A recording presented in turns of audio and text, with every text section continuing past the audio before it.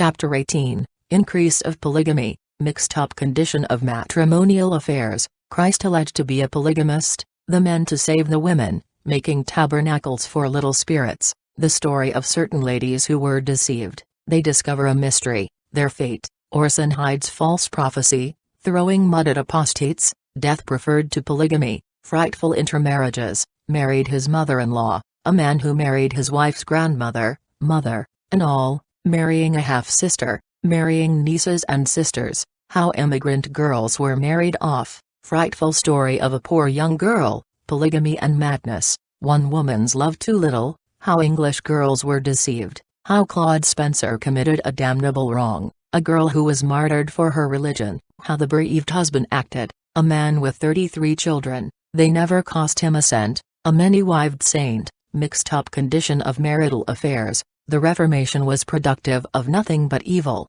the most revolting and blasphemous doctrines were taught, and between blood atonement, massacres of the Gentiles, and the worst phases of polygamous marriage, there was nothing good in the territory. The whole system of Mormon religion was a massive revolting crime and wickedness, bigotry was flood tide, and fanaticism ruled reason. The very thought of it brings a shudder. The most horrible things were taught from the pulpit, and decency was outraged every time a Mormon leader opened his mouth to speak. They were all maniacs on the subject of celestial marriage, and the lengths to which they carried their advocacy of it did not stop with mere absurdities, it became the most fearful profanity. There was not a pure character in all the Bible history which their dirty hands did not besmear, and their foul tongues blacken. Not content with bringing up Abraham, and Isaac, and Jacob, and David and Solomon, as their examples in the practice of polygamy, Brigham Young, in one of his sermons,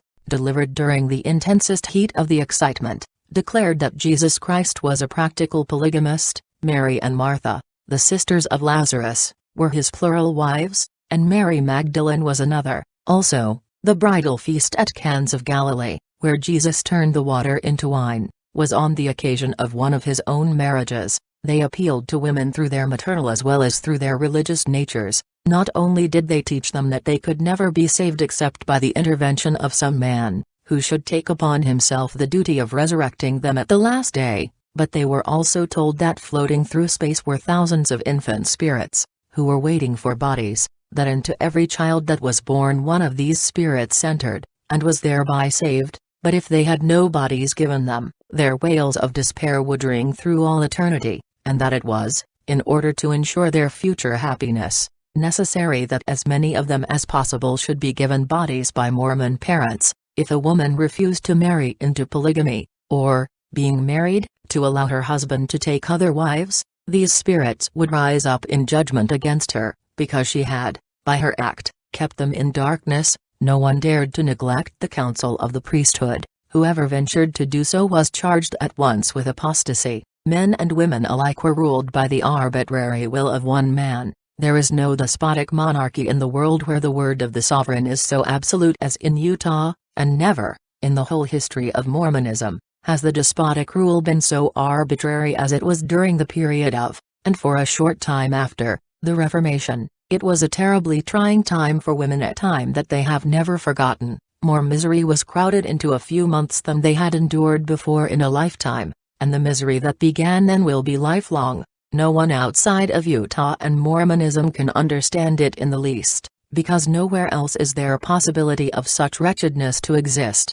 Only women living in a polygamous community, under the rule of a religion whose fundamental principle is the plural wife system, can fully take in the utter helplessness and hopelessness of the situation from which escape, at that time at least, was next to impossible. If they did escape, the tongue of calumny pursued them relentlessly, and the vilest reports that the tongues and hearts of vile men could devise were spread concerning them. In 1856, during the Reformation, and when converts were pouring into Zion almost from every quarter of the earth, were several lovely and refined ladies, who had been drawn thither by the seeming earnestness and deep religious fervor of the Mormon people whom they had seen. Especial pains had been taken to bring these ladies into the church, for they were a much finer type of women than are generally found among the later converts, and nothing was ever told them of the existence of the plurality system. Among the converts were Miss Potter, Mrs. Brownhead and 3 daughters, and Miss Stainer, who were filled with enthusiasm concerning their new faith, and came to Zion most zealous saints. But when, on their arrival, they discovered that polygamy was in open practice, they were distressed beyond measure, and sought immediate refuge in the military camp. They were women, all of them, of fine social standing, and had left happy and luxurious homes to come to Zion, impelled by a sense of religious duty. The beastly god which the Mormons so devoutly worshipped had never been even alluded to in their presence. As a matter of course, their flight enkindled Mormon wrath, and for a while it burned fiercely. They heaped every term of opprobrium upon them that they could think of, and defamed them in every possible way. There was nothing too gross or too indecent for them to say concerning them, and in addition to this wholesale defamation of their characters, they were properly cursed, according to the Mormon liturgy, and all manner of evil was prophesied concerning them. Orson Hyde was inspired one Sunday, in the tabernacle, to foretell their fate, and he prophesied that they would perish miserably on the way to California, where they had gone under the protection of Colonel Steptoe and his command. It was, no doubt, a great disappointment to the apostle that, in spite of his prophecies, they arrived safely in California, were married to men of wealth and position, and are now happy wives and mothers, with no thought of Mormondom to mar their happiness, except an occasional burst of thankful feeling that they succeeded in escaping from it. It may be a satisfaction for my readers to know, it is certainly for me to tell, that he not only proved a false prophet, but was publicly punished by one of the officers for the scandalous reports he had put in circulation regarding these ladies. Calumny and scandal are among the readiest of the Mormon weapons, and its leaders are specially skilled in their use, as every person who has ever thwarted Brigham Young, or one of his satellites, knows to his or her sorrow. They not only lie themselves,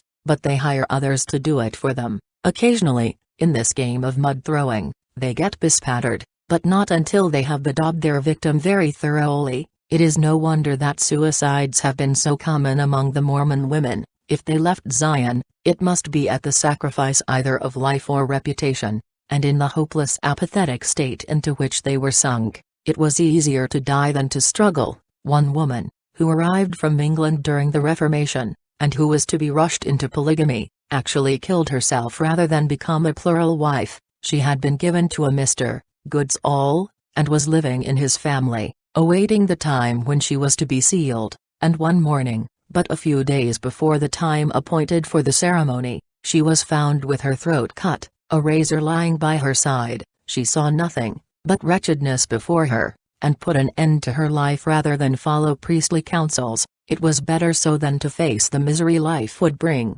Even the laws of consanguinity were not respected at that terrible time, and relatives intermarried in a manner that would shock even the most lax moral-led community. Uncles and nieces were married. One man would marry several sisters, and it was a very common thing for a mother and daughter to have the same husband. In one family, at least 3 generations were represented among the wife's grandmother, mother, and daughter, and a case actually occurred in Salt Lake City where a man married his half-sister, and that, too, with the full knowledge and approval of Brigham Young. The man stood high in the Mormon Church, and George D. Watt was quoted all through the territory as a good saint. He certainly availed himself of his privileges to the fullest extent. He has since apostatized. Bishop Smith, of Brigham City, married 2 of his own nieces. Bishop Johnson, of Springville, outdid his brother Bishop, and married 6. The first one was the daughter of an elder brother,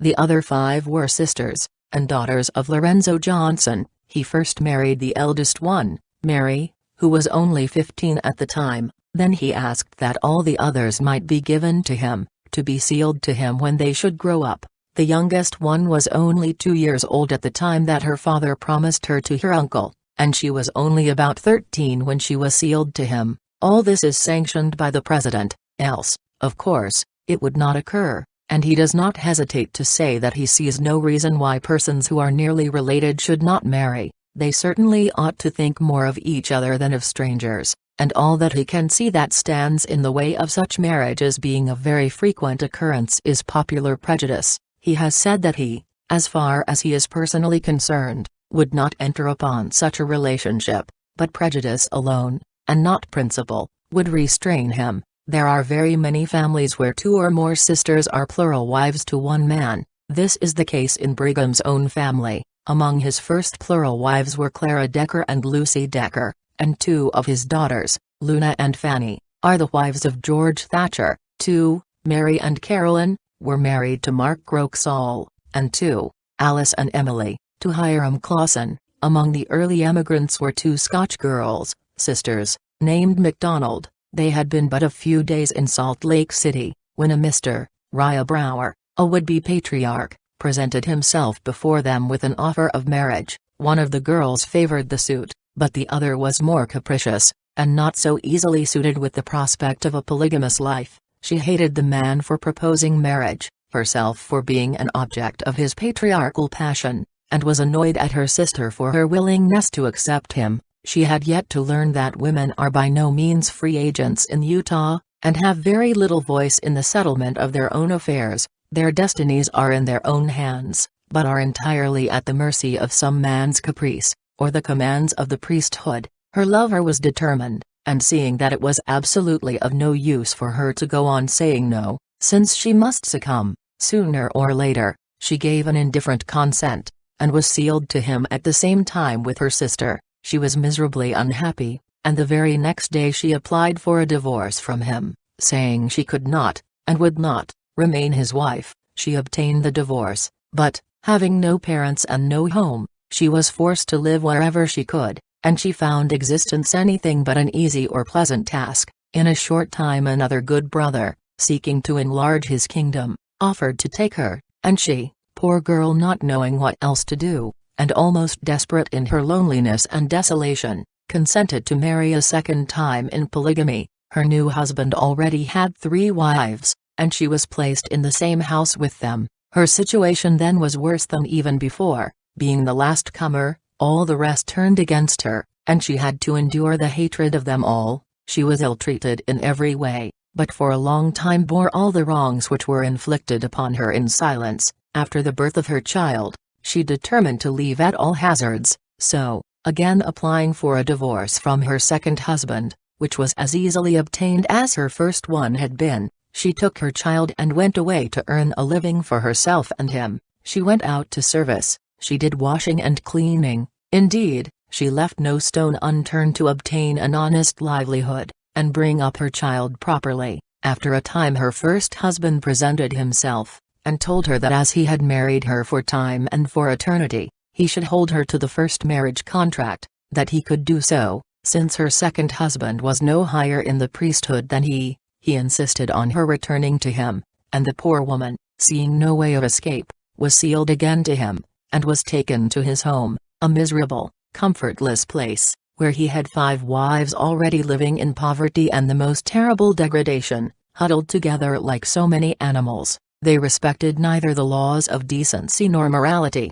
Hannah was there but a short time before she became hopelessly insane. She is living still, but the light of reason has gone out forever, quenched by the horrors of a system which she always loathed. Her sister, Margaret, still drags on a miserable, hopeless existence, not much better off than the poor, unfortunate maniac. She is a moral and physical wreck, and owes her depraved condition to the cause that made her sister a mental ruin. Life opened brightly enough for these girls in their home among the Scottish hills, but the curse of Mormonism found them out, and then there was nothing but wretchedness and despair for them. Incidents like these have multiplied from the beginning until now, and yet, in the face of all this misery, the world is assured that Mormon women are comfortable and content, that they find no fault with polygamy, indeed, that they prefer the system rather than dislike it, and the world, against all reason and common sense, believes what it is told. Elder Orson Spencer, now dead, one of the strong pillars of Mormonism, whose letters and theological works are much quoted among the saints, while on his first mission to England became the guest of a gentleman of considerable property and good social position, and the father of 2 interesting daughters, both of whom were recent converts to the Mormon faith. The young ladies were finely educated, possessed of more than ordinary talents, and had always been tenderly attached to each other. When the young missionary from Zion became an inmate of their father's house, they, with all the zeal of new and enthusiastic converts, vied with each other in showing him every hospitable attention, for the sake of the glorious gospel which they supposed he came to preach, and before very long the elder of the sisters found herself becoming deeply interested in him for his own sake. The interest was apparently mutual, it ripened into love. Mr. Spencer made a formal proposal to the father for the daughter's hand, and very soon after the lovers were married. The young wife was perfectly happy, she was devoted to her husband, and it seemed to her that life could hereafter hold nothing but happiness for her. She rested so securely in her husband's love, that his care would compass her about, and his strength sustain her, all through her days. She was living her first romance, and sweet enough she found it. Ah, if the hard reality had not been so soon to follow it! But Mormon marriage soon kills all the romance of a woman's nature, and either kills her at the same time, or leaves her hopeless, apathetic, her finer nature crushed within her, bearing life because she must, and not because it holds anything for her of love, or care, or sweet tenderness of any kind. It is oftener this way than the other, alas, for the poor victims that such is the case. Mr. Spencer had lived among a people who teach and practice the doctrine of a plurality of wives. His own father had brought home 8 brides to grace his domestic circle, 4 of them in one day. The high priest of his religion, the man to whom he had always listened as the mouthpiece of God, not only preached that it was the privilege and duty of every saint to wed many wives, but practiced what he preached. No wonder, then, that the disciple believed he should be living beneath his privileges if he contented himself with the love of one woman. His sister-in-law was a remarkably pretty girl, and fervent in her devotion to the new faith she had espoused. In time, perhaps, if caution was exercised in the manner of teaching, she might be won to a cordial belief in the doctrine of plural marriages, doctrine which the missionary saints, with damnable wisdom, had not proclaimed openly in England at that date. This young brother, imitating the prudent course of his colleagues, preached only those truths which he thought would be received most readily. Such portions of the gospel as might be considered hard doctrine by the new converts he left to be learned by them after their arrival in Zion. His growing admiration for his charming sister-in-law he kept to himself,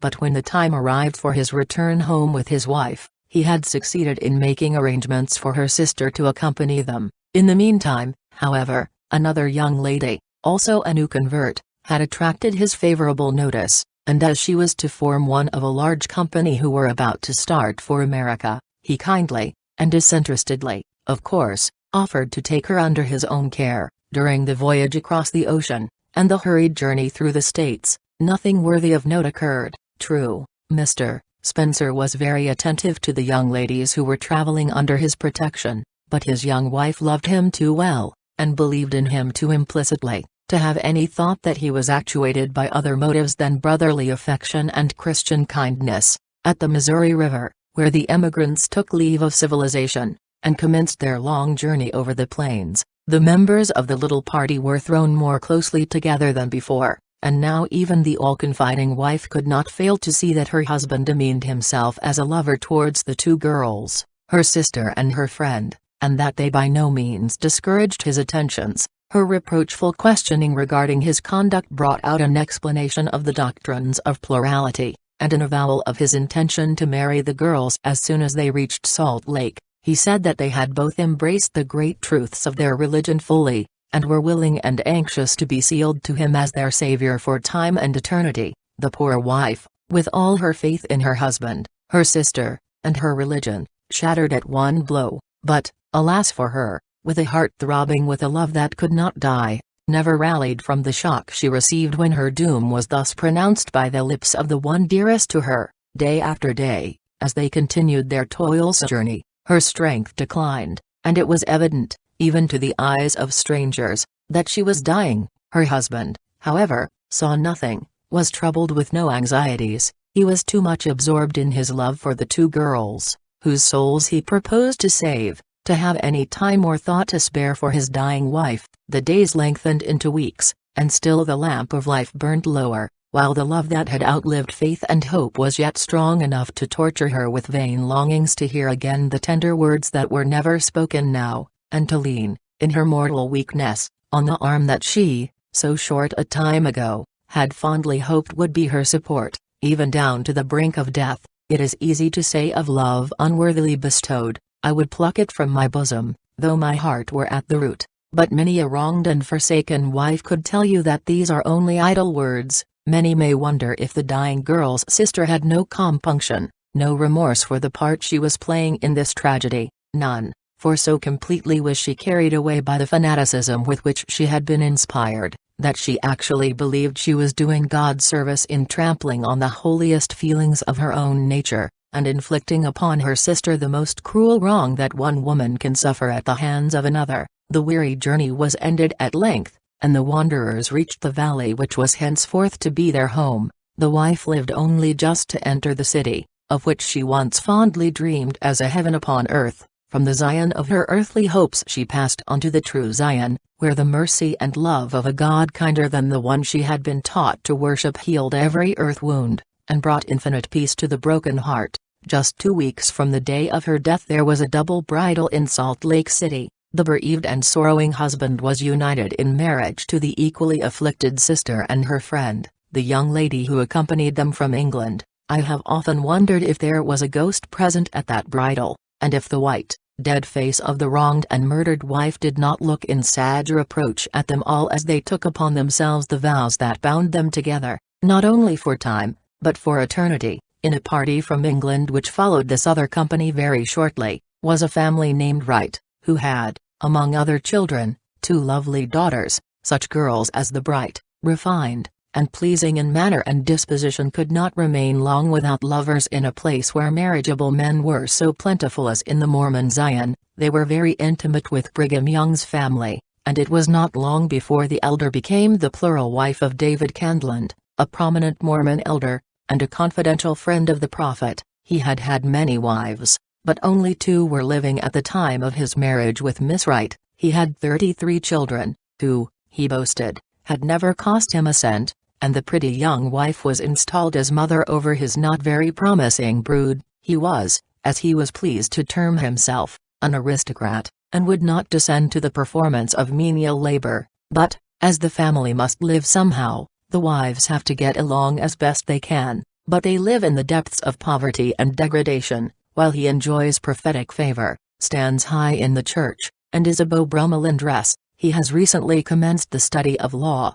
probably at the prophet's instigation. The other sister became the 4th wife of Mr. Charles Bassett, at that time a prominent merchant in Salt Lake. The 3rd wife was cast aside to make room for her, and for some time she was the favored one, indulged in every whim, and petted and flattered until her head was nearly turned. But, as has happened with other favorite wives, her reign was short, and she was compelled to stand on one side and see another take her place. Mr. Bassett, when he tired of his 4th victim, married his niece and adopted daughter, a mere girl, only 14 years old. She is the present favorite, and everything that she can possibly desire is lavished upon her. Nothing is too fine or too expensive for her, and, in the meantime, the woman whose place she took and who was herself the usurper of another woman's kingdom goes out to work to support herself and her children. Her eldest daughter, a girl just in her teens, not much older than her father's new wife, has been compelled to go out to service. This is the fate, and not an uncommon one, of 2 young girls who supposed they were marrying 2 of the best men in the kingdom. These men were popular preachers, as regular as the Pharisee in attending to all their religious duties, and loud and earnest in their defense of the glorious institution of polygamy, which institution they so brightly adorn. Chapter 19, The Mysteries of Polygamy, What the Wives Could Tell. Incestuous intermarriages, a widow and her daughters married to the same man, marrying my pa, the U.S. government conniving at Mormon iniquities, beastly conduct of Delegate George Q. Cannon, polygamists legislating for bigamists, mother and daughter fighting for the same man. It is wicked to live with an old wife, a young lover 90 years old, a bride 11 years old, brides of 13 and 14 years, one iris even. Offer when 12 years old, old ladies at a discount, young women at a premium, respect for the silver crown of age. Heber gives his opinion. Why is she making such a fuss, seeing one's husband once a year? The rascality of Orson Hyde towards his wife, when rival wives make friends. A very funny story about an apostle and his wife, writes of the first wife. Brigham Young in a fix, he treats an early wife to a dance, Amelia in the shade, the prophet becomes frisky, poor, neglected Emmeline, how polygamy was once denied, a mistake which a French lady made, milk for babes, the marriage of mother and daughter to one man was of so common an occurrence that it ceased to be regarded as anything out of the ordinary course of events. I had some schoolmates, 2 sisters, whose mother was married to a Mr. MacDonald, and when she gave herself to him, it was with the express understanding that the daughters should be sealed to him as soon as they were of a proper age. The little girls knew of the arrangement, and used to talk very openly of marrying Pa, and in very much the same way they would speak of their intention to take tea with a friend. That mother must have taken a great deal of comfort with her children, fancy her feelings, knowing that she was bringing up her daughters as wives for her own husband. Wives and mothers, living outside of polygamy, can anything be more revolting to your ideas of womanly purity, more thoroughly opposed to all the sweet tenderness of the maternal instinct, than cases like this? And yet, horror-stricken as you are by them, they are by no means exceptional, but are of frequent occurrence, and it is in your own country that these outrages against all womanhood occur, under your own government, upheld by your own chosen legislators tacitly, at least since in this time, as in the days of Christ's actual presence on earth, those who are not for are against, and if your government and its rulers refuse to do, or even fail to do without refusing, anything to eradicate this foul blot upon national purity and honor, why, they are in so far encouraging its presence, and rendering it daily more difficult of eradication, for the tide of evil that set so strongly in those terrible days of 1856 has never been stayed. It still rolls on with all the added filth and abomination which it has gathered in its course, until it is one reeking mass of the foulest impurities. Incest, murder, suicide, mania and bestiality are the chief beauties of this infamous system, which are so glowingly alluded to by its eloquent expounders and defenders, and George Q. Cannon, one of its ablest apostles, himself a practical polygamist, being the husband of 4 living wives, 3 of whom he grossly neglects, goes to Washington from Utah's congressional delegate from that territory, and helps to make the laws which send George Smith, of Massachusetts, to state prison for 3 years for the crime of having 2 wives. Is it that bigamy is a punishable offense, and polygamy is not? If so, George Smith has only to take 2 more wives and he can, perhaps, enjoy the confidence of the government,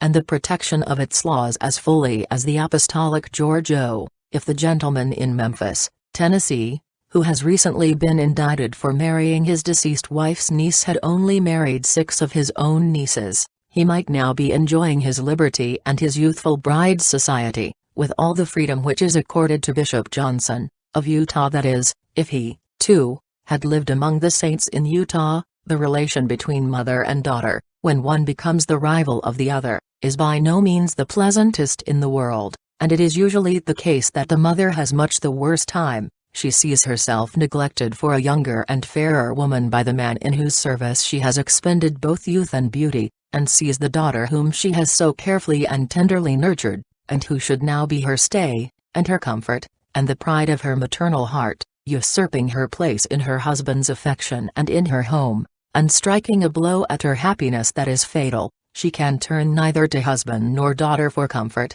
and the religion which should be her stay is but a mockery, since it brings all the misery and desolation into her wrecked life. The leaders of her religion teach openly that it is not right for husbands to live with their wives after they are advanced in years, and they also teach that a man is marriageable until he is 100 years old. This has always been a strong point with them, and in urging polygamy, in the Reformation times, they used to advise the young girls to choose for their husbands, men of experience, who would have the power of resurrecting them, rather than a young man whose position in the church was not fixed. They carried the practice of this doctrine to the same extreme that they carried everything else. One enthusiastic elder secured for a wife a girl of 11 years, and brides of 13 and 14 were often seen, especially in southern Utah, where the excitement was most intense, and rose almost to frenzy. I was about 12 years of age, and my father had several offers for me from different church dignitaries, But however easily he might be beguiled himself into the snares set by the lecherous leaders of Mormonism and polygamy, he had no idea of making his little girl a victim, and though I was duly advised by teachers and catechists to marry into polygamy when I was a little older, I gave very little heed to the advice, and set about making my own romance, just as girls everywhere do. In my imagination, it is painful to one used to the finer courtesies of life to see how age is neglected in Utah, and the want of respect that is shown towards it, especially towards women, who have passed out of the sunshine years of life, and are entering the shadow. When I came east, one of the strangest things to me was the deference that was paid to age. It was so unlike anything I had been used to, and when I saw an old couple clinging together, with no dread shadow of polygamy between them, with only the prospect of death to part them, I have been thrilled through and through with the sweetest, strangest emotion. I could scarcely believe my own senses. It seemed impossible that in this world such devotion could exist, and I could only wonder and weep, and thank God that, in the world that I had been taught to look upon as so wicked and depraved, there was such a thing as love, and devotion, and thoughtful care for women, and that every added wrinkle or silver hair brought more tender care and tenderer devotion. In the light of affection like this, well tried and long enduring, the hateful form of polygamy would rise up before me more monstrous, more hideous, more revolting than ever. Think, in contrast to this, of a woman who has lived with her husband during all the years of her fresh and mature womanhood, being left alone, when she becomes deserted by the husband whom she has loved so well and so long, at the command of the priesthood. Heber Kimball used to say, when he knew of a woman grieving over the neglect of her husband, "What is she making such a fuss for? She has no business with a husband." Who can blame the disciples when the leader sets the example? Brigham Young's first living wife, his only real and legal wife, a woman of his own age, is entirely neglected by him, and long ago ceased to be his wife but in name. Sometimes these old and middle-aged ladies do not see their husbands once a year, and yet they may not live half a mile apart. A few years since, at a large party at the Social Hall in Salt Lake City, Orson Hyde, one of the 12 apostles, met the wife of his youth, the mother of many of his children. He had escorted some of his younger wives there, and she came with a friend. It chanced that they were seated near each other at the table, and were compelled to speak. They shook hands, exchanged a very commonplace greeting, and that was all that passed between them. Neither is this an isolated case. It very often occurs that an elderly lady attends a party with friends, and meets her husband there with one or more younger wives, and sometimes both she and they have to watch their mutual husband while he plays the agreeable to some young girl who has taken captive his wandering fancy,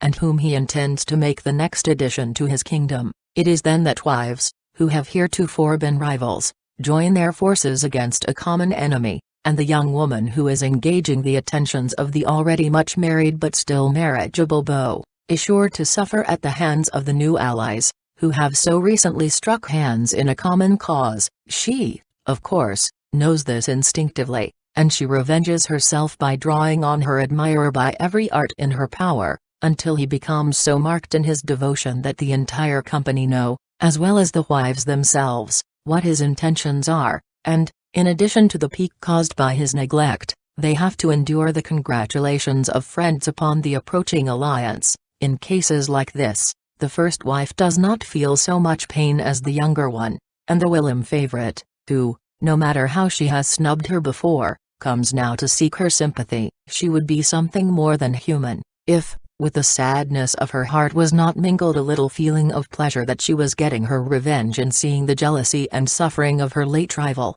To return to the encounter between Hyde and his wife, there is a little romance attached to their separation which I have just been reminded of. When Joseph Smith first taught polygamy, and gave the wives as well as the husbands opportunity to make new choice of life partners, Mrs. Hyde, at that time a young and quite prepossessing woman, became one of the prophet's numerous fancies, and he took great pains to teach her most thoroughly the principles of the new celestial doctrines. It was rumored, at the time, that she was an apt and willing pupil. Hyde was away on a mission at the time, and when he returned, he, in turn, imbibed the teachings of polygamy also, and prepared to extend his kingdom indefinitely. In the meantime it was hinted to him that Smith had had his first wife sealed to himself in his absence, as a wife for eternity. Inconsistent as it may seem, Hyde was in a furious passion. Like many other men, he thought it no harm for him to win the affection of another man's wife,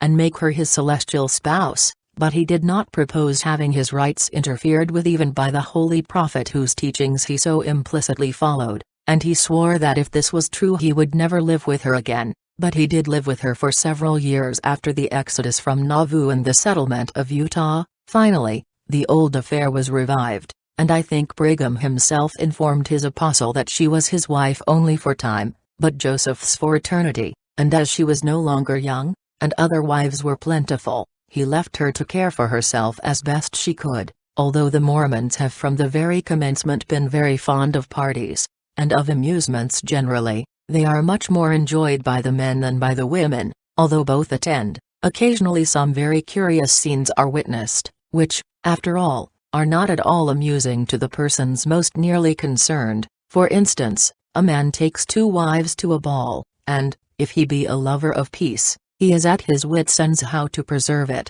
He must treat each one alike, as nearly as possible, dance with each one an equal number of times, and see that each one is equally well served at supper. The beginning of sorrow comes with the vexed question, which he shall dance with first. That, however, is quite easily settled, since custom, or, rather, Mormon etiquette, demands that he shall give the older wife the preference. It may be she is not the favorite, but that does not matter. On this one point etiquette is rigid, and even the prophet himself dare not defy it. He had invited Amelia, the present favorite, and Emmeline, whose place in the priestly heart Amelia had taken, to attend a ball with him. It was a very strange thing to do, for generally, when Amelia went with him, he devoted himself exclusively to her, but on this occasion he had brought Emmeline along, too. Early in the evening, one of the committee of management came bustling up, with a Brother Brigham, "Won't you dance?" "Well, I suppose so," was the reply. Then he hesitated for a moment. There sat both Emmeline and Amelia, the former looking quietly unconscious, yet wondering very much, as she afterwards told me, what Brother Brigham would do, and enjoying his dilemma immensely, while the latter looked very stately and dignified, and also threatening. There stood the prophet, inclination pulling him one way, etiquette and duty the other. He hesitated a moment longer, then, walking up to Emmeline, said, ungraciously and gruffly, "Come along and dance," and, without offering her his arm, walked on to the floor, leaving her to follow, as is the custom at balls which Brigham and Amelia grace with their presence. One of his satellites instantly begged for the honor of Amelia's hand in the dance, and led her at once as to her husband. During the entire dance he did not address one word to Emmeline, and was evidently made very wretched by the demeanor of Amelia, who snubbed him most decidedly, and would take no notice of all his attempts to win her back to good humor. At the end of the dance he led Emmeline to her seat as hastily as possible, left her without a word, and endeavored, with all the art which he possessed, to propitiate his angry favorite. Presently, the ubiquitous manager was at his elbow again. Another cotillon. "Brother Brigham, will you dance again?" "With pleasure," answered the delighted president. Then, turning quickly to Amelia, he offered his arm in the most impressive manner, saying, "Now one will dance with my wife," and led her off in triumph, as pleased as any young fellow at the opportunity of showing his devotion to her. He was vivacity itself during the dance, and finally succeeded in coaxing a smile from the capricious tyrant of his heart. As deeply hurt as Emmeline was by his rude boorishness of manner towards herself, and the insult conveyed to her by the remark to Amelia, which she overheard, she could not help being pleased at seeing the punishment he was receiving at the hands of the outraged favorite. A system that engenders feelings like this can surely not be called, with any degree of propriety, a heavenly system, and religion is outraged every time its name is used in connection with it. It panders to the baser passions of men, and crushes the graces of Christian faith and charity out of every woman's heart. It engenders malice, and strife, and envyings, and hatred, and backbiting, and all that is worst in the masculine or feminine heart. It makes men selfish and mean, and women wretched and degraded. It takes from one the dignity and poise which come from absolute self-control, and from the other the sweet, refined, womanly assurance which comes from self-respect. Talk of its celestial origin, it is the devil's own device for rendering men and women both less godlike and pure, and the cunning of his device is shown in the religious mask which he puts upon its frightful face, and the Christian robes with which he hides its horrible deformity. It began by deception, it has been fostered by lies. When the first rumor of its existence as a religious ordinance among the American saints was first exciting Europe, and the American missionaries were assuring their converts that the rumor was false, and was started by their enemies to injure them and their cause, the most eloquent and remarkable denial of it was made by the Apostle John Taylor, at Boulogne-sur-Mer, where there was at that time quite a large and successful mission. The Apostle Taylor was the husband of 5 wives, all living in Salt Lake, yet that slight matter did not hinder him from most emphatically repudiating the charge brought against the church. He quoted from the Book of Mormon, dwelling particularly on the passage that expressly commands that a man shall have but one wife, then mentions the Bible command that a man shall take a wife and cleave to her only, and made the sermon so strong and so convincing that no further proof was asked by those who heard him. His manner was impressive, he was sorrowful, he was indignant, he was reproachful, he was eloquent, and fervent, and almost inspired, thought those who heard him. He was logical and convincing in what he said. In short, he was a consummate hypocrite, lying in the name of God to a confiding people, with a smooth tongue and an unblushing face. He employed a French lady, one of his converts, and a most charming and cultured person, to translate the sermon for him into her own language. He then had it published, and distributed largely through the country. Very many were kept from apostatizing by this tract, and a large number announced their intention of at once gathering to Zion. Among them was the lady who had translated the sermon for Taylor, and who, influenced by the spirit of the discourse, and the seeming earnestness of the missionary, had become more zealous than ever in her devotion to her new and ardently beloved faith. Imagine, if you can, her horror, on reaching Utah, at the social state of affairs which found her there, and discovered that she not only had been grossly deceived,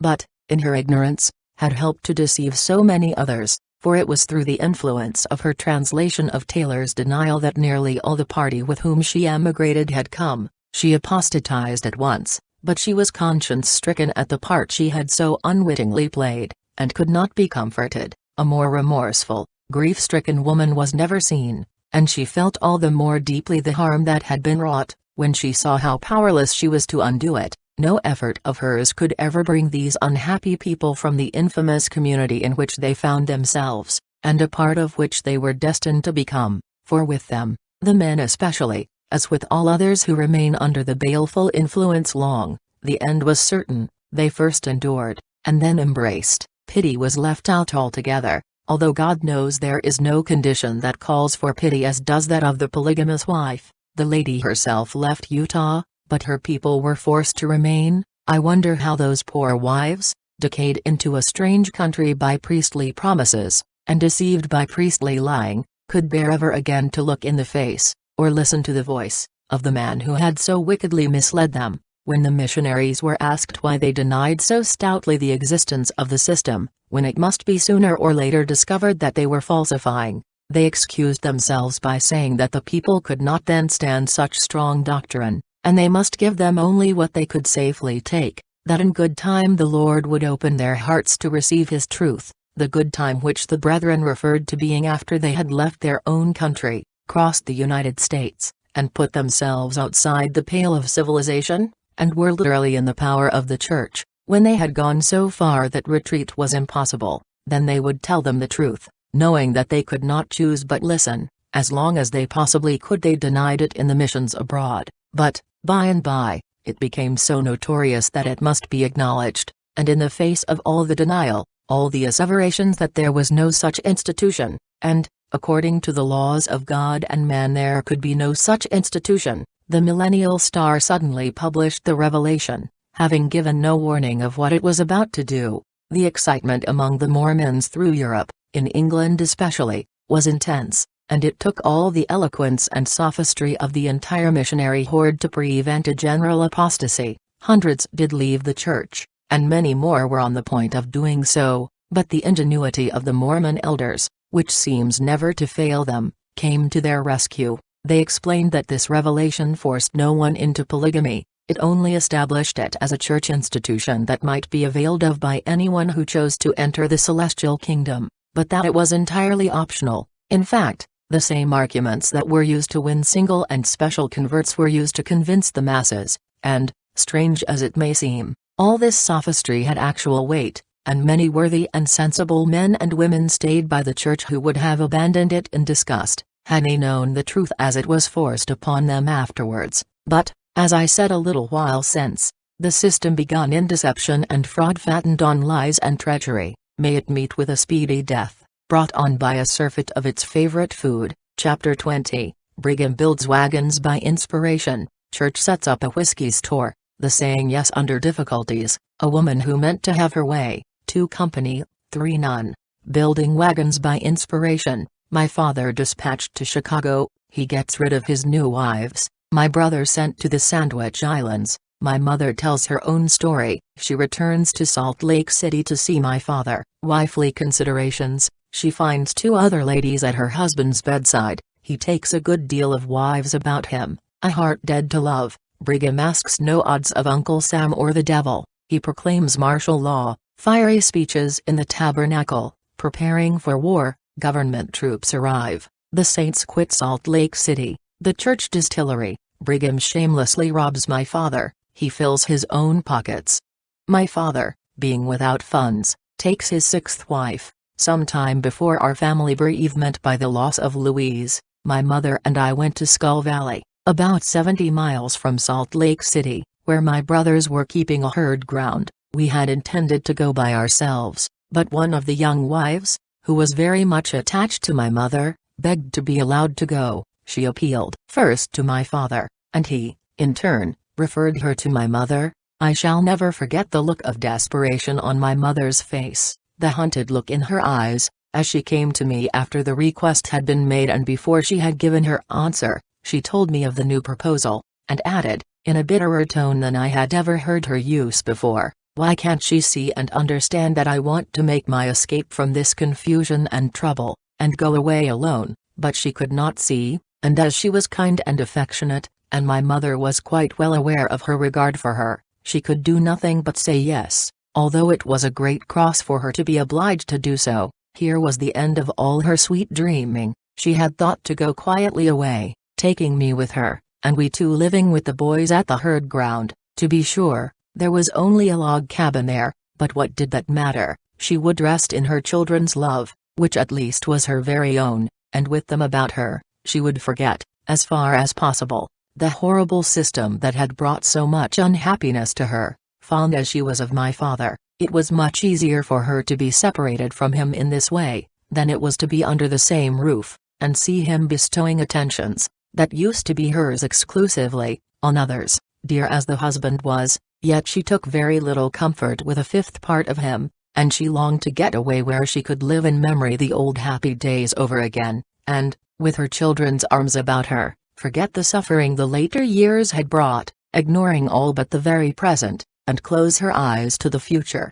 which promised but little better, after all, since what was her greatest cross here was to follow her into the hereafter. I wonder sometimes, knowing as I do now what she suffered, and realizing it as I could not then, that she did not cry out in the bitterness of her sorrow, as one Mormon woman whom I know did. Oh, if I could only believe that death was an eternal sleep, I think I should be better able to endure, but to think that we have got to live on eternally under this curse of polygamy, almost drives me mad, or like another, equally desperate and miserable, I would kill myself if I thought death would end my misery, but as long as I must suffer, it might as well be here as anywhere. Oh, for the anticipation of 1 hour of peace and rest! Ever since my father's return from his mission my mother had begged to be allowed to go away, to have a home by herself, but somehow my father could not bring himself to let her go until now. She was the balance wheel in the domestic machinery, and things seemed to go smoothly when she was round about.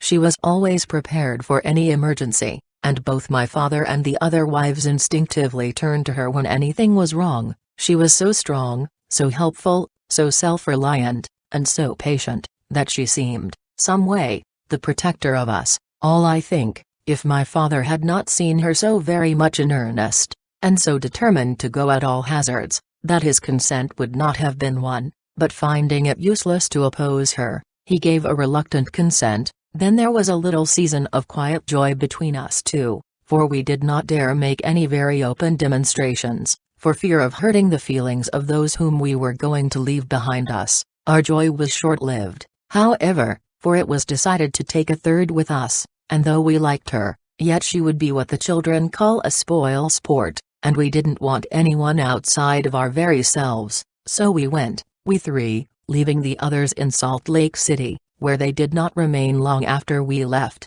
but, to my mother's great annoyance, followed soon after to Skull Valley. Very soon after our removal, Brigham conceived the idea of establishing an express company, and called on my father to go to Chicago and superintend the construction of wagons and carriages for this purpose. They were to be built after plans which Brigham himself had drawn from inspiration, and he insisted that the designs should be closely and faithfully followed, so he sent my father to see that this was done, he being a practical wagon builder. Like the labor he had been engaged in for the 4 previous years, we expected that this would be called mission work, and he was not to receive a penny for his services. They were to be given for the good of the kingdom. This would make the 5th year he had spent away from us, working for the church, we receiving none of the benefits of his labors. He had no time, of course, to devote to his family, or to labor for its support. He must give his strength, and his time, and his labor to Brigham Young.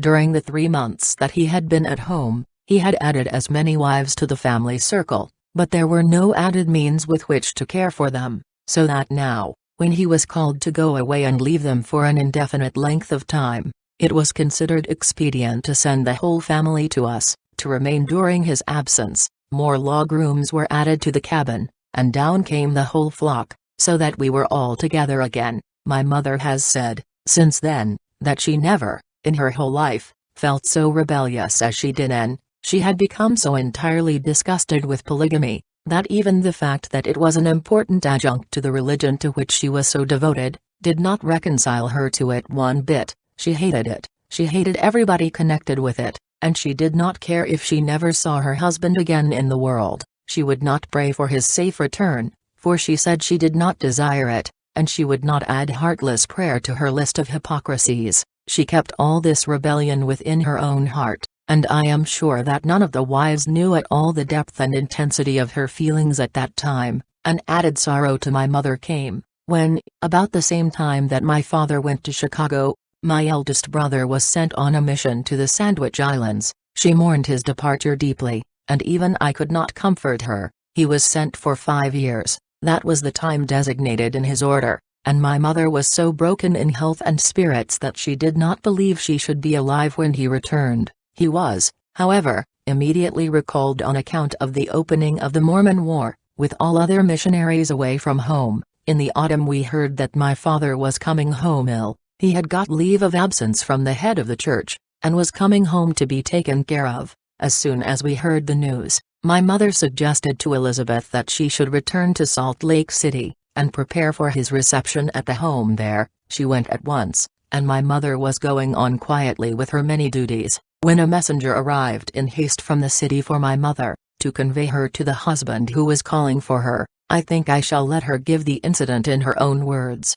At first I declined going, so rebellious was I, and so bitter, that I actually felt that I could not go. There was a momentary feeling of triumph, that, in sickness or in trouble, my husband turned to me, his one wife, for relief and comfort, that, however he might regard his younger wives while well and comparatively prosperous, he had no thought for them now. Yet this feeling failed to move me, as instantly, choking it almost before it became a definite thought, came the bitter impulse: let him alone, leave him to suffer. You have not been spared, why should you be more merciful than he has been? Let him feel what it is to need, and long for, and even starve for someone's love and care, and yet have it denied him in all his longing, and his need. And for a moment I was actually glad that I had the power to inflict this pain. Let one of the other wives go, I replied to the messenger's repeated and more urgent request. I don't see how I can leave, "But you must,"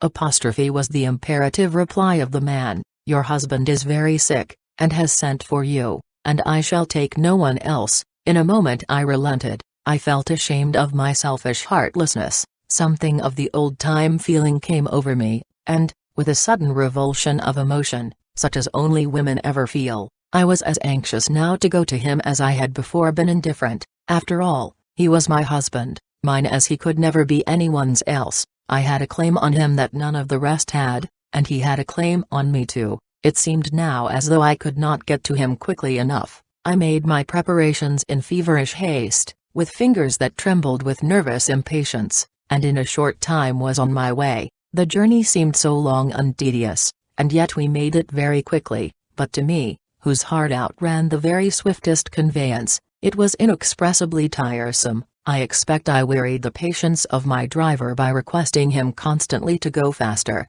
and perpetually asking if we were not almost there. I pictured to myself the pleasure of having my husband, for a little while even, all my own again. I would make the most of it. I would forget, by his sick bed, that there had ever been the slightest shadow between us. Polygamy should, in that sick chamber, be as though it never had existed. He had sent for me. He had chosen me out of all the rest to be the companion of his sick hours. In his sick room, at least, my sway should be absolute, and I would not give up one bit of my authority to anyone else. There, at least, as in the days of long ago, he should be mine, mine only. But, alas, he could never again be forever mine. In spite of my impatience, I was more really happy than I had been for years. I felt more like myself than I had since that fatal day in Nauvoo, when, after long and prayerful consultation, we decided that duty and right demanded that we should enter polygamy, and made the choice of the first plural wife.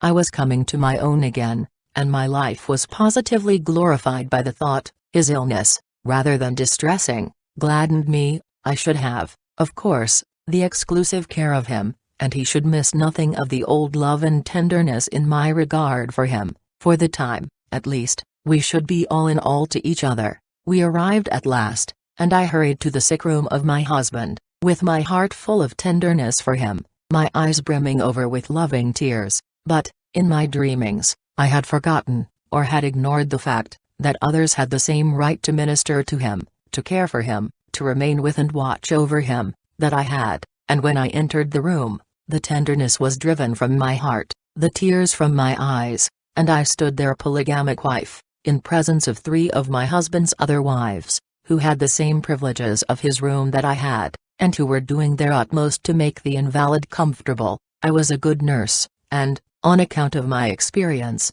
the others deferred to my opinions and advice, but insisted upon sharing my labors. My husband made no objections. Indeed, I dare say he would have been contented had the whole 5 of us been dancing attendance on him. I worked faithfully and hard in the sick room, but very mechanically, and, in a dazed, bewildered sort of way. All the heart had gone out of my work, feeling seemed entirely dead. I hadn't the slightest emotion for the man who lay before me there, and I was as indifferent to his fate as though he had been an entire stranger. I don't think it was heartlessness. I know it was not. It was because my heart had been tortured into numbness, and I no longer had any power to feel. If he had died, I do not think I should have shed a tear. The fountain of tears was absolutely frozen, and not one would have flowed had he lain before me cold, and mute, and motionless. I should have been as rigid as the white face set in death, on which my dry eyes would have looked vacantly and wonderingly, as on some strange, unaccustomed features. I did not wish that he might die. I was simply indifferent, with the last flickering light that burned up so brightly for a little while, until it entered the sick chamber and was met by the chilling breath of the ghostly presence of polygamy. My life's romance went out forever.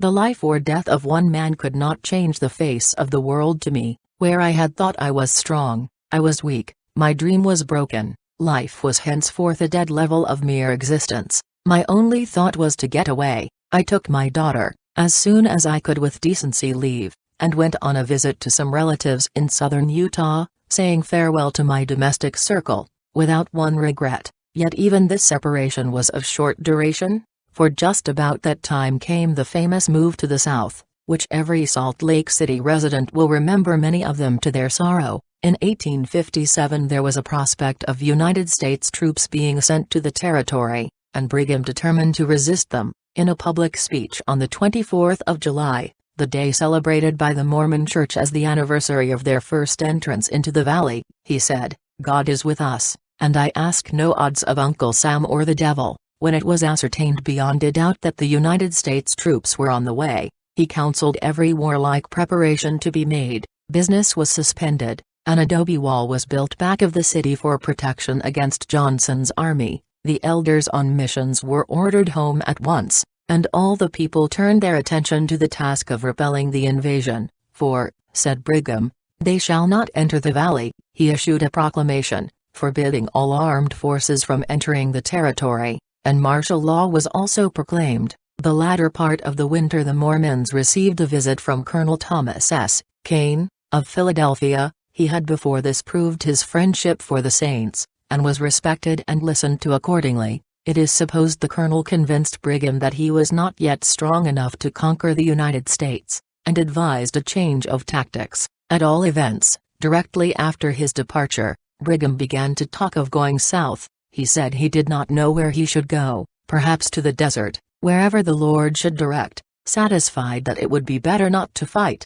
I suppose he thought when the snow melted it would be impossible to keep the army out. Therefore he issued orders to the Saints to pack up and take their flight. They obeyed the command, some going only 30 miles, others going 300. In fact, they were scattered along all through the southern settlements. In direct contradiction to his assertions made in the tabernacle, everything was left standing, not even a tree or a stack of hay being burned. This move south brought our family together again under one roof, and we remained together until the church was recalled. After the departure of the Saints from Salt Lake, the troops passed through, but they interfered with nothing. No spirit of retaliation was shown for all they had endured through the past winter. Nearly the entire summer was spent in the move south, and in August, Brigham notified the people that he was going back, but that others might do as they pleased. All that could do so returned to their homes at once. Others went when circumstances would permit, having been living from March until August in tents, wagons, or in the open air. They were glad to return. The people were poor, and dependent on their labor for sustenance, and could not well afford the time for this flitting. Yet they obeyed Brigham implicitly, asking no questions and hazarding no objections. With the return to the city our family was again divided. My mother was urged to go to Payson, and reopen her school, which she had relinquished on my father's return from Europe. She decided to do so, and the people furnished a dwelling house for her, and she and I commenced living our old cozy life again. We had occasional visits from different members of our family, and the first summer that we were there, one of the younger wives, while on a visit, increased our already somewhat numerous family by giving birth to a daughter, and, in addition to her school duties, my mother performed the several office of cook, housekeeper, and nurse, until she was able to return home. In the meantime, affairs in Salt Lake City had assumed their usual quiet. The troops were camped about 40 miles from Salt Lake, in Cedar Valley. They called the station Camp Floyd. While they remained in the territory, some of the Saints, wishing to dispose of their produce, sold a large quantity to the troops, and were well paid for it. Brigham heard of it, and the very next Sunday forbade their selling any more, and cursed all those who had had dealings with our enemies, as he called those men who had respected the honor of their government and spared the people who had so injured them. It was not long before it was whispered that Brigham had agents in Camp Floyd selling tithing flour and lumber, taking large contracts, and obtaining large prices, but in the meanwhile he did not relax his severity towards his people. The bishops were ordered to withdraw the hand of fellowship from every person in their wards who traded at Camp Floyd. It was a sure sign of apostasy to be seen there at all, on any errand whatever. Yet the church team started from the tithing office, loaded with flour, in the night, and it was known that Brigham received large sums of money from the government in payment. In this, as in everything else, he was determined to have the monopoly. If there was any money to be made, he must make it. He could not endure to see a dollar go into another man's pocket. I believe the sight was positive pain to him. This incarnation of selfish greed is made absolutely miserable by the prosperity of another. and he takes speedy measures to put a stop to it, as he did in the case of Moon and Badley, the distillers, whom he sent to the South on missions, and also in the affair with Mr. Howard, whose distillery he took possession of in the same manner, after having declared that it ought to be burned down, and the machinery destroyed, after Howard was well out of the way. In England, I think, Brigham started the distillery again in the Church's interest, which, as he represents the Church, meant himself, and over the door he placed as a sign the all-seeing eye, with the inscription, "Holiness to the Lord, Zion's Cooperative Mercantile Institution, Wholesale Liquor Dealers and Rectifiers." His whiskey was not nearly so good as Howard's, but he got as much money for it, so what did he care about the quality? More fortunate than either Mr. Moon or Mr. Badley, Mr. Howard returned from his mission, but he has ever since been an enemy to the prophet, who, by the way, still runs the distillery. Mention having been made of the president, improved carriages. I think they deserve a more extended notice, coming, as they do, under the head of Brigham's sublime failures. He had purchased the contract for carrying the mails from Independence, Missouri, to Salt Lake City, so he decided to run an express between these 2 points, to be called Brigham Young's Express, for the purpose of carrying passengers, freight, and the mails. He wanted the assistance of my father in preparing the train, and although the latter was very much averse to leaving his family again so soon after his return to them from his 4 years in England, yet he was, of course, overcome by the pressing eloquence of his leader. It was very necessary that he should enter at once into some lucrative business, as his family was large, increased recently by the prophet's orders, and when he informed Brigham of the necessity of instant and remunerative labor, he was informed that this would be the most profitable undertaking in which he could engage, and gave him to understand that he would be well remunerated for his services. It is by this time a well-established fact among the saints, taking his word for it merely, that Brigham Young knows how to do everything. Therefore no one will be surprised to learn that he understood all about wagon and carriage building, and nothing could be more natural than that he should produce plans representing the manner in which the carriages should be built. These designs, with the most minute instructions, covering several sheets of foolscap, were laid before my father, and he ventured to suggest that there might be some slight alterations which would be for the better, but he was met with the sharp and abusive reply, that there must not, on any consideration, be the least variation from this plan. Brigham insisted that it should be adhered to in every particular. He became very much elated, and made use of all his magniloquence in describing the ease and comfort with which passengers might cross the plains in one of his carriages, saying, "They will be just as comfortable as though they were at home in their own parlors." Father said no more, but pocketed the plans, and started east with them, quite certain what the result would be. When he arrived in Chicago he presented the prophet's model to every carriage maker in the city, and they only laughed very heartily over it. They said they had never seen anything like it, which was true enough, as it bore not the slightest resemblance to anything on the earth, or in the heavens above, or the waters beneath. It was most decidedly unique, and only, they all declined to undertake the work, knowing that it must prove a failure. Finally, however, a Mr. Schuetler, being anxious to secure the Utah trade, consented to try 2 of them, on condition that my father should render constant assistance. Riot feeling exactly safe to proceed in so important an undertaking without the aid of a Mormon who is supposed to know more about it than himself. The orders were to build 14 carriages, besides a train of wagons, Schuetler's wagons being ordered by the prophet. Of course there was no difficulty about them. When the 2 carriages were ready for transportation, they entirely filled a railway car. If my father had followed directions, and had the entire 14 made, he must have chartered 7 cars to convey them to the frontiers. These nondescript affairs were the amusement of all the passengers on the train, as they found no passengers at the frontiers, except Uncle Sam's troops. The carriages were filled with freight, and I believe the wreck of one of them reached Salt Lake City the following year, after peace had been made with the government. The prophet was satisfied with the 2, and ordered no more built. His revelation had proved a great failure, and owing to the rebellion, the mail contract was taken from him. I laid the entire failure to the United States troops, although it would puzzle a person of less acute perceptions than he to discover how the one had anything to do with the other. When a revelation fails, there must be some excuse, some reason for it, and President Young is never at fault for one, whether a valid one or not. It seems to make little difference. Those who were so fortunate as to see one of those carriages in its entirety, say that no one could form any idea of them without seeing them, and that the only way to get an adequate idea of the size would be to take the dimensions of a prairie schooner, and multiply them by 5. The wagons proved a success, as they were loaded with freight for Salt Lake merchants, for which they paid 25 cents a pound, and those wagons that came through with my father brought no less than $5,250 worth of freight for the prophet.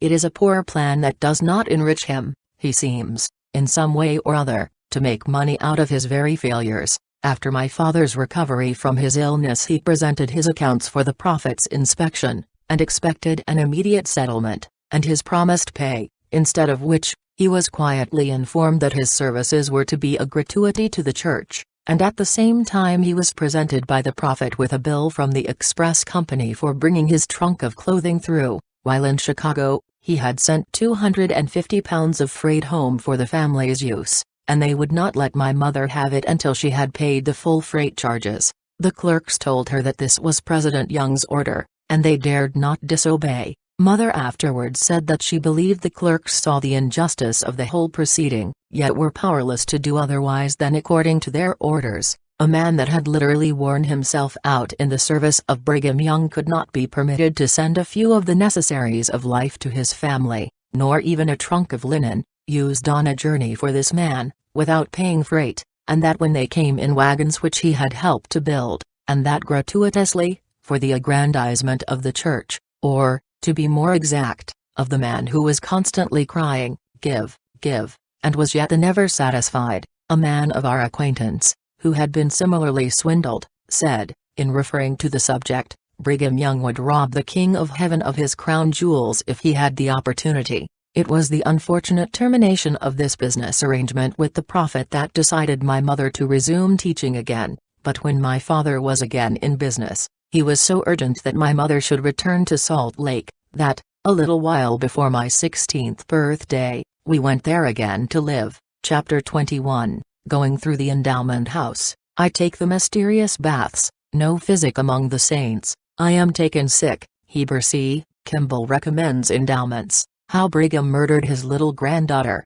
The prophet wants a doctor. Being administered to. I am rebaptized. Receive my endowments. How saintly sins are washed away. Undignified conduct of elders. The order of Melchizedek. How I was confirmed to become a celestial queen. I go down to the endowment house. The mysterious ceremonies described. The veil at last lifted. The secrets of the endowment house exposed. I enter the bath. Ms. Snow washes me. She anoints me all over. I dress in a bedgown, the peculiar garment of the saints. What the Mormon girls do about it. Going through without a husband. A great shouting for Sarah. When I was about 16 years old, I was very ill, and my mother, her fears for the life and welfare of her only daughter always on the alert, became very anxious, and, indeed, almost ill herself in her concern for me. According to Mormon custom, I was administered to by the anointing and laying on of hands, but all to no avail. Bishop Taft, the one who had baptized me in my childhood, Isaac Grew, the bishop's counselor, and Elder Samuel Hardy labored earnestly and long, and wrestled in prayer over me, all to no avail. I grew worse, rather than better, and my family feared I should fall into pulmonary consumption. The idea of employing a regular physician seemed never to occur to any of them. Indeed, at that time it was considered the surest sign of a weakening of faith to resort to medical aid,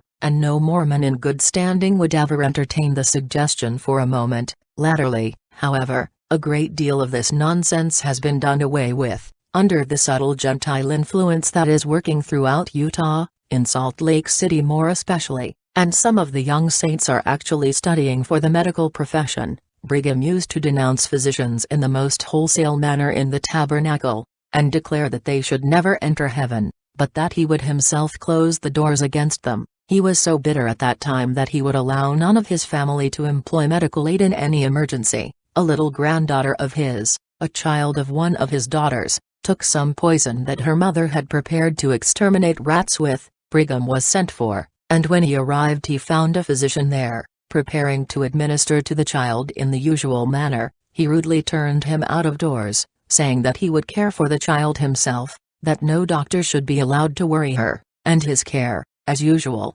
consisted of the laying on of hands, not a very energetic or officious mode of treating a poisoning case. The agonized parents dared not interfere, and in a few moments their child died before their very eyes, in the most terrible agony and distress, an innocent victim to the prophet's egotism and bigotry. That was Brigham Young. Well, Brigham Young ill, is another person. In his variableness of opinion he reminds one very forcibly of the dignitary treated of in the somewhat profane epigram, "The devil was sick, the devil a monk would be, the devil got well, the devil a monk was he." Whenever he has any ailment, a doctor is summoned at once, and during his illness, a little over a year since, he employed at least half a dozen, keeping them in constant consultation, so great was his terror, and so absolute his horror of fatal consequences. But when I was so ill, the prophet was in the best of health, and was indulging in the bitterest invectives against physicians and all who employed them, and my mother, great and all-pervading as her affection was for me, and anxiously troubled as she was concerning my restoration to health, would have been shocked and grieved beyond measure, had anyone proposed to her to seek medical advice concerning my condition. I was in the hands of the Lord, and I was to be left there, for him to do with me as he would. When it was found that being administered to did no good in my case, Heber C. Kimball advised that I receive my endowments, promising that then I should surely be fully restored to health. This was considered as a very great favor, since, outside of Brigham Young's and one or two other official families, no young persons are given their endowments. My mother was overjoyed, and considered the bestowal of this honor a special interposition of Providence on my behalf. As a matter of course, I shared her feelings most fully. I had always been taught to anticipate the time when I should receive my endowments as the most important epoch of my religious life, when I should be taken fully into the bosom of the Church. It was necessary, in order to receive these rites, that I should be rebaptized. Remembering my childish experience, and the terror which I suffered, I must confess that I dreaded, in my weakened state of health, that portion of the ceremony, and I grew quite nervous over it before the day arrived on which that rite was to be performed. I was reassured on one point, however: the pond experience was not to be repeated, but I was to be baptized in the 12th Ward font, which made it seem much less formidable, and divested it of half its terror. On the day appointed I was taken to the 12th Ward meeting house by my mother, where we met Isaac Grew, who was to baptize me. I was half frightened, and wholly awed, and very nervous, but my ardent desire for the re-establishment of my health gave me a sort of bravery and endurance, so that I was quite calm, and behaved myself very well, considering the unnaturally excited state which I was in. The ordinance of baptism, as administered by the Mormons, does this not differ very materially from that of the Baptist churches? It is always by immersion, nothing else is ever considered efficacious. It must be a literal watery burial, and a resurrection therefrom. The officiating elder, with his candidate for the rite, repairs to some place which has been previously appointed, and where there is a sufficient quantity of water to immerse the entire person. Not the least portion of the body must be left above the purifying fluid, else it could not be termed a perfect burial with Christ. In the early days it was necessary to perform this ordinance in the open air, in some river or pond, but lately fonts have been built in most ward meeting houses, so that it can all be done under cover, and there is less danger of suffering ill results from exposure. The elder officiating takes the candidate by the hand and leads him or her, as the case may be, down into the water, until a sufficient depth is attained. He then raises his hand, and, calling the person by name, commences the ceremony as follows: "Having authority given me of Jesus Christ, I baptize you in the name of the Father, and the Son, and the Holy Ghost. Amen." He then plunges the candidate under the water, bringing him forth into the newness of life, and fully prepared to enter upon a series of ordinances, all of which are attended with covenants calculated to bind the person more strongly to the Church. Following the baptism comes the confirmation, or the laying on of hands for the reception of the Holy Ghost. It is usually administered directly after the first rite, and at the same place, but I was so ill and weak that I was taken directly home, and the elders came there to confirm me. They were Bishop Taft and Isaac Grew, and they certainly gave me every cause to be thankful to them for the prodigality of their promises. I certainly never have had occasion to be grateful on account of their fulfillment. In the Church of Latter-day Saints, the Melchizedek and Aaronic priesthood are authorized to perform the ordinance of baptism, but the latter has no power to administer in spiritual things, hence only a priest after the holy order of the Son of God, or the order of Melchizedek, can perform the ordinance of confirmation, or laying on of hands for imparting the Holy Ghost, which is to lead the newborn saint into all truth, and teach him the things to come, thus protect him from all falsehood and imposition, and placing him in the most perfect state of progression which, if real, would be a state of the highest felicity and most assured salvation. 2 or 3 elders lay their hands upon the head of the person to be confirmed, one of whom acts as a mouthpiece for the rest, and pronounces the blessings and promises, generally exhausting his full list of mercies upon him whom they are receiving into full sainthood. There are 2 essentials in this ordinance which are never omitted. I confirm you a member of the Church of Jesus Christ of Latter-day Saints, and I also confer upon you the gift of the Holy Ghost. Oftentimes the elder becomes so thoroughly filled with inspiration that he cannot cease his blessing until he has sealed the young son up to eternal life,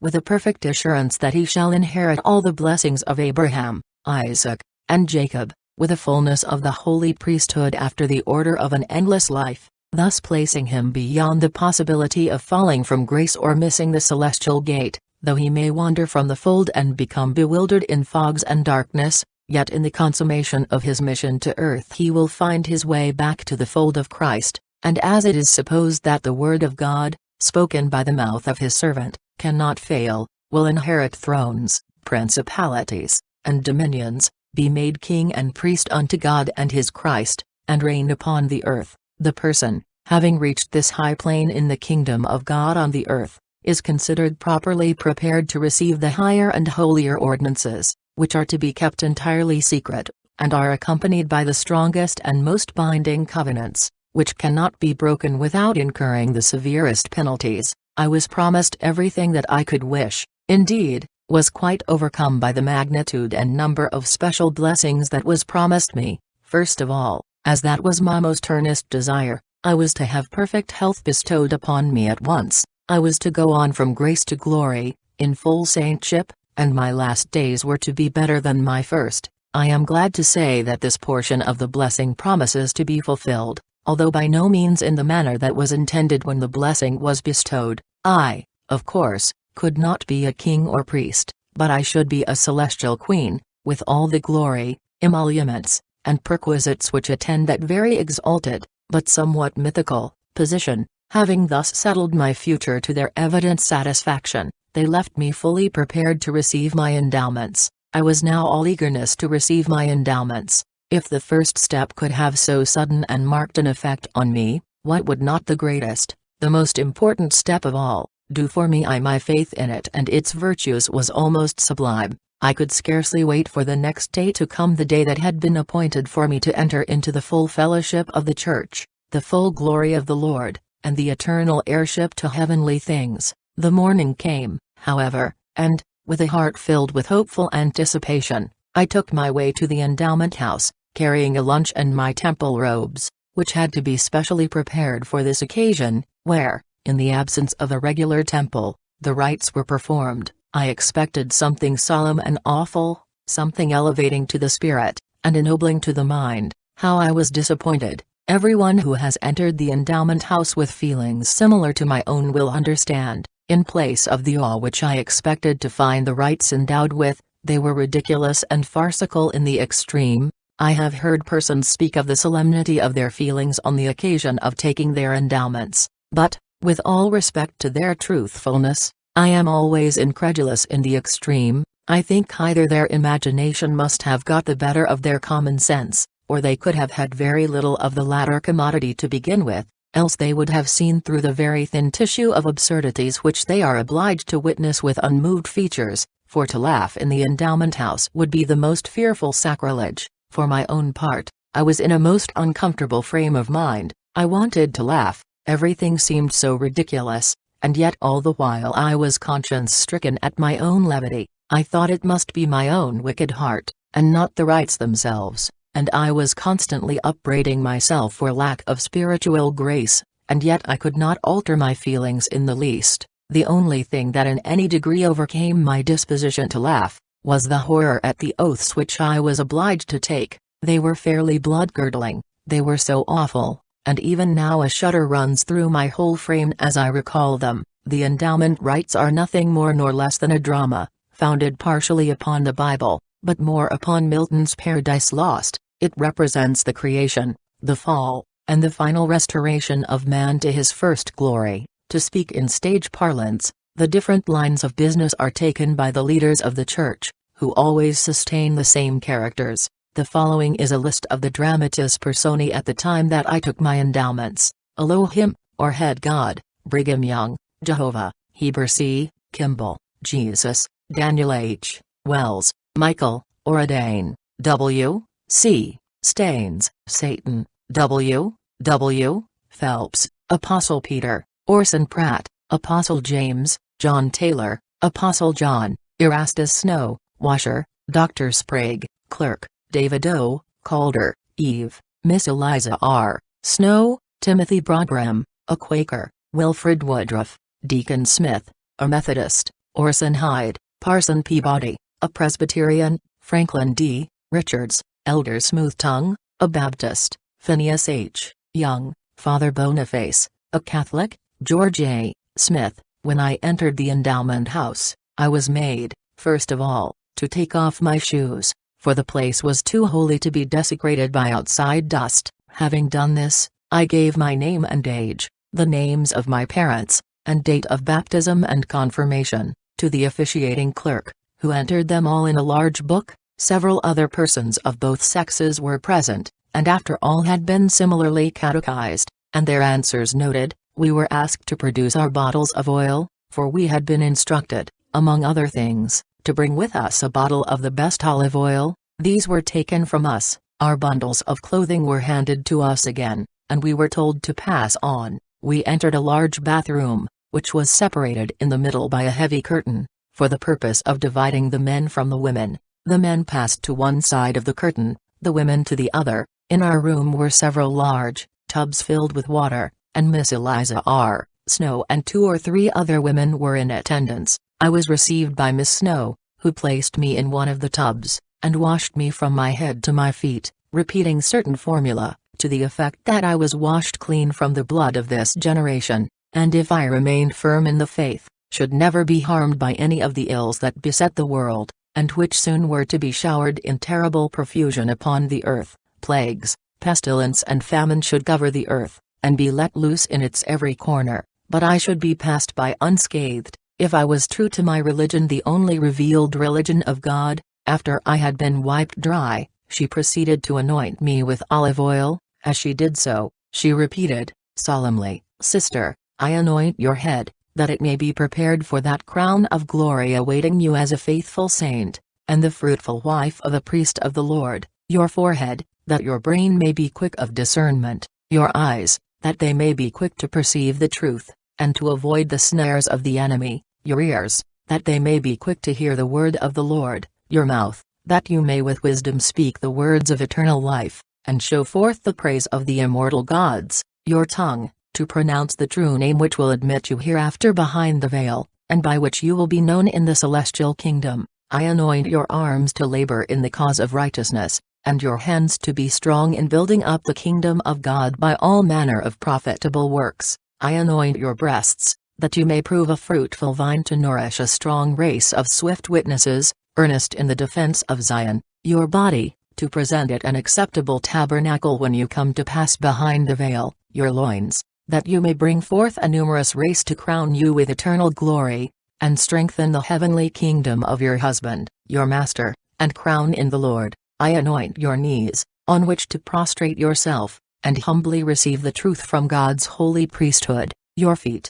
to run swiftly in the ways of righteousness, and stand firm upon the appointed places. And now I pronounce your body an acceptable temple for the indwelling of the Holy Spirit, as may be imagined. I was literally besmeared with oil from my head to my feet. I breathed it, smelled it, tasted it. It ran into my eyes, and made them smart fearfully, and dripped in any but an agreeable manner from my hair. I was fairly saturated with it, was cognizant of nothing else, and I was so nauseated from it that I could scarcely go on with the ceremonies. I got a distaste for it then that I have never got over, and to this day even the sight of it makes me ill. After the washing and anointing, I was given a garment which I was told to put on, and charged, after once assuming it, that I must never leave it off. When it became necessary to change, I must take off one side, then put the fresh one in its place. Then I could drop the soiled one altogether, and get the fresh one on as soon as possible.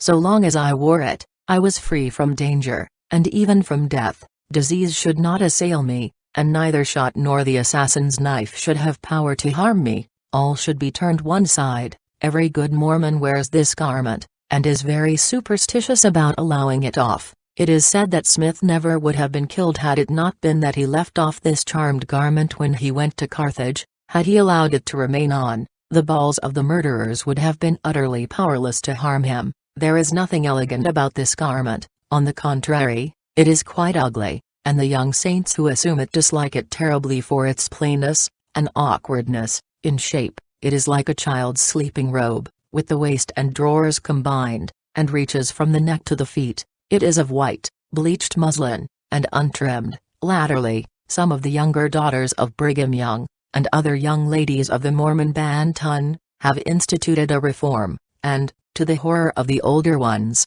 who are not given over to the pumps and vanities, and so forth, have had their garments cut shorter, low in the neck, and short-sleeved, and elaborately trimmed. Of course, the majority of the people, who have known of this innovation, have been terribly scandalized, but all to no avail. Mormon girls, like girls of the world, object to making guys of themselves, and neither counsel nor ridicule can affect them when once their minds are made up on the subject of dress. They will suffer for that what they will not for their religion. Mine, of course, was made after the true Orthodox fashion. Over it I wore a white nightgown and skirt, and on my feet white stockings and white linen shoes. My temple robe was the last to be donned. It is a long, loose, flowing robe of homespun linen, falling to the ankle, and at the top plaited into a band, which passes over the right shoulder, and is fastened under the left arm. It was girdled by a white linen belt. The cap, which accompanies it, is a simple square of linen, or muslin, gathered in one corner to fit the head. The remainder falls down over the back of the head, like a veil. While all this washing and robing was going on one side of the curtain, the same things were being done on the opposite side. I suppose we could hear the murmur of voices and the splash of water, but everything was quiet and subdued, and the most perfect order reigned. When we were all ready, a name was secretly given to each one of us, which was the name by which we were to be known in the celestial world, and which was to be told only to the man who should take us through the veil. If a woman was married, her husband took her through; if not, some brother kindly performed the office for her, and he was rewarded for his kindness by having the young saint's celestial name whispered confidingly in his ear. I was not married, so Elder Samuel Richards took me through, and I told him my name. And by the way, he was the only person who ever knew it until after my apostasy, as I never told it to either of my husbands. It is believed that as the husband has to resurrect his wife by her endowment name, so it is rather necessary that he should know it. Consequently, when he is sealed to her, she is permitted to whisper her name to him through the veil, and after that it must be spoken no more between them until he shall call her by it on the morning of the final resurrection. If the Mormon doctrine were true, there would be a mighty shouting for Sarah at that time, as every person whose name I have heard was always called the same. It was the name that was given me, and I have known many others who received it. It certainly will make the husband's work at that time much lighter, since he need call but once to summon his entire family. Chapter 22. We carry on the endowment drama. I am fully initiated, in the endowment house, how the kings and priests appeared in their shirts. The poor fellows feel bad. The gods hold a conversation. Michael is sent down to earth. The tree of life, How raisins grew instead of apples, not good to be alone, the rib abstracted and little Eve made, the devil dressed in tights, John D. Lee wants a devil, Eve's flirtation, she eats forbidden fruit, tempts her husband, fig leaves come into fashion, we hide in holes and corners, the devil is cursed and we are lectured, the second degree, story of a pugnacious woman, the terrible oaths of the endowment house, pains and penalties, signs and grips, goodbye, Brother Heber gives me advice. After our names had been given us, Miss Snow announced that we were ready. In answer to a question from the other side of the curtain, we were arranged in a row facing it, when it was suddenly withdrawn, and we were standing face to face with the men. The sight that met our eyes was very funny, and I had all I could do to keep my features decently straight. I looked out from under my eyelids, for I did not dare give a good, square, honest look, it would have been altogether too much for my gravity, but from my stolen looks I found that the men, over their new garment of protection, wore a shirt only, on their feet were white socks and white linen shoes, the cap was of white linen, in shape exactly like those worn by stonemasons, and tied by a knot in front. They were certainly no more beautiful in appearance than we women, and as is generally the case in embarrassing circumstances, were much less at their ease. We were all conducted into another room, where we were seated opposite each other. We remained quiet for a few moments, getting used to the situation and our clothes, I suppose. Suddenly the silence was broken by voices in conversation. The persons who were carrying it on were concealed, but by listening intently we discovered that it was Elohim, in conversation with Jehovah, and he was describing the creation of the world. His description was taken mainly from the first chapter of Genesis. The gods then decide to visit the earth and see the works of their hands. This they do, and seem quite satisfied with the results of their labors, but they decide that it is necessary to place a ruler over the brute creation, since they must be governed and brought under the control of a superior order of intelligence. The gods continue their discussions, and Michael the archangel is called and given control of the earth and all that therein is. The brute creation is to be subject to him. The fruits of the earth shall yield abundantly for his sustenance. Of all these he is free to partake, with one single exception. He shall not eat of the fruit of a tree which stands in the middle of the garden. This tree is represented by a small evergreen, on the branches of which are tied apples, raisins, oranges, or bunches of grapes, as may happen. The fruit on the occasion of my passing through was raisins. Michael, or Adam, as he is now called, finds his new abode rather a lonesome place, in spite, its beauty, and even the knowledge of his power over all about him does not prevent him from longing for companionship. The gods, too, decide that it is not good for him to be alone, and as there is nothing on earth that is sufficiently near an equality with him to be admitted to an intimate friendship, it is determined to give him a companion created specially for him. A profound slumber falls upon him, and we were all told at that time to feign sleep also, which we did. Elohim and Jehovah then make their first visible appearance, and go through the form of taking a rib from Adam's side, and on the instant appears Eve, in the person of Miss Eliza R. Snow. At this point we were told to wake up, and instantly every Adam present appropriated to himself an Eve, and, led by the chief Adam and his bride, we all marched about, looking at our new kingdom and marking all its beauties. It was then that Adam became separated from Eve, and wandered off by himself, very much after the fashion of husbands of the present day, and while he was away, Satan entered, and commenced a desperate flirtation with the coy, and guileless Eve. The Garden of Eden is represented by painted scenery and furnishings. It requires some imagination to invest this place with all the beauty that is supposed to have belonged to the original garden, but as it is the best Eden that can be provided, we, like all the rest of the saints, were obliged to be content with it. Satan was for many years represented by W. Phelps, who has recently died. Much to his own surprise and great chagrin, he saw his end approaching, for he had always claimed to be immortal, and on a seal ring which he wore while in the endowment house was inscribed the blasphemous legend, "The Lord and I shall never die." I do not know who has succeeded him, but I know that in the temple at Nauvoo, John D. Lee used frequently to assume the character, and I have heard old Mormons say that he made a first-rate devil. I think no one who has watched his career will doubt that, since, However, Brigham has recently cut him off from the church. It is hardly probable that he will ever again be able to make his appearance in his old character at the endowment house. Satan was dressed in a tight-fitting suit of black, slashed with pink, pointed shoes, helmet, and a hideous mask. His costume, with the exception of the mask, resembled very closely the dress always worn by the stage Mephistopheles. I think he must have had different costumes, since it has been described several times, and the descriptions have varied in every case. Eve seemed decidedly pleased with his attentions, and prattled on to him in artless gaiety. He, in turn, showed her the tree of the forbidden fruit, and tempted her to taste it. She did taste it, and finding it pleasant, offered it to Adam, who, by the time the mischief was done, returned to look after his wife. It required but little coaxing on her part to induce him to take the fruit, and he also found it agreeable. At this juncture they seemed to discover their condition of supposed nudity, and instantly they produced white linen aprons, with fig leaves stitched upon them, and proceeded to put them on. All the rest of us did the same. The pattern of this apron, by the way, was said to have been given to Joseph Smith by revelation. It was a square of white linen, measuring about 18 inches, on which were to be sewn 9 fig leaves cut from green silk. Those who first took their endowments had their aprons made after this model,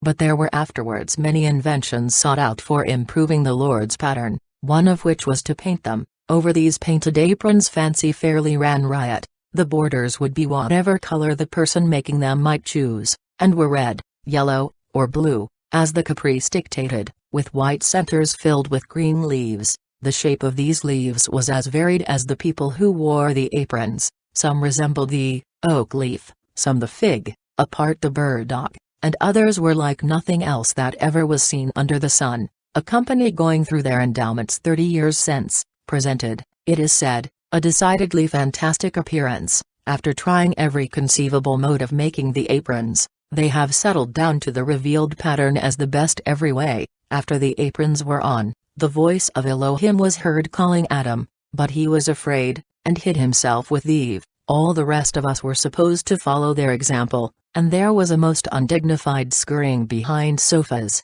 chairs, or any other article of furniture that was convenient. It was like nothing so much as the old game of hide-and-seek, and it was a rare piece of fun to see men and women scudding in every direction about the room. It was like a good old-fashioned frolic to me, and I actually laughed aloud, much to my discomfiture and Heber Kimball's horror, who reproved me afterwards, and told me it was very wrong, for, said he, these things are sacred, and make me feel as solemn as the grave, and I can scarce refrain from shedding tears every time I see them. I was properly penitent, but I know I thought at the time how very easily Brother Heber was moved. The devil was then cursed, and he fell upon his hands and knees, and wriggled, and hissed in as snake-like a manner as possible. We were all brought out from our several hiding places. The curse was pronounced upon us, which doomed us to leave the beautiful garden, and earn our bread by the sweat of our brows. We were then driven into another room,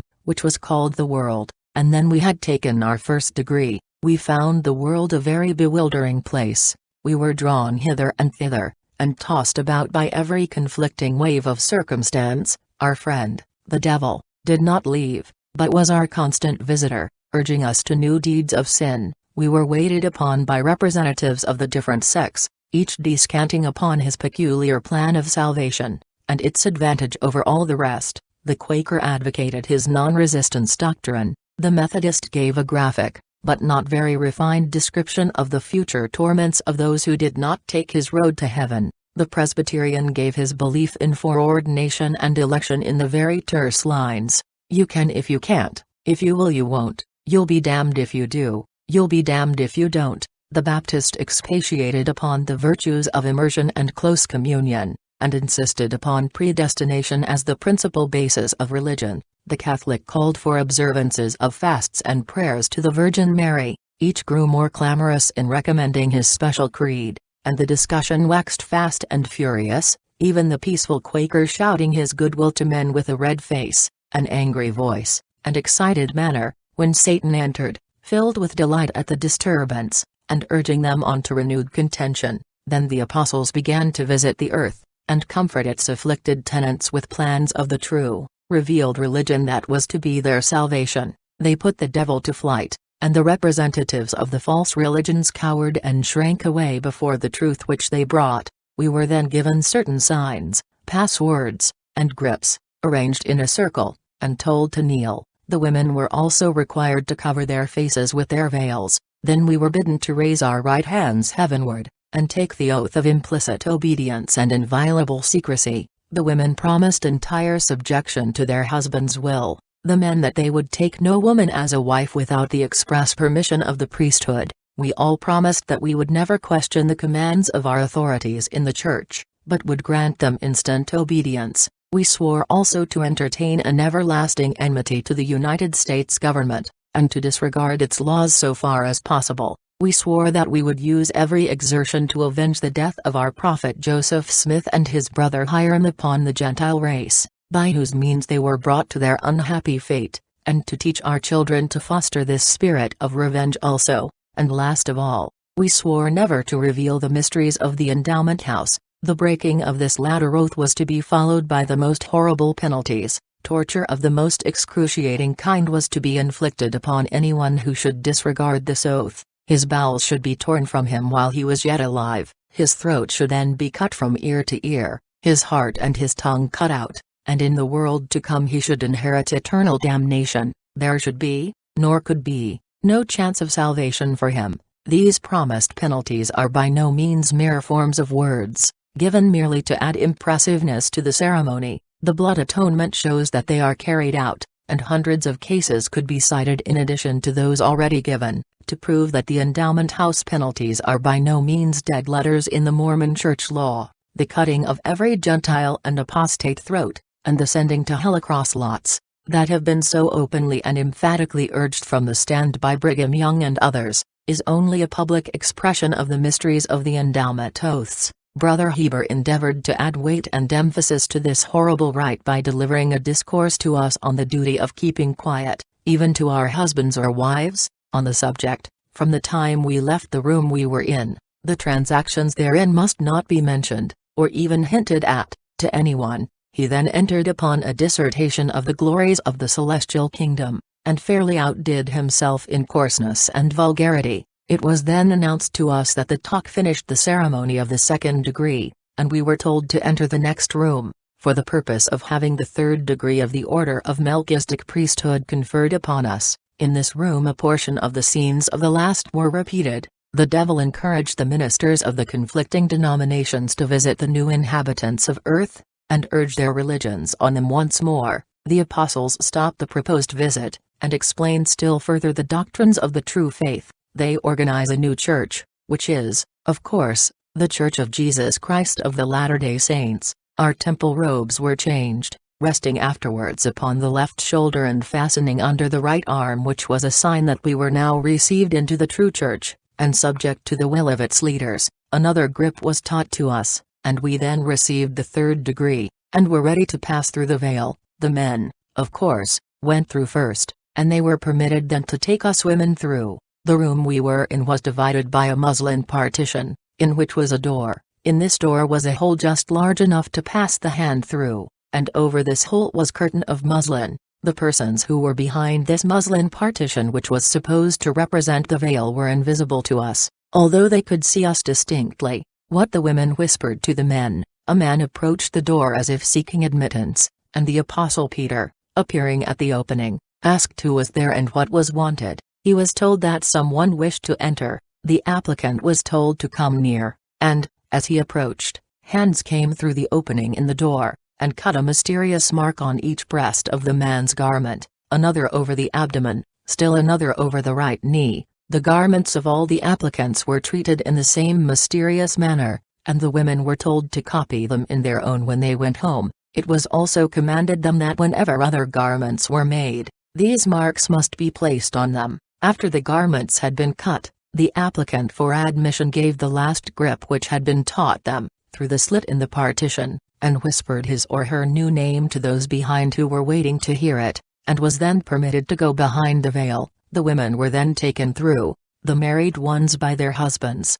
As I have before said, by Elder Samuel Richards, brother of Apostle Franklin D. Richards. Of handcart memory, several remained to be sealed, but as I had not that ceremony to go through, I was permitted to go away. I was perfectly exhausted by what I had passed through, and quite dissatisfied. It was so different from what I expected that I was saddened and disappointed by it all. My feelings of the morning had undergone a most radical change. I was no longer buoyed up by the enthusiasm of religious fervor, that had died away, and I was as hopeless and apathetic as I had before been eager and buoyant. I was too tired to go home at once, so I went to Heber Kimball, to rest. When he returned from the endowment house he found me there, and he asked how I felt since I left the house, if I had found peace and help. I told him no, that I felt worse, if possible, than ever. It was then that he reproved me for the levity which he had seen me show, and told me he feared I did not take my endowments in the right spirit. I began to think that that might be the case, and that the fault lay with me and my understanding, and possibly the ordinance was not such a farcical proceeding as it had seemed to me, and I took the reproof so humbly and with such good grace, that Brother Heber grew absolutely hopeful for me. It is claimed that the mysterious rites were taken from Masonry, and that the endowments are a direct outgrowth of the secret society. Brigham Young delights, I know, to speak of it as celestial Masonry, but I am very sure all good Masons would repudiate it and its teachings. In regard to the oaths of secrecy which I took at that time, I do not consider that I am doing anything wrong in breaking them. I am sure I shall in no way be held accountable for so doing. I took them because I felt that I must. I did not know what I was promising until after the oath was given me. While I listened with uplifted hand, I was bound to secrecy, but I feel that right and justice demand that I shall break these bonds. I consider it a duty to expose, as far as I possibly can, the wickedness, cruelty, blasphemy, and disloyalty of the leaders of the deluded Mormon people. All Mormons who have received their endowments are buried in their robes, caps, shoes, apron, and all. It is held necessary in order to ensure their entrance into the celestial kingdom. One of the authorities in the church was once asked what would become of the Mormon children who should die before they were old enough to receive their endowments, and consequently were buried without the robes. He replied that their parents, or whoever had the power of resurrecting them, must prepare the clothing, and when their dead came out of their graves they were to clothe them with the sacred robes. A few years since a man named Baptiste was discovered robbing the dead of their garments, and as a matter of course the greatest excitement prevailed. He was immediately made away with, his house searched, and a large number of robes discovered. Some said that he was put on a little island in the lake, and left to perish. Others said that Porter Rockwell looked after his interests, but certain it is that he disappeared, and was never seen again. The garments were identified, and the friends of the dead began taking up the bodies and replacing the robes. Brigham ordered them to desist, telling them that under the circumstances their friends would be taken care of in the resurrection. So, most of the robes were never restored. Chapter 23, The Prophet makes love to me. I have other views. The prophet casts his eye on me, he objects to my bow, a low set anyway. I didn't want to marry the prophet. He considers himself an irresistible lover. My first drive with the prophet, I joined the theatrical corps. How we got up our parts, how Fun Hall was built. The prophet erects a theater out of temple funds. How Julia Dean, the actress, fascinated the prophet. How Brigham cheated the actors in his theater. The girls grumble over their scanty fare. They want something good to eat.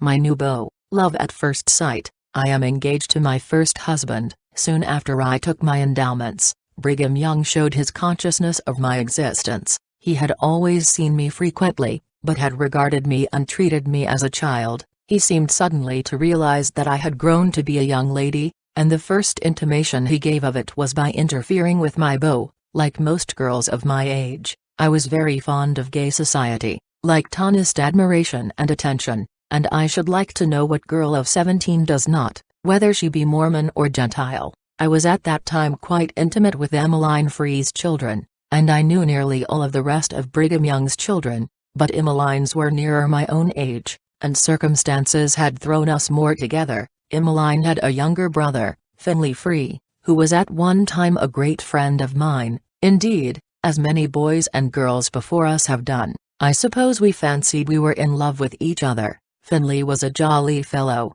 full of fun, and we agreed capitally. Emmeline used to throw us together in every possible way, for, I suppose, like most women of a somewhat romantic turn of mind, she was fond of matchmaking, and having no other convenient couple at hand, she amused herself with us. Brigham saw me often at Emmeline's, and twice at the theater, always with Finley Free. He was always very pleasant to me, and I quite liked him, until one day he went to my mother, and told her that he wished her to stop my going about with Finley Free, that I ought not to have anything to do with those Frees. They were low-set anyway, and didn't amount to anything. Either the boys or girls. Rather peculiar remark for him to make, when his favorite wife at that time, for that was before the reign of Amelia opened, was one of those self-same Frees of whom he spoke so contemptuously to my mother. Of course I didn't like this interference at all, and I considered myself quite a martyr to the Mormon priestly rule. I expressed my opinion of the prophet very freely,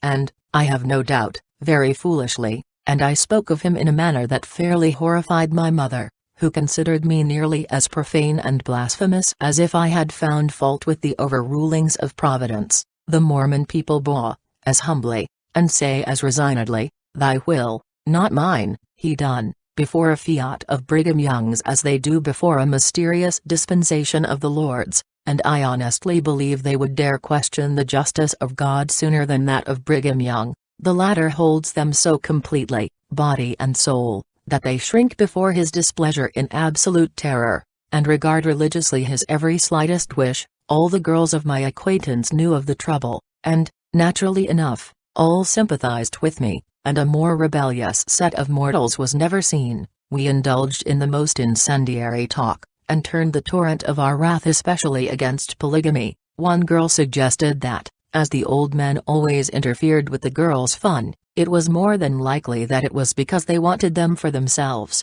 and ended by turning to me, and saying, "Perhaps Brother Brigham means to marry you himself, but he won't," said I, angrily. "I wouldn't have him if he asked me 1,000 times, hateful old thing." My spirit was warmly applauded by my auditors, and we all entered into a solemn compact, then and there, never, never, to enter polygamy. How fortunate it was that our futures were unrevealed to us. I look back now to that time, and then think of the girls as they are today, most of them polygamous wives, hating the bondage in which they are held, yet wearing their galling fetters with a hopeless sort of patience, that is, after all, only silent endurance, for it would avail nothing if they should cry out in despair and desperation. They would only be treated with greater neglect, insulted oftener and more openly, or else held up to public ridicule by their religious leader, to whom the unhappy husbands of these complaining wives, women who dared to be wretched when Mormonism declared they should not,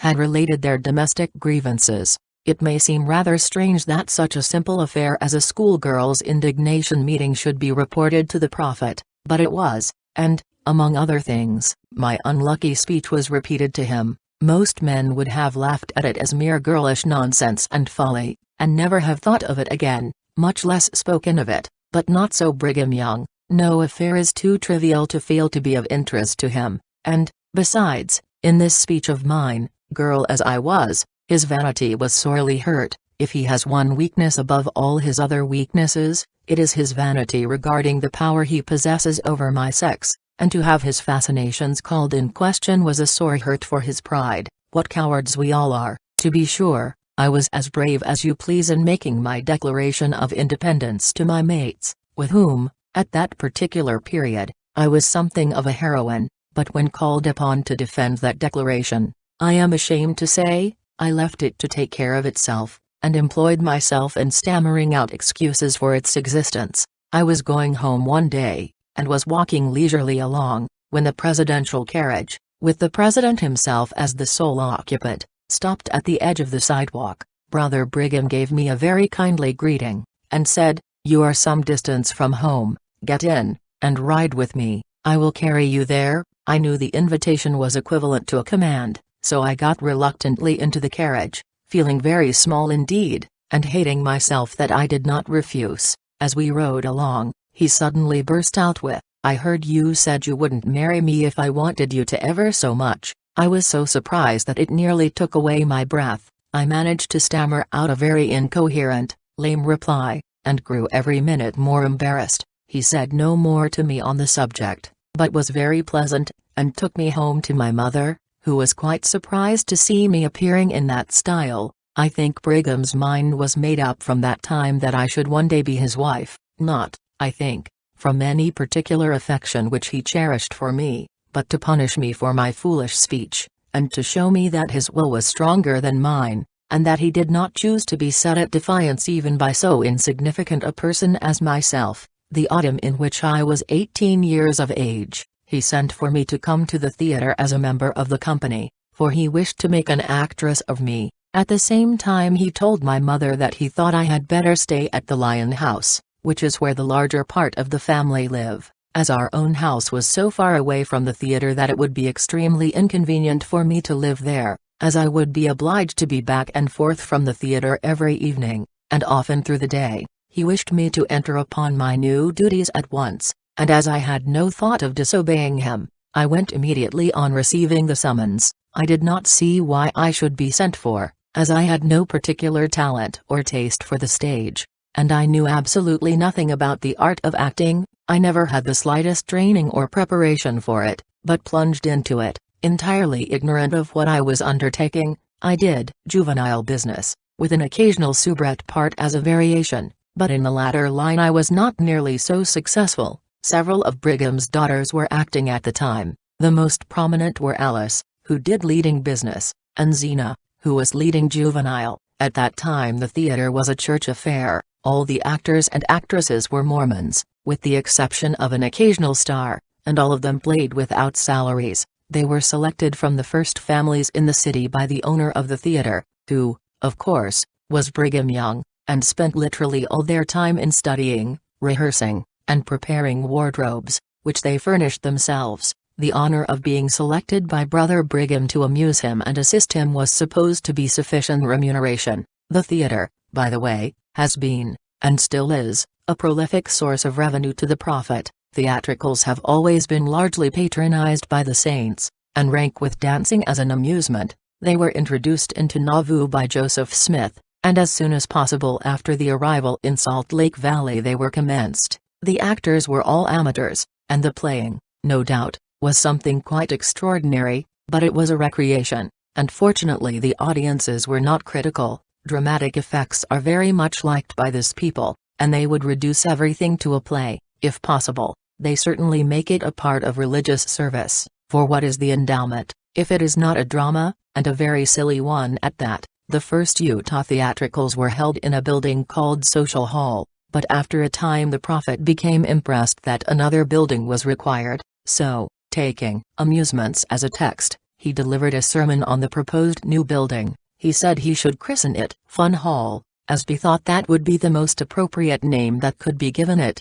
It is, he said, to be a place where the saints can meet together and have all the fun they desire, and no Gentiles shall ever desecrate its sacred stage with their tragedies. It is built exclusively for ourselves and our own holy fun, building a theater with church funds. This was good news to a people who were already becoming very weary with the exactions of their priesthood. Now, the prophet said, it was the will of the Lord that we should have a little relaxation from the constant, wearing toil, which was beginning to be almost unendurable. The prophet further enlightened us how it was to be built. We can borrow some of the temple fund, for present use, he explained, but that will be a matter of but small moment, since we can so soon replace it. So Fun Hall Brigham's Theater was built with the tithing, and any saint could have access to the amusements given there by paying whatever entrance fee Brigham demanded. It did not retain its name after it was finished, but was called Brigham's Theater. As soon as it was completed it was dedicated, after the usual Mormon fashion. The choir sang, and the singing was followed by earnest and lengthy prayer from some good brother, I have forgotten which one, after which Brigham rose, and said, through the help of the Lord, we have been able to build this theater. I know that it is as good a building as any of the kind that was ever built, and I am not going to have it defiled like the Gentile theaters. I will not have a Gentile on this stage, neither will I have tragedies played. I've said that before, and I mean it. I won't have our women and children coming here to be frightened so they can't sleep at night. I'll have a saints' theater, for the saints, and we'll see what we can do ourselves. Yet, In flat contradiction to all this bombast, it was not 3 months before tragedies were represented on that stage, and, the very first winter, a Gentile actor was engaged, who played there through the entire season. Gentile players and Gentile plays have been continued up to this day, and let me assure you there is no more appreciative admirer of the actresses who visit Salt Lake than Brigham Young.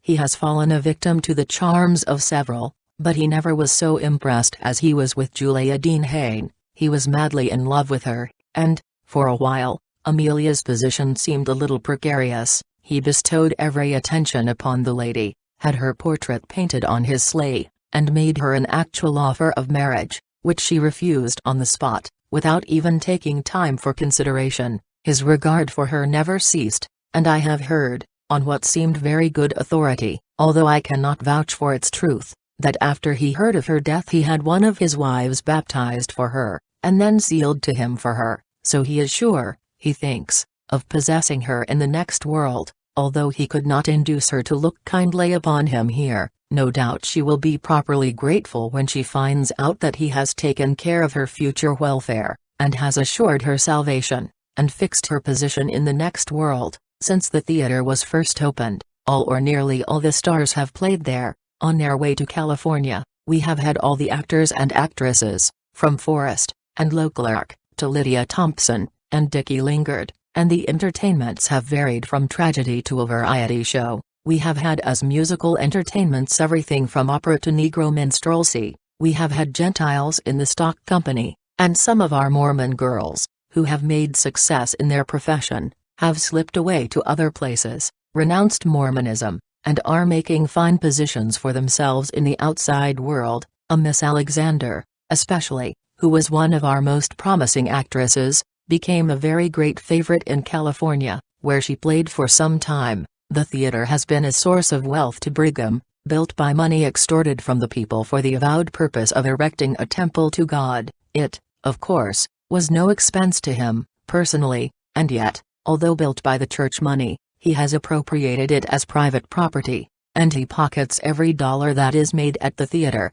and devotes it exclusively to his own use. For a long time his actors, except the Gentile ones, whom he was obliged to pay, cost him nothing. And as everyone furnished his or her wardrobe, the owner of the theater was put to very little expense in carrying it on. Now he has to pay even his Mormon players. He tried a short time ago to return to the old system again, but he failed utterly, as the actors would not listen to such a proposition for a moment, and he did not dare to press it, lest he should lose some of the best members of his company. The younger Mormons are not afraid to leave Utah, and the church, and thrown as they constantly are with people from the outside world, the Babylon, which they have been taught to dread and look upon with fear and horror, as a place full of all kinds of lying abominations, and wickedness of every sort. They have many opportunities of learning of that same world and what it offers. This Gentile intercourse is doing more than anything else to break the tyrannical yoke of a corrupt priesthood, and liberalize the minds of the Utah people. In the days of my own dramatic experiences, the Gentile element by no means predominated, and we all worked for the good of the prophet. I was never enthusiastic over my profession, and never made a brilliant success in it, though I was something of a favorite, and had very pleasant things said of me, not only in the Salt Lake, but even in the California papers, by some persons who had seen me act. Whatever it was that kept me from being an absolute failure I never knew. It certainly was not because I had prepared for my profession, for I had not, and I only went through the parts assigned to me as I fancied they should be given, and I never attempted any stage tricks or mannerisms. If I had, my doom would have been sealed. I fancy that my adherence to nature, and a constant refraining from striving for effect, had a great deal to do with my popularity, for I was liked, even though I was no artist, and it is not egotism for me to say it. I was glad to be liked, and I am glad still, and I knew that the liking was genuine and honest, and I returned it too. My public was like a party of friends, and I was always on the best of terms with them, and grateful to them for giving me so much encouragement. Then the company were all my friends. It was almost like a family, and I do not believe there was ever a theater where there was less of envyings, and jealousies, and strifes, than there was among us. I look back to those days as among my pleasantest recollections, for, in addition to my happy theatrical life, I then first realized the romance of love, as had been proposed by Brigham when he summoned me to the theater. I spent most of the time at the Lion House with the family, most of them I had known from my earliest childhood, so, I was not among strange people, but rather among good friends. I went home every Sunday, and once or twice during every week, and called it living at home, but I visited in the prophet's family. They lived there in the most frugal manner. There was enough on the table, but the fare was not so varied as might have been, and the younger ones, especially, used to get very tired of the constant repetition of dishes. We usually knew just what we should find on the table, for, whatever else was absent, bread and butter and dried peach sauce were always there. It got rather monotonous after a while, and I must confess I used to enjoy rushing off to my mother and getting something good to eat, and the girls used to enjoy going with me. When I would take them, they grumbled as much as they dared over the home fare, but they did it very quietly among themselves, as they did not dare to have their complaints reach their father's ears, for he would not endure grumbling from them any better than he would endure it from any of his people. But it was a very funny sight, if one could only have seen it as I did, to watch the girls when the bell rang for tea or for breakfast.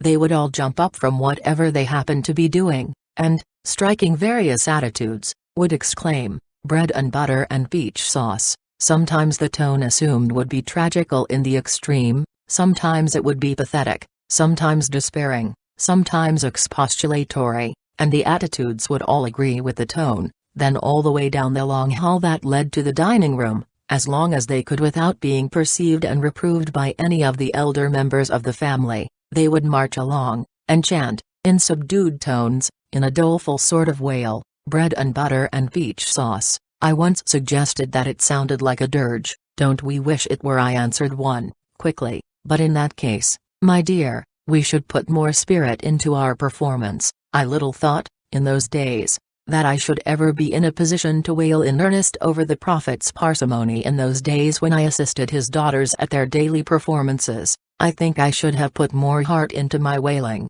and sorrowed quite as much for my own sake as for the lack of luxuries on the prophetic table. But the fun that we got out of it, and the knowledge that we should be disapproved of if our grumblings were known, gave his relish even to the monotonous fare, and we endured it as we could not if we had not the memory of the frolic to assist us. Nothing is hard to endure if you can in some way make a jest of it, not even bread and butter, and the driest of dried peach sauce. It was while I was acting that I met my first husband, Mr. James L. D. He was an Englishman, a very handsome fellow, and a very great favorite with all the girls. It was one of those romantic affairs called love at first sight, and I surrendered at discretion, without attempting to resist the hold which the new fancy took on me. We met accidentally at the house of a mutual friend, and the chance meeting soon ripened into a friendship, and that into a nearer relation. My whole life was brightened by the new, sweet glory that had swept in such a torrent upon me. It took on a new look,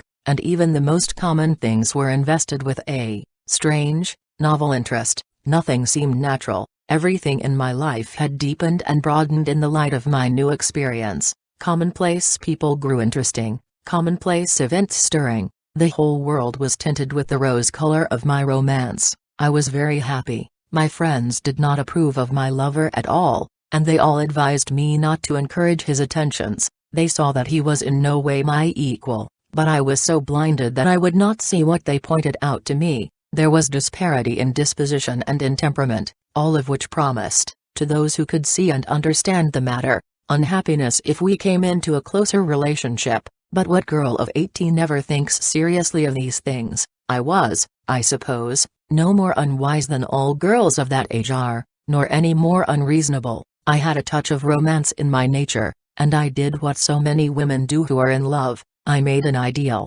Then I set myself to find some living person to invest with all the virtues and graces, mental, moral, and physical, of my imaginary hero. I found the person, and straightway set myself to worship, but he was a very different person from the one of my creation. The one was brave, gentle, noble, kind, and steadfast, the other, well, time will show what he was. But all the winter, After I went onto the stage, I was loving this imaginary being, and calling it James D. I grew ambitious, and I acted better all the time. I think, perhaps, if I had remained on the stage, and had not lost my ideal, I should have accomplished something in my profession. Love does make a woman ambitious, if she never had before, in all her life, a desire to be, to do, to excel. She has it now. She wants to do something to make herself the better worth his taking. There is such a sweet humility about a woman's love. She is always depreciating herself, always growing shy and timid in the light of the superior wisdom which she insists that her lover must possess. It is very sweet to worship in this way,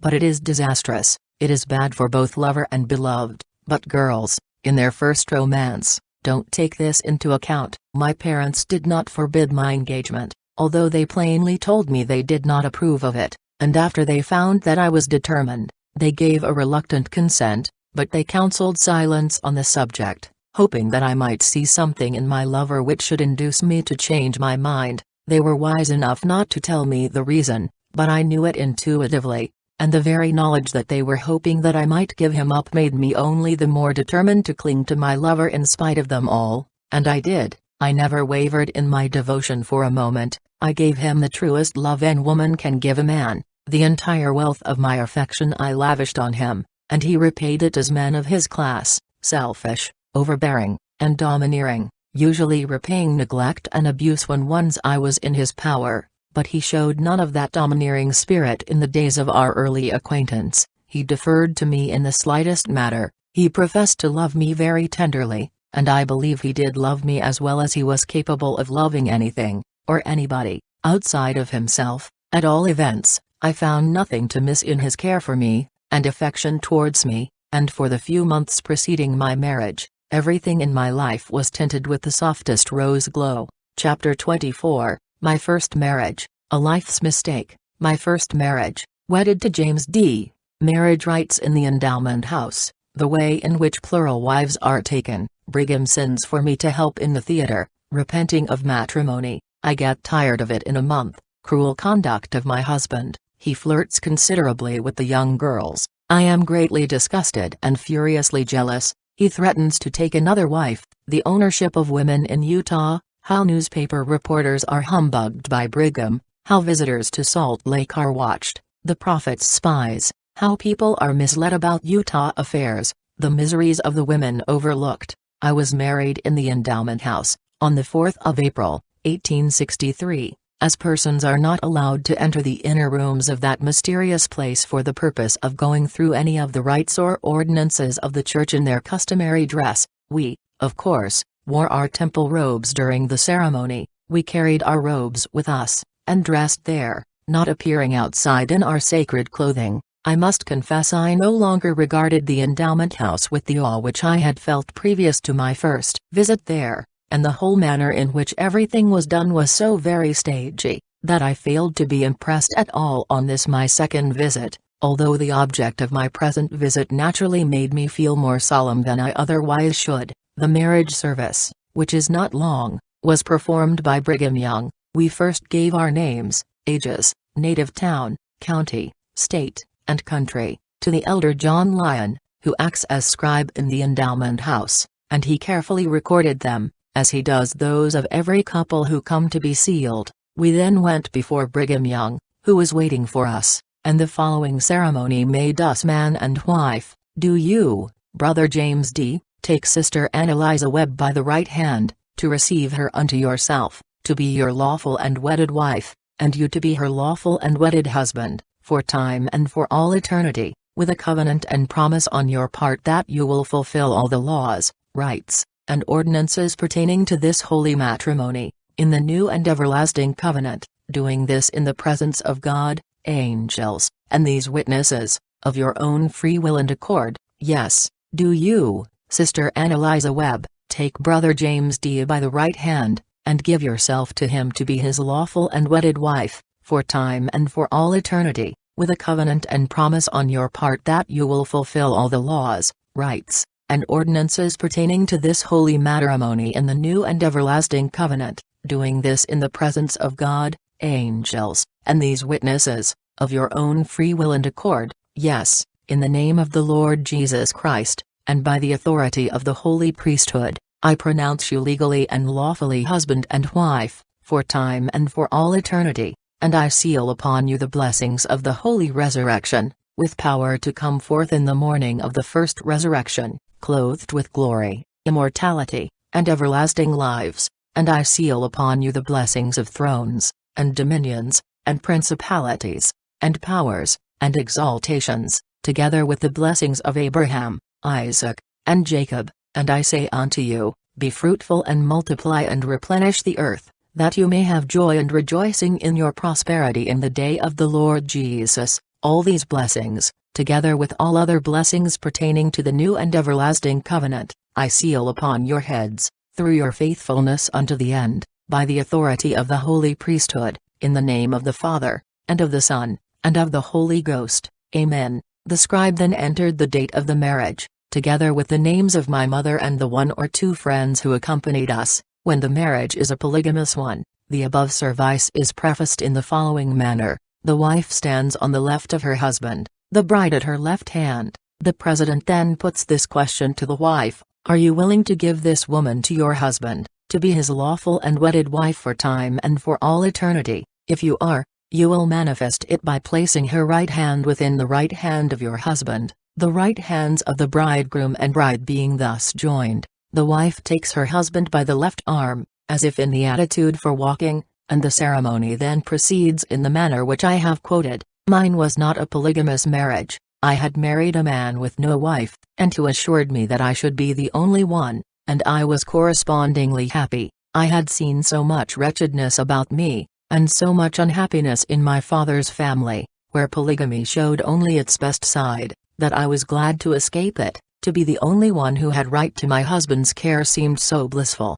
And I was sure that very many women were envying me because I was so fortunate. I acted the evening of my marriage, and the news of it having got out, I was greeted, when I made my appearance, with the most tumultuous applause. Cheer after cheer rose, and it was some minutes before I could speak my lines. Every time I appeared, there was a repetition of this scene, and I was fairly embarrassed, so persistent was the applause. There was the more excitement, probably, because I had kept my approaching marriage a secret, and but very few, even of my personal friends, knew anything about it. I had stolen a march on the public, and not having the opportunity for congratulating me on my engagement, they made up for it by congratulations on my marriage. For once I was the central figure on the stage, and all my superiors gave way to me with a graceful good nature. I remained in the theater a month after my marriage, during which time I learned that I had made a fatal mistake in my marriage. I was forced to see what my friends had tried to show me before, and the honeymoon was not over before I bitterly regretted my headstrong willfulness. I loved my husband, but he made me terribly unhappy. He was accustomed to indulge in furious fits of anger, which fairly frightened me, during which he would talk shamefully to me, and threaten me with all kinds of ill treatment. I learned, too, that though I was bound to him, he still considered himself, and was considered, an unmarried man, as far as his right to marry again was concerned, and he soon became quite a noted gallant among the young girls, bestowing on them the attentions that he had given me in our unmarried days, and treating me in the indifferent, matter-of-fact manner, tinged with a help-it-if-you-can air, which most Mormon men assume towards their helpless wives. Whenever he wished particularly to torture me, he would threaten to take another wife, and name over the girls whom he said he particularly fancied. I had one friend, of whom I was very fond. He became jealous of my affection for her, and in order to win me from her, and to break up our friendship, he pretended very great interest in her. He would leave me to go home by myself from the theater, and would go off with her and remain a long time, then, on his return, would tell me what he said was the conversation between them, in which he would represent her as making the most ardent love to him, until, at last, I fairly came to hate her. I would not see her if I possibly could help it, and I was anything but cordial to her when we did meet. I believe now that my husband lied to me wickedly and deliberately, and yet, such was the effect of all his influence on me, that to this day I cannot see my old friend that a feeling of the most intense bitterness does not rise up in my heart against her. I never could get back the old feeling of affection for her, even though I felt that I was wronging her by my unjust treatment. But polygamy does not tend to make one woman just towards another.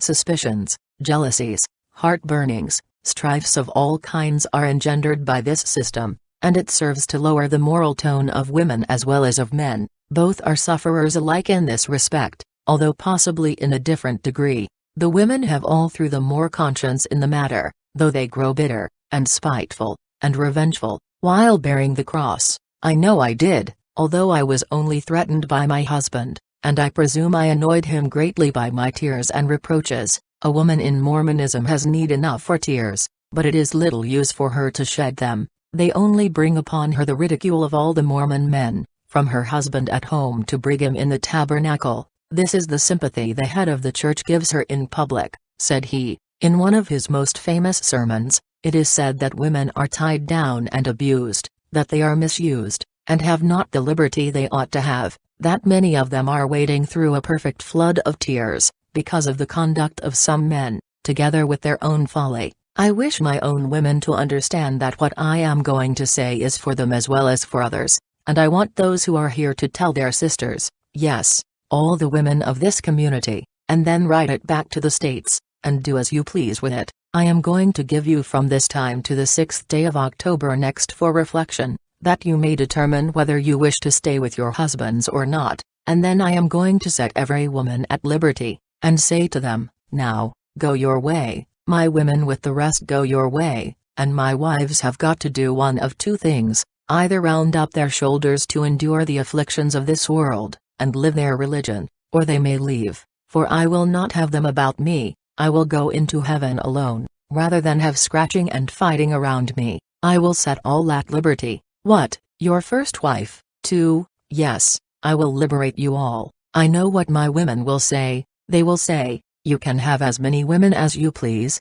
Brigham, but I want to go somewhere, and do something, to get rid of the whiners. Following his prophet's lead comes Jedediah Grant, in this fashion. We have women here who like anything but the celestial law of God, and if they could break asunder the cable of the Church of Christ, there is scarcely a mother in Israel but would do it this day, this in a tone of the sternest reproof, as though to hate a system which makes them the most abject slaves, under a most terrible master, was a crime. When women go to Brigham Young, as now and then one is foolish enough to do, before she gets thoroughly to know her prophet and his peculiarities of temper and manner, and tell him of their unhappiness, and ask his advice, he whines, and pretends to cry, and mimics them, until they are fairly outraged by his heartless treatment, and their indignation or grief gets the supremacy over their other trouble. Then he tells them to go home, and make the best of things, and not make everlasting fools of themselves, or something else equally refined and consoling.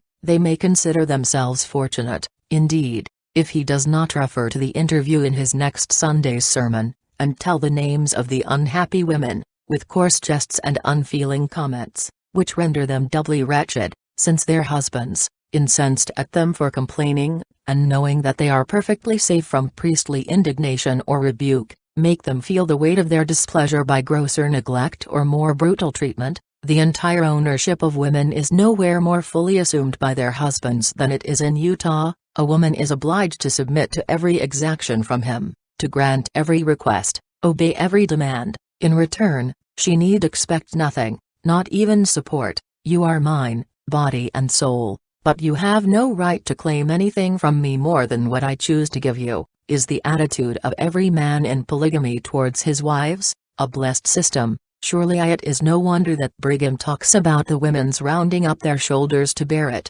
and one certainly fails to feel the surprise which Eddie probably imagined he would arouse when he announced that the mothers in Israel, unhappy and desolate, would break the cable of the church asunder if they could. This fanatical follower of Brigham Young never spoke a truer word in his life. Whether he spoke by inspiration or not, there was not a woman, then, who would not have broken her chains if she could. Let the whole Mormon church call these fetters what they might, and there is not a woman among them today who would not slip her fetters if she knew how. It is all very well for the Mormon leaders and their sympathizers in the Gentile world to say that the women are contented, and even happy, in polygamy. The one knows he speaks what is not true, the other tells the tale as it is told to him, refusing to use his eyes, his ears, or his common sense. Newspaper correspondents visit Salt Lake City, and when they arrive they are brimming over with disgust and indignation towards this system and the people who follow it. But, by and by,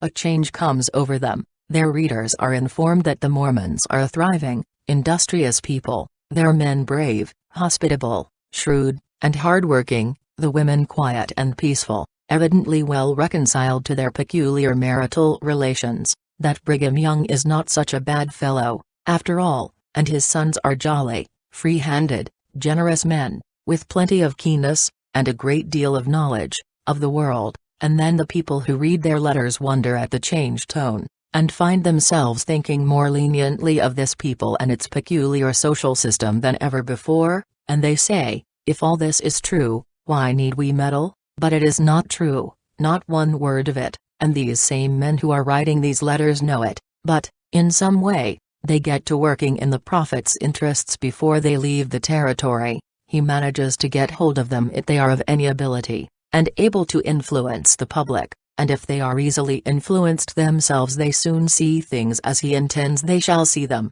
I suppose his manner of influencing them differs, but I think it will be readily understood. The truth is simply this: the Mormon people are absolutely afraid to have the outside world come too close to them. They let them see just so much, but not one bit more. The leaders act as showmen, also as mouthpieces, and the mass of the people are but a cunningly manipulated lot of marionettes, who perform certain antics for a curious public, while the shrewd wire-puller sits behind, and orders every movement, and makes every speech. There has been, until very recently, no such thing as getting at the absolute truth concerning these people, but lately, since the Gentile element has been so largely increased in Utah, and in Salt Lake City especially, it has been useless for the saints to attempt to hide their real condition. Are Mormon women ugly? A Mormon wife-beater is as mercilessly exposed through the columns of the Gentile papers as the Gentile offender of the same class, and the nefarious dealings of Mormon officials are publicly reproved in a manner that does not tend to make them comfortable in the least.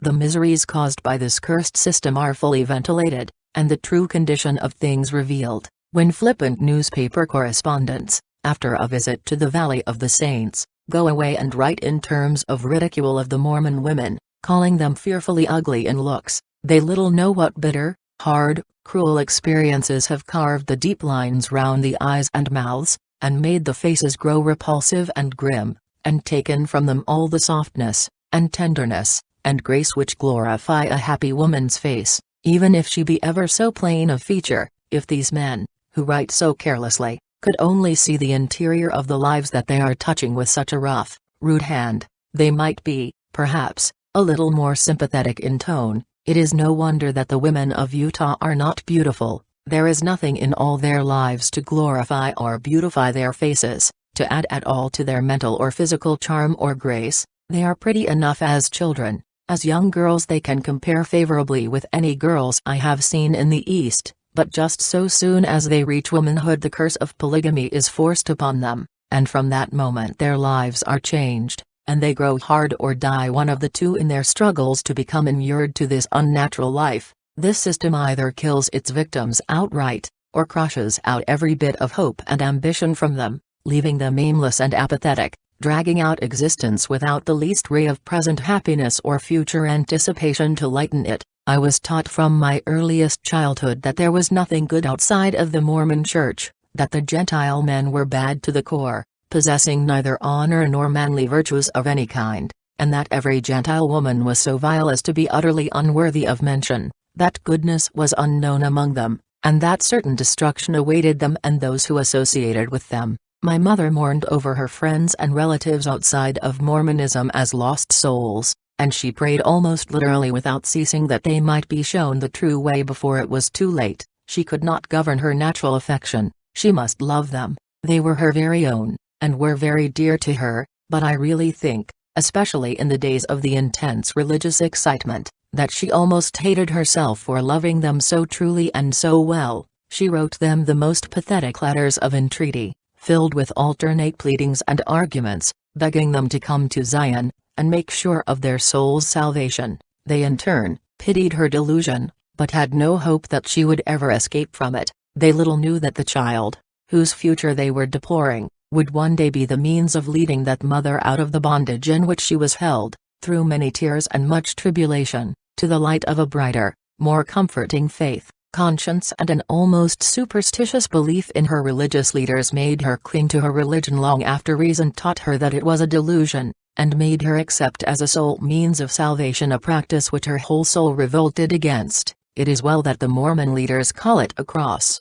It is simply that, and the hopelessness of it renders it the more difficult to bear. There is no prospect of laying it down, and, unlike the cross of the old legend, it never becomes flower-wreathed. It grows heavier as the days go on, until it bows its bearer down to the very ground. I learned the misery of even a monogamic marriage under polygamic laws, and, though I never expressed myself so openly on the subject, I yet felt an intense sympathy with a friend of mine, who, when told that her husband thought of taking another wife, replied, with the fire flashing from her black eyes, "If he does, I'll kill him." It is not at all likely she would have kept her word. She would probably have settled down, as so many women like her have done, into a sullen sort of rebellion, which is not easy to subdue, but she has never been tried. Her husband seems as indifferent to the charms of the marriageable young ladies about her as she could desire, yet she never feels entirely safe. How can she, when she knows her husband is constantly admonished that he is not living up to his privileges? The sword above her head is suspended by a hair. It is a miracle if it does not fall at last. I know every pang of anxiety, every heart-throb of sick expectation, for I had that self-same torture for 2 years, without a moment's cessation, being schooled for what came afterwards. Chapter 25. My early married life. We go to live with my mother. Incompatibility of temper. How my mother had opposed our marriage. My husband does not admire her. He goes after the girls. I don't like it at all. I become extremely angry with him. He is advised to increase his kingdom. How promises to wives are broken by Mormon men. How women are snubbed and undervalued. I become anxious and watchful. How Heber comforted his wives. My husband subjects me to personal violence. He is afraid of results. My first baby is born. Zena Young marries into polygamy. Contrast between Mormon and Gentile husbands. The bull never cares for the calves. My husband nearly strangles me. I leave him, and go to my parents. Brigham gives me some good advice. I obtain a divorce. I rejoice at being free again. When I was first married, we went to live in the house with my mother, greatly to her delight, as she could not bear a separation from me. We had always been together so closely, more like sisters than like mother and daughter, and both of us dreaded very much to have this sweet relationship broken. I had been her comfort when every other stay had failed her, her hope when she was almost utterly hopeless. She had lived in me and for me, and my happiness and welfare had been her constant thought. She had opposed my marriage as a duty, and because she thought she saw only misery for me in the relation, not for a want of sympathy for me, for it really hurt her more to oppose me than it did me to persist in spite of her opposition. I had been her companion in all her wanderings,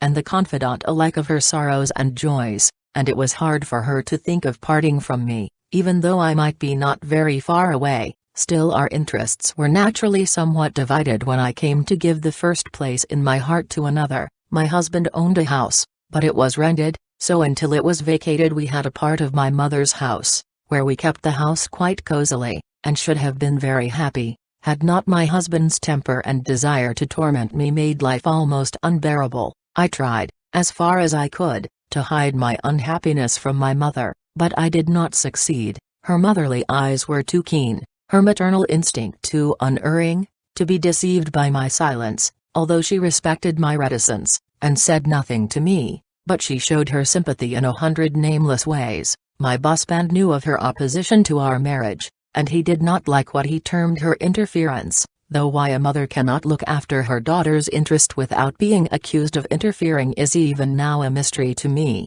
especially when, seeing that her advice is not regarded, she withdraws all interference, and makes the best of the matter that she can. But some persons never forget, and my husband was one of those, and it used sometimes to seem to me as though, in his treatment of me, he was revenging himself for the opposition shown to him by my friends. I used to hear of his attentions to other girls, and I was furious, While I knew I was powerless, my visitors, many of whom came only when they had anything to tell, they used to tell me that they saw James at the theater with this young lady, or met him going home with that, or that he passed them walking with another, until I was madly jealous of every girl of my acquaintance. I no longer took pleasure in their society, for I saw in each one a probable rival, and a possible addition to our household. It was no consolation to me to remember that my husband had promised me never to take another wife. I had learned what the promise of a man living under polygamic laws amounts to.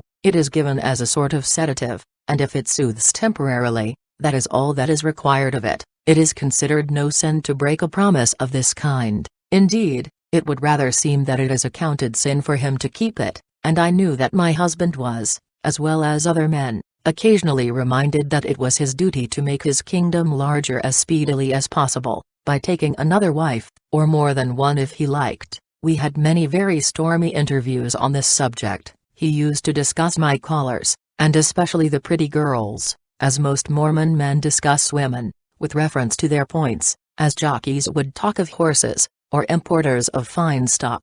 Polygamy does not tend to enhance the value of womanly dignity and grace, and very little respect for them is either expressed or felt by one brought up under its baneful influence. It is strange how quickly men, in a polygamous community, lose that chivalrous courtesy which characterizes men elsewhere. It seemed so strange to me to see the deference shown to my sex when I left Utah, and came, for the first time in my life, among people living under monogamic laws. I was particularly struck by the tenderness and consideration which men showed towards their wives and children, and I wondered to see the women, claiming, with a confidence that assured me they were used to it, and considered that it belonged to them, their husband's attention and care. It was strange, too, to see the deference shown to a woman by the young men and boys, and when once, in a car, I saw a manly little fellow, about 12 or 13 years of age, rise with a rare grace, and give his seat to an old lady, the tears sprang to my eyes. Such an unaccustomed sight was it. I contrasted that boy with the youth of Utah, and I felt with a new indignation flashing through all my veins, and a new sorrow tugging at my heart, the curse that polygamy was to the young men, as well as to the young girls, who are growing up under the teachings of that baneful system. It is horrible at Faust, and poisons the stream at its very source, and it adds mud and filth as it crawls along its slimy way, sending up its noxious vapors, until it has bred a most pestilent moral malaria, which nothing but the cool, clear air of religious liberty and education shall ever dispel and purify. Why cannot men and women, outside of this terrible system, see the horrors of it, and work for its overthrow? My soul cries out in very agony sometimes. Is there no help for this great evil? Everywhere the world seems so dead to it. The enormity does not seem to manifest itself unto them. They speak lightly of Mormonism,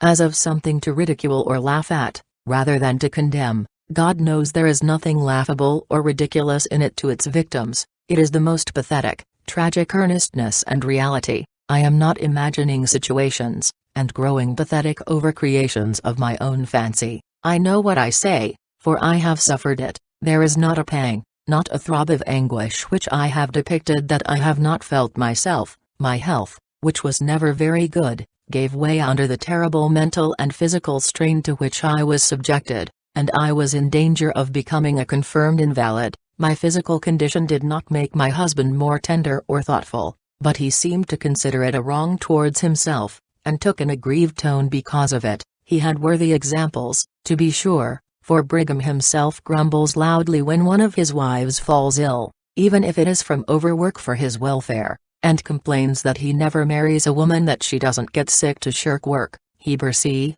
Kimball, on being called once to see one of his wives who had broken her arm, accosted her, on his entrance to her room, with, "Why didn't you break your neck at once, and done with it?" And it is a notorious fact that 2 of Orson Pratt's wives have died of neglect during illness. Since the men high in authority set the example, what could you expect of the followers? Although my husband had often threatened me with personal violence, in addition to the insults and persecution he was constantly subjecting me to, he never offered any until about a month before my baby was born. He made some request of me which I was totally unable to grant, and in his fury at what he termed my stubbornness and rebellion, he struck me violently, and I fell insensible before him. Then he was frightened for once. He raised me up, carried me to my bed, and used every exertion to bring me to myself. He was afraid the blow was fatal, and he was remorseful enough. When, at last, I regained my senses, he begged my forgiveness, poured out a torrent of self-reproaches, and for a little while was more like my old lover, the man whom I had cared for so tenderly, than he had been since our marriage. I very quickly forgave him. It was so sweet to feel the old tenderness again, that I could in a moment forget all that had passed between, and I readily agreed not to let my family know of this last outrage. He knew, as well as I, that my father and brothers would take me from him, and he really did not wish to lose me, and as for me, he was my husband, and the father of my unborn child, and for the sake of the little life which I held in trust, I could not bear to go away from him. I had hoped, oh, so fondly, that the child would bring us nearer, and I could not give up the hope, and when he stood before me so penitent, and so tender, I was ready to feel that he had always been the same, but I was doomed to disappointment. After the birth of my child, it seemed as though the fits of passion were more frequent and of longer duration. He neglected me, and was scarcely at home at all. He did not care for my baby, seeming to consider it a rival, and my love for it seemed to anger him. But what a comfort the baby was to me, how I loved it. All the tide of my affection, that had been so rudely repelled, turned towards it, and I felt that all the interest of my life was centered therein. Like all Mormon women, robbed of a husband's love and care, I should live in and for my child. I knew very well that as far as our one, gaining my husband's real affection was concerned, if, indeed, I had ever possessed it, the future was hopeless, so I expected nothing from it further, and resigned myself to the inevitable more quietly than I could have believed I ever should have done. But my child made resignation more easy. The little fellow was very bright and winning, and I used to imagine that he understood my feelings, and sympathized with me in his baby way. The little hands straying over my face and neck were full of sweet comfort, the blue eyes raised to mine in baby confidence were full of love, the little mouth which I covered with kisses never failed to smile back at me, and I even forgot to cry under the sweet, restful influence which the dimpled, rosy little hit of humanity brought into my heart. But this exquisite happiness was of short duration, for, after a few months, my baby grew very ill, and God only knows how I suffered then. I watched over him day and night, and my devotion to him angered my husband beyond measure. He had no sympathy with or for me in those days of trial, and in addition to seeing my baby pining away, until it seemed that it must someday drift out of my clinging arms into the great unknown, unexploredly beyond, I had to endure the constant abuse from the man who should at that time have been my stay and my comfort. But what Mormon mother never gets the tender care from her baby's father that other happier mothers get? No time or place is so sacred that polygamy does not obtrude its ugly presence. A mother may not mourn for her child without feeling the heartless intrusion, as the following little instance will show. A man named Thomas Williams emigrated from England with his wife and children, all eager to reach Zion, the promised land of the saints' inheritance. He was a very devout Mormon, and was easily induced to accept polygamy. He took for his second wife Zena Young, a daughter of Brigham and Zena Huntington, an enthusiastic, conscientious believer in polygamy, and a genuinely good, generous girl, of the most kindly impulses, but, unfortunately, wrongly trained, as all girls are under this system. His first wife never had believed in the plural wife system, and was never reconciled to her husband's second marriage. She mourned bitterly about it, and, very naturally, her feelings towards her rival were not kindly or pleasant. The husband knew this perfectly well, and yet, when her little baby died, and she was almost mad with grief, he insisted on bringing the second wife to the funeral as one of the family. The mother was almost beside herself at what she considered this insult to her dead child, and she declared that Zena should not come. Her husband, of course, overruled her, for when, in polygamy, does a wife ever have her own way? But Mrs. Williams refused to recognize her, and would not allow her to sit in the room with her and the child. I was spared this torture, for there was no second wife to measure my misery, and God was good, and spared my child. He repaid all my anxious care, and put the child into my arms well and comparatively strong, at the same time that he entrusted another helpless one to my care. I had lost, at that time, much of my faith in my religion. I think I should have lost my belief in God himself, had my baby been taken from me, but he knew how much I could bear, and he spared me this last bitter sorrow. I had been at first jealous of the little newcomer for the other baby's sake, who was only a little over a year old when the second one came, but I soon found that I had love enough in my heart for the two, my boys. How fond, and proud, and even happy I was with them. The measure of my love seemed to be the measure of their father's indifference, and even hate. He used to either take no notice of them at all, which I infinitely preferred, or he would handle them so roughly that the little things would shriek with pain and terror, and I would be almost frantic with fear lest he should kill them in his mad frolics, which usually ended in a fit of temper because they cried at his rude treatment. As I was on my way east, I witnessed a little scene that called up painfully the contrast between this father's indifference and another father's care. Lane one car was a lady with two children, one a little girl about 8 years old, and a cunning baby boy, who was just beginning to lisp in that wonderful baby prattle that is so sweet to hear. As we stopped at a station, a gentleman came in, his face beaming with pleasure and expectation. The moment the children saw him, the little girl cried out with joy, "Oh, my dear papa has come," and simultaneously mother and child clasped their arms about his neck and kissed him. The baby threw up his arms, and crowed out, "Papa, Papa," and as he took the little fellow in his arms, and fairly rained kisses over the rosy, delighted little face, the tears sprang to my eyes, and I had fairly to hide my face, for my cheeks were moist, and my mouth would quiver, as I thought of the Father's love, of which my children were robbed, of which all children in Utah are robbed by a fiendish system, given by a corrupt priesthood under the guise of a revelation from God. What a sarcasm on the infinite, tender, all-pervading love of the Divine Father. Such a scene as this would be simply impossible in Utah, among that community whose religious leader says, in his peculiarly refined style and expression, when his lack of fatherly attention to his children is noticed and commented upon, "Well, the bull never takes any care of his calves,"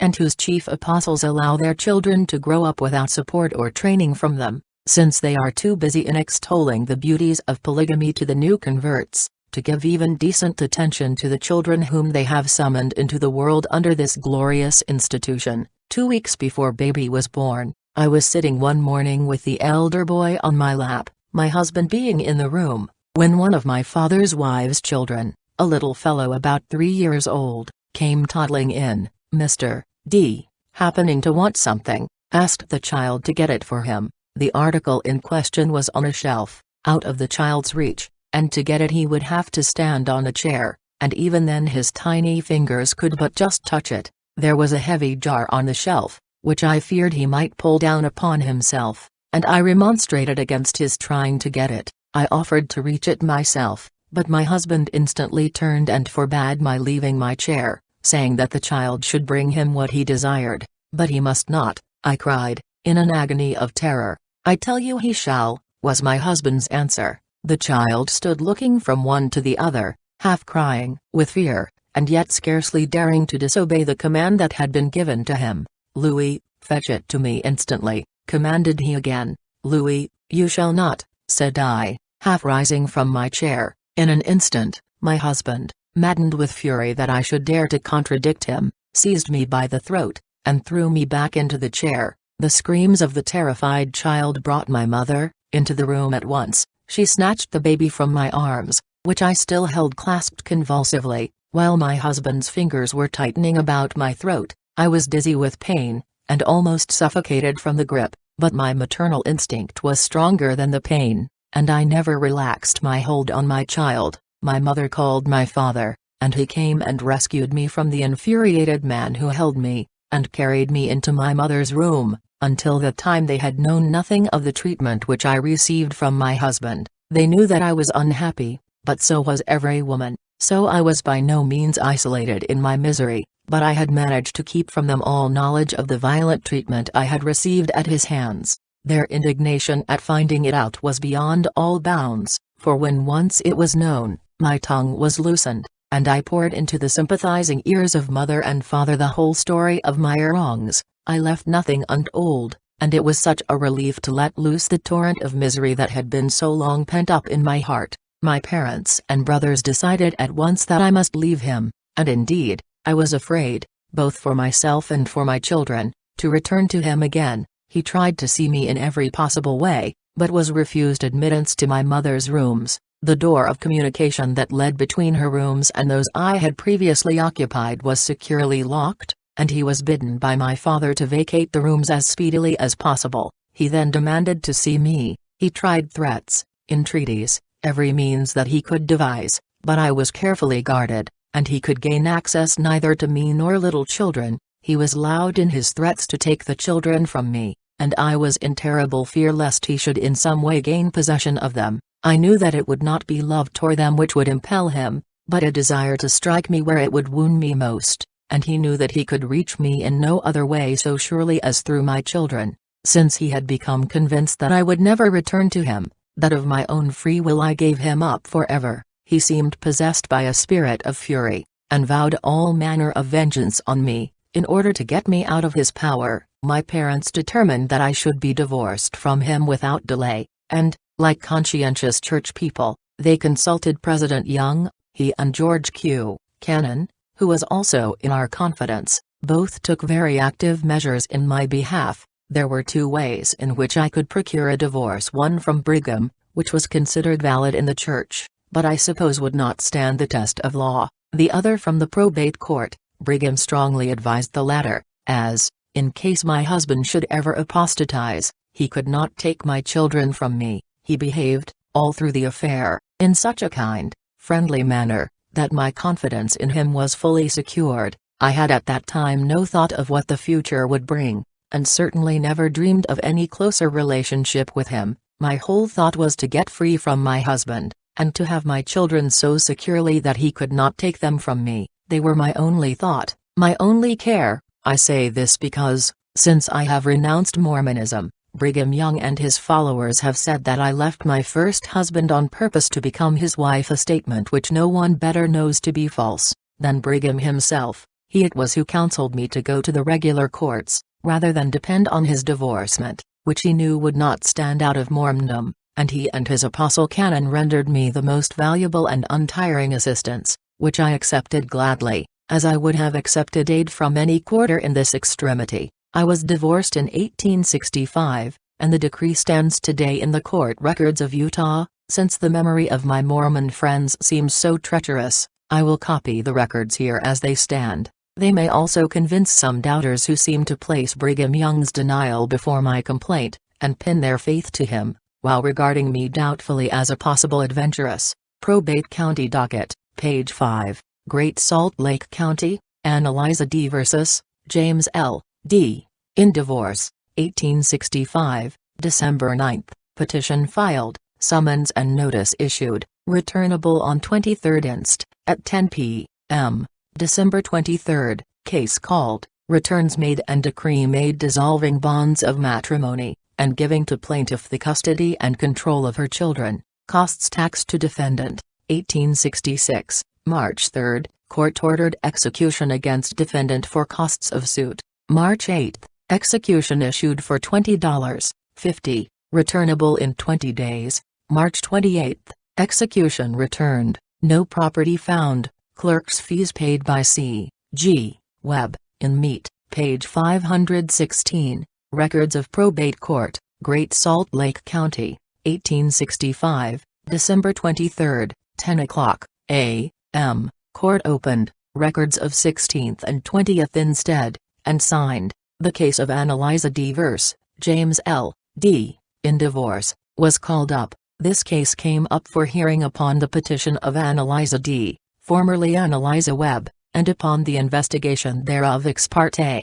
The defendant, James L. D., failing to appear, C.G. Webb and Ann Vine being sworn and examined, the allegations in the plaintiff's petition were taken as confessed, and thereupon, after hearing the evidence and being fully advised in the premises, it was ordered and decreed by the court that the bonds of matrimony heretofore existing between the said parties be, and the same are hereby, forever dissolved, that said Eliza shall have and retain the custody and control of her 2 infant children, James Edward and Lorenzo D., during their minority, and that defendant pay costs of suit. Signed, E. Smith, Judge of Probate Court. If anyone doubts my copy, they can examine the records for themselves. My Christmas that year was a merrier one than I had seen for several years. My children were mine, my very, very own, and no one could take them from me. I clasped them in my arms, I kissed them again and again in an ecstasy of affection.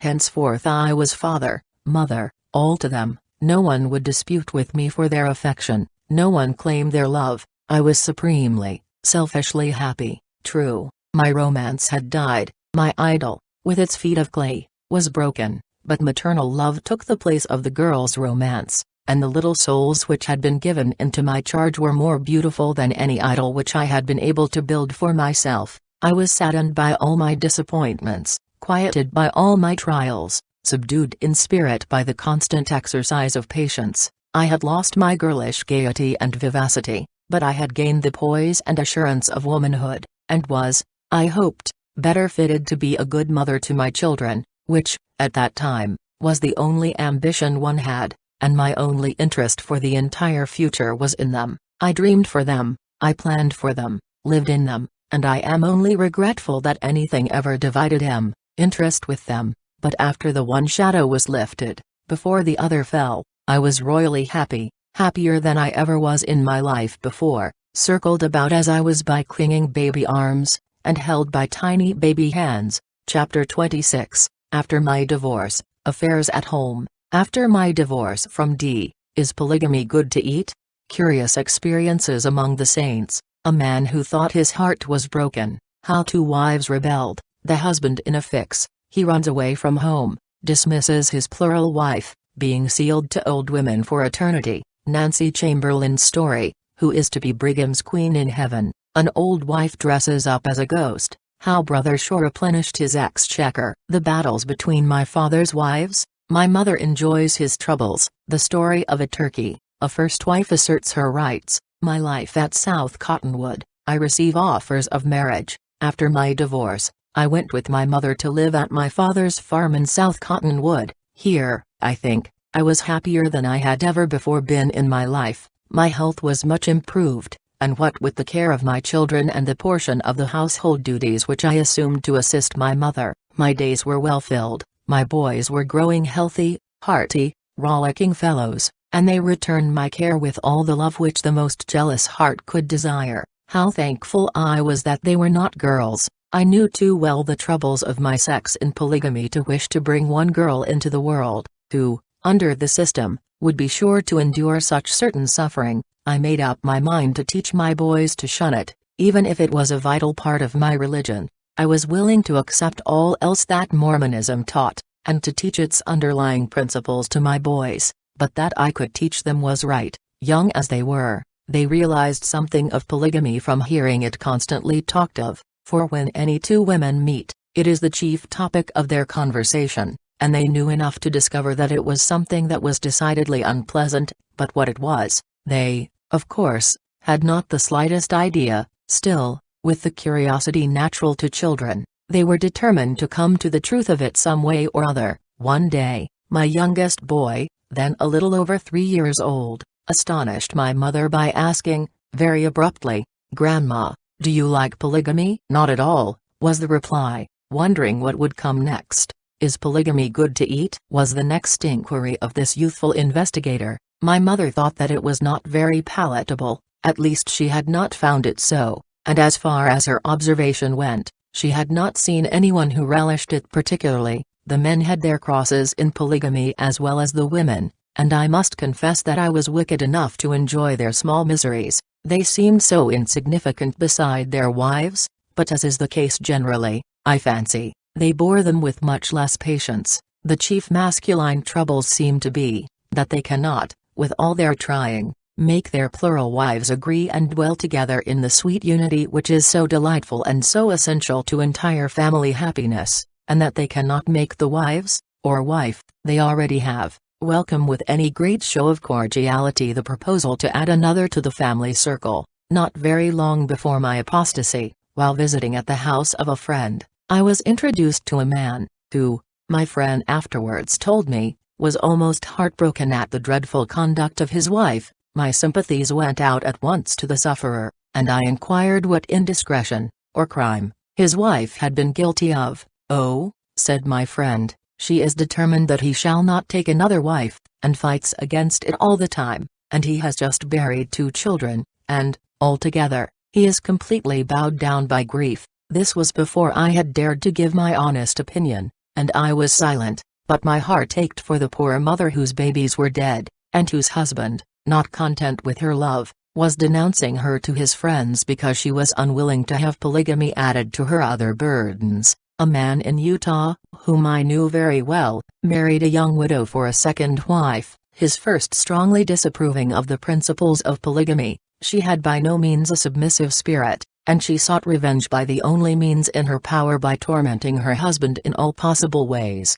He, like all good Mormon brethren, intended to build up a celestial kingdom after the divinely ordained plan, and he wished his wives to live together. There was no use talking, he said, they must agree well enough for that, as he did not intend to build another house. So he commenced this plan, but he found, after a few days, that whatever it might be in the future, it was far from celestial here. There was no such thing as peace in the house. His prophet had often told him that if he could not rule his earthly kingdom, he never would be fit to be a king in the world to come, and as he was very ambitious for royal honors, he was in terrible grief and perplexity, but how to govern 2 unruly women was quite beyond him. His first wife was a very independent woman, with a habit of speaking her mind quite freely, and the second had a fiery temper, which she did not hesitate to display when she considered occasion demanded. In a few weeks he found that he must separate them, so he divided the house, giving each one her apartments, the first wife receiving the principal share, as she had several children. But he had not bettered matters. It seemed, he had intended dividing his time equally between the 2, but the first wife was so opposed to this arrangement that he offered to give her 2/3 of his time, which, strange as it may seem, did not satisfy her, and made the second wife very angry, until, between them both, the poor man was driven almost to his wits' ends. They had a peculiar way of finding out each other's secrets, and when the husband was visiting one, the other would apply her ear to the keyhole of her rival's apartments. On certain occasions, when the first wife was too much engaged to attend to the keyhole herself, she would place her little daughter, a child not more than 6 years old, there, and bid her tell her what she heard. Imagine the effect on the child. It seems impossible that any woman, however jealous or curious, would take this means to satisfy her curiosity. Of course the child told the mother the most ridiculous things, which she affected to believe, and told to her husband on his next visit to her, in consequence of which some of the bitterest quarrels ensued. As soon as possible the husband built a second house, a few rods from the other, and removed the last wife thither, hoping then for a little respite, but he was hoping against hope, for the trouble would never be quieted while the cause remained, and the 2 women could never come within speaking distance without a fearful quarrel, which often ended in personal violence, blows being exchanged, hair pulled, and dresses torn in the struggle. Every experiment was in vain. After running away from home once himself, and coming back on account of his children, whom he really loved, he found himself obliged to send number 2 away, when quiet was again restored, although it was secured at the expense of his kingdom. The fault was not with either of the women, each one was good enough by herself, but it was in the accursed system, which brought, as it always does, the very worst passions to the surface, and made of each woman who, alone, would have been a comfort to her husband, a fiend, and a constant torment to him. Some of the Mormon brethren are so anxious to increase their kingdom that they frequently have very old ladies sealed to them, as they are all to be rejuvenated in the resurrection, and as the sealing is done for eternity alone, it will be all right in the future, and the discrepancies in age will go for nothing. Even Brigham Young himself has not hesitated to avail himself of his privileges in this peculiar direction. If Nancy Chamberlain's story can be believed, how a woman freed her mind. Nancy Chamberlain is a very old, half-crazed woman known, I fancy, to every Mormon in the territory, who solemnly declares that she was sealed to Brigham in Nauvoo, and that she had the promise of being promoted to the place of first wife. She lived in his family for a long time, but she grew old, and infirm, and useless,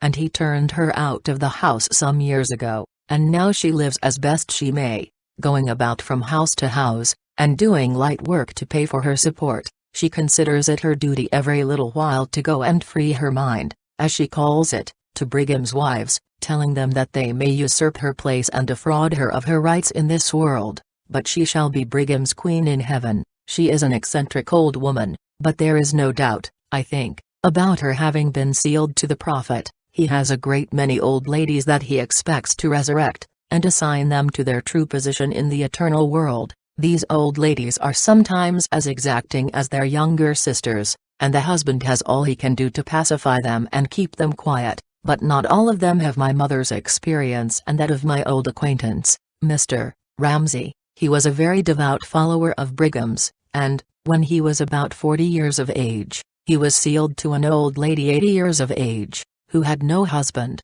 and consequently no hope of salvation, until he very kindly became her savior. He had 3 wives already, but that was a trifle not worth mentioning to a man expecting to people a world some time in the future, so, as this woman, who was called Catherine, would count one on the list, she was taken, and brought into the house with his other wives. The first of these women, who had always been a slave to her husband and his wives, was now called upon to take the sole charge of this last selection, which she did willingly enough, but it was a difficult matter to please Catherine. No woman could do more to keep the peace than Mrs. Ramsay, who was one of the sweetest-tempered, kindest-hearted women in the world, yet in this case it seemed to require superhuman exertions. Catherine complained of her food, her clothing, and her situation generally, but the principal cause of complaint was, that Mr. Ramsay was not sufficiently attentive to her. "I am your wife," she used to say, in a querulous,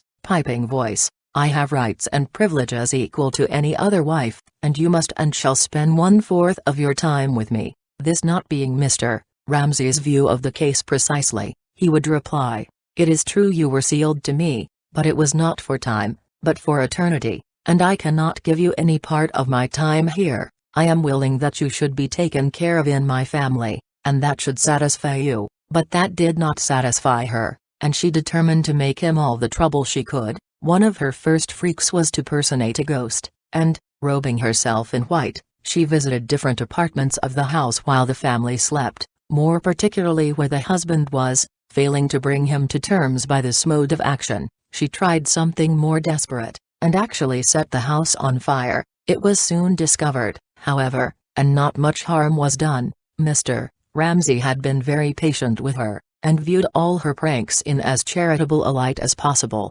saying, it was somebody's duty to exert themselves in her behalf, for she was surely worth saving, and as for her queer actions, she was nothing but a child anyway, so the best thing was not to mind them. Yet this last act of hers made him consider her a very dangerous person, and he advised her to seek a home elsewhere, which she was very soon forced to do, as he went to the southern part of the territory with his other wives, and left her behind. She consoled herself by thinking that although she had no husband on earth, she was provided for hereafter, and was very complacent over the reflection, which seemed to afford her wonderful consolation. Mr. Ramsay must be acquitted of having married the old lady for money, as she was very poor, and he gained nothing at all by his marriage. It was really an act of kindness on his part, and real conscientious regard for her future. Not so unselfish was Brother Shaw, a Mormon whose poverty might be estimated by the fact that he had been 20 years in Brigham's service as a laborer.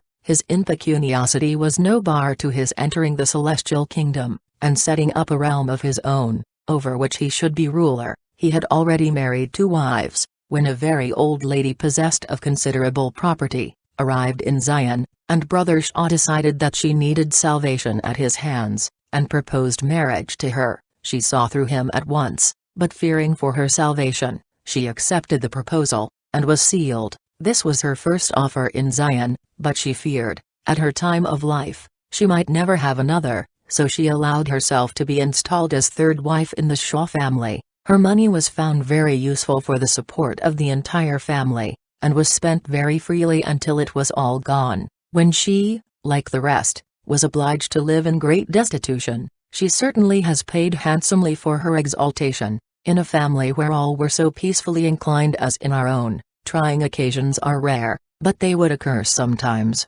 and I think my mother took a little malicious pleasure in seeing my father bothered about something that had occurred to make plurality a trial. He tried as hard as possible to be just, and had always been very particular in dividing everything equally between his wives. One must have no more than the other, there must be the most perfect exactness in everything. I believe he thinks he has dealt out the most even-handed justice, although he used occasionally to be accused of a partiality for his third wife, especially by those comforting persons who liked to talk to the other wives about him. One year he had a turkey presented to him 2 or 3 days before Christmas. He was away from home on receiving it, and he returned quite late at night to my mother's house with his gift. He was in a dilemma. Here he was with a turkey on his hands, and not feeling rich enough to buy the requisite number in addition to give one to each wife. He could not decide at which house to have the fowl roasted. He would have liked to have had the table of each wife graced with just such a bird,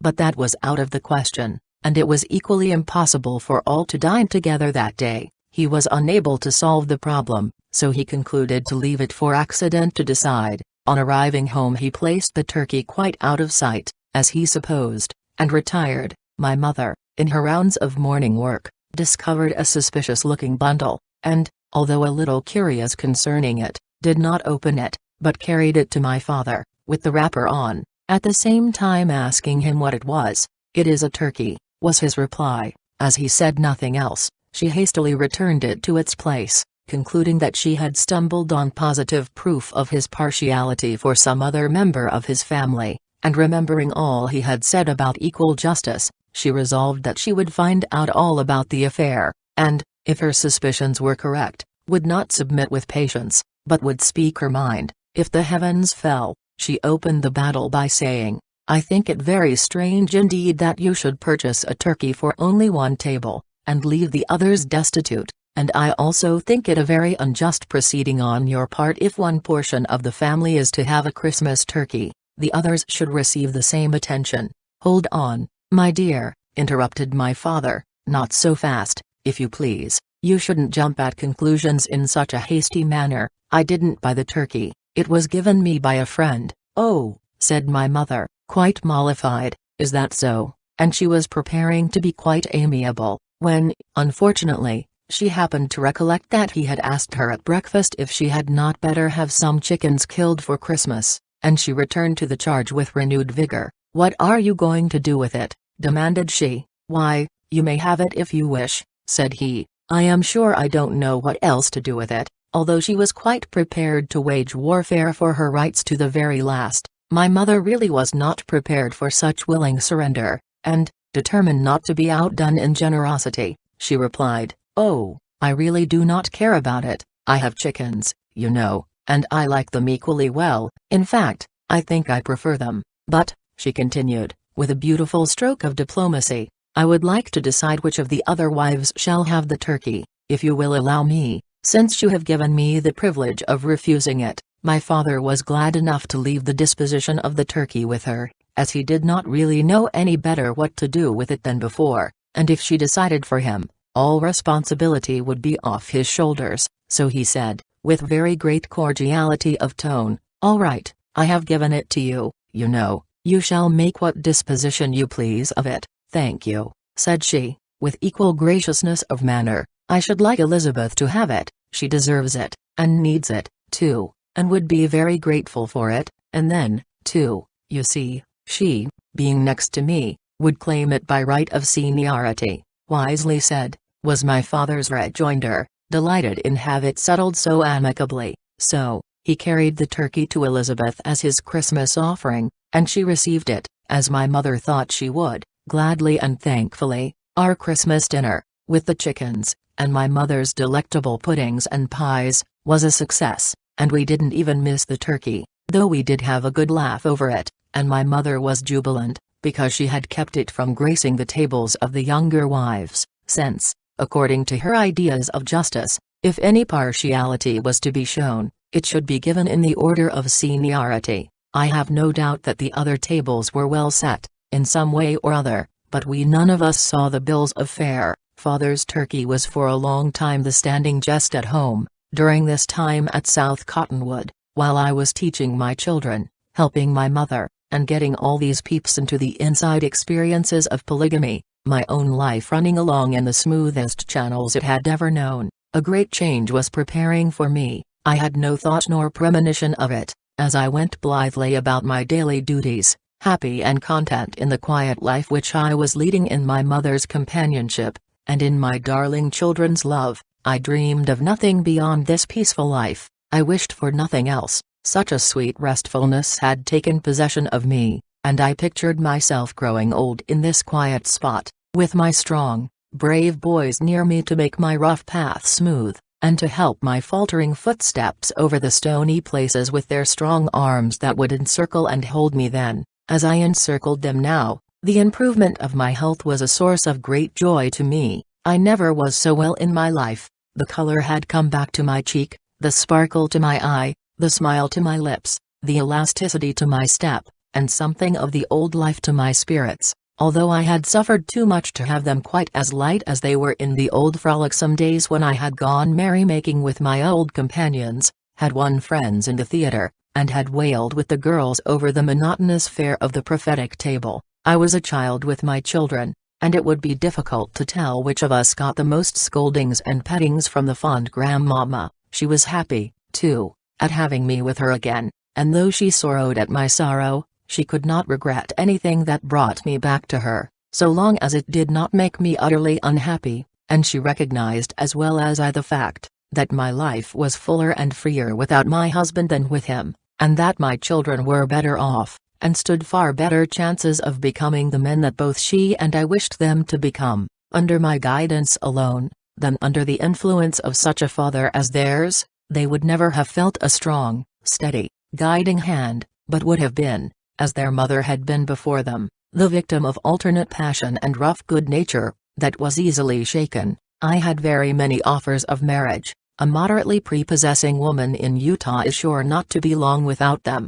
and I knew that I was that, at least, but I could not be brought to look with favor upon any of my suitors. I did not care to try matrimony again. I had vowed that I would not become a plural wife, and, with my past experience, I was afraid to try even a monogamic alliance again, for I knew that in Utah the step from monogamy to polygamy is very short, and very easily taken. My answer was the same to one and all: I have my children, I shall live for them alone, they are my only loves. Some of them appealed to my father and mother to use their influence to make me change my mind, but they refused to interfere, saying that I probably knew my own mind, and, if I did not wish to marry, that was quite enough. I usually had my own way, and when I knew that any of my persistent suitors had turned to my parents for sympathy and assistance, I laughed to myself to think how little of either they would receive. To tell the truth, they, especially my mother, were no more anxious for me to marry than I myself,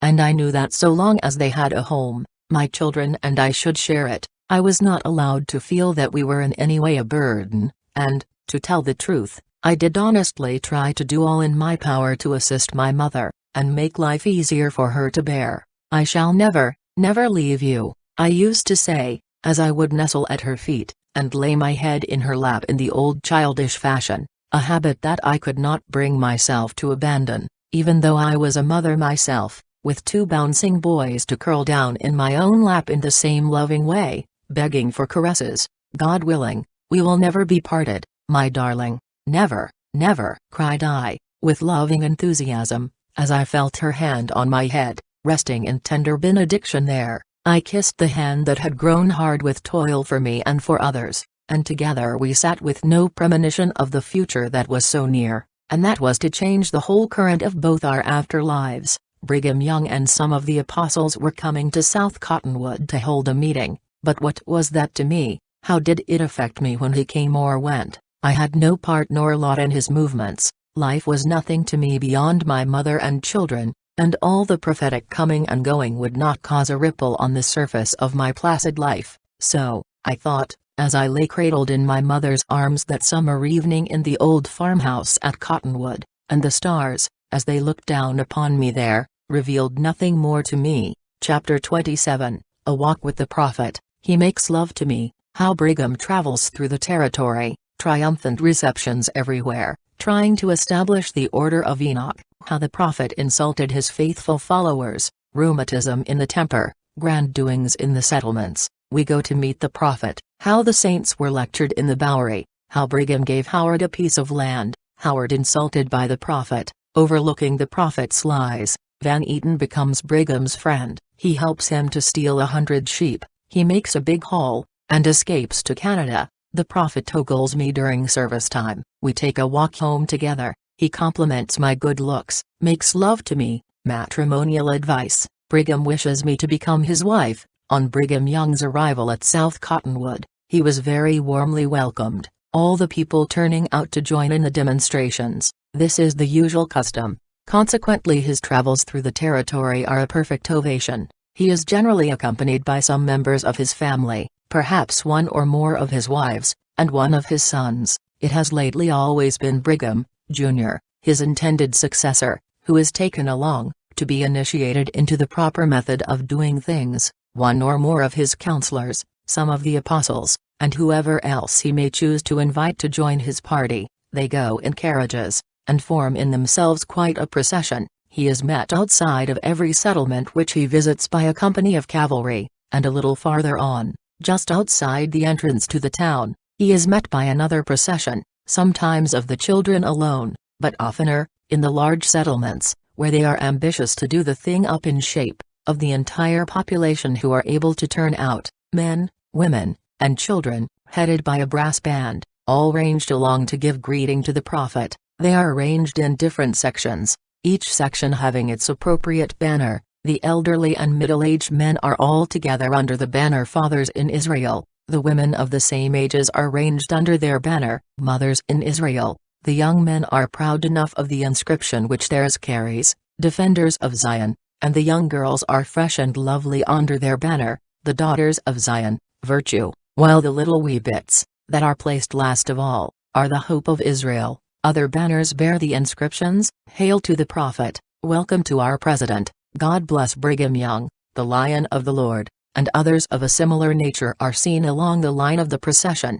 As the President and his escort pass down the long line, the band plays, the people cheer, men wave their hats, women their handkerchiefs, and the young girls and children toss bunches of flowers, and their prophet, he chances to be in a good humor, bows and smiles to them as he passes, and everything is gay, and bright, and merry, and the people are very happy because of the success of their prophet's reception. Now and then their gaiety has a dash of cold water from the object of all the display, and they see all their preparations go for nothing, and are made to feel that all their labor has been in vain. As happened not long ago in Salt Lake City, Brigham had been on a long trip through southern Utah, endeavoring to establish the United Order of Enoch, with but indifferent success, it must be confessed, in consequence of which he was in anything but good humor with his rebellious people. On his return he was met at the station by thousands of his people, who had gathered in unusual numbers, and with unusual display, to meet him. As he stepped from the car, cheers arose from the mass of people, the band played, and all eyes were turned on him, anxiously watching for recognition. What was their surprise and chagrin to see him step from the car to his carriage, enter it, close the door, and drive away without the slightest notice of their presence, seemingly oblivious to everything about him. The saints returned to their homes feeling exceedingly hurt and grieved, but the next Sabbath their prophet endeavored to soothe their outraged feelings and smooth matters over with them, in the following explanation: Brethren and sisters, you may have felt hurt at my not recognizing your greeting on my arrival. If so, I am sorry, but I had just had an attack of rheumatic in my left foot. The apology was accepted. There was nothing else to be done. The prophet had made what he considered the proper amends, though some of the brethren were so irreverent as to remark afterwards that they guessed the rheumatic was in his temper, on account of his failure to gull the people with his last effort for their spiritual and his temporal advancement. Usually he is in high good humor, and beams on his followers with the most patronizing and reassuring of smiles, accepting all the homage as though it were his by divine right, Royalty itself could assume no more the manner of receiving only what it is entitled to, than this ex-glazier, who used to work for 6 bits a day, and who begged the farmer for whom he had done 2 half-days' work to give him a new coat, since his old one was too rusty to go on a preaching tour in, and the Spirit had suddenly called him from the haying field to a Methodist meeting in the neighboring town. While on his journeys, he is always taken to the best house in the place, and everything is done for his comfort. His followers are taken by other residents of the town, a dance is given in the evening, which takes the place of the usual reception elsewhere, he is serenaded by the bands and parties of singers, and all night the militia keep sentry about his headquarters. Altogether it is quite a gay thing to go visiting the settlements, and no one likes it better than the prophet himself.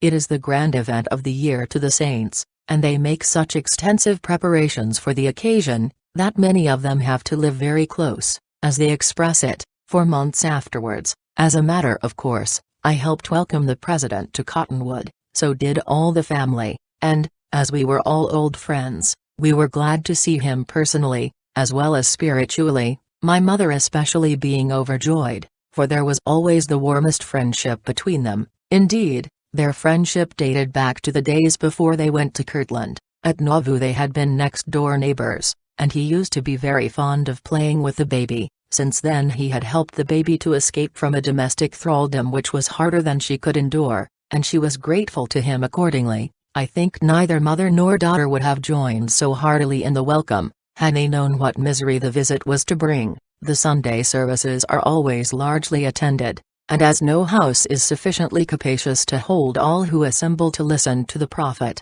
the meetings are held in the Bowery, which is a sort of improvised tabernacle, with open sides, and roofed over with branches of trees. He usually makes this the occasion for reprimanding the people for their sins, dwelling particularly on the extravagance of women in dress, and the habit, among some of the men, of whiskey drinking. He came out very strong this time, and the poor Cottonwood saints were exposed to a merciless fusillade from the prophet's tongue. He was more than usually denunciatory and scathing, and he made this the occasion for abusing Mr. Howard, the owner of the distillery. After he had got well warmed up, he said Howard had not a cent in the world which he had not given him, and added, "I even gave the poor, mean scapegrace the very land he lives on." This was more than Howard could bear, even from his prophet, and he jumped to his feet, excitedly shouting, "It isn't so, and you know it isn't. I bought the land of you, and gave you $1,200 for it."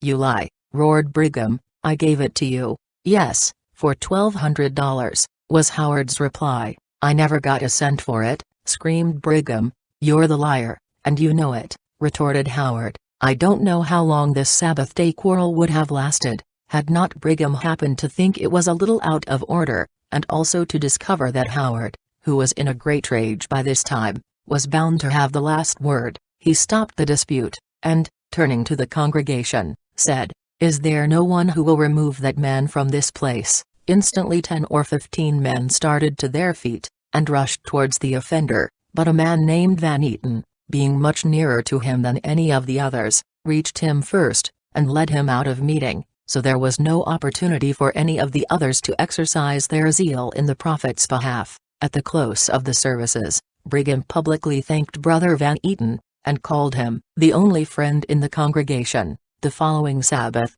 the party were at Willow Creek holding meeting, and as what he was pleased to term Howard's insult was rankling in his memory, he could not refrain from referring to it in his sermon, which he did in the following truthful manner: "I was never so insulted in my life as I was at Cottonwood last Sabbath. I called 7 or 8 times for some of the brethren to lead Howard out, and not a man responded but Brother Van Eaton. I know how it is, you and they are all bought with Howard's whiskey." Now, the news of the encounter had reached Willow Creek before the prophet and his party, and nearly everyone present knew that Brigham had only called once for his opponent to be taken away, and that his call had been promptly responded to, but they attributed his misstatement to the prophet's bad memory. They knew, too, that none of them were bought with Howard's whiskey, but perhaps Brigham thought they were, and it was only one of his slight mistakes, so they let it go for what it was worth, and the prophet felt better after venting his ill temper.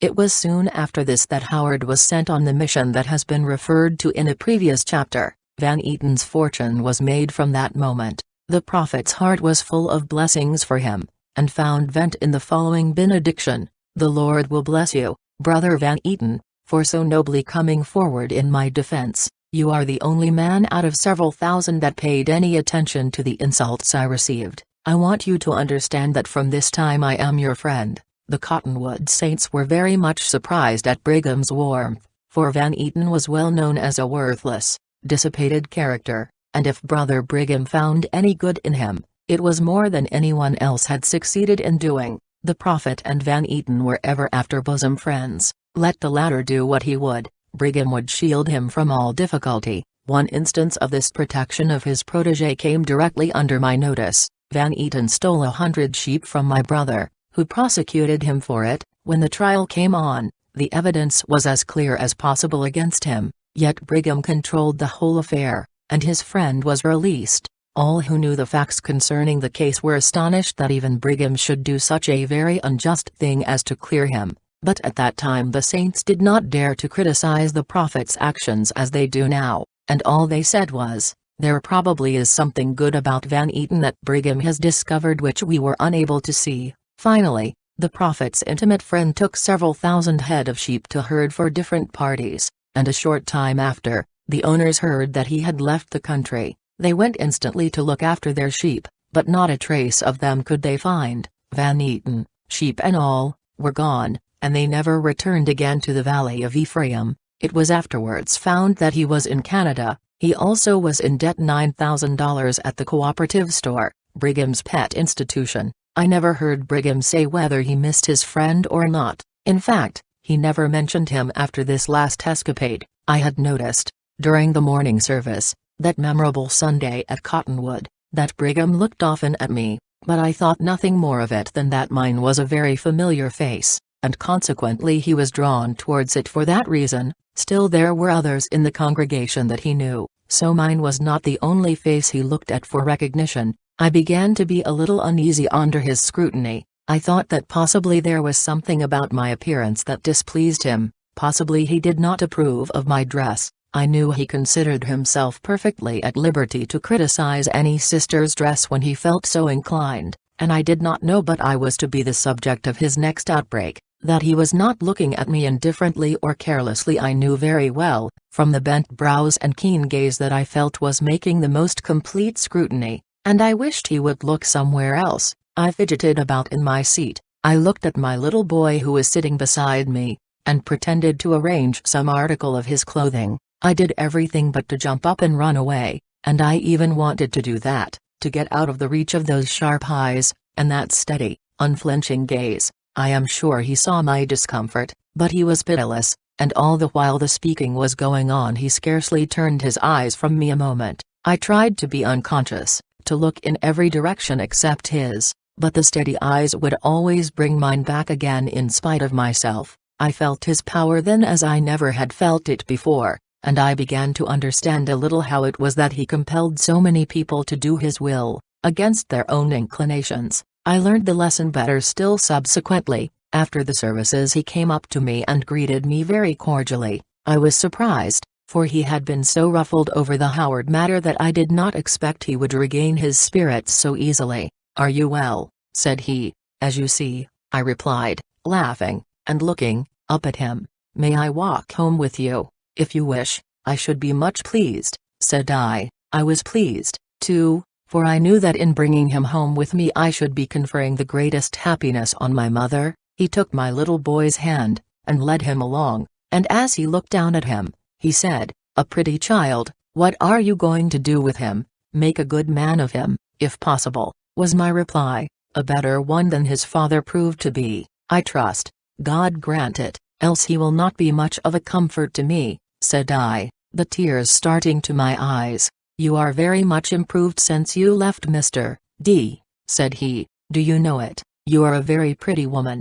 "Thank you," said I, laughing, yet embarrassed at this wholesale fashion of complimenting. "If you can only tell me I am a good woman, I should like that, too." "Yes, you are that, I believe, and a good mother, and you are a good wife, only that foolish fellow didn't have the sense to half appreciate you. Thank you again. I don't know that I can take all you tell me, since I am not sure that I deserve such high praise. You are your mother's girl, there can be but one conclusion to draw from that, but tell me about yourself. Are you happy? Very, said I, earnestly. I never was happier in my life. What makes you specially happy just now? Oh, my children, my mother, my quiet life. After all the trial and weary struggling to make the best out of the very worst, then you don't regret your divorce. Indeed I do not. And now, Brother Young, let me thank you for your kindness in helping me to regain my freedom, and above all to keep my children.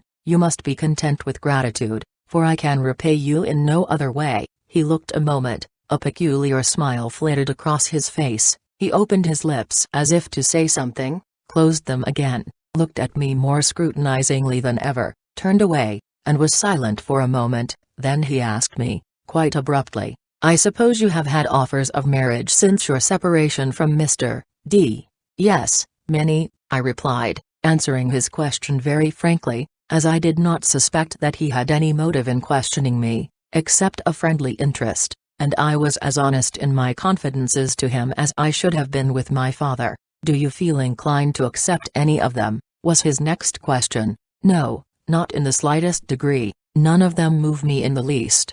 And you haven't a preference for any of the suitors? I assure you, no, never had the slightest inclination to say yes to any offer that has been made, not a bit of inclination. All my lovers have had a rival affection to contend with. For whom? Was the question, quick and sudden, as if intending to take me by surprise by its abruptness. I laid my hand on my boy's head. For him, and for the other dear child that God gave me. I can have no room for other love while I have them to care for. They fill my heart exclusively, and I am so glad and happy because of it, that I should be jealous if I saw the least hint of regard for anyone creeping in. I couldn't love anybody else, I wouldn't. Then you think you will never be induced to marry? Never in my life, I said, vehemently. Brigham laughed a little, and replied, I have heard a very great many girls talk that way before. Yes, but I am not a girl. I am a woman, too, with hard, bitter experiences,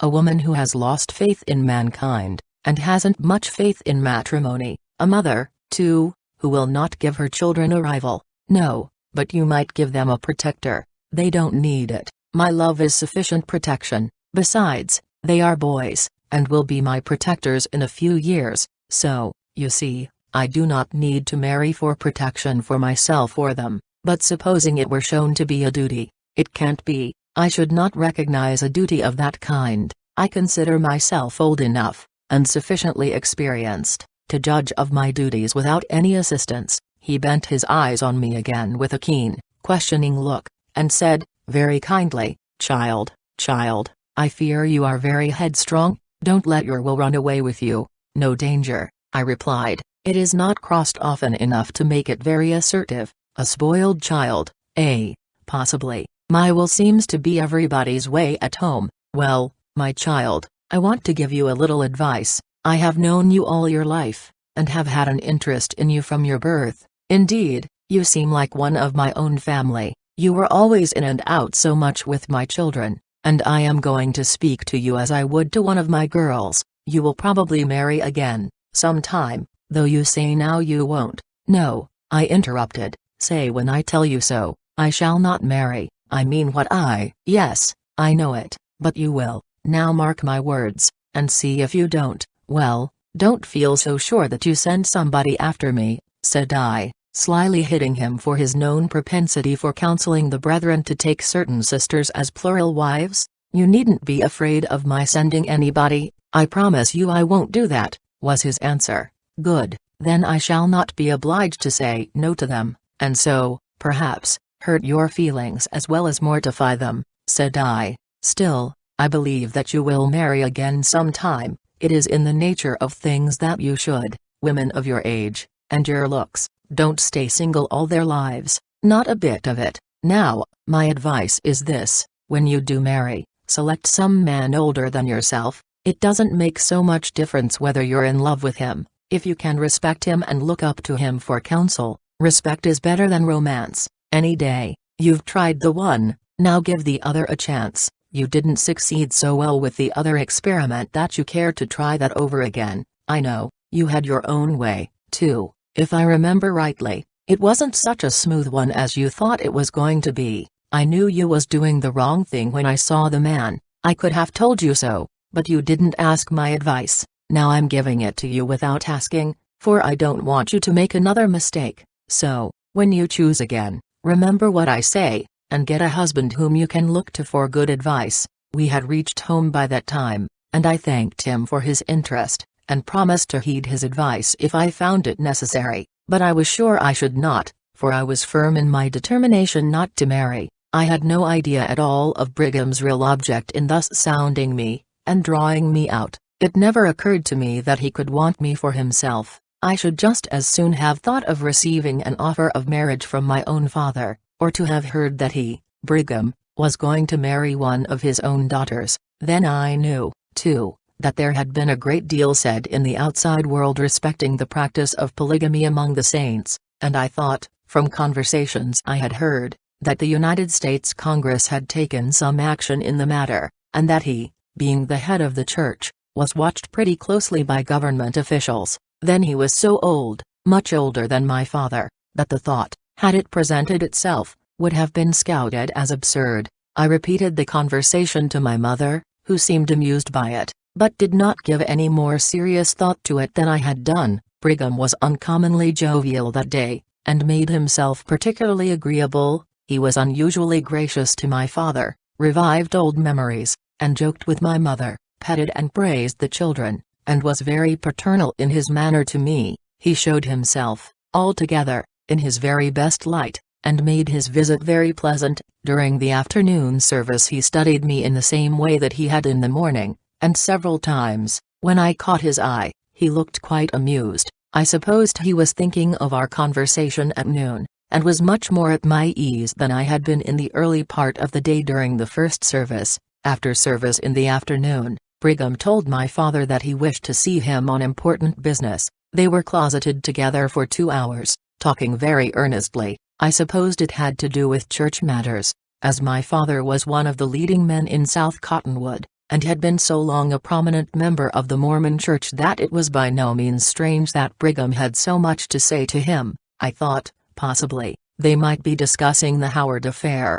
but beyond that I thought nothing. I certainly had no idea that I was the subject under discussion, that my future was being planned for me without any regard to my will in the matter. Had I known it, I should by no means have gone about my duties with such a light heart, nor frolicked so gaily with my children. At the end of the 2 hours my mother was called into the room, and the discussion was resumed. After a short time all came out. Brigham went away, bidding us all goodbye with much cordiality, and with an added impressiveness in his manner towards me. When he had gone, my father told me the subject of their long conversation. Brigham Young had proposed to him for me as a wife, how Brigham Young forced me to marry him, Brigham's offer of marriage. I think the prophet too old. My parents are delighted with the honor. They try to persuade me. I am very obstinate, arguing the matter. How Brigham found means to influence me. My brothers get into trouble, the prophet and the telegraph poles. He takes a nice little contract, then sells it to his son.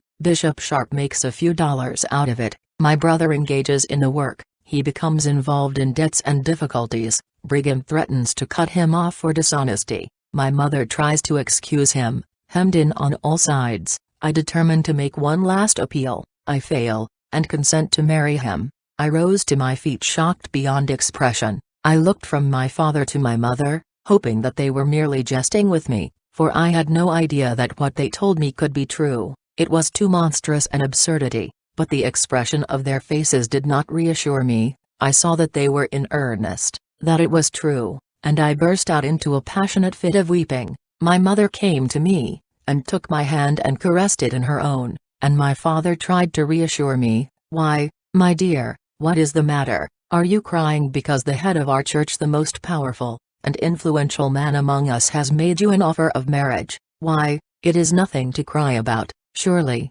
but I felt that it was something to cry over, something, indeed, over which to shed the bitterest tears that could be wrung from my heart's deepest anguish. I felt outraged, betrayed, to think, after our conversation that very day, but a very few hours before, when I had told him frankly my reluctance and abhorrence at the very idea of marrying again, that he should go deliberately and propose for me, showed a lack of delicacy and consideration which greatly surprised me. It was quite evident that he looked upon my assertions as girlish affectation that a good offer would speedily overcome. He was so confident of his success with the women he chose to woo, that he had no idea of meeting any settled opposition. He had, as I afterwards learned, no conception of feminine delicacy or sensitiveness, laughed at it as ridiculous, and called the women who exhibited it sentimental fools. I had nothing to hope from his mercy, but I did not know it then. When my first passion of grief had spent itself,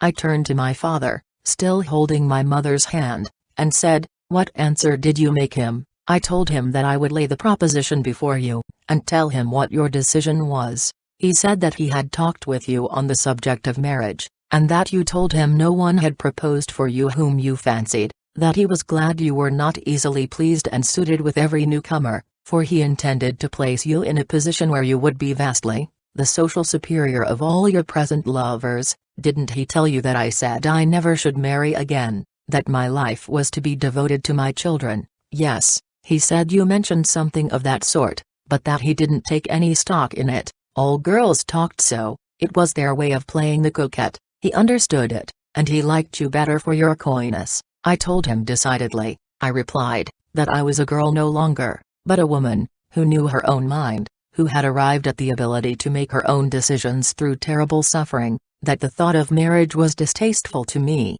I wonder if he needs to be told more plainly. If so, you may go to him, since you told him you should leave the decision with me, and tell him that I say to him, no, as I have said it to all my other suitors, and that I do not even thank him for the position he intended to confer upon me, for he knew I did not want it. Does he think I have escaped one misery to wish to enter another position? I wonder what he thinks there is particularly fine about being a plural wife even to Brigham Young. I have not seen so much happiness in the system, even among his wives, that I care to enter it, and I never can." My father interrupted me. "You are excited, now, my daughter, be calm, and think the matter over reasonably. Don't decide in this hasty manner. I might think it over, reasonably, as you call it, for the rest of my life, and the conclusion I should arrive at would be the same. I never will, of my free will and accord, marry Brigham Young, and you might as well tell him so at once,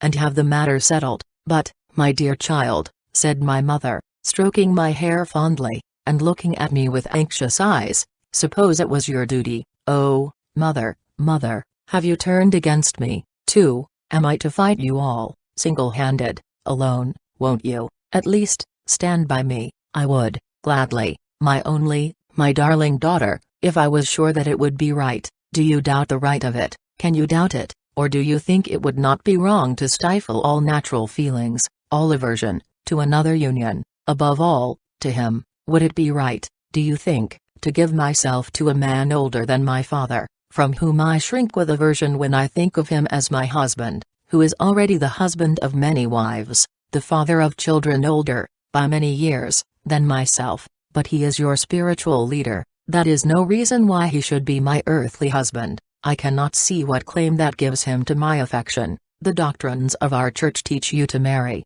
Do you want to get rid of me?" I asked, suddenly, raising my head and looking her full in the face. I dared not enter into religious discussion with her, for I felt so bitterly that I should be sure to say something to shock her, and then I knew that, in argument, I should be fairly worsted. So I made my appeal on personal grounds, and touched her heart, as I was sure I should. She threw both arms about me, and sobbed as violently as I had done. "You know I do not." "How can you say that? I was only saying what I did, because I thought it was for your good here and hereafter. Did I consult my own feelings, no one should have you except myself, but I think of your welfare before my selfish desires." "Oh, mother, I can't," I cried in a sudden agony, as the thought of all such a marriage involved, rushed across me. "Don't fret so, child," said my father, speaking for the first time since my mother had joined in the conversation. "I will tell Brother Brigham how you feel,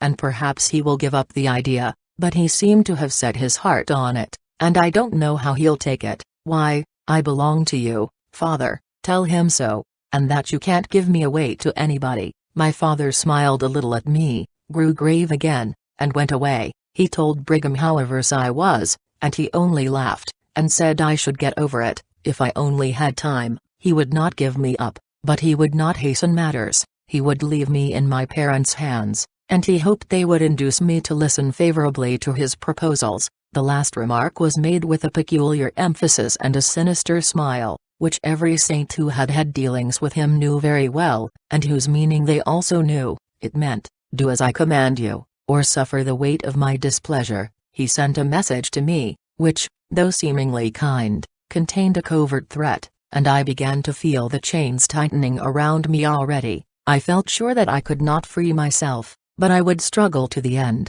Thus began a year of anguish and torture. I fought against my fate in every possible way. Brigham was equally persistent, and he tried in every way to win me, a willing bride. Before he attempted to coerce me, he told my parents, and myself, too, that he had always had great interest in me, and had intended to propose for me so soon as I was old enough, that when he sent for me to the theater, and proposed my being at the Lion House, it was that I might become familiar with the place and its inmates, and so not feel strange when he should bring me there as a wife. It had been his intention to have proposed for me then, but he had just married Amelia, and it had made such a hue and cry among the Gentiles, especially as he had taken her directly in the face of the late congressional law against polygamy, that he did not think it wise to add another to the list just then, so he said nothing of his intentions, and before he knew anything of my engagement, I was ready to be married. It was a great shock to him, but as matters had gone so far, and as he was in such a questionable position before the government, he thought it best not to interfere, as he most assuredly would, had he known my intentions earlier. Now I was free, and he was at liberty to tell me, what he had wanted to tell me long before, that he loved me. Finding that this declaration of affection failed to move me, he tried another tack. He asked my father if a house, and $1,000 a year would make me comfortable, as he wished to settle something on me when I married him. Taking for granted that I should do so, my mother and father both favored his suit, and labored with me to induce me to view it in the same light. Brigham was our spiritual guide. It might be that in refusing him I should lose all hopes of future salvation. That was my mother's plea. My father's was, that Brigham was able to hurt him pecuniarily, and then came my oldest brother, who added his influence in Brigham's favor by telling me that Brigham had it in his power to ruin him, and was very angry with him, and had threatened to cut him off from the church, which was, to a person in his position, the very worst thing that could happen. The trouble between them was of Brigham's own making, and I will give it, as briefly as I can, to show how Brigham managed to get everything out of his people without paying for it, and, at the same time, show the amount of honor which he has in business matters. In 1860 the first telegraph line was extended from the Atlantic states to the Pacific, passing through Salt Lake City. Fremors Little, a nephew of the president, took a contract to furnish about 150 miles of poles, at $3 each. According to Brigham's statement, Little was unable to fill the contract until the prophet came to the rescue, and secured $3.25 each, by furnishing 100 miles of sawed poles, although, in truth, the sawed timber was not so good as common round poles. 6 years later, a rival company commenced putting up a new line. Brigham negotiated for a contract, and succeeded in securing nearly 800 miles, extending from Denver City westward, at the very gratifying price of $8 a pole. It is very generally believed that Brigham and one of the new company had a previous understanding to divide the profits on this magnificent job. He then sublet the whole contract to Bishop John Sharp and Joseph A. Young, his eldest son, who has recently died, at $3 a pole, and my brother Gilbert took about 450 miles from Green River to Denver at the very reasonable price of $2.50 a pole. He was then the owner of 10 freight wagons, with 6 mules to each wagon, but, in order to fill his contract, he found himself compelled to purchase 6 additional teams, at a cost of $7,000, which, with tools, provisions, and general outfit, increased the sum to nearly $11,000, which he was obliged to borrow. paying a very heavy interest 5% a month,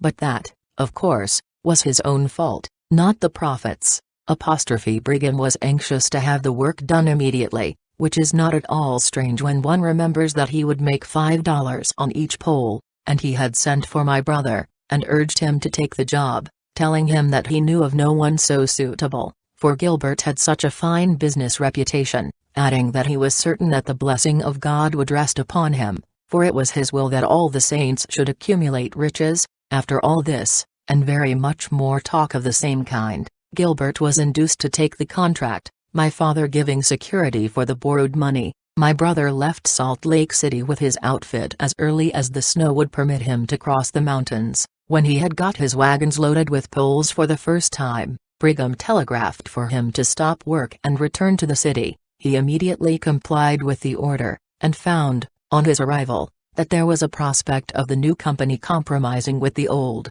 and putting up no line. They now desired to buy off all contracts. Brigham would clear on the contract $100,000, if the line was put up, and of course could compromise for no less. Sharp and Joseph A. wanted $40,000, and my brother $10,000, if they gave up the contract. Brigham said that, in justice, Gilbert ought to have $20,000, to pay the expenses of the delay. Of course it was cheaper to put up the line than to compromise at this cost, and he returned to his work, having lost 12 days. His expenses at this time were about $100 a day. He had 30 men employed, at $60 a month and their board, and he also had grain to furnish for 100 mules. Brigham promised to pay for all this delay, but as usual he failed to do so. My brother then began to furnish the poles, and succeeded in delivering about 25 miles a week. For 2 months he received his pay quite regularly, and everything went on swimmingly. When he was about 100 miles from Denver, having completed about 350 miles, he was sent for to give up his contract on the eastern line, and take a contract on the northern line instead. That was between Utah and Montana. Gilbert was much averse to the change, as he had finished the most difficult portion of his work, and passed through where the timber is the least accessible, but Brigham insisted, and wrote, promising to make it all right with him if he would come back, and go up north, and furnish 100 miles or more of poles. Finally he sent Joseph A. down to my brother, who succeeded in persuading him to return. While on his way back, he met Mr. E. Creighton, the superintendent of the line, with a company of men, setting the poles which he had furnished. Being desirous of giving thorough satisfaction, he sent Mr. Lorenzo Ensign, with 3 teams, loaded with good poles, to exchange for any poor timber which did not satisfy. Those teams continued with the pole setters until Mr. Creighton sent them back, remarking that he did not find it necessary to change 1 pole a day, and that he was entirely satisfied with the timber. I mention this because Brigham afterwards said that the contract was not well filled, and made this an excuse for not paying my brother. Those 3 teams remained with the pole setters about 4 weeks, and, as I before said, were dismissed by one of the owners of the line. Gilbert returned home in August, and, on starting for the north, Joseph A. asked him to set the poles that he should furnish on the Montana line, at the same time agreeing to pay him $1 apiece for setting, and $3 for the poles. That was 50 cents more than he received on the eastern line, but it would scarcely pay him for a move of 600 miles, to a country where timber was in very high mountains and rough cations. Removing from the east of course broke the original contract, but as Gilbert had all the confidence in the world in the word of Brigham and of Joseph, he neglected to make a new written agreement. After he had furnished the poles for about 100 miles, my younger brother, who was farming at the time, took his team, and, after hiring 6 men, went to set the poles, paying his men $2 a day and their board. They worked 4 weeks, for which they never received $1. When my youngest brother was about leaving for home, Gilbert gave him an order on Sharp and Young for $1,000. While Gilbert was in the East he had sent orders for money every month for my youngest brother to collect and disperse. Those orders were promptly paid, and he had no thought that this one would not be paid as promptly. He called at Brigham's office, and presented the order, and was curtly informed by Brigham that he must hunt up Sharp and Joseph A. On inquiring for their office, it could not be found. The day following he chanced to meet Bishop Sharp, who referred him to Joseph. He called at the latter's residence 3 times without seeing him. Finally, 4 days after, my brother succeeded in meeting him in his father's office. He was told to sit down in the outer room, where he was left alone for 2 hours. Then he was called into the private office, and told that there was no money for him. "But," said he to Brigham and Joseph, "I must have the money. I have 10 men who have already been waiting 5 days for their pay, and I am still paying them, or am under obligation to do so, and their board in the city also, and none of this can be done without money." After a little more consultation, Brigham said, "We can give you a draft on New York, which you can cash with some of the bankers or merchants in the city." My brother then asked for time to inquire on what terms he could cash the draft, but was told that merchants would often pay a percentage on such paper, and that it was always as good as money. He then asked, if he was obliged to have it discounted, if Sharp and Young would lose the amount, but was told that he need not be so particular, for he must take the draft or nothing. Since they had no money, he took it then, as he saw very plainly that they did not intend to give him anything else, and presented it to every banker and merchant in Salt Lake City, but could find no one who would take it. On a second call at Walker Brothers, he succeeded in cashing it at 3% discount, meeting Joseph A. Afterwards, he told him he should charge him with the $30. Joe replied, "All right," yet neither he nor Gilbert ever received another dollar from them, though they were in the boy's debt $2,000. When Gilbert returned from the north, he found it difficult to pay his men, and also to meet his other expenses. He spent the winter trying to get his pay, during which my younger brother, Edward, took the teams and went to California for freight, hoping by that means to save Gilbert from bankruptcy. The trip not proving successful, the spring of '67 opened very dark for us financially. Gilbert saw no way but to sell his teams. I remember his coming home one night, feeling extremely dejected, and telling us he had sold 16 of his best mules for less than half the amount he had paid for them, and expected the remainder to go at a still lower price. In the spring of 1868 he was forced into bankruptcy by Captain Hooper, one of his principal creditors. This same Captain William H. Hooper had the good fortune to be one of the prophet's favorites, although he was by no means a Mormon at heart, and Brigham knew it. Still, as he liked him, and as Hooper made sufficient pretense to pass for one, it was all right. When Gilbert delivered up his papers to the assignees, they readily discovered a large indebtedness on the part of Sharp and Young. At a meeting of the creditors, Brigham, who took the responsibility of the whole affair, undertook to have everything his own way, and, as my younger brother remarked, literally rode over the whole company roughshod. Among other statements, he said, Gilbert Webb's polls were many of them condemned, which was utterly false. He then said he had never written to Gilbert while he was East. In face of this, the letter was produced and read before the company. He then said he was sure he had no recollection of it,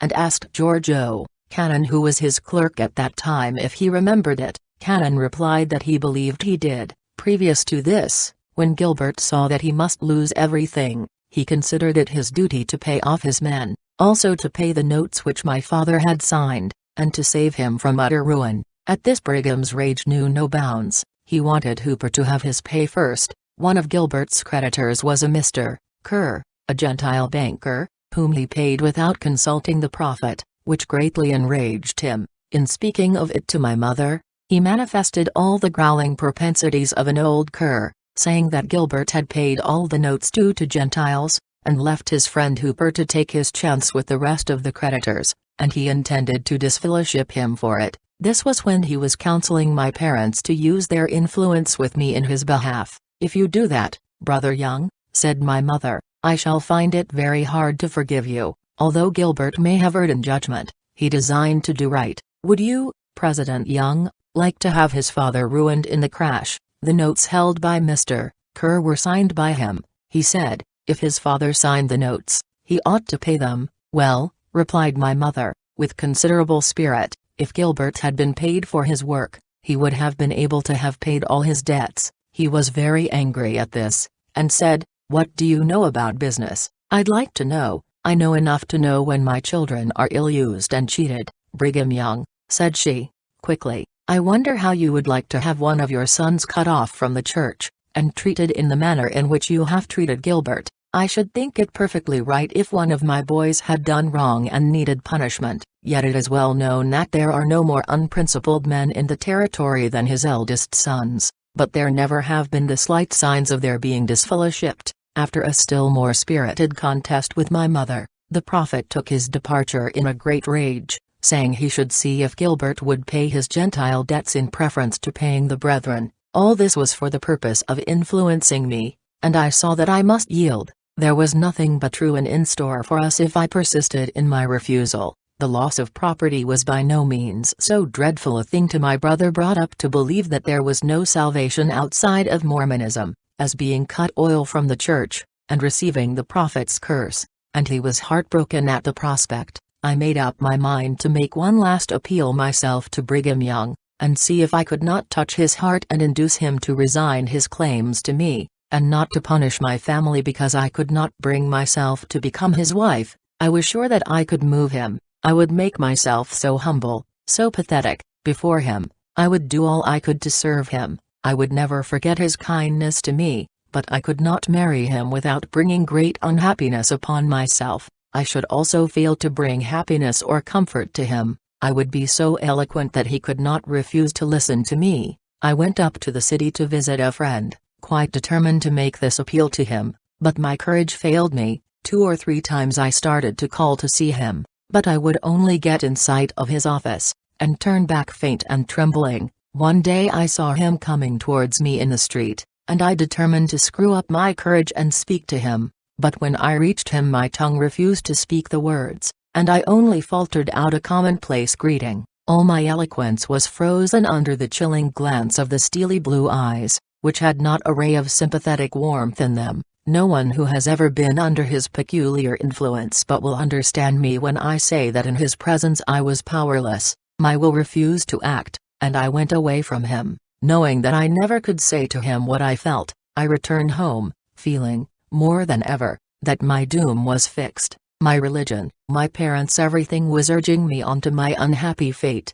and I had grown so tired with struggling that I felt it was easier to succumb at once than to fight any longer. I began, to be superstitious about it. I did not know but that I was fighting the will of the Lord as well as the will of the prophet, and that nothing but disaster would come as long as I was so rebellious. The thought struck me, in a sudden terror, what if God should take my children, to punish my rebellious spirit? It was agony, not my will, but thine, was my heartbroken cry, more desperate than resigned, however, and I went to my mother and told her that I had decided, I would become the wife of Brigham Young. Chapter 29, My Marriage with Brigham Young. How the other wives received me. The prophet rejoices at my yielding, my family restored to favor, the webs reconstructed. My prophet lover comes to see me, he goes courting on the sly, for fear of Amelia. We are married secretly in the endowment house. I am sent home again. Brigham establishes me in the city.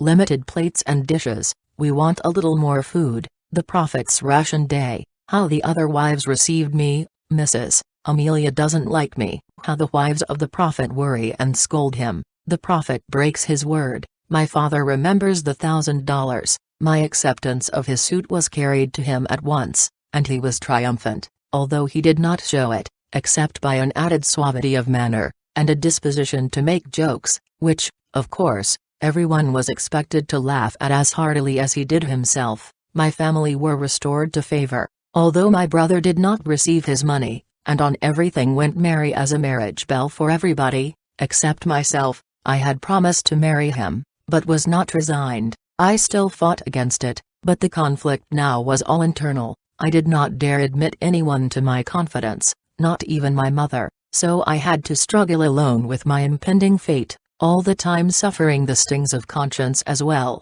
for I thought I must be terribly wicked to fight so hard against what was represented to me as the direct will of God, and, what was worse, I could not pray for forgiveness, for I could not give up my feeling of desperate rebellion. I had an early visit from my affianced husband, and during that visit he told me his plans. We were to be married very secretly, as, he said, he wished to keep the matter quiet for a while, for fear of the United States officials. I found out afterwards, however, that it was fear of Amelia, for she had raised a furious storm a few months before, when, as I previously said, he married Mary Van Cott, to whom, by the way, he was paying his addresses while he was wooing me, and he did not dare so soon encounter another such domestic tornado. He was very anxious to have the affair over as soon as possible, so we were married the 7th of April, 1869, at the Endowment House. Heber C. Kimball performed the ceremony, and I was the wife of the head of the Mormon Church, the turbulent, passionate, shrewd, illiterate, strangely powerful man, who was the object of interest both in America and Europe, who was regarded with a strange, curious interest by outsiders, who was dreaded by his own people, and who ruled them with an absolute sway. I little thought into what publicity this new relationship would bring me. After the ceremony was over, Brigham took me back to my mother's house, where I was to remain for the present, until he should deem it prudent to let Amelia and the United States government know that I was his wife. Before our marriage, he had given me some very pretty dresses, and a small sum of money, as a wedding gift, but I never got such a present again afterwards. After I had been his wife 3 weeks, he made me his first call, stayed a few minutes, and then went away. A few days after, he came and asked me to go to drive with him. I went, and he took me round all the byways where he would see few,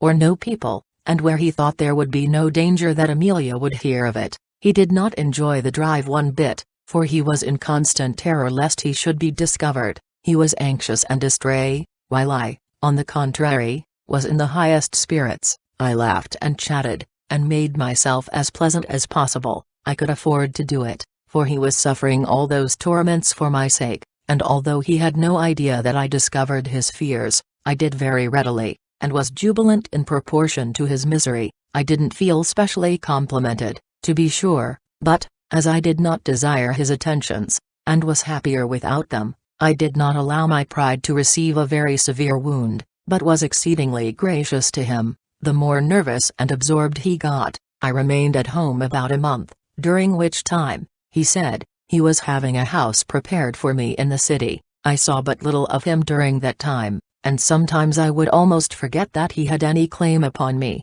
Then I was happy indeed, but the thought would force itself through everything, and I would become saddened again. During the year of struggle, I had lost my health again, and I was by no means the light-hearted, bright-eyed woman he had looked at so intently that memorable Sunday at Cottonwood. I had grown thin and languid, and had lost all interest in life, except in my children. I should not have thought that I would have proved sufficiently attractive to have made him persevere so in his determination to marry me, but I believe that, at the last, he was influenced entirely by pique and willfulness. He would have his own way, and, after that, it was little matter what came. At last he came to me, and told me that he was ready for me to move into the city, and invited my mother to come and live with me, an offer which she accepted, because she did not wish to be separated from me, and not because she had no home of her own, or was at all dependent upon him for support. He had wanted me to go to the Lion House to live,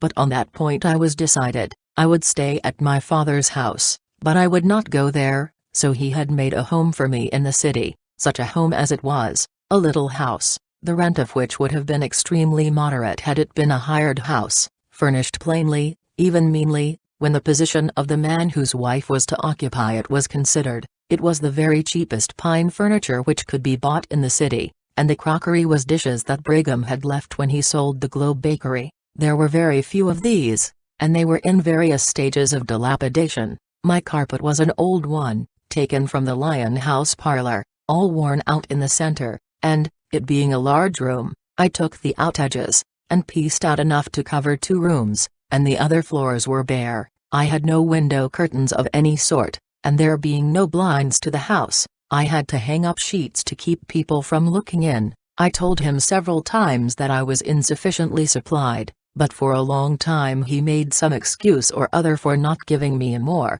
At last he sent me a very few additional ones, so that, although there was still a lack of what I actually needed, I managed to get along by a great deal of contriving. We lived very sparely, even poorly, as did most of the wives, except the favorite, and 1 or 2 others, who asserted their rights to things, and got them after a great deal of insisting. I could not insist, and so I got very little, as I made little or no fuss, and rarely complained to him. He took advantage of my quiet tongue, and imposed upon me fearfully. He said, up to the very last of my living with him, that I was the least troublesome of any wife he had ever had, and he should have added, the least expensive, for he spent but very little money for me. I began to find out, very soon, what a position a neglected wife has, and my heart ached and longed for freedom. The thraldom was worse than I had fancied, for I supposed that I should, at least, have had the comforts of life, such as I had been accustomed to,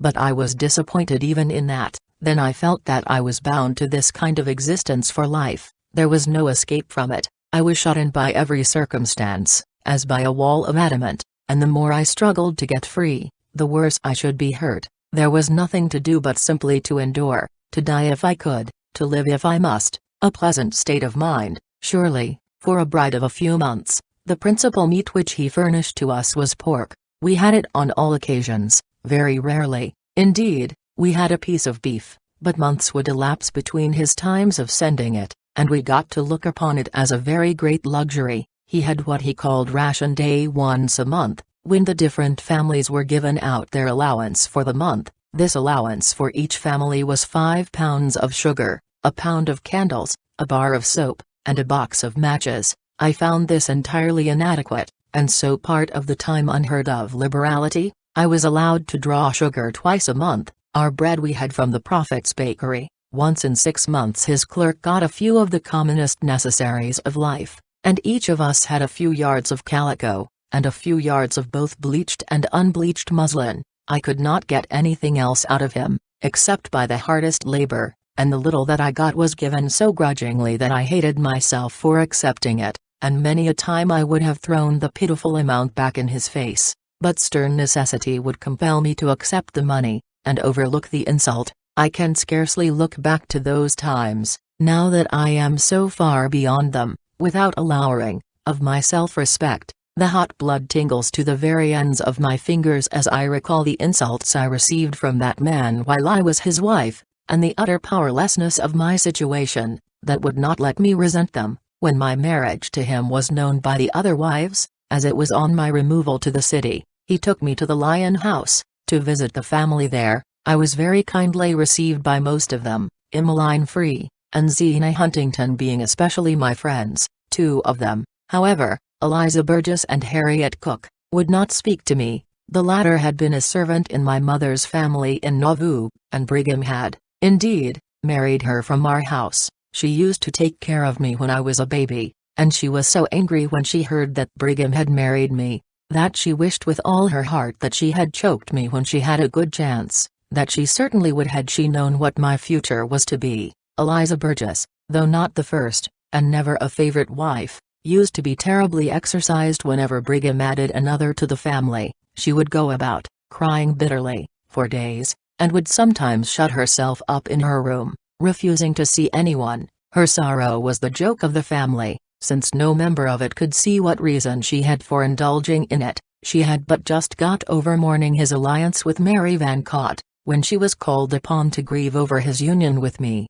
she knew me perfectly well, as she had been an inmate of the Lion House for some years, and used to see me constantly the winter I was at the theatre, and spent so much of my time there. But on the occasion of my first visit after my marriage, she utterly ignored my presence, and would neither look at me nor speak to me. Of course I noticed it, and I knew the reason very well. I had no hard feelings towards her, for I knew her suffering was genuine. She got no attention from her husband, and her starved heart cried out for the love that was lavished on others. After I had gone, one of the wives, Aunt Zena, I think it was, asked why she did not speak to Aunt Eliza. "Oh," she said, "I will by and by, when I feel like it." I was in and out several times, and yet Eliza preserved the same demeanor towards me, until one morning she astonished me by coming up abruptly and saying, "Good morning." I answered her greeting, and she went away as suddenly as she came, but evidently quite satisfied with herself.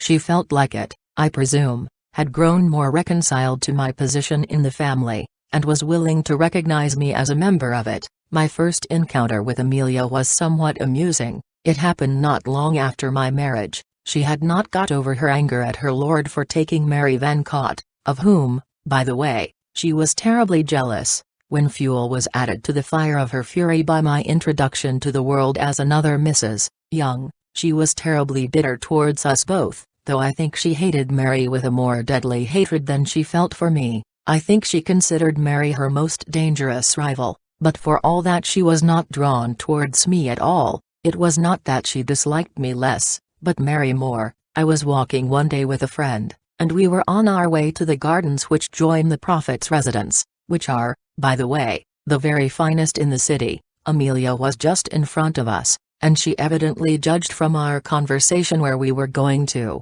She kept just about so far in front of us, taking no notice of me at all until she reached the garden gate, when she went in, shut it with a slam, and called out, "There, madam, I'd like to see you get in now." I made no answer, but reaching through the gate, I managed, with the assistance of my friend, to open the gate and go in. We passed Amelia as she stood examining a plant, and as we passed her we did not discontinue our conversation, but kept on laughing merrily over some girlish reminiscences which we had recalled while on the way. In a few minutes more we heard her scolding the head gardener fearfully. As we returned, I stopped where the old man was, and said, "What is the matter, Mr. Leggett?" "Oh," said he, "it is Mrs. Amelia. Did you hear her scolding me just now? Wasn't she just awful? She's that mad because you came in, that she had to let out on somebody, and I suppose I came the handiest, but ain't she a master hand to scold,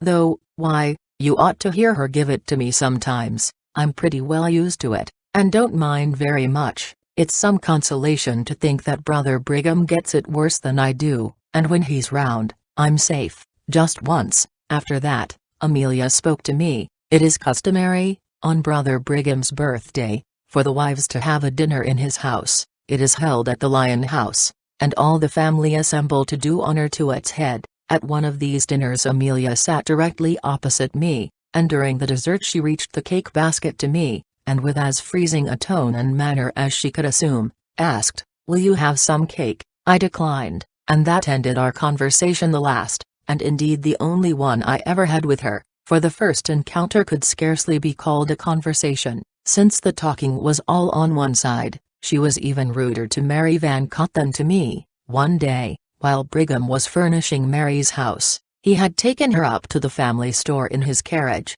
to select some articles which she needed for her housekeeping. They had finished making their selections, and were just preparing to enter the carriage, when Amelia came sailing down upon them. She took in the position of affairs at once, and stepping directly between the prophet and Mary, elbowed them out of the way, got into the carriage, slammed the door, and ordered the driver to carry her home. The coachman hesitated a moment, looked at Brother Brigham, who never said a word, then at Mary, who was furious at the insult, but showed it only by her flashing eyes, and deepening color, then back to Amelia, who scowled at him, and repeated, "Home, I say," and started off, leaving the two standing together. They walked home, and Brother Brigham had a nice time after it. Amelia treated him to a lecture longer, and stronger than usual, not sparing her rival in the least, but calling her every sort of name she could think of that was not complimentary in character, and threatening her recreant lord with all sorts of torments if he went out with that shameless creature again, while Mary felt so outraged by Amelia's act, and Brigham's cowardice in not resenting it, that he was obliged to use all his finesse to appease her wrath. This carriage episode reminds me of something that occurred in George Q. Cannon's family. This family is no more united than many others in Utah, and they have occasional disputes among themselves, which are not always settled in the most amicable manner. At one time, two of his wives wanted the carriage at once. They would not use it together, and neither one would give up to the other. In the struggle to get possession of it, a sort of free fight ensued. Blows were exchanged, hair pulled, finger-nails used indiscriminately, and one of the women lost off her dress in the contest. I think that the apostolic husband fails to mention these little domestic scenes in Washington, when he is expatiating there upon the beauties of Mormonism, and the peace and unity of the people in the territory. I must say that such scenes of violence do not often occur in Brigham's family, as most of his wives feel the dignity of their position too much to allow the world to see any disagreement between them, even when it exists. There are some very fine women among the Prophet's wives, women that, outside of Mormonism, would grace any social circle, educated, cultivated women, who by some strange circumstance have been drawn, first into the church, then into the Prophet's harem. I think nothing better shows the peculiar power which Brigham Young possesses, than a look at the women who are and who have been his wives. Ignorant as he is, coarse and vulgar as he is, he has at least succeeded in winning women of refinement, of delicate sensibilities, as wives, and in many cases it has been done without the slightest attempt at coercion on his part. He had the shrewdness to select such women, and the power to win them, but he has not the ability to appreciate them, and I have no hesitation in saying, from my own experience with a knowledge of them, that more unhappy and wretched women do not exist in the world, than the more cultured and delicate wives of Brigham Young. These women are rarely his favorites, and it is a mystery why he took them, unless it was that he might add to his glory, and swell his kingdom. I was always treated very kindly by the other wives, with one or two exceptions, and I have the pleasantest and kindest recollections of them all. Most of them I had known from my childhood, and they were old and intimate friends of my mother's, and I have no doubt, had they dared to have done so, they would have expressed hope and sympathy for me in my trials, and I am sure in their hearts they respect me for the step I have taken, and would like to find a way of retreat for themselves if it were possible. My husband called to see me at my new residence whenever he could find opportunity, which was not very often, and he repeated the drive, which was no more comfortable for him than the first one had been. I did not care especially about it, and was glad when I got home. With the exception of those drives, I never went anywhere with him alone, for, with the exception of Amelia, and occasionally Emmeline, which occasions constantly grew rarer, he never went with only one wife, but took two or more. The first winter that I was married to him, the Female Relief Society, to which I then belonged, gave a ball, and all the ladies were to invite the gentlemen. I ventured to ask Brother Young, he was my husband, and whom else should I invite? He accepted my invitation, apparently with much pleasure, and arranged to call for me on the appointed evening to take me to the hall. He was punctual to his appointment, but when he arrived he was accompanied by another wife. I suppose he knew the fact of his being at the ball would be reported to Amelia, and that she would be very angry if he went with me alone. I was very much annoyed at the circumstance, and really a little hurt that he could not take me somewhere just once without someone else along. I said nothing, however, and was as cordial to the other wife as I should have been had she accompanied him at my express invitation. I never learned to hate anything in my life as I did the word economy. While I was Brigham Young's wife, it was thrown at me constantly. I never asked for the smallest necessary of life that I was not accused of extravagance and a desire to ruin my husband, and advised to be more economical. I had a mind to reply, several times, that I did not see how I could be, without denying myself everything, and literally going without anything to eat or to wear. I held my tongue, however, and possessed my soul in patience. I was, in fact, a perfect Griselda, and my husband had got so used to such unquestioning obedience and submission from me that I think he never was so surprised in his life as he was when I rebelled. I am sure he would have expected rebellion from any or all of his wives sooner than from me, and I am quite sure that he was no more surprised than I was. Before our marriage he had professed a great interest in my boys, and had promised to do many things for them. I had counted very much on his assistance in training them, but as soon as I was really married to him he seemed to forget all his promises. He looked upon my children as interlopers, and treated them as such. He scolded me for spending so much time and money on them. He would allow them to wear only clothes of homespun cloth, and gave them each one hat, and one coarse, heavy pair of shoes a year. When they needed more I had to contrive some way to get them myself. The first time I ever asked him for shoes, he said, they didn't need shoes, children ought always to go barefoot, they were healthier for it, and yet I noticed that none of his own children were compelled to do so. I did not allow mine to do so, either, and I am indebted to my father for many things to make me, and the children comfortable, and the shoes that Brigham couldn't afford to buy were among them. Had I been alone, I probably should never have told my parents of my position, but my mother was with me, and she saw these little meannesses of the prophet with surprise, yet, strange to say, they did not shake her faith in her religion. She admitted that she could not understand his behavior, and yet she counseled patience, thinking that in some way things would come right sometime. I had not so much faith about the coming right, so far as I was concerned, but I had not then begun to doubt my religion. My father had no faith at all, for he remembered the $1,000 a year, not a cent of which had been seen at the end of my first year as his wife, yet no one of us dared at that time to question the prophet's action. Although we were all indignant at his breach of faith, we found afterwards that the promise he made my father regarding the settlement was the standard promise which he made to all his wives before he married them, and the fulfillment was, in most cases, the same. Chapter 30. The Prophet's Family Circle, His Wives and Children. The Prophet marries his first and legal wife, how she lives, and how Brigham has treated her. The Prophet's eldest son,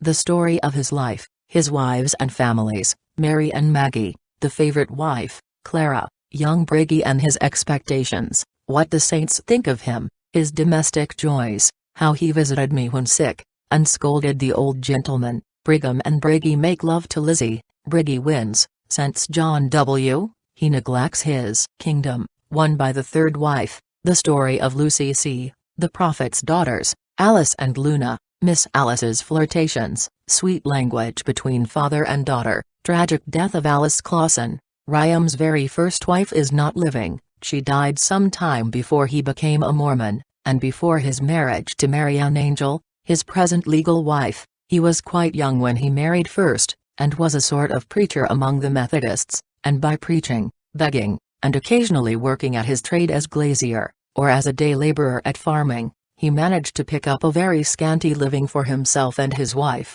whose name was Miriam Works. My great-grandfather, Gilbert Weed, married them in Auburn, Cayuga County, New York, near which place they lived for some years. My grandfather used to assert that Brigham was the laziest man that ever lived, and that he would not do any work so long as he could live without it. As may be imagined, his family were not in the most comfortable circumstances in the world, and poor Mrs. Young had by no means the easiest time. She died quite early, and the gossip's verdict was, died of discouragement. She left two daughters, both of whom are still living, and both are in polygamy. Elizabeth, the elder, is the first wife of Edmund Ellsworth. There are three wives besides her. The second daughter, Violet, is the first wife of Charlie Decker, who has two plural wives since he married Violet. These girls, with their husbands, were among the very first of the saints to arrive in the valley. Brigham was married to his first living and only legal wife,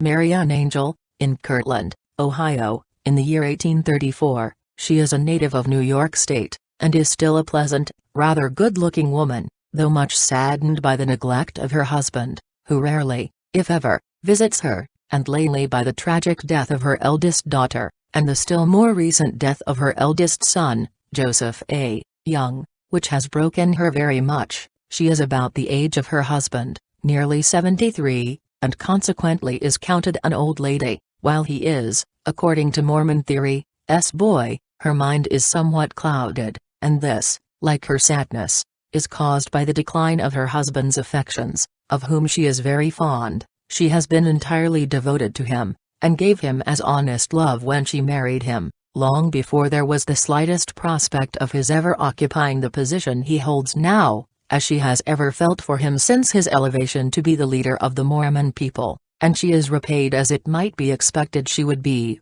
After listening to one of her husband's sermons to the women of his church, said he, on one occasion, when he felt called upon to reprimand the complaining sisters, the old women come sniveling around me, saying, I have lived with my husband 30 years, and it is hard to give him up now. If you have had your husbands that length of time, it is long enough, and you ought to be willing to give them to other women, or give other women to them. You have no business with your husbands, and you are disobeying God's commands to live with them when you are old. He certainly sees to it that his wife does not disobey God's commands, which, from his blasphemous lips, means simply his own inclinations. She has moved about to suit her husband's caprice, just as he has chosen to move. They lived first of all in the old White House on the hill, not very far from where the Prophet buildings now stand. When the beehive was finished she lived there, but as the number of plural wives increased, she was moved back again to the old house, to make room in the other building for the newcomers. She lived there until quite recently, when her husband had her removed to the old schoolhouse behind the beehive, a dilapidated, cheerless place, not nearly so good as the house she has left. It is, indeed, little better than a barn, and is furnished very scantily. There she lives, and there she will probably remain until her death, unless some of her children see that she is better cared for. She took no more kindly to polygamy than did any other of the Mormon women, but she was among the very earliest sufferers. I have known her all my life. She lived in the next house to where I was born, in Nauvoo, and I used to visit at her house, with Alice Clausen, when I was engaged at the Prophet's Theater. She was always very kind to me, and I have had for her a real regard and sympathy, which increased after I became a member of her husband's family. She is a very reticent woman, neither invites nor gives confidence, has few intimate friends, and visits but little. Her hair is iron gray, her eyes intensely sad, her face wears an habitually melancholy expression, with a touch of bitterness about the mouth, and she is rather tall in figure. Her husband's wives regard her very differently, but most of them treat her with respect. She has had 5 children: Joseph A., Brigham, Jr., Alice, Luna, and John W. Joseph A., commonly called Joe, who died during the past summer, was well known throughout the territory, and was by no means particularly respected. He was very dissipated, and indulged in nearly every kind of vice. He has been what is called a fast young man, and was sent to Europe on a mission to cure him, if possible, of his bad habits, but it scarcely had the desired effect, for he came home as wild as ever. He was in my father's conference in England, and behaved himself quite well there, although there was an unpleasant scandal about him while there, which has been before alluded to.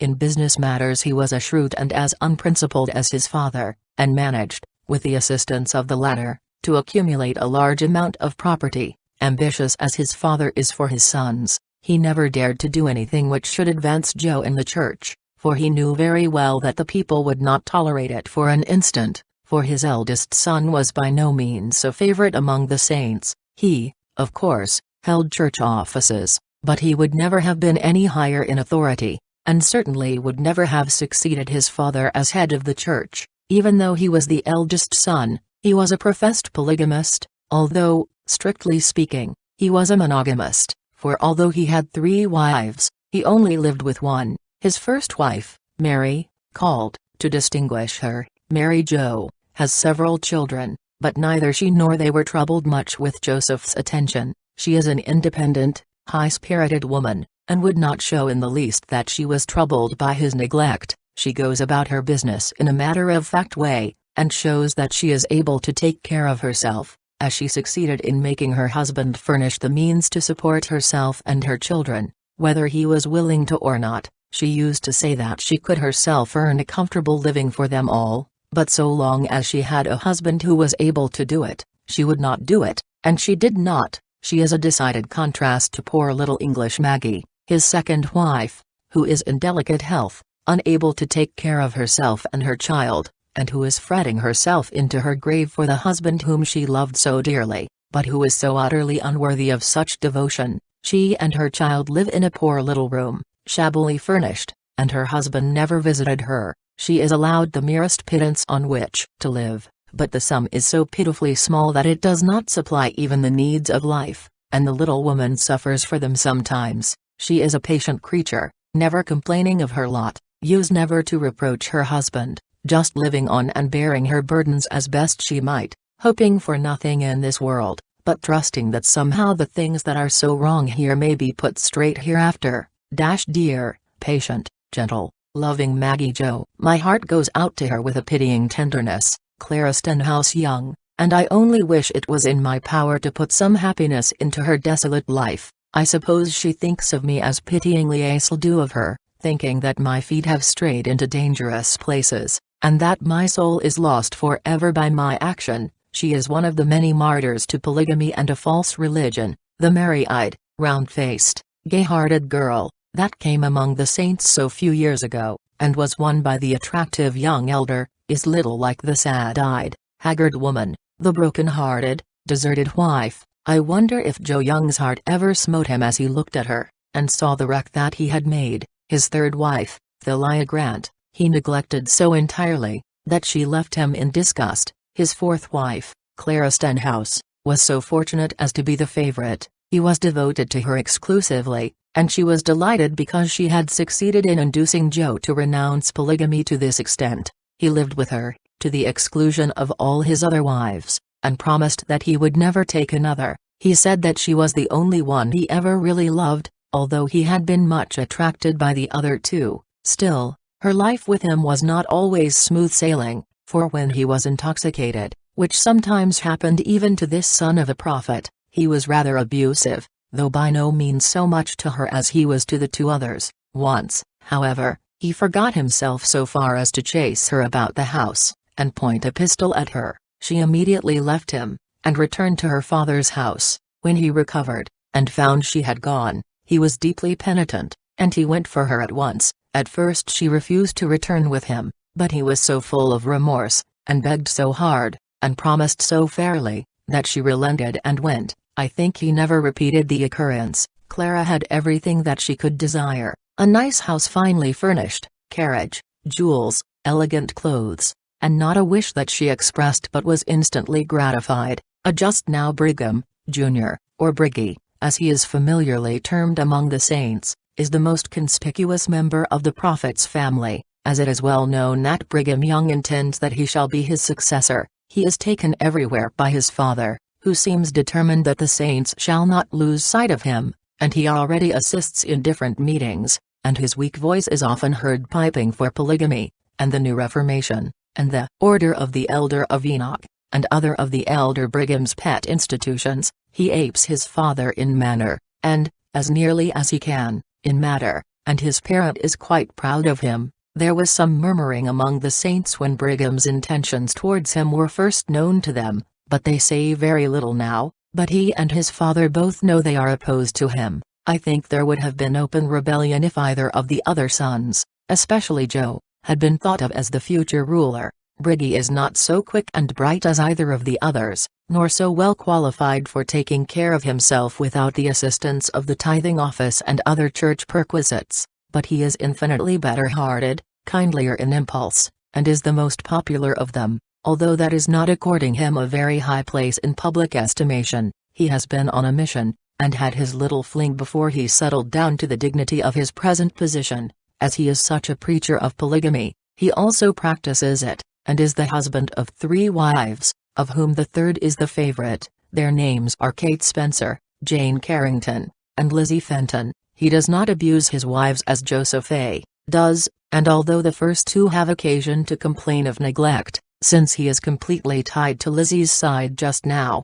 yet he does not allow them to want, but sees that they have what they need to make life comfortable. I think he has more feeling for the physical suffering, at least, of women, than his father, or either of his brothers has. I know once, while I was Brigham's wife, when I was very ill, he came to see me, and was shocked at the condition in which he found me. I had sent several times to my husband, telling how ill I was, and asking for things which I really needed, and no attention had been paid to my requests, and he had not seen fit to come near me. He resented my illness as a personal wrong done to himself, and when told by a friend of mine, a little before this visit from Briggy, he had remarked, "That's the way with women, the minute I marry 'em, they get sick to shirk work." That is the sympathy he always shows to a woman who is ill. When Briggy learned how I was neglected, he went at once for his father on my behalf. Although I had not the slightest idea of his intention, he found his father breakfasting at the Beehive House, and, before several of the wives, he burst out, "Father, I think it is shameful, the way you are treating Aunt Eliza. She is fearfully sick, and if you don't have something done for her, she'll die on your hands. I've been down to see her, and I know." The old gentleman didn't say anything, and Briggy turned on his heel and left the room. That day I received a portion of the things for which I had sent so many days before. I was quite at a loss to know why they had come so suddenly, and it remained a mystery to me until, some time after, Lucy Decker told me about Briggy's attack on his father. She said that, although they were frightened at the fellow's temerity, they delighted in his spunk, and had liked him better ever since. I have been grateful to him ever since I knew of that occurrence, and found that he had constituted himself my champion. Lizzie, Briggy's third wife, is a native of Philadelphia, and she came to Utah with John W. and Libby, Johnny's third wife. She was a fine-looking girl, tall and rather large, with a bright, intelligent face, and vivacious, fascinating manners. Both old Brigham and young Brigham were smitten with her at once, and commenced paying her the most marked attentions, and for a long time a fierce rivalry existed between the father and son. Lizzie lived with Mrs. Wilkeson before her marriage, and her courtship by Brigham and Briggy was very funny, and quite exciting to the lookers-on, who were anxious to see whether youth or experience would win. First the old gentleman would come, driving down in fine style with his spanking team, then Briggy would come, rather on the sly, and spend the remainder of the day. After his parent was well out of the way, he always seemed bent on having the last word, and, finally, he won the young lady. This double courtship went on for several months, much to the delight of the spectators, whose sympathies were, for the most part, with Briggy, and who were delighted when the young fellow won. Lizzie has 2 children, and is the favorite wife, but she is very unhappy, as I have often heard her say. She has seen other favorite wives neglected for another, and although her husband certainly has as yet given her no reason to doubt his affection for, and his fidelity to her, yet even he may be tempted from her side. I have not so much sympathy for her, however, as I have for those poor girls who are educated in Mormonism, and know nothing else, for she was an Eastern-born and educated girl, and entered polygamy with her eyes open. John W. is the third son and the youngest child of Mary Ann Angel. He is the best-looking of the 3, has the best address, and has seen the most of the world, for although he has never been sent on a mission, he has been East a great deal, and has been more in contact with the outside, Gentile world, than any of the others. If any Eastern business is to be done, requiring the presence of some person from Utah, Johnny is always the one to go. He is a shrewd business fellow, with more finesse than Joe, and a great deal of tact, which makes him very successful. He passes for quite a good fellow among those who meet him casually, and I found him quite well known among the newspaper fraternity when I came East. One reporter, whom I met, told me that John W. had offered him money to keep his name before the public while he was here, and told the same man that I was a poor, weak creature that would never amount to anything. It was, probably, a desire that the royal blood of Young should be honored, and as that blood coursed through his veins, the honor to the sire would be honor to the son. Johnny is not an enthusiastic Mormon, by any means, and I am quite sure if he were anybody's son but Brigham's, he would be regarded with suspicion as an apostate, but he is president of the Salt Lake Stake of Zion, and his belief is never questioned by his father. I think he holds to the church because he finds it a good thing, but if Brigham were to die, and Briggy to fail in the succession, I don't think he would stick by it long. Its emoluments are convenient, with its doctrines and beliefs he has no sympathy. Indeed, I fancy he is totally indifferent to them. Like all the rest, he has embraced polygamy, but has been for some time a monogamist, like the other 2 brothers. Also, he has been won by the third wife, who holds him entirely now. He says openly that she is the only woman that he ever loved, that he married the others to please his father, who was quite anxious for him to build up a kingdom. He does not hesitate to declare the kingdom business a humbug, and prefers the society of his third, whom he now considers his only lawful wife, to that of either or both the others. The first wife, Lucy Canfield, has several children, and she is the cousin of his third wife. She is a spirited woman, like Joseph's first wife, and when she found that her husband did not love her, and had said that he did not, she made no fuss about it, but quietly took her children, went away, and as speedily as possible was divorced from Johnny, saying she would not be any man's wife by simple toleration. The second wife, Clara Jones, cries her eyes out over her husband's defection, but will not be induced to leave him. He supports her, I believe, but never sees her. and says he shall never live with her again. She really loved the graceless, handsome fellow, and will be called by his name, and be his wife, even if she cannot have his attention. Johnny met his third wife in Philadelphia, while on a visit there to his first wife's relatives. She was a very pleasing woman, and he an attractive fellow, and they fell in love with each other. She knew very well his matrimonial situation, but that did not deter her from accepting his attentions, nor from accompanying him to Utah under promise of becoming his wife upon their arrival. He was to discard his other wives, and be true to her. She did not seem to think that she was betraying her cousin, and bringing misery to her. She only thought of herself, and the gratification of her own ambition, for, apart from her love for Johnny, which I have no doubt was genuine, she knew very well that she should gain wealth, at least, as the wife of one of Brigham Young's sons. She and Lizzie Fenton came, and as soon as possible she was united to Johnny. It took the latter some time to arrange his matrimonial affairs successfully, and occasionally a scene would occur in this somewhat divided family. She had been married but 1 week when Johnny first met her, but as Gentile marriages are null and void under the saintly rule, her conversion to Mormonism divorced her at once, at least from the Mormon point of view, and rendered her perfectly at liberty to go to Utah with Johnny, who was also, by the Mormon law, justified in taking her. After they were married, Johnny placed her, for the time, in the house with his other wives, and they submitted to her presence with all the patience of good Mormon women. It required but a very short time, however, for them to discover that the last was the only wife he cared to recognize. In fact, he nearly ignored the existence of all, except his dear Libby, and he felt it an imperative duty to see that she was treated with the utmost deference by the other wives. One night, as he and Libby were about withdrawing from the family circle to their own room, he insisted that his first and second wives should, on bidding Libby good night, kiss her, and when Lucy declined to comply with his request, he became very much exasperated, and threatened to shut her up in some dark closet, as is sometimes done with disobedient children, unless she would obey him. Johnny felt that he must not compromise his dignity by yielding the point, and such rebellion must not go unpunished, and, as she still remained obstinate, he put his threats into execution. She remained in her prison until she feared to be longer away from her children,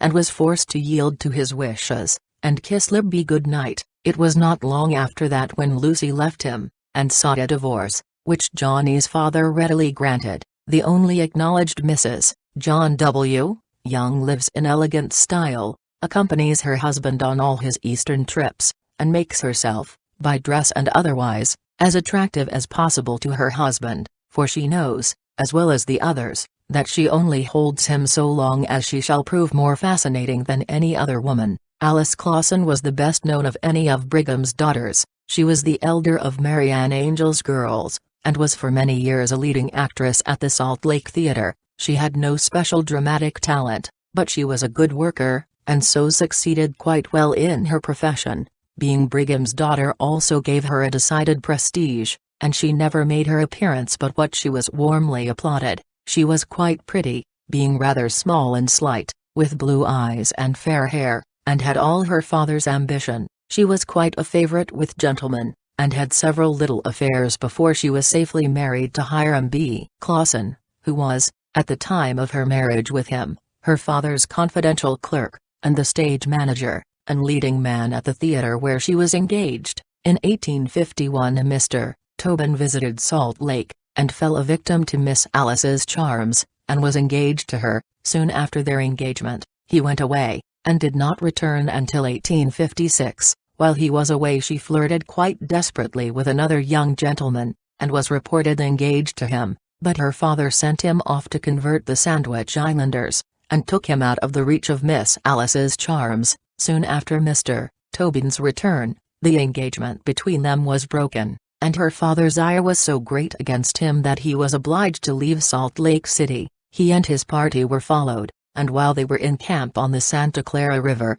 370 miles south of Salt Lake, they were attacked, and narrowly escaped with their lives, leaving all their baggage behind them, and having 6 horses shot. Some of the party were wounded, but fortunately all escaped. I met Mr. Tobin in Omaha, and he gave me an account of the whole affair. He broke his engagement because he was displeased with her for flirting. It was not long after this before she married Clausen, who was the husband of 2 wives, but still aspired to the hand of Alice, which the prophet was much opposed to. But Alice would have him in spite of her father. Some years after he married one of her half-sisters. Theoretically she was a polygamist, practically she hated it, and I know that her married life was very unhappy. She had several children, but was not called a very good mother. The circumstances of her death, which occurred a few months since, are sad in the extreme. She was in the street, one day, and met her father, who happened to be in one of his ill humors,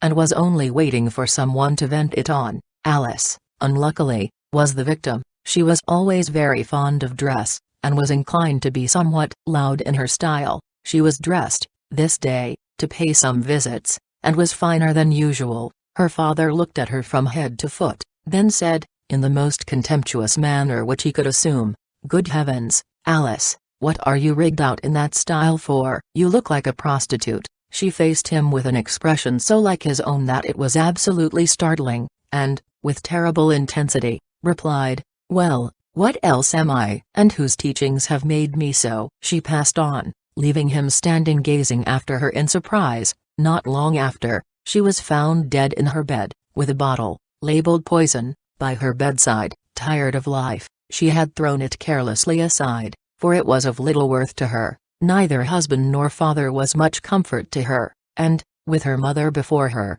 it is no wonder that she did not wish to live to grow old. It has been said that at one time she was greatly in her father's confidence, and that she has assisted many a scheme which served to enrich her father, who used her to advance his own interests, without regard to her youth or sex. Of the truth of this I have no means of knowing, but as far as I had any experience with her, she was an amiable, kind-hearted woman, ambitious and proud, and a strong hater of the polygamic life which she was forced to lead. Luna Young was a bright, gay girl, the pet and the ruling power of her mother's house. She is very pretty, and extremely imperious. She is blonde, like Alice, but by far the more beautiful and self-willed. She has all her father's strength of purpose, and the 2 strong wills used often to clash, and it was rarely that hers was subdued. Her father found her the most difficult of all the girls to manage, and yet he seemed more fond of her than of her more yielding and obedient sister. She is a plural wife of George Thatcher,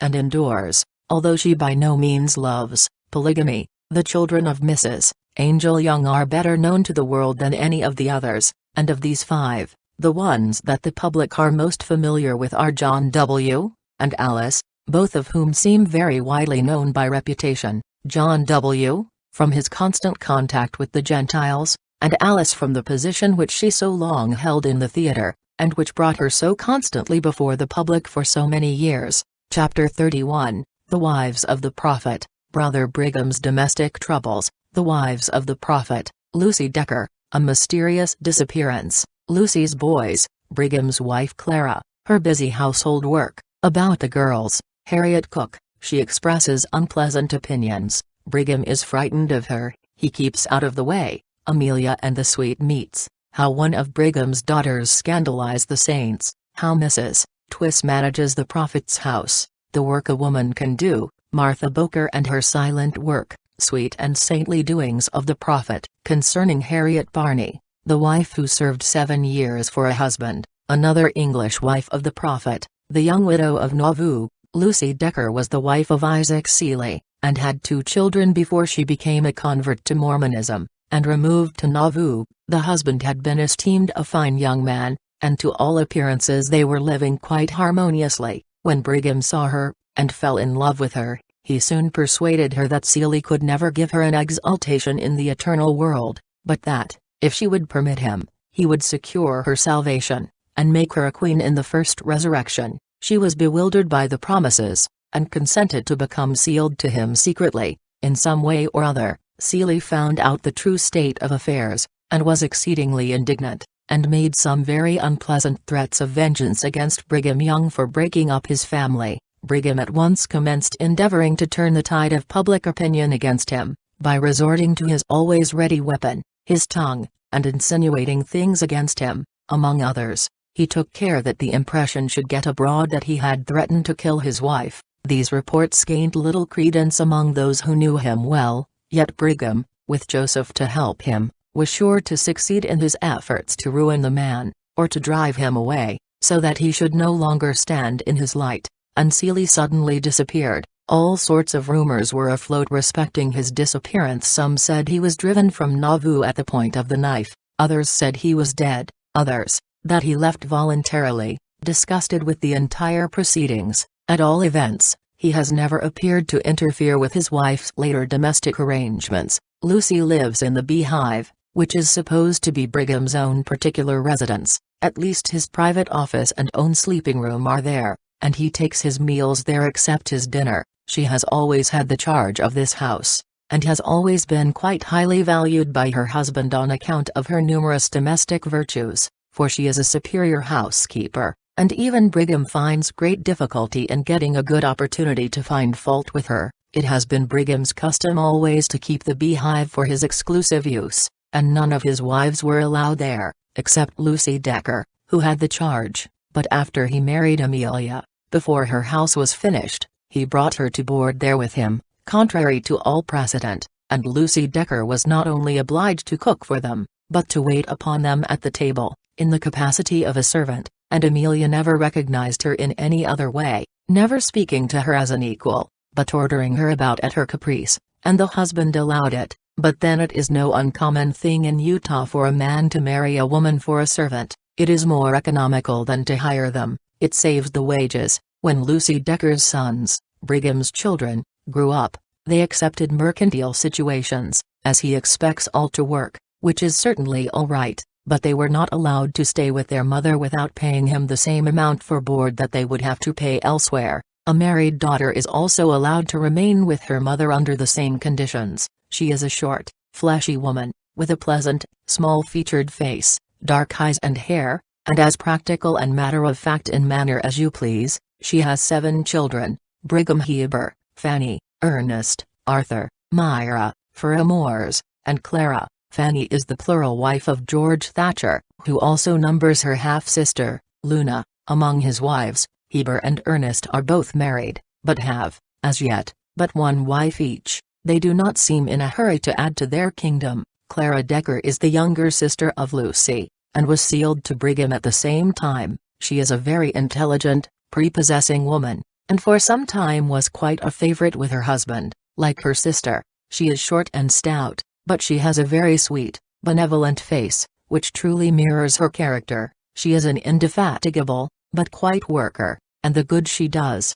not only in the prophet's household, but out of it, cannot be estimated. In spite of her multitudinous home cares, she finds time to visit the sick and comfort the afflicted, and there is no woman more universally beloved than she. She has been of great service to her husband in assisting him in the management of his large family, and in addition to her own family of children, she has the care of Margaret Allies. She has been as tender and kind to them as to her own, and since their own mother's sad death they have received an untiring and affectionate maternal care from her. When her husband has taken a new wife, she has often been applied to assist him in preparing the housekeeping outfit, which she always does willingly and cheerfully, never manifesting the least jealousy, nor making herself disagreeable in any way. Her griefs she keeps to herself, and gives a kindly, cheery countenance to her family and the world. She has long since lost all love for her husband, and although she retains her faith in the underlying principles of her religion,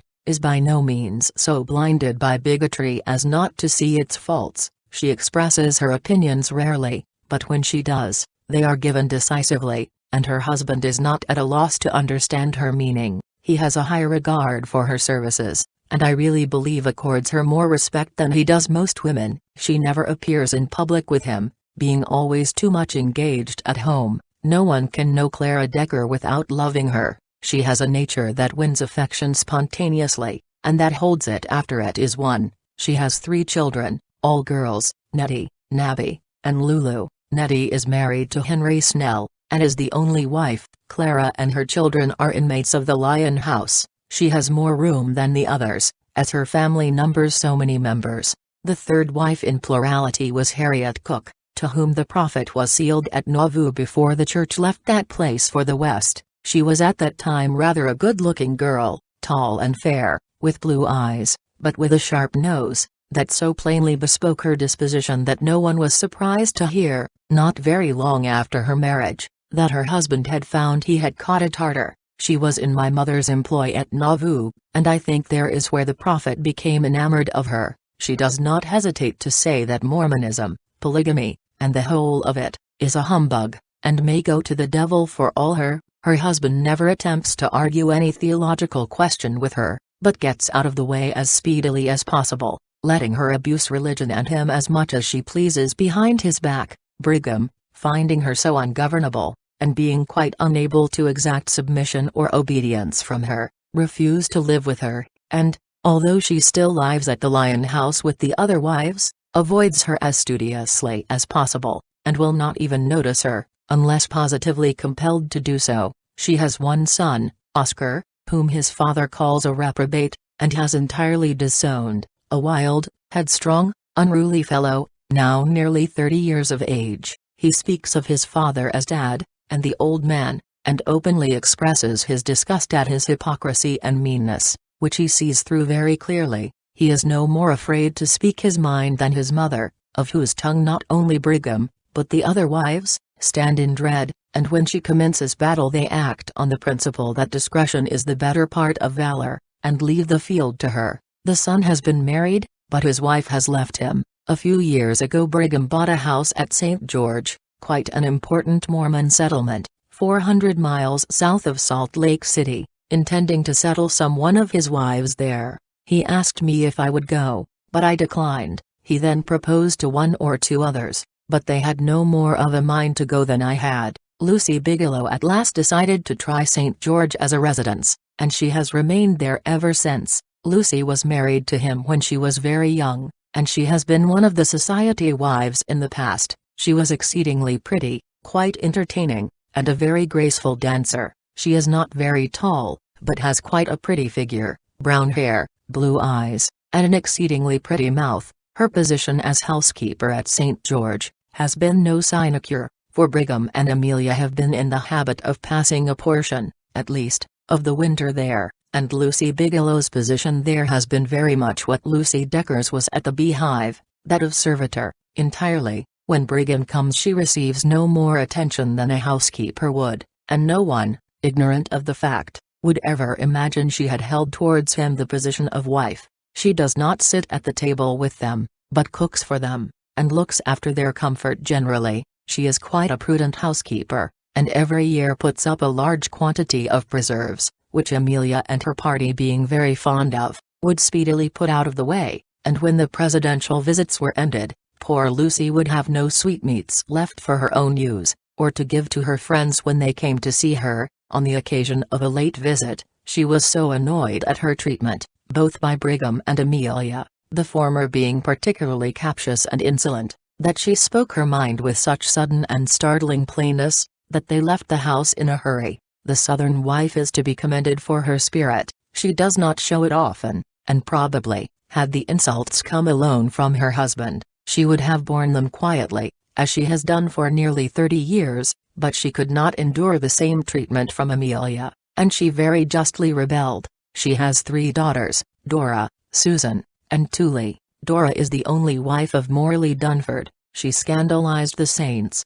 and aroused the ire of her father, by going quietly off with her lover to the Episcopal clergyman to be married. According to Gentile laws she is legally married, but according to Mormon laws she is not securely tied. Still, she seems satisfied. Susie is married to Ammi Dunford, and is also an only wife, one of the most important wives, although by no means the recipient of any of her husband's attentions, is the housekeeper at the Lion House, Mrs. Twiss. She was a young widow living in Nauvoo when Brigham discovered her, and recognizing her useful qualities, had her sealed to him as soon as he could arrange for it. She is not very attractive in personal appearance, having a round face, light blue eyes, low forehead, and sandy hair, which is inclined to curl. In figure she is short and stout, but she is an energetic worker, and as a servant Brigham values her. She never complains of her position, but she is no better content with it than any other neglected wife in polygamy.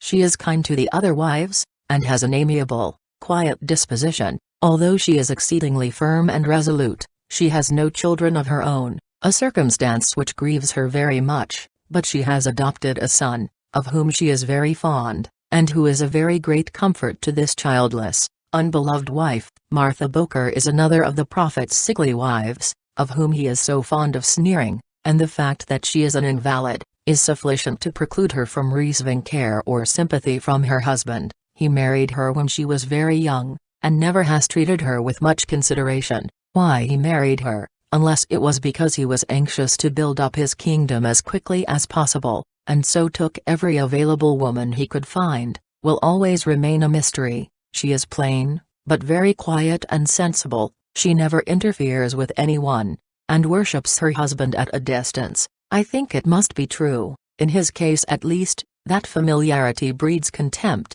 for the wives who have been the favorites stand less in awe of him, have less faith in him, and are less easily deceived by his pretensions than those whom he has neglected, and who do not understand him thoroughly. The less attention a wife has paid her, the greater is her veneration for her husband. Her respect for him seems to increase in proportion to the snubs she receives. Mrs. Boker Young is by no means accomplished, moderately well educated, and is by no means intellectually brilliant. She says but little, but displays considerable hard common sense when she does speak. She is somewhat of a nonentity in the Lion House, where she lives, keeping very much to herself, and not making her presence felt. She has an adopted daughter, but no children of her own. Among all the wives that Brigham claims, there is none the superior of Harriet Barney Young, who, in spite of all her personal charms and graces of mind, has never been a favorite with the prophet. She is too good and noble-minded for him to appreciate.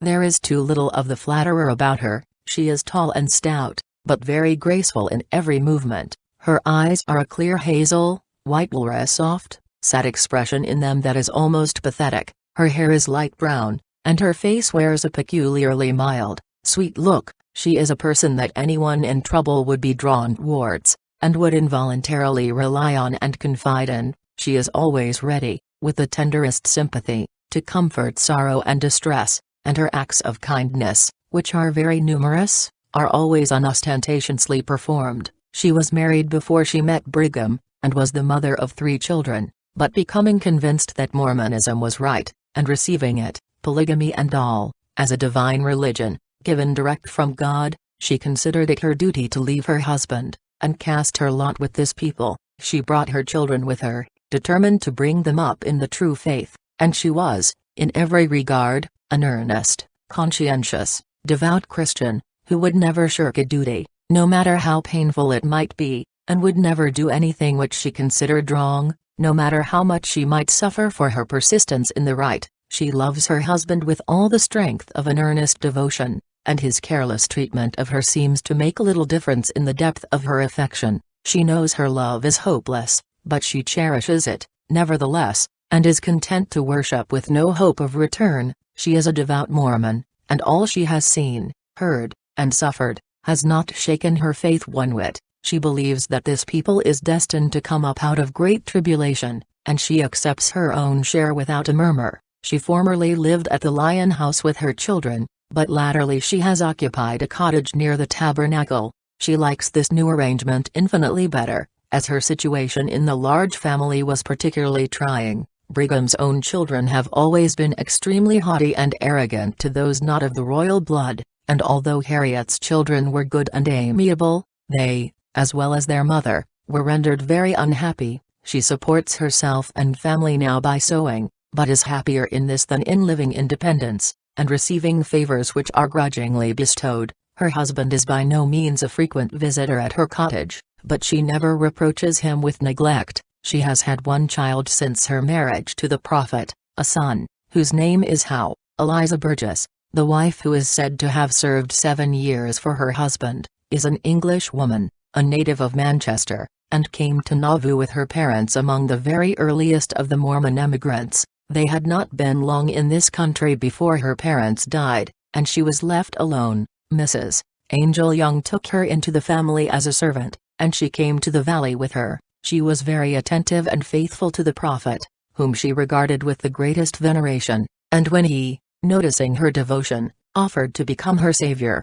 and secure for her everlasting salvation, the poor girl was completely overcome, and entered her new relation with the most sacred reverence and joy. It is almost painful to see the dumb worship which she accords to her master, and the cavalier manner in which it is received. For a long time she was an inmate of the Lion House, and assisted Mrs. Twiss in the household labors. She has lately been promoted to the position of housekeeper at Provo, where the prophet has an establishment for the convenience of himself and his party when he is making a tour of the settlements. This wife is faithful to all his interests, and unflagging in her zeal to serve him. The moment she finds that she is in any way necessary to his comfort, she works with a new earnestness. She is honest and upright, and is in every way worthy of the love of a good man, yet she lives on, starving for the love that is denied her, and wearying for a husband who absents himself from her for a year at a time. She has one son, Alphonse, a bright young fellow,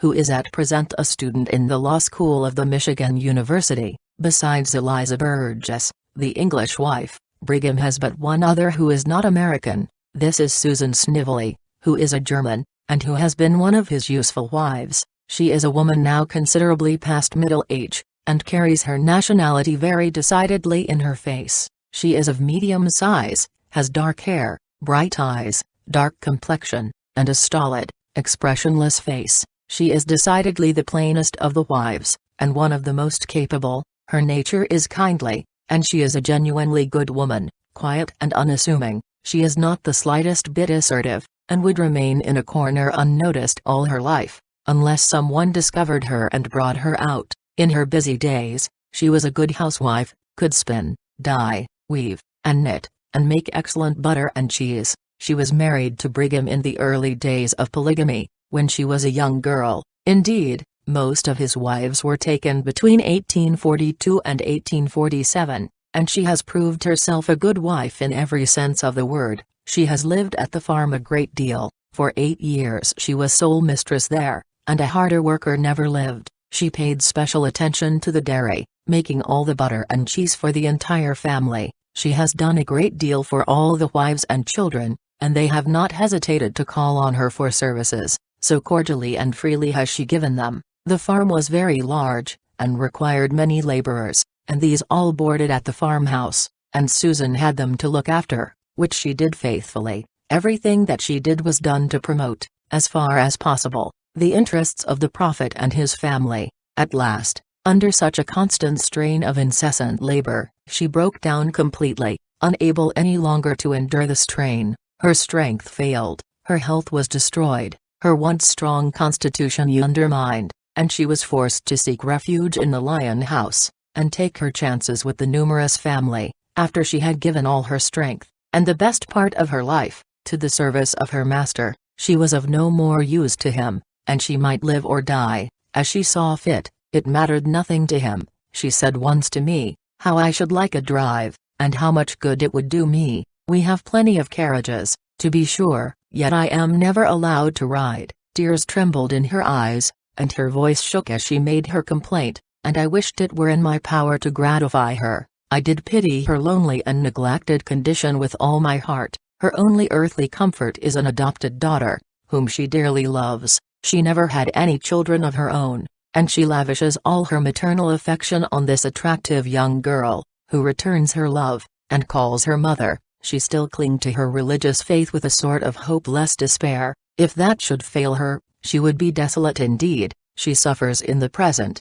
hoping for a recompense in the future. Young widows seem to have abounded in Nauvoo, judging from the number that have been sealed to the prophet and his followers. So many men died in defense of the church, that the wives must, of necessity, fall to someone's care, and the protectors were easily found. Margaret Pierce was another of Brigham's fancies, and was sealed to him soon after the death of her husband. Her health has been very delicate for some years, consequently she is not in favor with her husband. She has one son, Morris, whom she absolutely worships. He is now about 20 years old, but he is still her baby. Chapter 32, The Prophet's Favorite Wife, How He Conducted His Love Affairs. The prophet's favorite wife, Amelia, how Brigham made love in the name of the Lord, how he won an unwilling bride, a lady with a sweet temper, how she kicked a sewing machine down the prophet's stairs. She has a new house built for her, rather expensive habits, her pleasant chances for the future,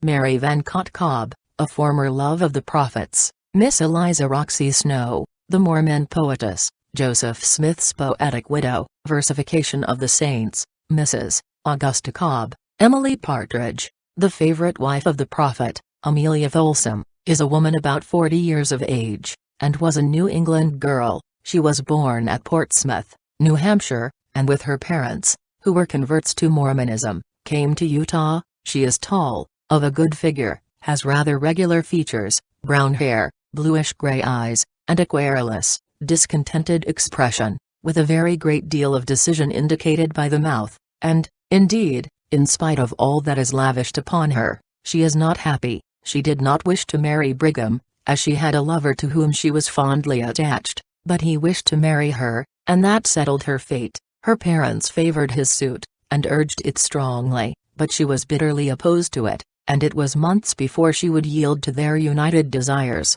He was a most arduous and enthusiastic lover, and during all the time that his suit was in progress, his carriage might be seen standing before the door of her parents' house several hours at a time every day. He evidently did not intend that absence should render her forgetful of him. He promised her anything that she might desire, and also agreed to do everything to advance the family interests. Promises had no weight with her. He then had recourse to revelation. He had been specially told from heaven that she was created especially for him, and if she married anyone else she would be forever damned. The poor girl begged, pleaded, protested, and shed most bitter tears, but all to no purpose. His mind was made up, and he would not allow his will to be crossed. She had been converted to believe in special revelation, and to look upon Brigham as the savior of all the Mormon people, and to think that disobedience to him was disobedience to God, since God's commands came through him. In answer to her pleading, he said, "Amelia, you must be my wife. God has revealed it to me. You cannot be saved by anyone else. If you marry me, I will save you, and exalt you to be a queen in the celestial world, but if you refuse, you will be destroyed, both soul and body." This is the same argument he used to win me, and the one he has always in reserve, as the last resort, when everything else fails to secure his victim. Of course she yielded. What else was she to do? It was a foregone conclusion when the courtship commenced. She was married to him the 23rd of January, 1863, more than 6 months after the anti-polygamy law had been passed by Congress, and the marriage was celebrated openly, and in defiance of the law. Since the marriage, Amelia has ruled with a hand of iron, and she has her lord in pretty good subjection. She has a terrible temper, and he has the benefit of it. On one occasion he sent her a sewing machine, thinking to please her.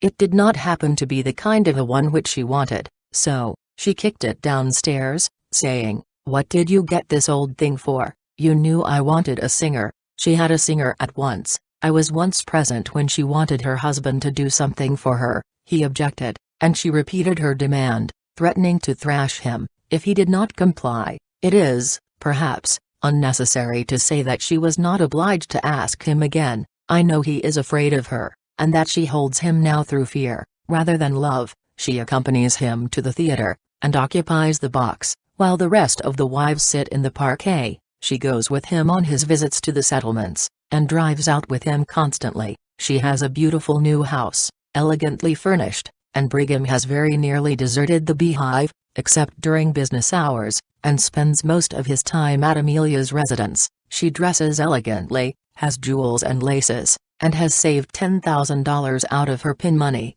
which she placed in the bank. I am delighted at her success in getting so much. The other wives have succeeded in getting nothing but their living from him, some scarcely that, and I, for my part, congratulate Amelia on her good management. It was a hard struggle for her to marry him, and all she gets will never half repay her for the suffering she has endured in the past. Even if she has grown contented now, she is rather careless in her treatment of the other wives, but gets along the best with the Proxies. When she lived at the Beehive, she dined at the Lion House, with her husband and the other wives. She and Brigham sat at a table by themselves, a small table, standing at the head of the dining room. The other wives, with their children, sat at a long table, running nearly the entire length of the room. The fare at this table was very plain, while the other was loaded with every delicacy that the season would afford. When strangers dined with Brigham, the difference in the fare was less noticeable, and the long table would be amply provided for, so as to make a good impression upon the visitor. Amelia is not well, indeed, she is at times quite an invalid. She has no children. About 6 months before my marriage to the prophet, he took a pretty young widow, Mary Vancott, for a wife, much to Amelia's distress, who had considered herself the last for so long, that she was quite unprepared for the introduction of a rival. She was very bitter in her denunciations both of Brigham and Mary, and commenced at once to make friends with some of the other wives. She said to Aunt Zena, I believe, that she knew now how Emmeline felt when Brigham took her. Emmeline had been the favorite wife for years, and was really fond of her husband, and it was a terrible blow to her when he deserted her for another. For some time Brigham's fickle affections hovered about Mary, but Amelia, with a determination which but few Mormon women possess, fought against her rival until she compelled her lord to withdraw his attentions from the new wife, or to bestow them on the sly. Mary felt very much hurt and aggrieved, but she has managed to hold her own sufficiently to get a very pretty cottage house, which is very daintily furnished, and which she makes very attractive. She has 2 children, one by a former husband, the other, a pretty little girl, 3 or 4 years old, the youngest of Brigham's children, and who is always called Baby. After I left it was said she very nearly decided to take the same step. She was very discontented, and the treatment she received from the prophet and his family was not such as to encourage her to stay with him. Her own people, who are devout Mormons, became aware of her intention, and finally succeeded, by a great amount of persuasion, in inducing her to try a little longer. Brigham, too, found out what step she was contemplating, and knowing that opinion would set strongly against him if 2 of his wives should leave him so nearly at the same time, added his arguments to theirs, and also agreed to fix her house, and give her more things, among which was a grand piano, if she would not bring another scandal upon him. For the sake of her child she decided to remain, but she is in a state of mental rebellion, which may break out at any time. She is, since my defection, the last added member of the family. Miss Eliza R. Snow is the first of Brigham's proxy wives, and is the most noted of all Mormon women. She was one of Joseph Smith's wives, and, after his death, was sealed to Brigham for time, but is to return to Joseph in eternity. She was the founder of the Female Relief Society, is the motive power of the woman's exponent, although Miss Green acts as editor, personates even the endowments, and is a poetess of no inconsiderable merit. She writes hymns for all occasions, and most of her poems are full of a strong religious fervor. She is a thorough Mormon, and believes absolutely every portion of the doctrine, and might contend with Orson Pratt for the title of Defender of Polygamy. Brigham regards her very highly, because she is of such inestimable service in the church. She lives at the Lion House, where she has quite a pleasant room, in which she receives most of her company. Of all the wives, she is the most intellectual. Zena D. Huntington was formerly the wife of a man named Henry Jacobs, who was at one time a Mormon. Brigham was attracted towards the wife, sent the husband off on a mission, and had Zena sealed to him. Dr. Jacobs apostatized, not at all fancying this appropriation of his family. She is a very noble woman, and has spent her life in the service of her ungrateful husband and the church. She is firm and unyielding in her religious faith, and as devout a believer in Mormonism today as she was at her first conversion. She has been very useful in the family, acting as physician, nurse, and governess, as her services have been required. She is perfectly unselfish, and her whole life is devoted to others. She is a large, fine-looking woman, with a somewhat weary and sad expression, but her face still shows signs of mental strength and superiority. She has one daughter, Zena, who was formerly an actress in the theater, and has since married an Englishman of the name of Thomas Williams. She was his second wife, and her introduction to the family was strongly resented by the first wife, who would never notice her in any way. They lived apart, and the husband divided his time equally between the two. A few months ago he died very suddenly at Zena's. While sitting at the table, when the news was conveyed to the first wife, she had the remains brought to her, arranged for the funeral without consulting Zina, and refused to allow her to ride in the carriage with her to the burial. Poor Zina was almost heartbroken, for she dearly loved the man whom her father's religion taught her to call husband, and she was ready to do anything to conciliate the first wife. She is a noble girl, and as conscientious as her mother. Not very long before I left her father, we were talking about the practice of polygamy. I expressed myself strongly and bitterly against it. She, in turn, defended it. She knew, she said, that it brought great unhappiness, but that was because it was not rightly lived. The theory was correct, but people did not enter it in the right spirit. She has certainly suffered from it since then, although I believe she tried, to the best of her ability, to live it right, but she, no more than anyone else, could make right out of wrong. When Mr. Williams asked her in marriage, Brigham said he might have her if he'd take the mother too, so Zina, the mother, went to live with Zina, the daughter, but Brigham grew ashamed of his meanness toward her, and finally gave her a house and lot. Years ago, when Brigham was on a mission to New England, he met a very charming lady in Boston, Mrs. Augusta Cobb, and at once his elastic fancy was charmed for a while. She was a woman of fine social position, cultured and elegant, the head of a lovely establishment, with a kind husband, and a family of interesting children, but she became enamored of the prophet, accepted the Mormon religion, and came to Nauvoo with him, where she was sealed as his wife. She is still a very stylish, elegant woman for her age, but for several years past she has been grossly neglected by the prophet. Her religious enthusiasm has increased until it is almost mania, and, finding that her husband was wearying of her, and seeking new faces, she begged to be released from him for eternity, and be sealed to Jesus Christ, who, her church told her, was a polygamist. Brigham, with all his blasphemous audacity, dared not do that, so he quieted her by telling her that he was not at liberty to do that. His authority did not extend so far, but he would do the next best thing, and seal her to Joseph Smith. She consented, and now belongs to Brigham only for time, having been transferred to Joseph for eternity. Her family still remember her fondly, and grieve over her delusion.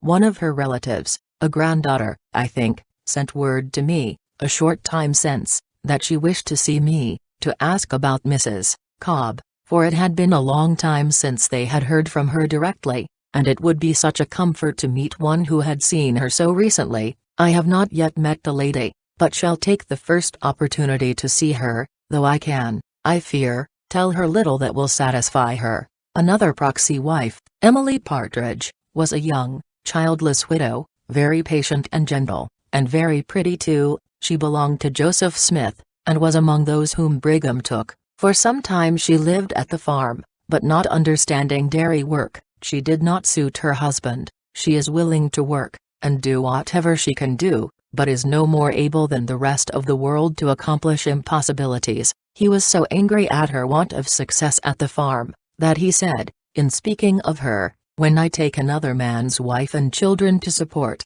I think the least they could do would be to try and help a little. To be sure, he is the earthly father of those children, but he makes a decided distinction between them and those he calls his own. There are 5 children, Emily, Carly, Don Carlos, Mary, and Josephine. Emily is plural wife of Hiram B. Clausen, her half-sister Alice's husband. Carly and Mary were both married to Mark Groxall, the Western Union telegraph operator. He was very fond of Mary, who has since died. Carly he treats with the utmost indifference, and neglects her openly. A while ago he became very much enamored of a Danish girl, and would allow Carly to go home alone from the theater or other place of amusement, while he went off with this girl, who was Carly's inferior in every way. The poor girl is heartbroken at this careless treatment, but what can she do? There is nothing for any Mormon woman to do but to submit, and let her heart break in the meanwhile. The sooner it is over,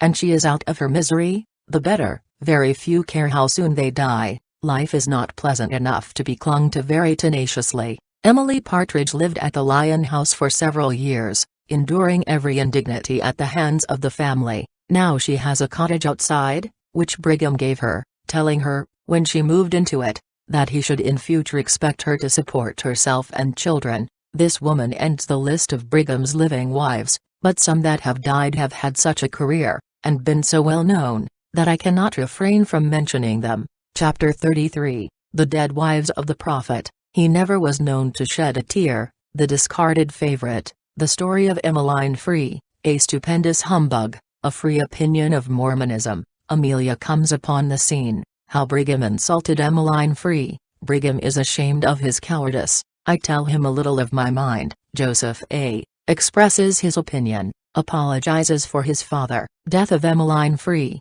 the story of Clara Chase, the prophet's maniac wife, Ellen Rockwood, and the cause of her neglect, a wife who was visited once in 6 months. Margaret Alley, how the prophet treated his dead wife. He steals her children's property, how he scandalized another wife, and sent her home. He never shed a tear at a wife's death. For many years the favored wife, the one who ruled over her husband, and reigned in the family, was Emmeline Free. The prophet married her when she was quite young, having first to overrule the objections of her parents, who, although Mormons, were much opposed to polygamy. She was a willing convert, for she had been taught that Brigham Young was a near approach to divinity, and she had unbounded reverence for him, and the child, for she was little more than that, was flattered and delighted at the prophet's wish to have her for a wife. Those who knew her at the time of her marriage say that she was an extremely lovely girl, and I can well believe it, for she was a very prepossessing woman. She was tall and graceful, with brown eyes, and fair hair that waved naturally. Her face was pleasant in expression and very bright, until it became saddened by her husband's desertion of her for Amelia. I used to see a great deal of her. I visited at her house when I was a girl, was intimate with her children, and saw more of her while I was a member of the family than of any other. In virtue, I suppose, of her former position, Brigham never neglected her as he did some of his other wives, and she always retained a certain influence over him. She was not afraid of him, and had long since ceased to regard him with awe. I once entered the prophet's office when she was there. She was talking quite earnestly, and did not stop on my entrance. She concluded her conversation by saying, "Well, I've lost faith in the whole thing. I consider Mormonism a stupendous humbug, and all the people who have been made to believe in it, terrible dupes. I've no patience with it any longer." Her husband, our husband at the time, laughed as though he considered it a good joke, and turned the conversation, making it general, so that it included me. I think he did not wish such heresy talked before his young wives, lest it should engender discontent in their hearts. He needn't have been troubled about me, for the mischief was already done. I had begun to think things out for myself, and I had arrived very much at the same conclusion that Emmeline had, although I had not dared to express my opinion to anyone. Once during my married life with him, Brigham invited Emmeline and myself to go with him to Brigham City, where he was to hold a conference meeting. There was a large party, and we went with the usual pomp which attends such occasions. I enjoyed it better than I did most of the excursions I took with him, because I was very fond of Emmeline, and preferred to have her rather than any of the other wives. I think she felt the same way toward me, because she knew that I was her champion. Moreover, she was quite aware of my feeling toward our husband, and the difficulty he had had in inducing me to become his wife, and she did not consider me in any degree her rival. We arrived one afternoon, and everything was most amicable. He was unremitting in his attentions to Emmeline, and I was very happy to see her happy, and enjoyed myself very much with some of the younger members of the family. In the evening he told Emmeline that he should expect her to accompany him to church the next day. The next morning he arose very early, and drove away in a buggy alone. In a little while he returned with Amelia, breakfasted with her, and started away again. In the meantime Emmeline, who had not heard of Amelia's arrival, was preparing to accompany her husband to church. She dressed with unusual care, and made herself look very pretty. She waited impatiently, but he did not come. I knew of the arrival, and when I went upstairs and saw Emmeline waiting with her bonnet on, I asked her if she was not going to start soon, as it was getting late. "I am waiting for Brother Young," said she. "He has gone long ago," said I. "I thought you knew it." "Gone, without me? Why, that's funny, when he made such a point of my going with him." "Yes, but that was before Amelia came." Emmeline's face changed expression in a moment. "She here?" "Yes, she came this morning, Brother Young went to the depot to meet her. Then he must have known she was coming. Can I never go anywhere without having her thrust in my face? I thought for once I should be spared the infliction. She took off her things, and I laid mine aside, too, and in place of going to the grand conference meeting and listening to our husband's eloquence, we had a conference of our own, and that morning I came nearer to Emmeline's heart than I ever had before. She talked to me unreservedly and unrestrainedly, and told me events in her history that were full of thrilling interest, but which were given me in confidence, and which I cannot give again to the world. I think the dead eyes would haunt me forever, and the dead lips would move in ghostly reproach if I betrayed her even now. Dear, loving heart, that beat so wearily through all the years, I hope you are meeting your reward now, cradled in the infinite love of a divine Father. Tears dimmed my eyes and moistened my cheeks, when I read, a few days since, of your death, but they were tears of joy at your glad release, and not such bitter tears of indignant sorrow as I shed that morning over the story of your wrongs. I think Brigham felt ashamed and a little conscience-stricken. I know he was decidedly uncomfortable when he met his insulted wife again. He tried every means in his power to propitiate her, and I never saw him assume so abject a manner before. Amelia returned that day, and he told Emmeline that he did not know of her intention to come down, that he had not expected her at all. He also told her that the reason he paid so much attention to Amelia was, that he might save her soul. Emmeline did not believe him when he told her he did not expect Amelia, and she told him so very plainly. He then came to me, and said, "Emmeline's really mad at me, isn't she?" "Yes," said I, "but no more than you deserve. I think it's too bad in you to take her for a pleasure trip, and then get Amelia here at the first stopping place. I didn't get her here, I didn't know she was coming." "Well, all I can say is, it looked like it. You certainly went to the station to meet her." "I just went down to see who had come, that's all." "Seems to me you're taking Emmeline's part pretty strong, ain't you?" "Yes, I am, for I think you've treated her badly. Guess a little of the mad is on your own account, isn't it?" "Not a particle of it. Amelia doesn't interfere with me." He laughed and went out. Presently Joe made his appearance, probably sent by his father. "So, Emmeline is cutting up rough about Amelia's coming, is she?" he asked of me. "Not at all, she's indignant, but that's no more than is to be expected. But as for cutting up rough, as you term it, she's too much of a lady to do that. Well, it's too bad to have this fuss, but I suppose I'm to blame for the whole affair. I was coming down, and I didn't want to come alone, so I asked Mary, Alice, and Amelia to come along too. I never thought of Emmeline when I asked Amelia. Mary was Joseph A.'s first wife, Alice was his sister, and the two were very intimate with Amelia." This story sounded very well, but I didn't believe it, neither did Emmeline. When she heard it, it was too evident that Joe had been sent by his father to endeavor to make peace. Be that as it may, Amelia did not put in an appearance again during the trip. Emmeline had been an invalid for years, and I was not surprised to learn of her death. When I heard of it, I felt as I always do when I hear of the death of any Mormon woman. I thank God to think their misery is over. She had 8 children: Marinda, Ella, Louise, nicknamed Punk by her father, Hiram, Lorenzo, Alonzo, Ruth,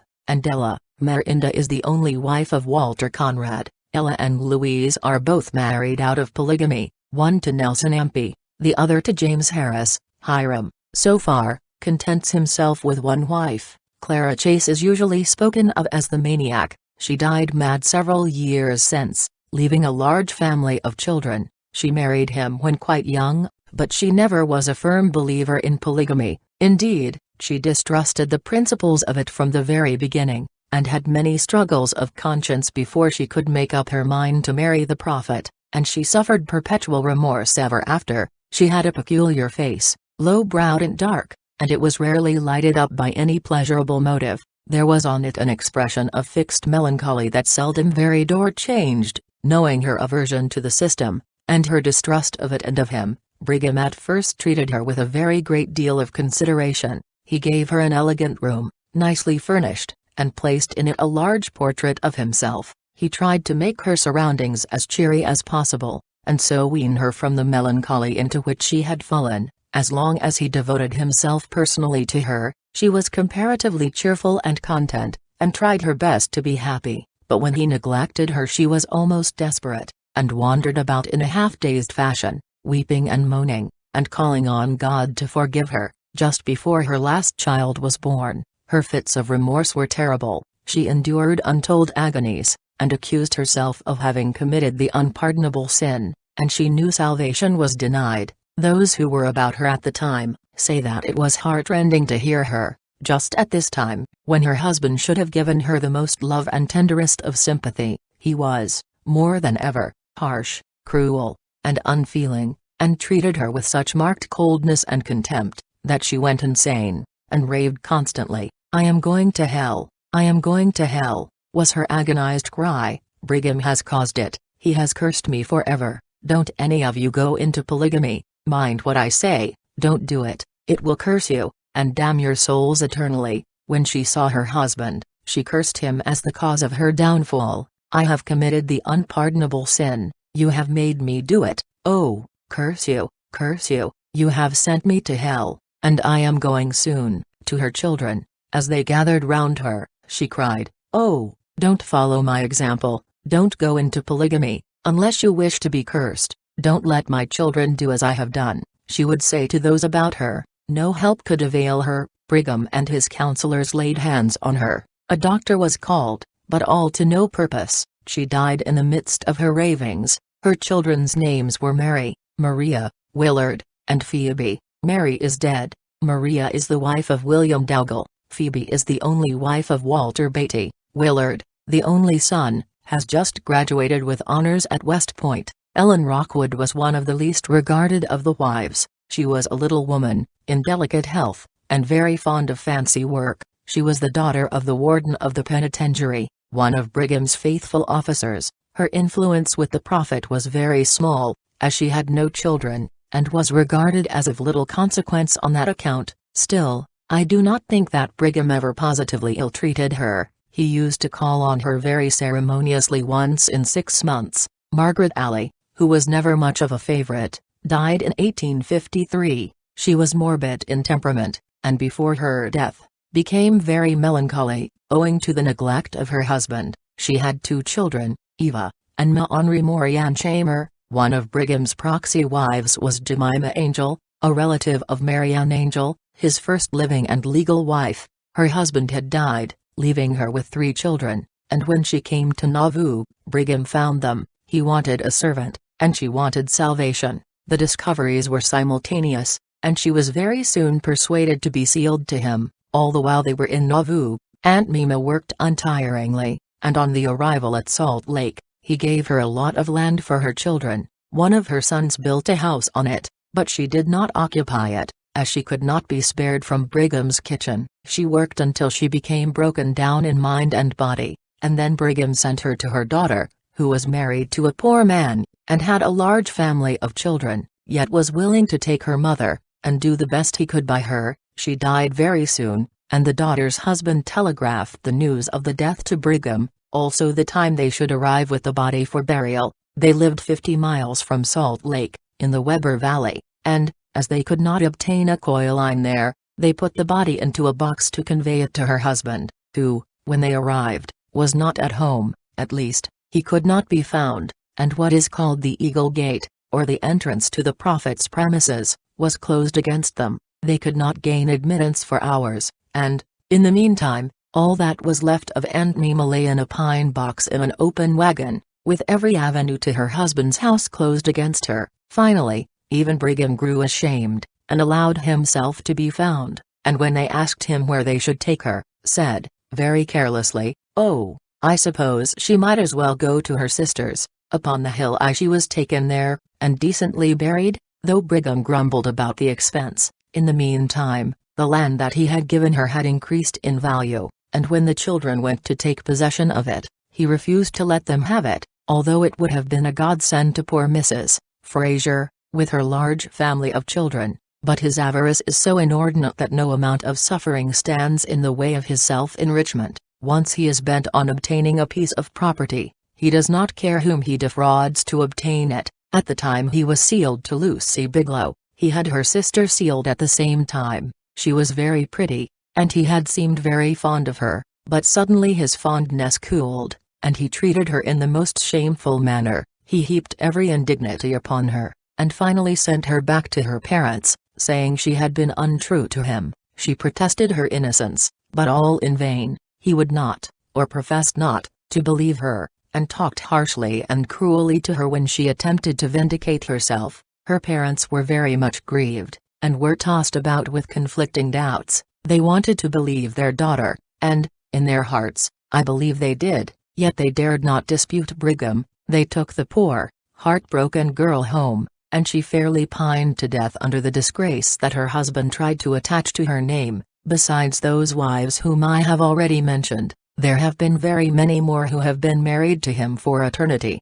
I should be sorry even to guess their numbers. There was also one wife, who, during Reformation times, was said to have run away to California, 1,000 miles away through an uninhabited country, and before the era of railways in the West, but it was whispered among wicked Gentiles that really she paid the full penalty of the endowment oaths, and in the endowment house, too, her throat being cut from ear to ear, and the other horrible performances gone through, on account of some indiscretion, or want of faith. Of course, I do not vouch for the truth of this statement, I simply give it in common with much else for what it is worth. I have heard Brigham say, in speaking of the number of wives and children that he had buried, that he never shed a tear at anyone's death, and I believe that, if every friend he had in the world lay before him, cold and still and with frozen pulse, he would look on unmoved and indifferent, and never shed a tear, so utterly heartless is he. Chapter 34, The Prophet at Home, How He Looks, Lives, and Acts, Mormon Philanthropy and Education, Brigham at 45 and at 75, Slipping the Yoke, The Salt Lake Tribune, Books on Mormonism, Prophetic Philanthropy, The New Temple, Paying the Workmen, The Tabernacle, Advantages of the Presidency, Free Schools and Liberal Education, Sharp Practice, The Rich and the Poor, Unconscious Sarcasm, Looking into the Future, The Spectacles of Ignorance, Personal Habits, The Prophet's Barber, Dinner at the Lion House, The Good Provider, Helping Herself, Prophetic Cunning, Evening Devotions, A Gift in Prayer, Advice to the Deity, Fatherless Children, The Beehive, Monogamist versus Polygamist. Unless I pause and look back almost to my very babyhood, and contrast Brigham Young as he then was with the Brigham Young of today, I can scarcely realize the change that has taken place in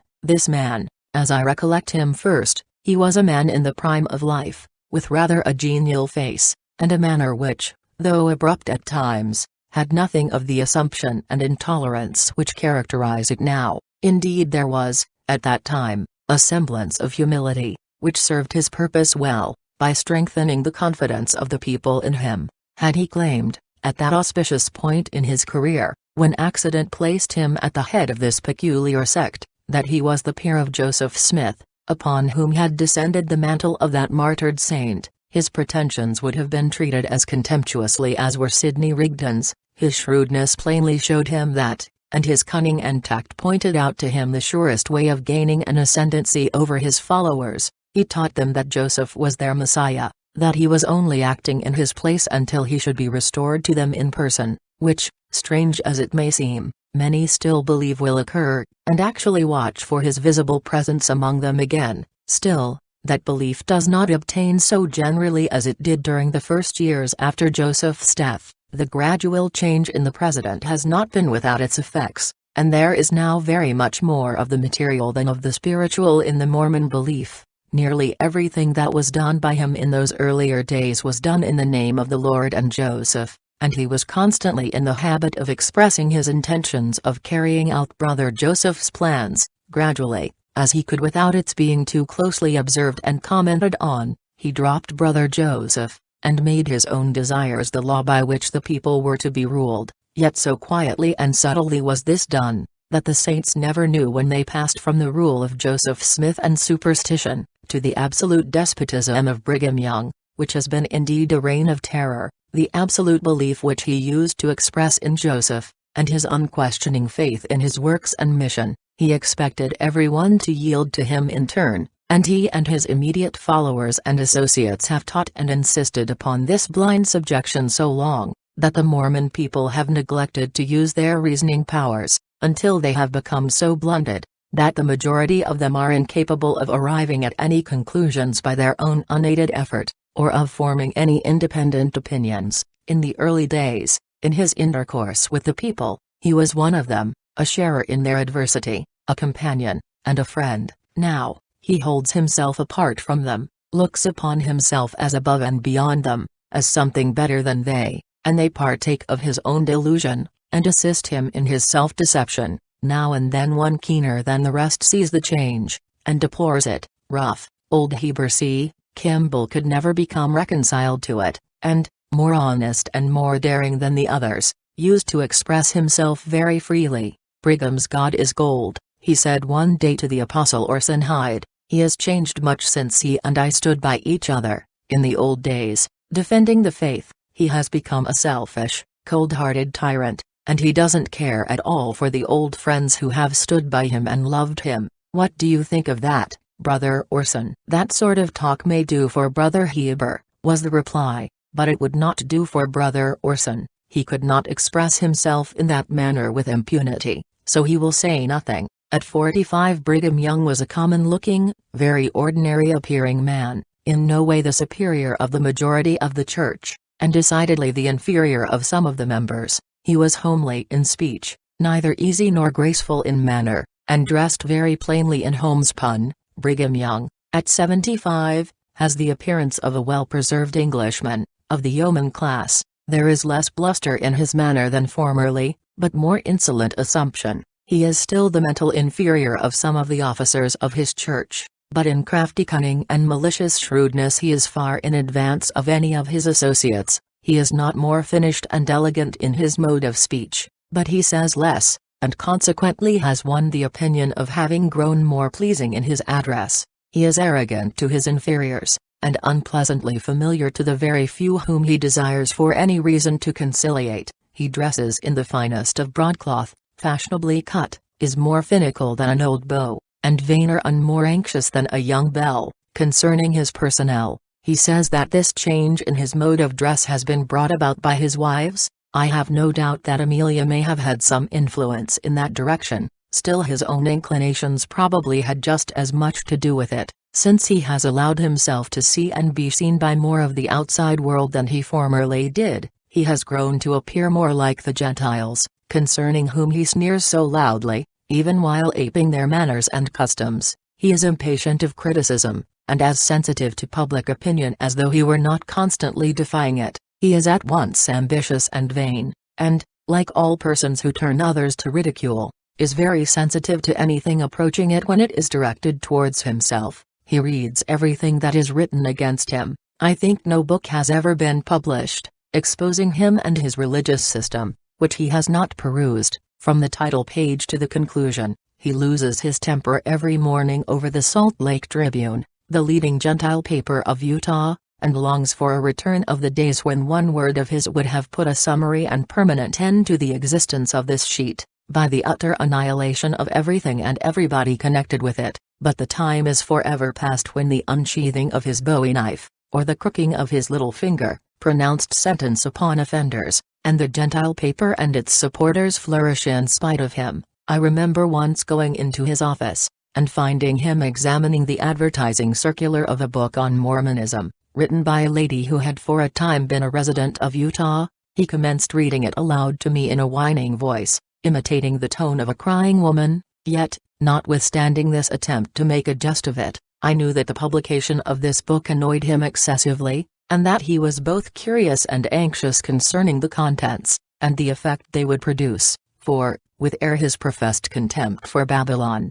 and its Gentile inhabitants, he is very sensitive concerning the opinions which are held concerning him by these unregenerate souls, unscrupulous and avaricious. He has made even disasters profitable to himself. After the tragical handcart expedition, he sold the handcarts that remained when the emigrants had all got in for $15 apiece. This was to go to the church fund, which virtually means Brigham's private purse. It has been already related how he made his improved carriage scheme more than pay for itself several times over, although they did not survive the first trip. As trustee and trust of the Church of Jesus Christ of the Latter-day Saints, all the money of the Church passes through his hands, or, more properly speaking, into them, since it is rarely known to leave them again. The tithing fund, and the subscriptions for various church purposes, are all given into his keeping, and although the sums of money gathered in this way have been very large, none of it has ever been appropriated to the cause for which it was supposed to be intended by those sacrificing souls who denied themselves that the Lord might be served. He is as inexorable a beggar today as he was 40 years ago, when he was a humble follower of Joseph Smith, preaching the new gospel to whoever would hear him, and being fed and clothed by whoever would supply his wants. He made no hesitation in letting these wants be known, and he would request that they should be relieved in the name of the Lord. Inasmuch as ye have done it unto the least of these my little ones, ye have done it unto me, has been the standard teaching of the Mormon missionaries from the very earliest days, and no one could enlarge on this passage more eloquently than Brother Brigham when he was in need of a new coat, or a small sum of money, or even a supper and a night's lodging. He is as eloquent now, when talking on the subject of giving, with this exception in his style of address, that he now demands instead of asks, and it is disastrous to refuse him. He begs for the missionaries, and the poor men never get a cent of the thousands of dollars that are raised for them. He begs for the temple, which is his pet subject, whenever there is nothing else to beg for, and the amount of money which he has raised for the building ought to have erected several very imposing edifices. Many years ago he levied contributions upon the English saints for the purchase of glass for the temple windows. The sum desired must be collected at once. The Lord was soon coming to enter upon his earthly kingdom, and the place must be prepared for him. Missionaries preached, and laymen exhorted. They astonished even themselves by their eloquence, as they dwelt upon the beauty of Zion, the city of the Lord, and the glory that was to descend upon his chosen people. Those who were not moved by their oratory were impelled by their command, but, for the most part, the money was given voluntarily. Working men and women took a few pennies from their scant wages, and gave them with wonderful readiness, and then suffered from cold and absolute hunger for days after, but they suffered with painful joyousness and devotion, since they were giving it to the Lord, who had chosen them out of all the world for his very own people, and who would make their self-denials here redound to their glory and grace when at last they should arrive in his presence. At that time, the foundation walls of the temple were barely above the ground, and the work has progressed very slowly since. At any rate, the glass has not been bought, and there seems very little probability of window material being needed at present, and if the Lord is not to visit the saints until his home is completed, even the younger members of the present generation will not be likely to see him. The tabernacle, where the saints worship at present, is one of Brigham's few inspirations, and is as great a success as are most of his inspired ideas. It is an ugly-looking building, oval in shape, with a sort of arched roof, which shuts down over it, like the lid of a wickerwork basket. It is very commodious, which is its chief recommendation, holding comfortably 12,000 persons. In this inspired edifice, every law of acoustics is outraged, and only a small portion of the congregation can hear what the speaker is saying. It is 250 feet long, 150 feet wide, and 80 feet high, while there is not a column in it to obstruct the view, and the interior view is flat and expansive. The organ claims to have been built by a good Mormon brother, assisted by a large number of mechanics, and is said to be the largest ever built in the United States. It is placed at the end of the tabernacle, directly back of the speaker's stand, and the seats for the choir are arranged on each side of it. This building, in which the saints are to worship until the more pretentious temple is finished, is ugly in the outward appearance, cheerless in the interior, very inconvenient in its arrangements, and practically useless unless the walls are draped so as to render the voices of the speakers audible. But when the new building, which is said by Brigham to be of divine architecture, shall be completed, it is probable that these things will be vastly improved. In the meantime the begging goes on, but the work moves slowly. Large contributions come flowing in, but the temple does not advance visibly, while Brigham adds house to house, field to field, increases his bank deposits, and lives as well as any man in his position would wish to live. The people will take no bonds from him, and as it would seem like questioning the Lord's anointed, He is supposed to administer the financial affairs under the direction of the Lord. No statements are ever required of him. Once in a while, however, he goes through the form of a settlement of accounts, which he simplifies immensely, by a system all his own. It is said that at one time he balanced his account with the church by ordering the clerk to place $200,000 to his account for services rendered, which was exactly the sum of his indebtedness to the church. This was in 1852, and in 1867 he repeated this peculiar financial operation, this time making his services liquidate an obligation for $967,000. It is worthwhile to be president of the Church of Jesus Christ of Latter-day Saints at a salary like that, and it is no wonder that he desires to keep it in the family, and is so anxious to appoint a successor. But on the other side, see at what terrible rates the poor people must have been taxed to have paid for the support of this one man and his family. Between the years 1847 and 1867, a period of just 20 years, $1,167,000. Nearly $60,000 a year. This does not include many grants of land and other property, made to him by the territorial legislature, nor his compensation by the United States government as governor and Indian agent. Although a very ignorant man himself, able neither to read nor write the English language correctly, he has always been a bitter opponent of free schools and liberal education.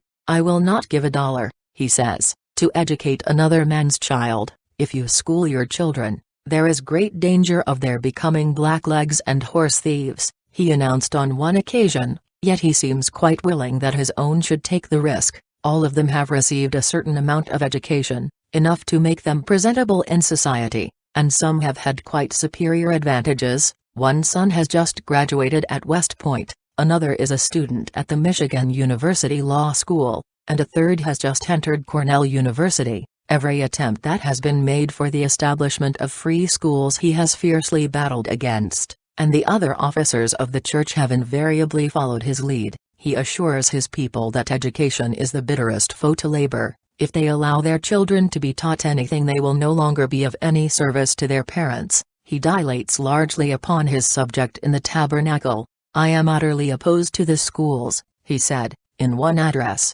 "They have been introduced into the states in consequence of the tyranny of the rich over the poor, but instead of keeping the people poor, and then providing free schools for them, I would have the rich put out their money to usury by giving the poor employment, that they may be able to sustain themselves and school their own children. It is the duty of the rich to use their means, as I have done myself, in building factories, railroads, and other branches of industry, in order that the laboring people may have a chance to work together, and improve their condition, the rich taking their portion, and all growing wealthy together." There is an unconscious sarcasm in this last sentence that is positively sublime. That one expression, "as I have done myself," is the supremest satire. I do not believe there is anywhere a man so suspicious of his workmen, so penurious in his dealings with them, so anxious to cut their wages down to the very lowest penny, as is Brigham Young. I know men who have been in his employ for years,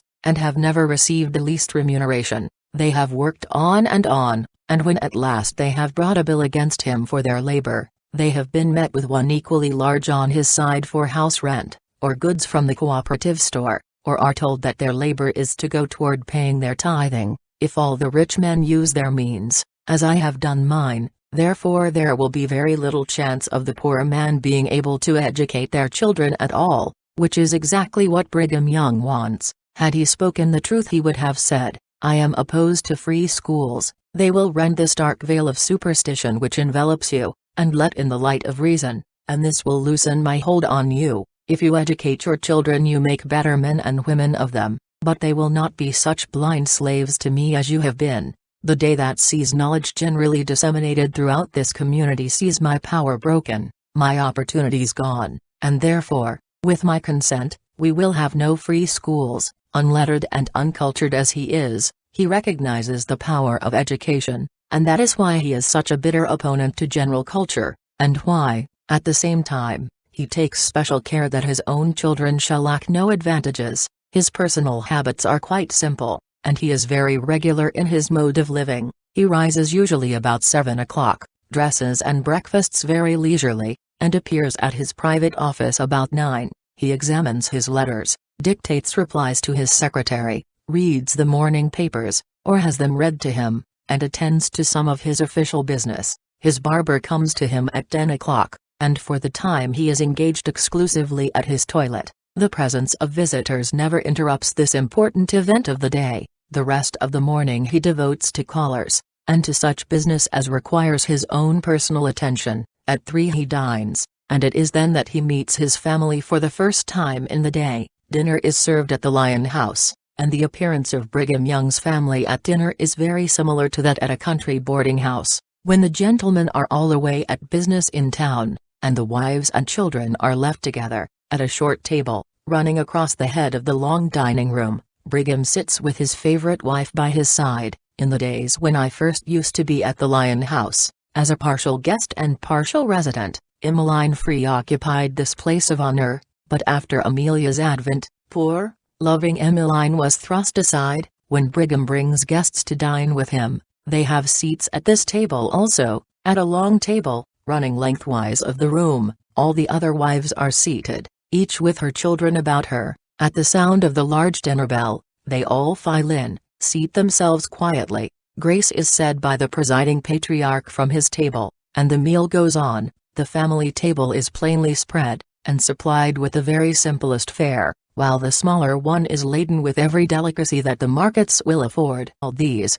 however, are only for the president and his favorite wife, and the rest of the family must be satisfied merely to look at them, and enjoy the dainties by proxy. A very amusing incident took place once at this family dinner. One of the wives, not usually considered among the most spirited ones, who, like all the rest, had submissively taken the food which had been set before her for years, was one day seized by the spirit of discontent. She had taken a fancy that she should like some of a particular dish which graced her husband's table. She did not express her wish, but quietly rising from her place, went straight to the other table, helped herself to the coveted article, and returning as quietly as she came, took her seat, and resumed her meal, amidst looks of consternation from the other wives, and of indignant amazement from her husband. Surprise made him absolutely speechless for the moment, but I fancy she was properly reproved in due time, for she never attempted a repetition of the act. When strangers are invited to dine, the tables are more uniform in their appointments. The usual contrast between the one at which the prophet and his favorite sit, and that around which the other wives and their families are gathered, is not nearly so marked. There is an air of abundance, and even of luxury, on these occasions, which gives the prophet the reputation, among his guests, of being, what is called in New England parlance, a good provider. If only some of these deluded visitors could accidentally happen into the same room at a similar meal, they would see the true state of affairs. But Brigham's family are never visited accidentally. Indeed, it is but a short time since visitors have been allowed in the Lion House at all, for the prophet has always maintained the strictest privacy regarding his family. After dinner they see no more of him until family prayers. At 7 o'clock the bell is rung, and the wives and children gather in the large Lion House parlor. Not only are the wives who live in the house expected to be present, but those who have homes outside are also supposed to attend evening worship. Not all of them avail themselves of this privilege, and the outside attendance is somewhat irregular. I used to go whenever I felt inclined, which was very seldom, and the longer I was a member of the family, the more infrequent became my attendance. Brigham sits in the center of the room, at a large table, on which is an ornamental astral lamp. The wives and their respective families are ranged around the room, in the order in which they appear at the table. When all are seated, Brigham reads a few passages of scripture, all kneel down, and he makes a long prayer. He was formerly said to have a special gift for prayer, and he has not lost it, but somehow his prayers never inspired me with veneration. He prays with great unction, and, I suppose, unconsciously to himself, some of his patronizing manner slips into his appeals to the throne of divine grace, until his petitions always seem to me to be very much like advice to the deity rather than entreaties for the divine blessing. If he chances to be in a good humor, he chats a little while before leaving the room, but if not, he goes away directly prayers are over, and that is the last that is seen of him by the household until the next day at dinner. Some of his children are almost strangers to him, they know nothing of fatherly affection, and while they feel that they have, socially, a sort of prestige, by being so closely related to him, they feel, personally, only a dread and fear of him. He never invites their confidences, nor shows himself interested in their affairs. All this would be quite incompatible with his ideas of prophetic dignity. The Lion House, where most of the wives live, is a long, three-storied house, at the very left of what is known as the Prophet's Block. It receives its name from the stone figure of a lion crouching over the front portico. There is a stone basement, then the main building, of wood, with peaked gable, narrow-pointed Gothic windows, and steep roof. In the basement are the dining room, kitchen, laundry, and cellar. The parlor is on the principal floor, and the rest of the house is taken up by the apartments of the wives, each wife having a greater or less number of rooms according to the size of her special family. Next to the Lion House is a low building, which is used as the tithing office. Here all the clerks have their desks, and receive visits from the saints who come on church or personal business. Adjoining that is Brigham's private office, where he receives his own visitors. At the extreme right is the Beehive House, a large building, which has always been used as Governor Young's official residence. Lucy Decker has always had the care of it, and has lived there with her children. No wife was ever permitted to share her husband's apartments there, until the reign of Amelia was opened. She has lived there since her marriage, and has been virtually the recognized head of the harem. It is extremely probable that when her new house is fully finished, the Beehive House will be the official residence only in name, and the household there will see less of him than ever. Polygamist, as he professes to be, he is, under the influence of Amelia, rapidly becoming a monogamist, in all except the name. Chapter 35, Brigham as a farmer. My new house, taking boarders, 1 year after marriage, life at the farm, housekeeping extraordinary, bread and milk dinners. Brigham tries to catch us napping, hours of labor, dejection. My new house, parlor stairs, wells wanted. My mother receives notice to quit. My elder brother pays her board, failing faith, taking boarders. The Prophet's contemptible meanness, Brigham's neglect. Reverend Mr. Stratton, I open my heart. The new religion, woman's sphere, first glimpses of the outer world, forming resolutions. After we had been married a year, Brigham decided that I should go to the farm to have. He has several farms among his landed possessions, but this one, which supplies the Salt Lake City family with milk, butter, cheese, and vegetables, is always spoken of as the farm. It is about 4 miles from the city, within pleasant driving distance, but is by no means a desirable place of residence. Every one of the wives who had been compelled to live there had become confirmed invalids before they left the place, broken down by overwork, and the prospect was not a pleasant one to me. Never strong, and unused to hard, continuous labor, such as I knew I should be obliged to perform as mistress of the farmhouse. But, as it was my husband's will, I went, without a word of protest. I had one bit of comfort: my mother was to accompany me. Outwardly, my new home had a lovely appearance, and Brigham never tired of descanting on its beauties to anyone who would listen to him. These expressions of admiration would have been reasonable enough, had not the eulogistic owner insisted on its comfort and convenience, as well as on its beauty, but he was just as earnest in recommending it for those virtues which it did not possess, as he was in lauding it for its pleasant exterior, and, indeed, with its somewhat irregular architecture, its wide verandas, vine-draped and shaded, its broad, low windows, and beautiful surroundings, it is one of the pleasantest-looking places that one would care to see. It is built after one of the Prophet's own plans, and he says that it cost $25,000, possibly it did, but I am certain that, with the same amount of money, I could build a house that should vastly exceed that in external beauty and interior appointments. The walls are very thin, and the sun and heat penetrated in summer, and the cold in the winter, making it at once the warmest and the coldest house I ever saw. That might have been a recommendation, had the temperature been regulated to suit the seasons, but, unfortunately for our comfort, it was hot when we wished it cool, and vice versa. My mother hazarded an opinion to this effect in Brigham's hearing,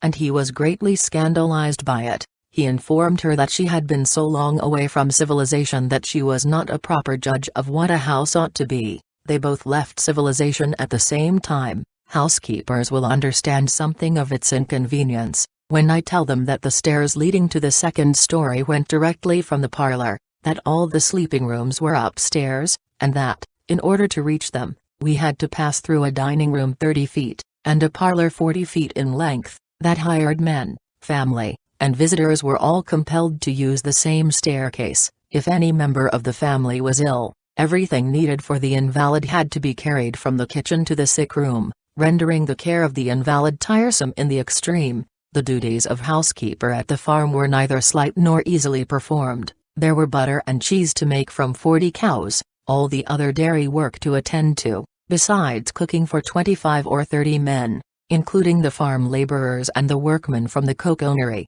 I know at least 6 women who have been completely broken down under the work at the farmhouse, and neither my mother nor myself have ever recovered from the illness contracted there from overwork. My mother made the butter and cheese, and took charge of the cooking. I assisted in the latter, took care of the house, did the washing and ironing, and was allowed the extreme pleasure of carrying the farm supplies to the other wives every week. We had occasional visits from Brigham. He was very fond of coming unexpectedly, and at all sorts of irregular hours, hoping, evidently, that sometime he might catch us napping. He was so addicted to fault-finding, and so easily displeased, that we took no pleasure in his visits, and I grew to be positively unhappy every time his approach was heralded. If his coming had brought any comfort, I should have looked eagerly forward to his visits. As it was, I dreaded them, and grew ill with nervousness and apprehension every time he came to us. I remember one day, when he visited us,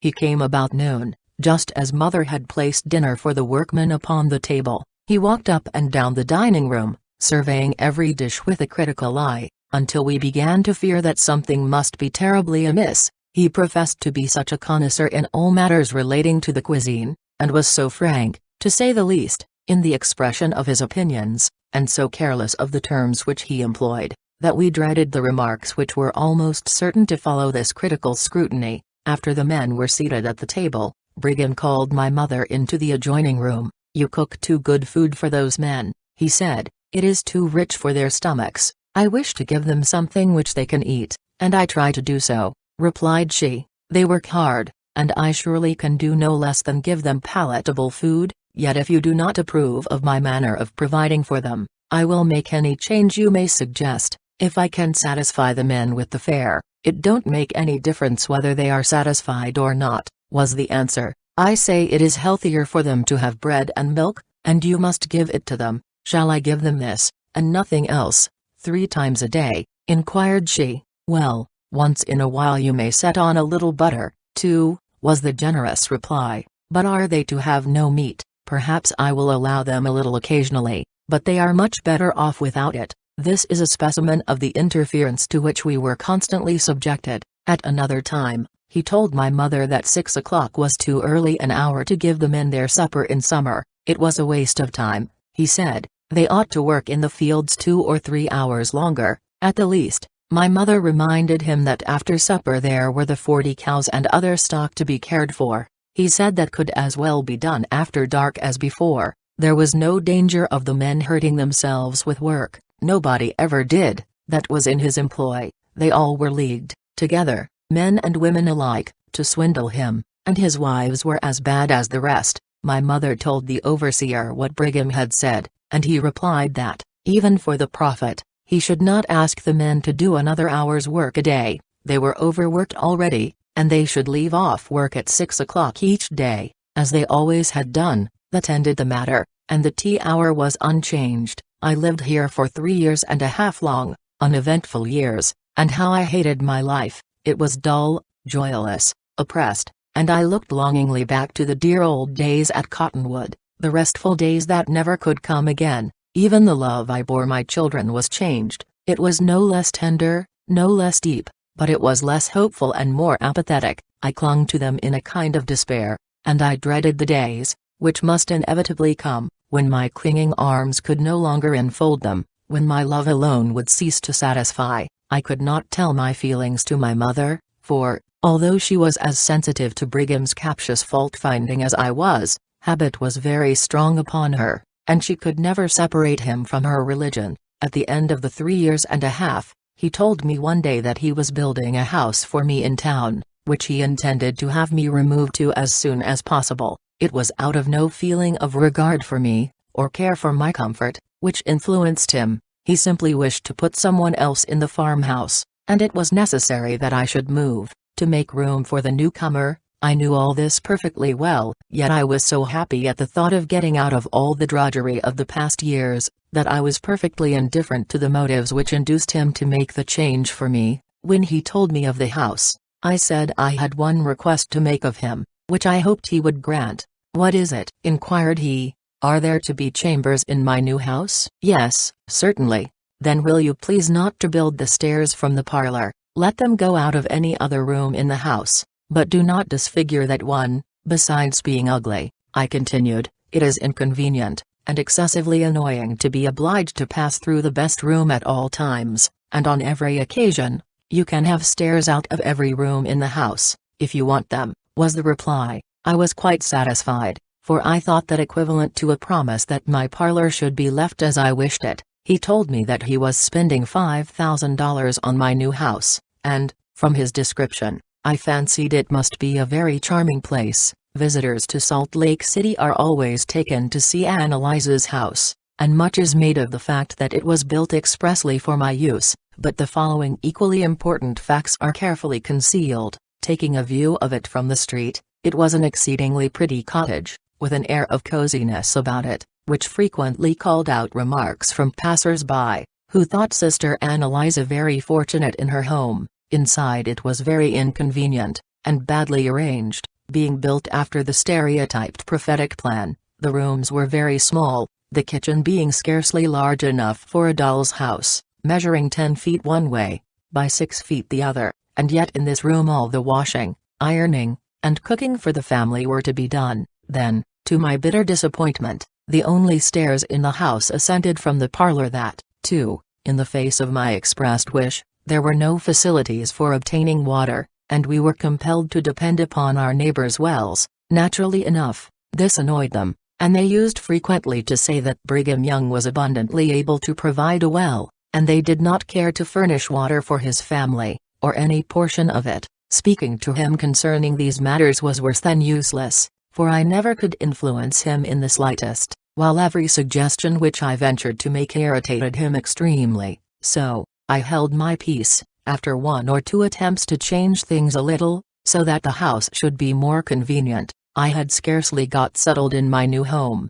when he told me that my mother must leave me. He could not afford to support her any longer. This, too, when she had worked herself ill in his service, and had asked no reward for her labors except the privilege of staying with me, her only daughter, the child from whom she had never been separated for any great length of time. I cried bitterly after my husband had left me, but I would not tell my mother what he had said. I knew she would be sorely grieved, and that she would go away at once. Her independent spirit would not permit her to remain a pensioner on this selfish man's unwilling bounty. I could not live without her. I leaned on her in piteous dependence, and looked to her for all the comfort I had outside of my children. In addition to the dread and dislike which had grown up in my heart toward my husband, I was beginning to lose faith in the religion which he represented. His petty meannesses, his deceit, his unscrupulousness, his open disregard for the truth, all were so utterly at variance with the right,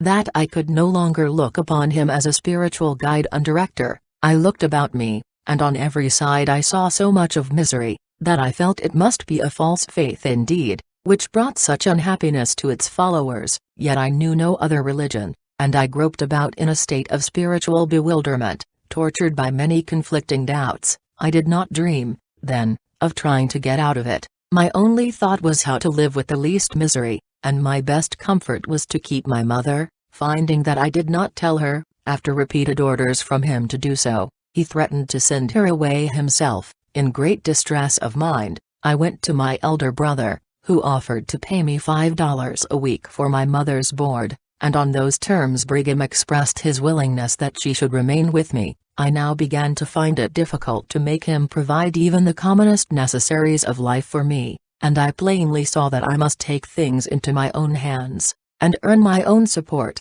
and that of my children. I asked permission of my husband to take boarders, and he granted my request with amazing readiness, so I went to work in good earnest, and soon succeeded in filling my house. As it chanced, all my boarders were Gentiles. Brigham knew this perfectly well, yet he did not seem in the least concerned about it. Indeed, of so little importance was I, or my actions, that he never troubled himself to come near me after he had given his consent that I should support myself in the way I considered the easiest. The last time that he ever visited me was months before I left my home. Previous to the time of receiving these new inmates into my family, I had one acquaintance outside the Mormon church. This was Mr. Howard Sawyer, a Gentile gentleman, to whom I was introduced while visiting at Mrs. Rachel Grant's. Some time after I had commenced my work of self-support, I met him again at the house of Mr. Nathaniel V. Felt, a Mormon. The Reverend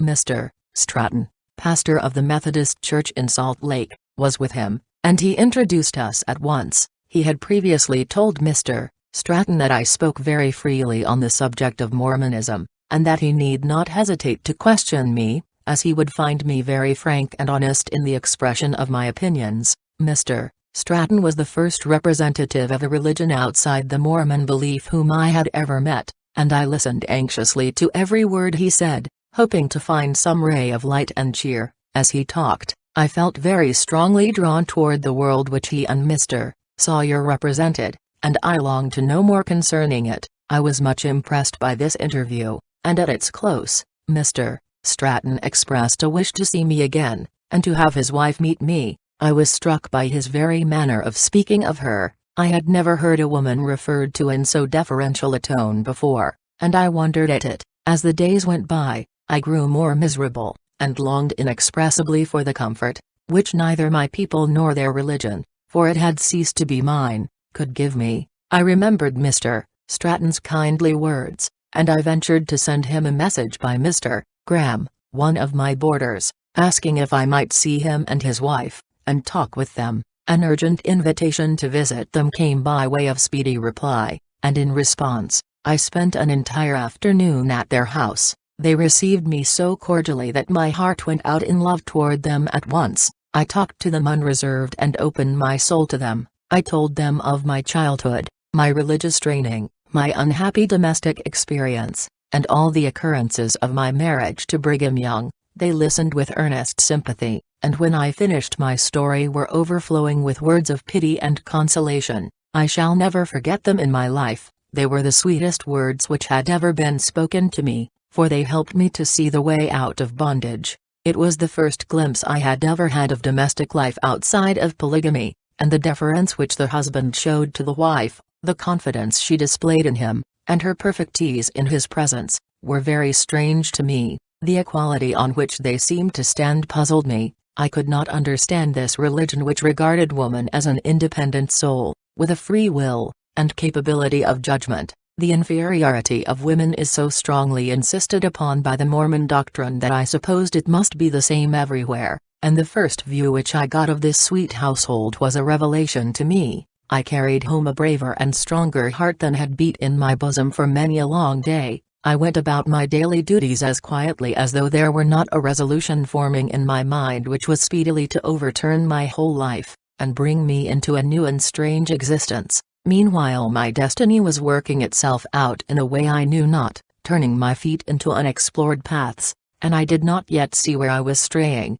nor what the near future was holding in store for me. Chapter 36, Breaking the Yoke. I leave my home, the workings of destiny, a noble lawyer, a small stove and a large family, last interview with Brigham, a startling proposal, sickness and Gentile care, Brigham's police, a moral thunderbolt, my third baptism, a religious farce, I decide to escape, a memorable day, removing in 40 minutes, the Walker House, among the Gentiles, a perilous situation, new hopes, interviewed by reporters, unwelcome notoriety, a touching letter, a visit from my father, the paper war, overshooting the mark, suing for a divorce, attempting offer, $15,000 and my freedom. The prophet astonished. After made mind to take any step in a new direction, it seems as though every event of the life points the same way. It is almost as if decision had been forced upon him, and the course of action was inevitable. It was but a very few days after my first memorable visit to Mr. and Mrs. Stratton, when I received in my family a gentleman and his wife by the name of Hagan. Mr. Hagan was a lawyer of considerable repute in Salt Lake City, and I found both himself and his wife very pleasant inmates of my home. My family had increased so that it was quite impossible to do the necessary amount of cooking on the very small stove which was in my toy kitchen. I made up my mind to ask Brigham for another, since, as I was working hard to support myself, he ought to be willing to assist me to this extent. I called one day at his office, the last call I ever made him, by the way, and preferred my request. He looked at me for a moment in evident surprise. "I believe you are keeping boarders." "Yes, I am," was my reply, "and that is why I want the stove. I cannot do the necessary cooking on the one I have. If you want a cooking stove, you'll get it yourself. I've put you into a good house, and you must see to the rest. I cannot afford to have so many people calling on me for every little thing they happen to think they want." I was much distressed and disturbed after this interview. I had known that I must take care of myself for some time, and I had gone about it bravely and willingly, and I felt that this rebuff was in every sense undeserved. Never, during my whole married life, had I made one unnecessary request, and, however much I might have cost him, as he used to say in speaking of the very small amount he spent for me, I felt that I had more than repaid in hard, unceasing labor. If he does not wish to support us, why does he place us in the position to expect support from him? Was my bitter thought. I did not seek the position of wife to him, it was forced upon me, and I was now compelled to endure the indignities which he chose to heap upon me. Mrs. Hagan's kindly eyes discovered my distress, and she instantly begged my confidence. I gave it unreservedly and fully. She asked leave to tell her husband, and he, indignant at the treatment I was receiving, consulted with other lawyers, and all agreed in advising me to bring a suit against Brigham for divorce and alimony. Mr. Hagan assured me that if I did not gain the suit I should have found a way of getting out of my life in Mormonism, that it would be a test case, showing how the polygamous wives of Mormons stood in the law, and that I would find ready sympathy from the outside world. This proposal, although it startled me, came at a time when I was more ready to entertain it than I should have been at any other period. My mother had discovered Brigham's feelings toward her, and had left my house to return to my father's farm at Cottonwood, and I was grieving over her absence. Still, had she been with me, I should have said nothing to her on this subject, for, although she was losing confidence in Brigham Young, she still clung to her religion, while I had not one spark of faith in it remaining. In the meantime Mr.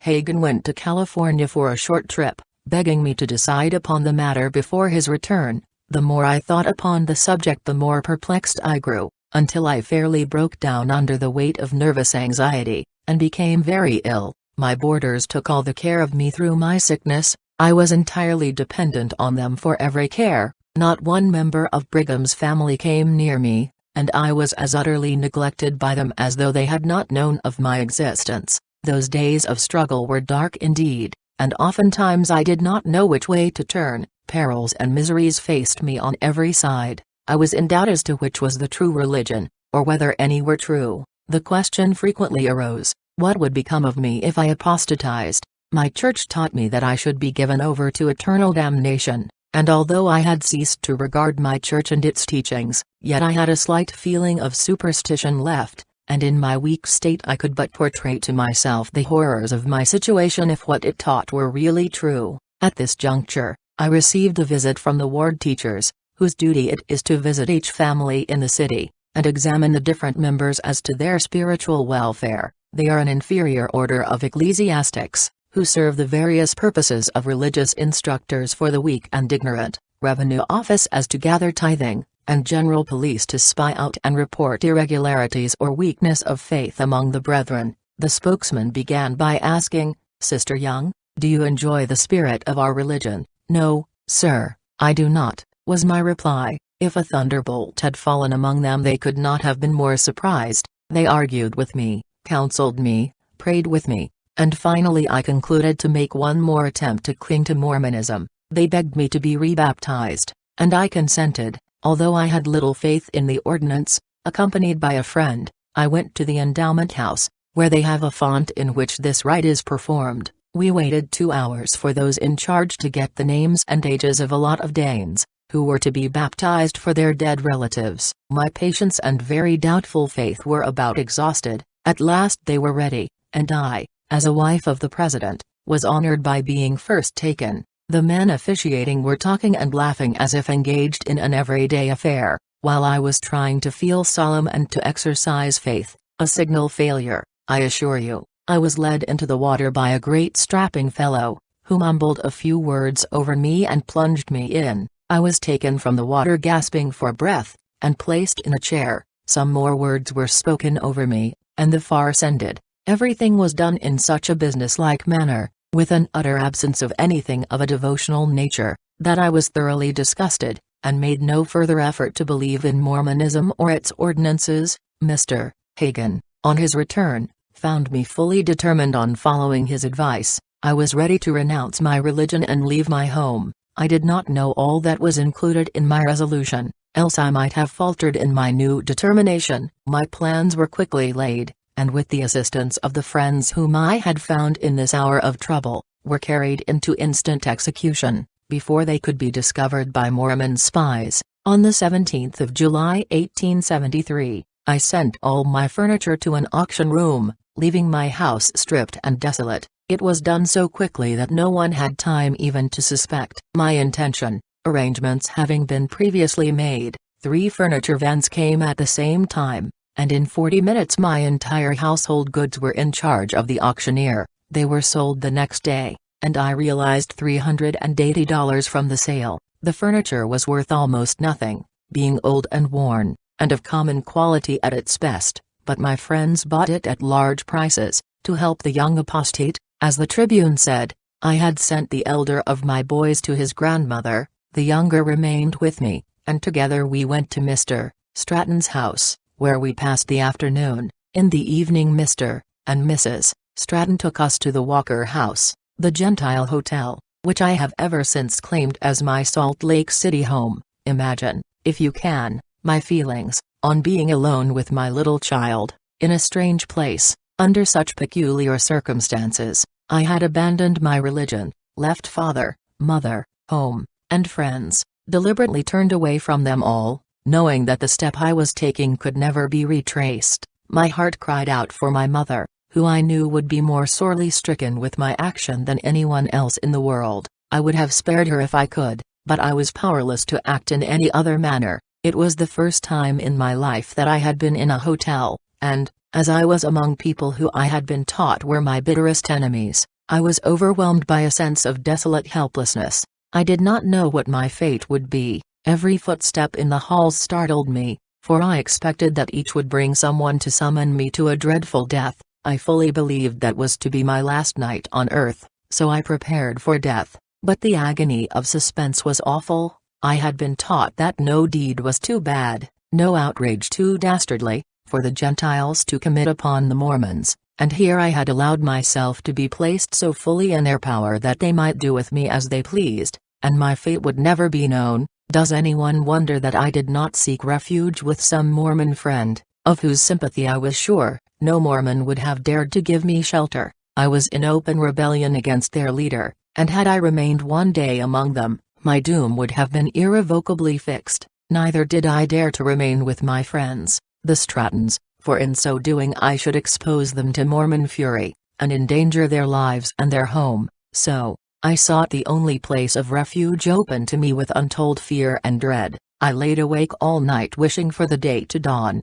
yet fearing that I should never see it, and when the first ray of light came through my windows I was relieved and hopeful. With morning came a new excitement. The news of my flight from home had gone abroad, and the morning papers were full of it, the Mormon journals abusing, the Gentile journals praising and congratulating me. This part of the experience had never suggested itself to me. It had never occurred to me that it would be made a public matter. and I shrank from the very thought. I felt myself a marked object. Reporters called on me, seeking interviews for the California, Chicago, and New York papers, and questioned me until I was fairly bewildered. I had gone to bed a poor, defenseless, outraged woman, trying to find my way out of a false life into something truer and better, and I arose to find that my name had gone the length and breadth of the country, and that I was everywhere known as Brigham Young's rebellious wife. People who were curious to see one of the wives of the prophet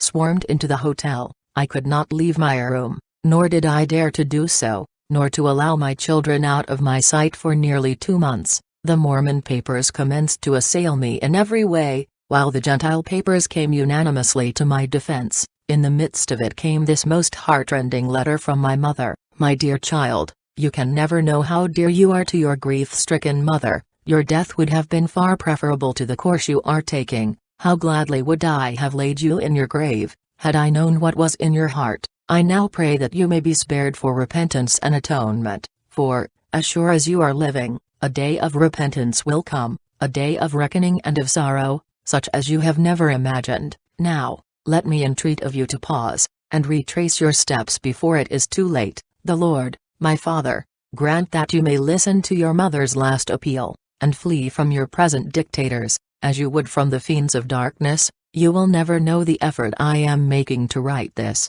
When I first received the blow, it struck me down like a flash of lightning, and the first I remember, I was praying for your death before you sinned past redemption. My much-loved child, come to your mother, and try to smooth her pathway to the grave. I should pray to be laid there at once, if I did not hope to save you yet. The path you are pursuing leads to the lowest depths of woe, and I pray, every moment of my life, that you may speedily be arrested. Oh, how could you turn against us? How could you break our hearts? Your father's house, and your brother Gilbert's house, are both filled with weeping friends, who are exploring your fate, and I implore you, in the name of all that is sacred, to come back to us. You seem to be encircled in a cloud of almost impenetrable darkness, but the Lord our God is able to remove the veil, and enlighten you in His own way. I can only pray for you. My heart is broken, my dear and much-loved child. I loathe the sight of food, and sleep has forsaken my eyelids. The idol is rudely broken that I have worshipped so long.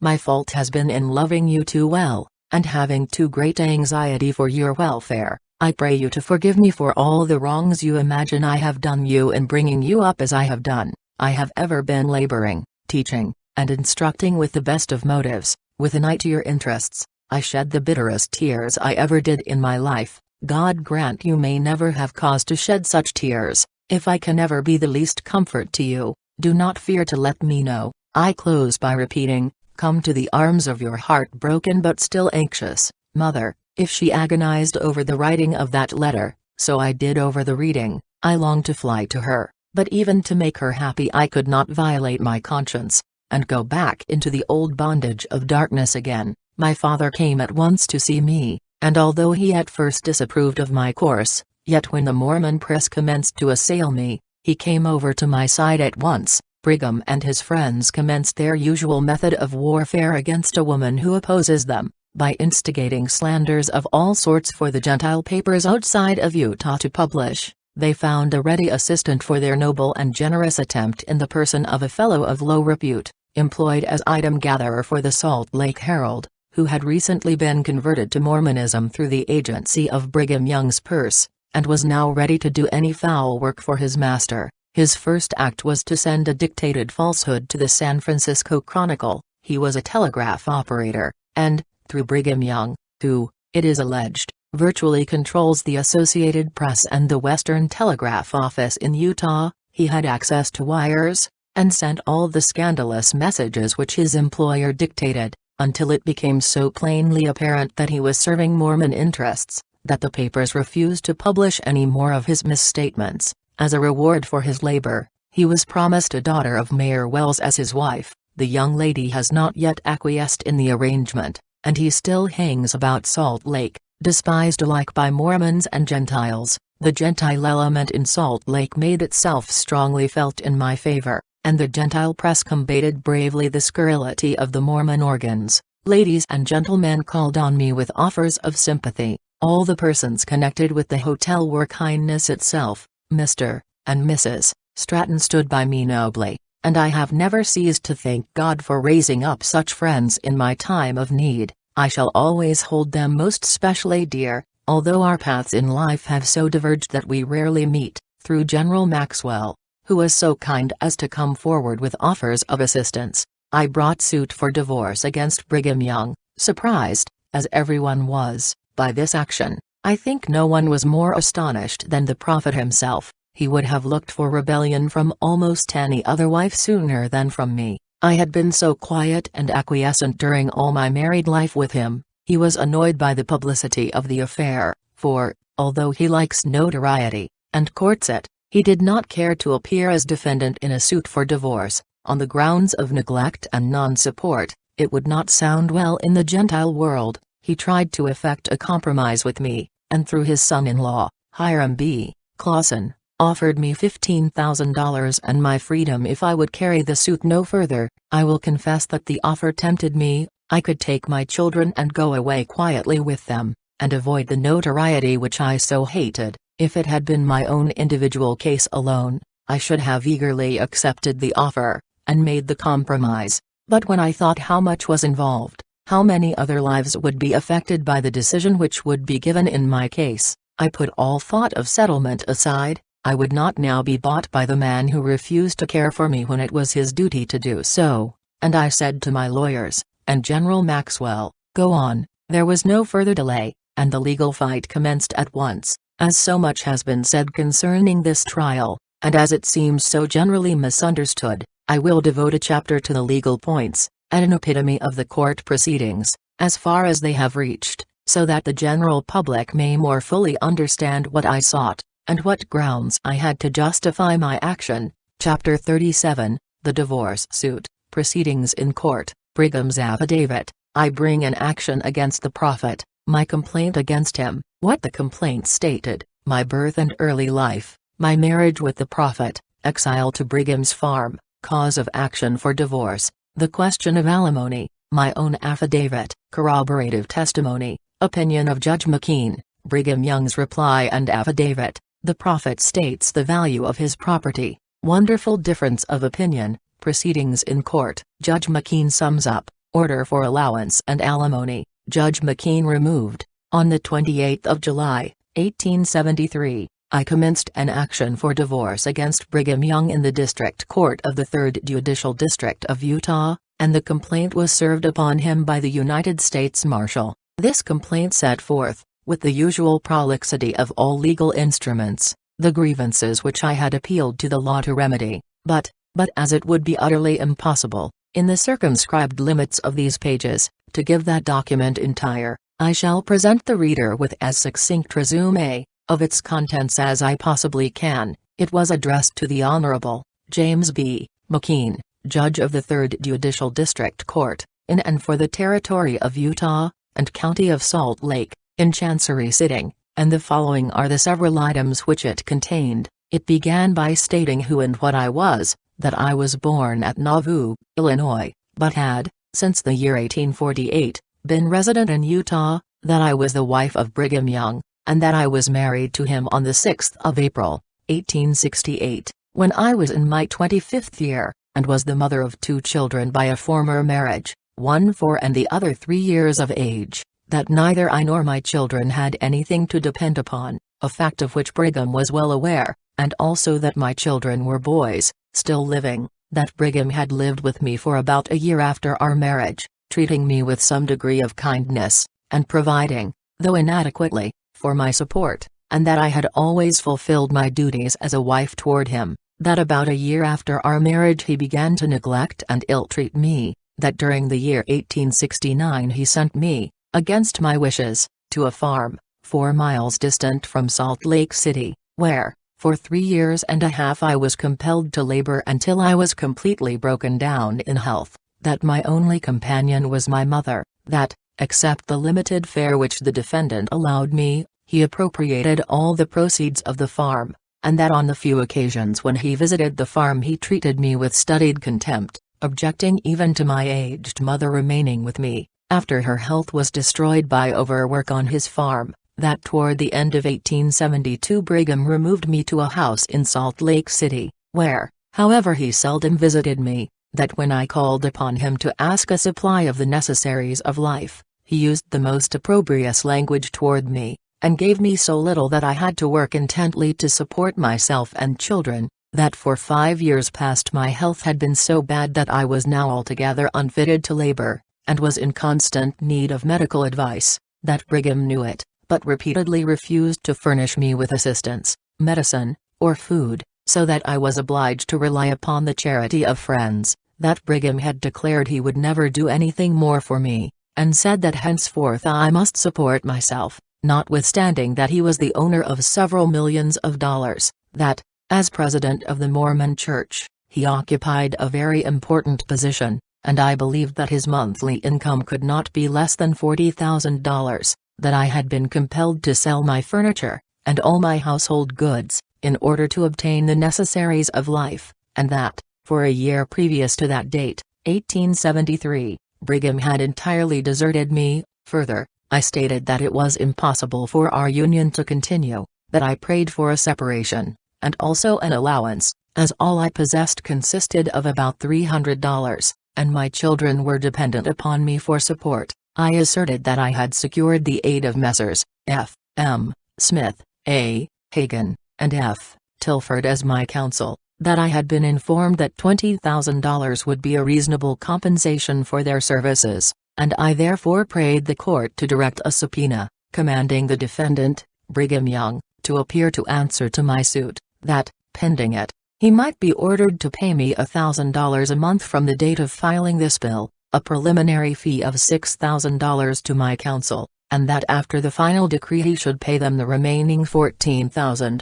and all the expenses of the court. Furthermore, I prayed, that after our legal separation, he might be ordered to support myself and children suitably, and that for that purpose the sum of $200,000 might be set aside from his estate. This bill, the substance of which I have given above, was signed by my solicitors, Smith, Hagan, and Guilford, and to it the following was appended: Territory or Utah, County of Salt Lake, Eliza Young, being first duly sworn, deposes and says, that she is the complainant in the above entitled action, that she has heard, read the foregoing bill of complaint, and knows the contents thereof, and that the same is true of her own knowledge, except the matters and things therein stated on information and belief, and as to those she believes them to be true. Eliza Young, subscribed and sworn to before me, this 19th day of July, A.D. 1873, Joseph F. Nounan, Clerk. A motion for an allowance and counsel fees was noticed for hearing at the same time, and the service was by the same officer. This document was headed with all due form and ceremony. It stated, I, Eliza Young, the plaintiff, being duly sworn, alleged, that I was the wife of Brigham Young, the defendant, that while I was living with him, and performing the work mentioned in the bill already filed, he acquired enormous property, of the value of several millions of dollars, and was now the owner of at least 8 millions, that I had no means of knowing his exact income, but was sufficiently informed to allege that it was at least $40,000 a month, that the facts stated in the bill were true, that I and my children were penniless, that knowing the power and influence of Brigham, that he had the disposition to harm me, and that my life would be unsafe in any private house, I had taken refuge in the chief hotel in Salt Lake City, the Walker House, about the 15th of July, where I had since resided, that my expenses were very large, but that I had no income, and that my health was too feeble to allow me to work. I therefore prayed the court to grant me the items included in the bill already filed. This affidavit was signed by me, and countersigned by Joseph F. Nounan, the clerk of the court. Attached to it was an affidavit, signed C. M. Dirk, making, upon oath, a statement of the destitute condition in which I was previous to the time when I left my private residence and went to the Walker House. Of this affidavit it is needless for me to speak in detail, further than to say that it more than fully establishes to the utmost all that the previous bill and affidavit affirmed. Other affidavits were made by gentlemen who knew me well, one by Mr. Malcolm Graham, and another by my medical adviser, J. M. Williamson, both of which fully confirmed my own statements. James B. McKean, judge of the court, was absent temporarily on account of sickness at that time, and Judge Emerson, of the 1st District Court, presided for him. Judge McKean had held that, in equity cases, the United States Marshal was the proper officer to serve process, but the defendant came into court at the time appointed for the hearing, and moved to quash the service of the process, on the ground that the Territorial Marshal, and not the United States Marshal, was the proper officer to serve the process in the case, reversing the rule administered by Judge McKean. The judge temporarily presiding held the motion good, and quashed the service. Therefore, new process was issued, and placed in the hands of the Territorial Marshal, accompanied by an order to the defendant to appear and answer to the motion for an allowance and alimony. This was regularly served, and at the day appointed the defendant appeared by counsel, and, for cause against the motion, filed his demurrer to the bill, on the ground that the district court had not jurisdiction of the subject of divorce in Utah Territory. 2 days were occupied in the argument of this question, and it was taken under advisement for 10 days longer. At the end of that time the presiding judge came into court, and held that this court had no jurisdiction in matters of divorce, in Utah Territory. 2 days were occupied in the argument of this question, and it was taken under advisement for 10 days longer. At the end of that time the presiding judge came into court, and held that this court had no jurisdiction in matters of divorce, and denied the motion. The case then stood over, by an agreement between the counsel, until the following May, 1874, the Supreme Court of the Territory, at its term held in that month, in the case of Cast v. Cast, decided that the district courts of the Territory had jurisdiction in actions for divorce and alimony, thus reversing the opinion of Emerson, justice in this case. The case being afterwards in July, 1874, called on for hearing on the demurrer to the complaint in the district court. McKean, presiding, overruled the demurrer, and gave the defendant leave to answer. Thereupon my counsel asked and obtained leave to renew the motion for an allowance and alimony pending the suit which had been denied. It is proper also here to state, that on the 24th of June, 1874, Congress enacted a law expressly conferring authority in divorce cases on the District Court of the Territory, but this law only affirmed by legislation what the Supreme Court had already decided to be the law. On the 24th of August, 1874, Brigham Young filed an answer, of which the following is a correct summary. He denied that at any time he had been married to me, that at the time when my affidavit alleged that this marriage to me took place, I was really the wife of James L. D., never having been legally divorced from him, but that he, Brigham, believed at the time of alleged marriage in April, 1868, that I had been properly divorced from D. He alleged his previous marriage with Mrs. Mary Ann Angel Young, at Kirtland, Ohio, on the wrath of January, 1834, and that the said legal wife was still living, of which fact I, complainant, was aware. He admitted his marriage with me, after the custom of the Latter-day Saints, but denied that the marriage was legal, in any sense acknowledged by the laws of the land. He then proceeded to deny every one of the counts in my complaint, seriatim, winding up with the following statement: defendant denies that he is or has been the owner of wealth amounting to several millions of dollars, or that he is or has been in the monthly receipt from his property of $40,000 or more. On the contrary, defendant alleges that, according to his best knowledge, information, and belief, all his property, taken together, does not exceed in value the sum of $600,000, and that his gross income from all of his property, and every source, does not exceed $6,000 per month.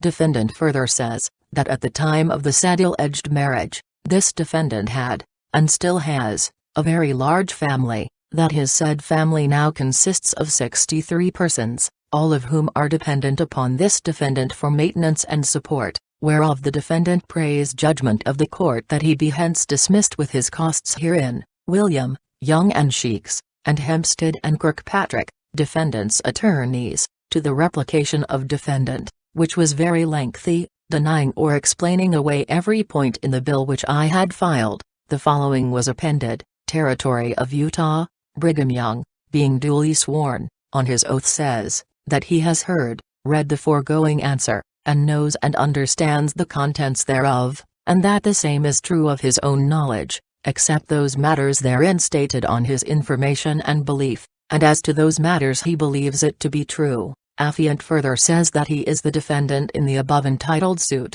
Brigham Young, subscribed and sworn to before me this 25th day of August 1874, Joseph F. Nounan, clerk. The court then gave me, or my counsel for me, leave to renew the motion for alimony as asked, and notice having been given, the motion was by agreement fixed for hearing on the 3rd day of October following. My counsel also filed a motion to strike out portions of the defendant's answer, and on the hearing of the motion for alimony, insisted upon submitting it to the court. When the motion was called for hearing, I offered to submit a number of affidavits bearing on the question of alimony, which were filed and served with the original complaint. The defendant objected to the reading of them, on the ground that they had not had sufficient notice of them by the notice renewing the motion, and they were withdrawn. The defendant then offered to read affidavits in support of his answer, but as they had not been served, and their contents not made known prior to the hearing, they were objected to and excluded. It also appeared that the affidavits were addressed to other matters of defense than those set up in the answer.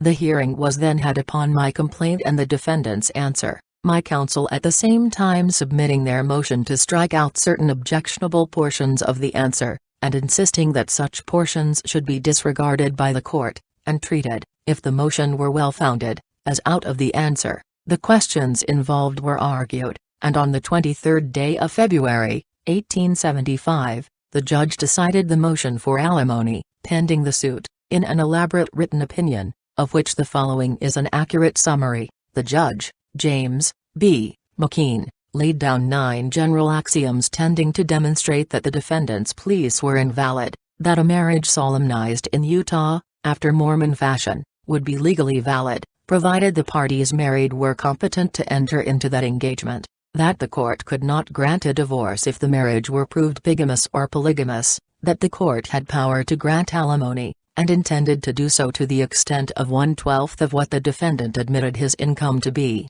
or 1/80th according to my assertion. He then summed up the statements of both parties to the suit. He gave the substance of my complaint, and then took into consideration Brigham Young's reply. Then he considered the defendant's denial that any marriage had ever taken place between us, his statement that, at the time when I alleged that our marriage took place, I was actually the wife of James L. D., never having been properly divorced from him, and also his admission that we had been married polygamously in April, 1868. The judge gave quotations from various sources to prove that this marriage was legal and binding according to the laws of the territory and of the United States, notwithstanding that the forms of the Mormon Church were used, providing, always, that we were both competent to enter into the contract. He discussed the assertion of defendant that he was also incompetent to marry while his lawful wife, Mary Ann Angel, was still living. This, the judge explained, was the admission of felony, as, if admitted, it would prove that the defendant had entered into a bigamous marriage. Such statements he, the judge, said should be admitted as evidence, as far as they were to defendant's prejudice, must be proved true before they could be admitted as evidence against the plaintiff. The defendant must prove that the plaintiff was the wife of another man, and that he himself was the husband of another woman. On the 6th of April, 1868, the judge stated, that in order to prove the allegations made on both sides, it would be necessary to summon witnesses, procure documentary evidence, which would involve very great expense. He should, therefore, allow alimony, and a certain amount for costs of prosecution. He quoted legal precedents to show what amount should be considered reasonable, and then he summed up, and decreed that, after considering all circumstances, the court had concluded to order defendant to pay $3,000 for the prosecution of the suit, and also $500 a month for the maintenance of plaintiff and her children. From the day of the filing of the complaint, the order was accordingly made. In deciding the question, it will be seen that virtually the court disregarded portions of the answer, and, to that extent, sustained the motion to strike out those portions. Though it did not formally pass on that motion, the defendant accepted to the decision, and shortly afterward filed a notice of appeal, and bond to stay proceedings under the order. The copy of the order directing the payment of the alimony was duly served personally on Brigham Young, and demand having been made upon him for the allowance made for my attorney's fees, and payment refused, he was arrested in proceedings in contempt, and brought before the court. His answer to the proceedings consisted of a showing that he had taken an appeal, and filed a bond for a stay, and therefore, he was not in contempt. The court held it not to be an appealable order, and adjudged that he pay a fine of $25, and be committed to custody for 1 day, which was complied with. Thereupon he caused the amount then due under the order to be paid. My allowance he had been given 20 days to pay, and this portion of the order had not been complied with, and had not become due, except $500, which was paid, when Judge McKean was removed by President Grant, and David P. Lowe, an ex-congressman from Kansas, was appointed Chief Justice, and succeeded to the position. Shortly after Judge Lowe entered upon his duties, proceedings were begun by counsel to bring the defendant up again in contempt, for refusing to comply with the order as first stated. On appearing, he again showed cause, by claiming his right of appeal, as in the former hearing, and objected, also, that the district courts had no jurisdiction of matters of divorce at the time of the bringing of the suit, that the order was null and void, that there was no contempt. The court held, in deciding the matter, that it had jurisdiction, that the order was not appealable. In the course of his summing up, he said, "The complaint and answer are each upon oath, and it appears from the record as well as from the statement of counsel in argument, that the order for alimony and expenses was made upon the complaint and answer alone, without any other evidence or showing whatever. It is a general doctrine of the courts in divorce, that before temporary alimony can properly be awarded, the marriage must be admitted by the parties, or established by proofs. In the very recent case of York v. York, 34 Iowa, 530, it is said, alimony is a right that results from the marital relation, and the fact of marriage between the parties must be admitted or proved before there can be a decree for it even pendenti lite. He then decided that the order was erroneously made, and dismissed the proceedings against the defendant. The case now stands, therefore, on the motion, not yet formally passed upon, to strike out portions of the defendant's answer. The defendant has also filed a motion to vacate and set aside the original order granting the alimony, and the two will probably be heard together. My counsel, for me, insist that I am entitled to the alimony upon the following grounds. First, that it is alleged in the complaint that the plaintiff and defendant were married at a time and place designated. The defendant admits that a marriage ceremony did take place, and sets up new facts to show that the marriage which actually occurred was invalid. On this state of facts the plaintiff insists that, pending the question as to the legality of the marriage, she is entitled to alimony. Second, it is denied by the plaintiff that the new matter in the answer ought to be disregarded. First, because it is badly pleaded, and second, it is an attempt on the part of the defendant to take advantage of his own wrong, to wit, the assertion that he had a lawful wife living, which a court of equity will not permit. The defendant admits that he was married to the plaintiff, that they lived and cohabited together as husband and wife, that he supported and maintained her as such, avers that he never deserted or ill-treated her, and, in fine, clearly shows that a relation of marriage existed in fact between them. Third, the plaintiff claims that she will succeed on the merits. First, because the defense on the new matter ought to be disregarded as badly pleaded, and inadmissible under any form of plea. Second, because the marriage of the defendant to marry an angel cannot be proved, and never was a lawful marriage. There was cohabitation, but no marriage according to law. This will appear if the true state of facts is ever reached in the trial, and the first alleged marriage must be shown to have been a lawful marriage. In case verse, case 7 California, Rep. 598, the law is well stated on this point. As to the allegation in the answer, that the plaintiff had a lawful husband living at the time of the alleged union between plaintiff and defendant, it is sufficient to say that she was divorced from James L. D. by the Probate Court of Utah, and that it was done under the statute, and that the Supreme Court of Utah had previously decided that such court had exclusive jurisdiction in divorce matters. While this decision was probably erroneous, it was made by the highest tribunal of the territory, and was not appealable. Hence, was the law. More than this, The Act of Congress of June 23, 1874, provided that all judgments of the probate courts of Utah which had been executed, or which had not been appealed from,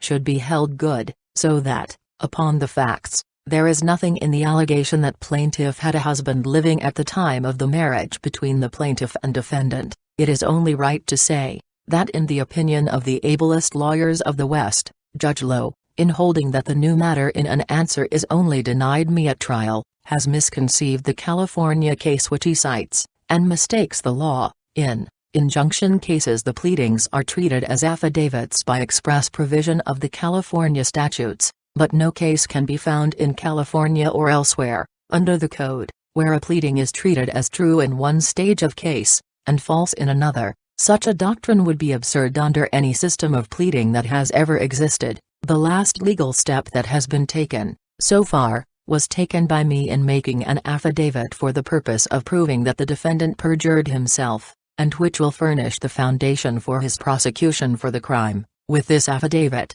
the case is stayed for the present. Chapter 38, My Escape from Salt Lake City, My Public Career, Thoughts of the Future, The Gentile Papers, A Private Audience, The Walker House, Hopes and Fears, I Resolve to Take the Platform, Sneers and Ridicule, Brigham is made acquainted with my plans, Packing Under Difficulties, My Perilous Escape from Utah, A Noble Woman, Arrival at Laramie, Denver, My First Public Lecture, A Grand Success, Brigham at Work, A Scandalous Article in the Chicago Times, A Mean Lawyer, Lecture at Boston, Kindness of the Members of Boston Press, Opposed by George Q. Cannon, Washington Lecture A Success, First Glimpses of the True Faith, Conversion to Christianity. As soon as I had fully decided that compromise was impossible, I began to consider my future. I felt able to take care of myself and my children, if I could see the way to do it. I was not afraid to work, and I felt a new impulse stirring within me which made me strong. Life was my own, and I would do the best I could. The thought of a public career had never occurred to me. I had no ambition to gratify, and I had already gained more notoriety than I cared for. I was keenly sensitive to what was said about me, and many of the newspaper paragraphs, wittily written, by persons who neither knew me nor understood the situation in which I was placed, wounded me deeply. The Gentile papers in Utah were, without exception, friendly to me, and I am sure kindlier words were never given than they have sent after me, since the very day I came out from under Brigham's control. During my residence at the Walker House I was requested to give some account of Mormonism to the residents of the hotel and a few of their friends. I consented to do so, and an evening was appointed. I prepared a simple history of my life, and introduced, in the course of it, an epitomized description of the Mormon religion and its rites, and when the evening arrived, and I entered the parlors of the Walker House, I was startled to see the number of persons who had assembled to listen to me. I stood for a moment gazing in sudden bewilderment. The blood rushed to my face, and my first impulse was to run away and hide myself in my own room, but the applause which greeted me, the smiling, reassuring faces which were turned towards me, and the sympathy which I read in them all, gave me courage. My audience listened with the closest attention, and when, after a while, I grew more accustomed to my strange position, and ventured to look up, I saw tears on more than one cheek, and when the last word was read, and I laid my manuscript down, I was surrounded by my newly made friends, all enthusiastic in their demonstrations of sympathy. Previous to this involuntary public appearance, it had been suggested to me that I should take the lecture platform against Mormonism. I shrank from the very mention of it, and replied to the friends who proposed it that I could not, and would not, do it. To parade myself and my troubles before the world seemed such an indelicate thing to dull, but when it was shown me that I might make of myself a power against Mormonism which should be felt, and which should open people's eyes to the enormity of the religious system which was tolerated by the government, I hesitated no longer. I wish it to be distinctly understood that I did not undertake this work with a view to self-aggrandizement, or to gratify an inordinate ambition. Nothing has wounded me more, since I commenced my labors, than the oft-repeated accusation, that I was trying to make capital out of my position as the wife of Brigham Young. I have seen that accusation within a few months in the Woman's Journal, the leading organ of woman suffrage in Boston, in an article written by one of its editors and part proprietors, who, in the same article, commended Brigham Young to public favor because he gave the suffrage to women, making capital out of her woes, and, above all, her domestic infelicities, is something no woman of delicacy could do,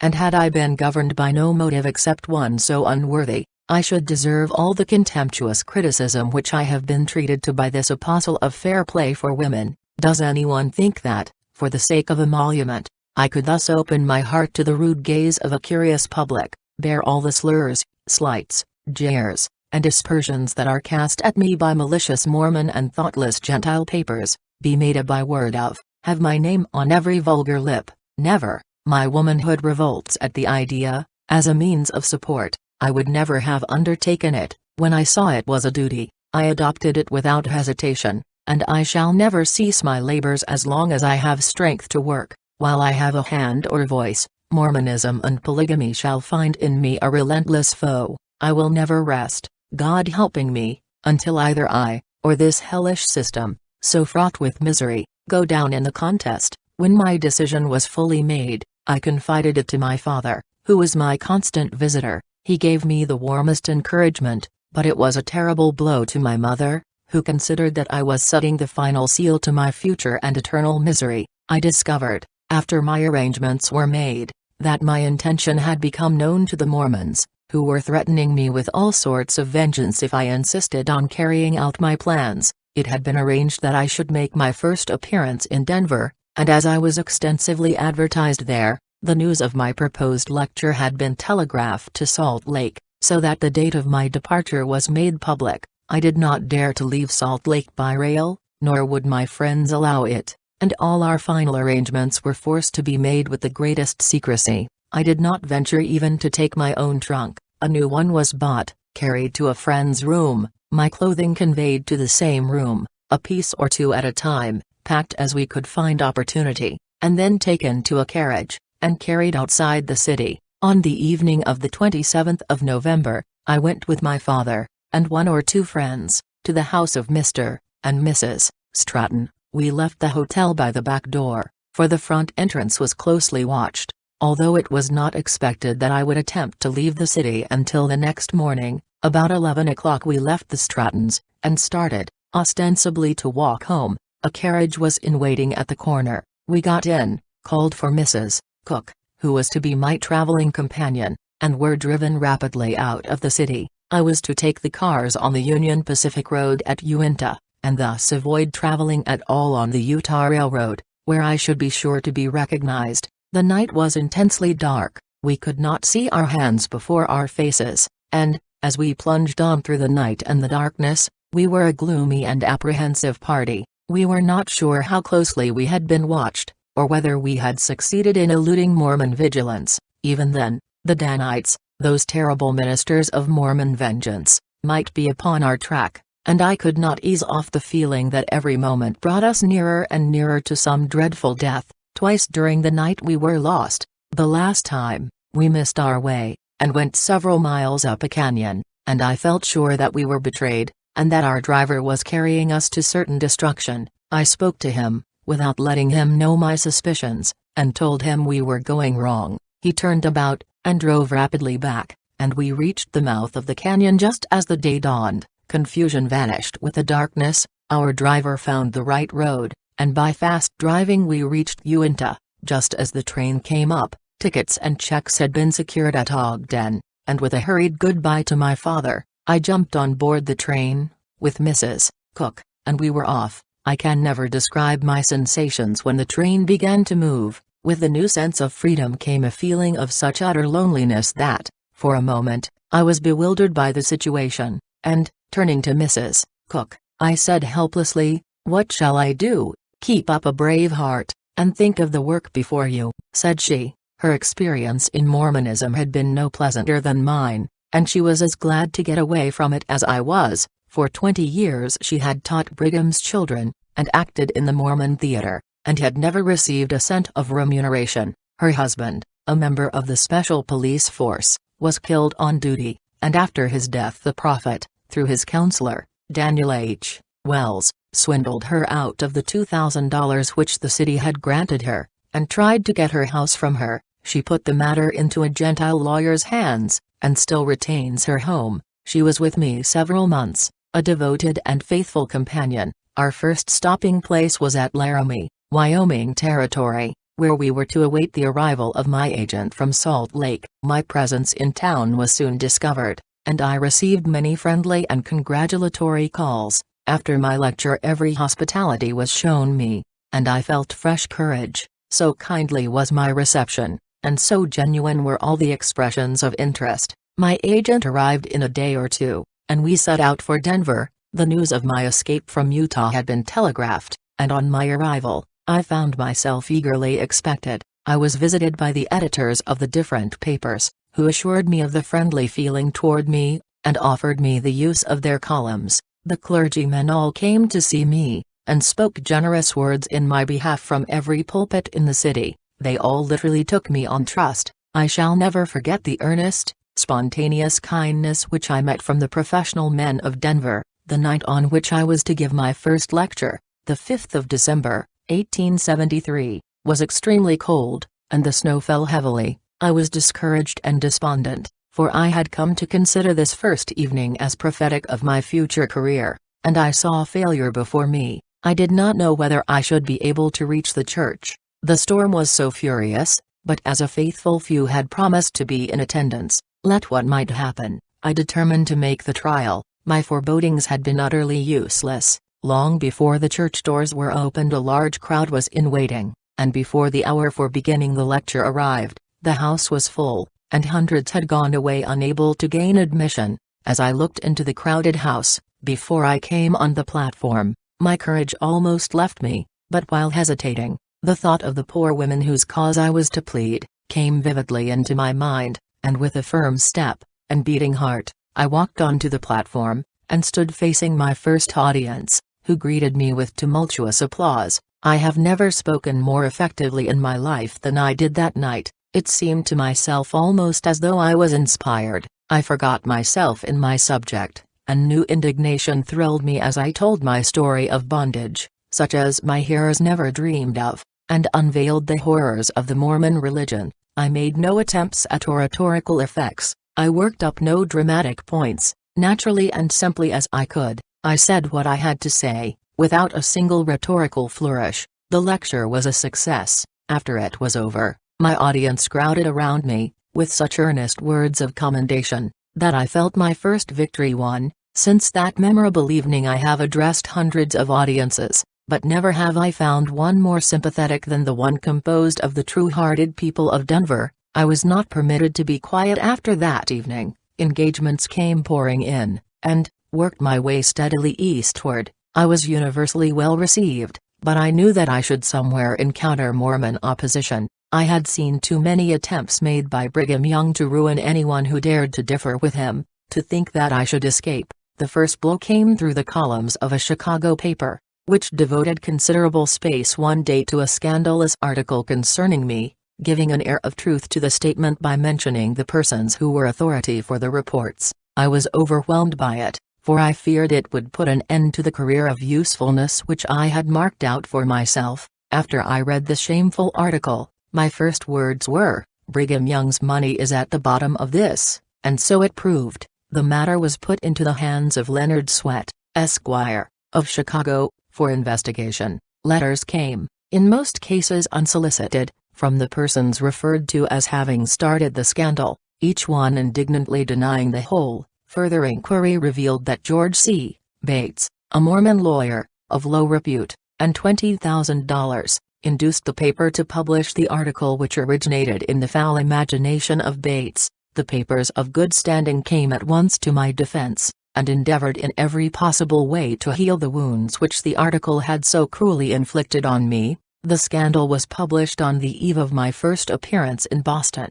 and I was greatly distressed lest it should injure my prospects in that city. I wanted my visit there to be a success, as I felt that, if I made a favorable impression, I should hold the key to all New England, and it was to the staunch and loyal New Englanders that I looked for assistance in my labors. My new and good friends had taught me to consider reform and New England synonymous terms. and I really believed my battle would be well begun if I could gain such devoted allies as her brave, inflexible sons and daughters. But after the attack by the Chicago paper, I regarded failure as certain. How surprised and gratified I was to find, instead of the prejudice I had expected to meet, a feeling of earnest kindliness toward myself personally, and of unfeigned interest in my work. All the papers sent representatives to visit me, and I found them kind and intelligent gentlemen, and the papers which they represented were as generous as they. Nowhere have I met that courtesy, and chivalric consideration, which have been uniformly accorded me by the members of the Boston press. They have refrained from sarcasm and indelicate witticisms, they have been ready with sympathy, and quick to encourage, and whatever their politics or principles, they have been unanimous in their generous treatment of me. My first lecture was given in Tremont Temple, before a large and enthusiastic audience. Mr. James Redpath introduced me, and the short speech he made fairly inspired me. It was so kind, so reassuring, so generous, and above all, so just. He had never heard me speak, but he was so bitter an enemy to this horrible system, as indeed he is to every wrong, that he was willing to take me for my work's sake. After the lecture was over, I felt that my hopes were realized, and that New England was open to me. In Washington, nearly all the government officials attended my lecture, and expressed themselves enthusiastically in my favor. George Q. Cannon was contesting his seat in Congress, and Mormonism and its rulers were at that juncture prominently before the public. Cannon resented my appearance at the Capitol, and tried to break me down by ridicule. He made friends with the Washington Chronicle, in Brigham's most approved style of winning allegiance, and the day after my first lecture a burlesque report of it appeared in that paper. It was intended to prejudice the public, but when the lecture was over, and all the papers were unanimous in their commendation, the Chronicle suddenly grew ashamed of its disreputable alliance, and refused to maintain it longer, and, at the same time, grew more respectful toward me. I have had hundreds of pleasant platform experiences since I commenced my crusade against polygamy, but the three which stand out the most vividly in my memory are the first evenings at Denver, Boston, and Washington. All this time I was learning to love my Gentile friends very dearly, and to feel at home in Babylon. I was comparatively happy, but I was not at rest. There was something lacking in my life, a void which nothing seemed to fill. Ever since I had found myself the dupe of a false religion, I had drifted blindly on, with no belief in anything, no faith in any system. Sometimes, even, doubting the existence of God. I was in this bitter mood when I spoke, one day, before the Methodist clergymen of Boston and vicinity. Among the persons to whom I was introduced on this occasion, was the Reverend Dr. Daniel Steele, of Auburndale. I had noticed him during my address, and felt quite strongly toward him, on account of the extreme interest which he evinced. One of his first questions was whether I had found any religion to take the place of the superstition I had cast off. A hopeless no, was my reply. Then, for the first time in my life, I heard the principles of the religion of Christ. It was like day dawn after a night of the blackest darkness, and I cried out eagerly, "This is what I want, this religion of love."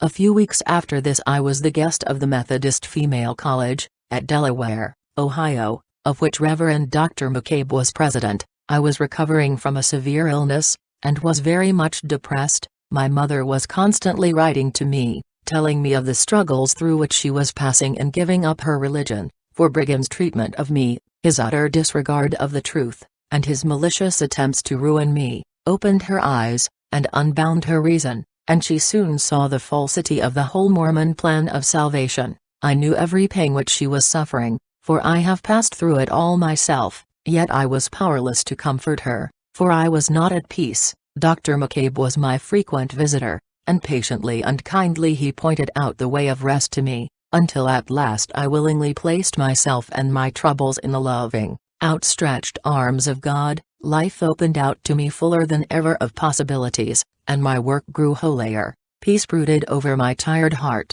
and in the new experience I found infinite rest. Tossed all my life on a stormy sea of superstition, I was at last anchored in the sheltered haven of Christian belief. Chapter 39, Church Government, Mormon Apostles, the Order of Enoch, Mormon Administration. the earthly trinity, filling vacancies, Mormon apostles, polygamy made profitable, the $72 blessings, astounding promises, bishops and spies, the order of Enoch, all things in common, an apostolic row, how Enoch works, a stupid telegram, logic extraordinary, a gigantic swindle, Zion's cooperative mercantile institution, Brigham's revelations, the saints laugh in their sleeves, it pays to be a Mormon, beginning to see through it, the apostate president, although the power wielded by Brigham Young is absolute, he is ostensibly assisted in the administration of church affairs by a large number of officers, whose real business it is to see that the president's plans are carried out, and his commands obeyed. He is the motive power, and they are mere tools in his hands, to be employed as he sees fit. The first presidency, which controls the whole church, is supposed to be the earthly representative of the Trinity, the eternal Godhead, three in one, and consists of the president and the first and second counselors, who are the types on earth of the Father, the Son, and the Holy Ghost. In heaven, it is needless to say which rank Brigham assigns to himself. His first counselor, George A. Smith, has recently died, and it is yet undecided who shall fill his place. If the plan was followed which raised Brigham to his present position, the second counselor would have it by right of seniority, but the general impression is that young Briggy will be jumped into the position, and the saints will be obliged to receive him as certain successor. Whether they wish it or not, they will have less difficulty in becoming reconciled to the inevitable, since he has been for so long a time persistently thrust upon the people as the probable successor, that they have grown used to hearing his claims discussed. The second counselor is Daniel H. Wells, who is notoriously one of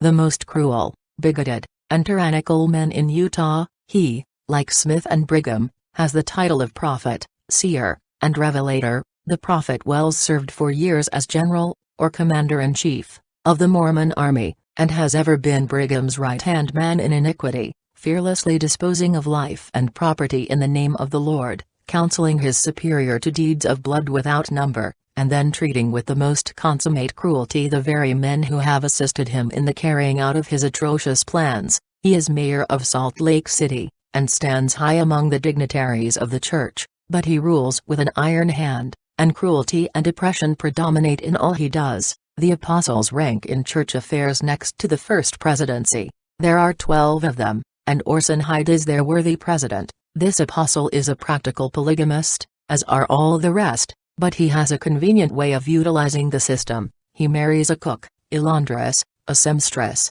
a dairymaid, or any servant he may happen to need. It is so much cheaper to marry domestics than to hire them. Under the latter arrangement he would be compelled to pay them for their services, while by the former he is only obliged to give them shelter, food, and clothing. His wives represent nearly every nationality, and when visitors come to the house, the first Mrs. Hyde introduces her husband's other wives, as Mr. Hyde's German wife, Mr. Hyde's English wife, Mr. Hyde's Danish wife, and so on, until all are presented. He apostatized in 1833, and made some remarkable revelations concerning Smith's polygamous practices, but he soon found his way back into the church, and has been one of the most staunch allies of the prophet. He is supposed to have been connected with some of the most atrocious murders which have been committed in Utah. William Hickman implicated him most seriously in his confessions. Next to him comes Orson Pratt, who has 6 wives and several children,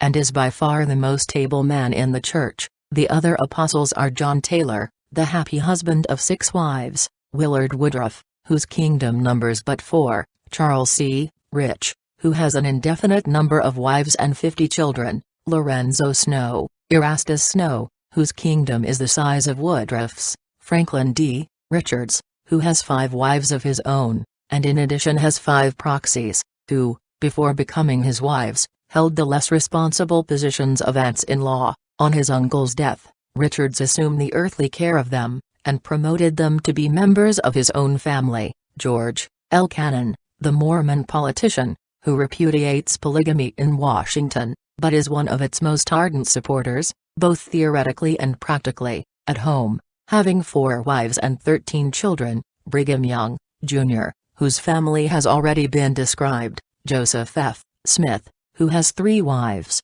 and Albert Carrington, who holds the office of church historian. The apostles have a general supervision of the territory. They also go on missions, edit magazines, or take charge of the newly selected stakes. The working body of male Mormons is divided into 70 quorums, each having 70 members. Each quorum has a president, and these constitute the 70. These presidents also have a president, who ranks next to the apostles. This body, the Quorum of 70s, might with propriety be called the Mormon Missionary Board, as they attend to all matters connected with the propagation of the faith. The present president is Joseph Young, brother to Brigham. In the year 1834, while the saints were in Kirtland, Brigham's father expressed a desire to bless his children before he died, as did the patriarchs of old. On mentioning the subject to Joseph Smith, he, as usual, had a revelation that the Lord wished every father to bless his children, and that there should be patriarchs set apart to bless those who had no father in the church. The first patriarch was old Father Smith, Joseph's father, and his business was to bless all the fatherless who applied to him for blessing. At that time blessings were free for all who sought them, but when the first patriarch died, and was succeeded by his son Hiram, the business became so engrossing that it was thought best to charge $1 for every person blessed. Hiram was succeeded by Uncle John Smith, his cousin, and he by William Smith, son of Hiram. The only necessary qualification for this office is to be a Smith, and in some way a relative or a descendant of the prophet. These blessings are rather wonderful affairs. They promise all sorts of things, in a vague, indefinite way, if only the recipient proves faithful. Some are assured they shall never taste death, but live until Christ comes, and be caught up to meet him in the air. Others are assured that they are to have the privilege of redeeming their dead so far back, that there shall not be a broken link in the chain. Absurd as all this seems, there are hundreds of saints who believe that every word shall be fulfilled, as they are sometimes promised unconditionally, and the office of patriarch is quite a profitable one. Now that the price of blessings has been advanced to $2, the bishops act at once as ecclesiasts, directors of municipal affairs, and judges of probate. Salt Lake City has 21 wards, each of which has a bishop over it. The entire territory is also divided into wards, each with its governing bishop. Their duty is to settle disputes in the church, and to act as general spies and reporters, alike over Mormons and Gentiles. In this last duty they are assisted by the ward teachers, whose duty it is to visit all the people in their ward, report all suspected persons, catechize everyone, and discover all heresies, false doctrines, and schisms among the people, who are obliged to answer every question which is asked them, reserving nothing. Through these spies and informers, and their superiors the bishops,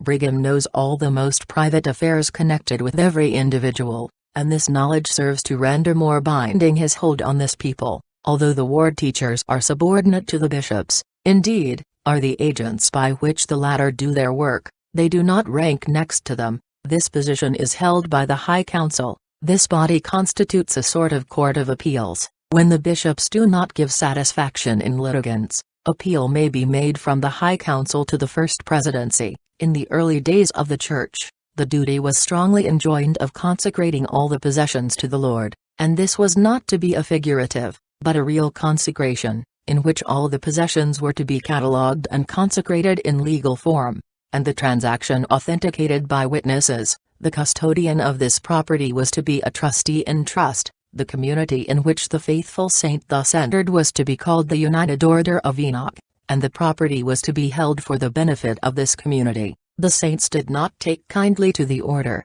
and it existed in theory merely. Within a year or two Brigham has been making the most arduous efforts to bring his followers into this community, meeting, however, with very little better success than its founders. When he first proposed its re-establishment, it was decidedly opposed in the Tabernacle, by the apostles Orson Pratt, John Taylor, and George O. Cannon, and a regular quarrel took place, the prophet and his dissenting followers parting, each with a firm determination not to yield to the other side. The next week the four went north on a preaching tour, and labored harmoniously together in the attempt to build up the order. Whoever joins this community gives all his earthly possessions into the keeping of Brigham Young. His children, too, are required to sign away all claim or title to the property. If any are too young to write, the pen is given them, and their hands guided by their elders, and they are thus deprived of their rightful patrimony, and in return for all this, the family is to be furnished with what food and clothing the officers think they require.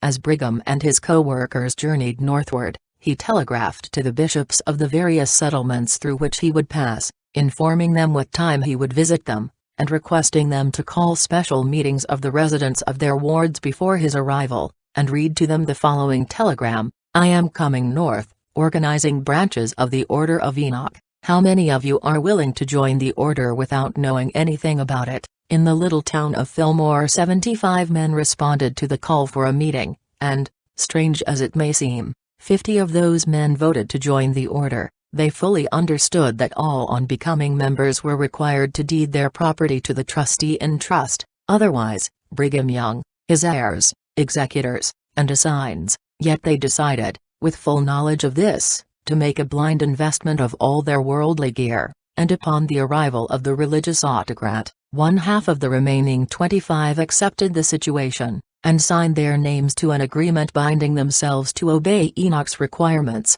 The following were the unanswerable arguments which Brigham used to secure their conversion: "I want you to understand that the car, meaning Enoch, is rolling on, the set time of the Lord has come, and no man can stay its progress. If you do not want to be run over, jump on, or get out of the way. I do not want a part of your property, I want it all. If there are any of you who cannot abide the requirements of the Lord, I do not want you to come near me, or to speak to me. I feel as far above you as the heavens are above the earth." Those who became members of this branch of Enoch worked well, determined to make it a success. All labored together for the interest of the order, and were credited a certain sum, I think 15 cents an hour. They were economical, hoping to make the books show a balance in their favor, after deducting expenses of sustaining their families, but there were so many sinecures, and so much mismanagement, that after the lapse of one single summer an investigation of affairs became necessary, and the fact became known that their divinely directed labors had not paid the running expenses of the inspiration. Many who had expected that the records would exhibit a balance in their favor, awoke to the disagreeable fact that they, as co-partners in the United Order, the grand scheme that was to reconcile the irrepressible conflict between capital and labor, must discount the sum stipulated as payment for their services, and they are at present in debt for the commonest necessaries of life consumed during their short-lived experiment. A similar condition of affairs exists wherever this gigantic swindle has been in operation, and while Brigham has been gloating over his ill-gotten gains, he has bound these poor victims more firmly to himself by the terrible bondage of debt. The wildest dissatisfaction exists, and in nearly every county the order may be regarded as dead, and beyond even the power of Brigham Young to restore. The tithing system is a direct outgrowth of Enoch. When Joseph saw that the people did not take kindly to his community plan, he found it necessary to adopt some other means of raising a permanent fund for the church, and Orson Pratt proposed that every member should every year be obliged to pay 1/10 of his income, out of which the church should be supported. This plan met with the approval of the officers, and it has been continued ever since. Every town has its tithing house, which is in charge of the local bishop. He takes charge of all the goods that are brought in, usually paying himself a handsome commission, and sees, when any quantity has been gathered, that it is transported to the large tithing house in Salt Lake City. This tithing house is under the direct control of Brigham Young, and he, his counselors and clerks, have the first choice of all the goods that are brought in. The remaining stores are dealt out as payment to the poor men who are employed by Brigham as laborers. I have seen the tithing store besieged by a crowd of tired, careworn woman wives of these men, waiting for their turn to be served. Sometimes a poor woman will stand all day waiting for a sack of flour,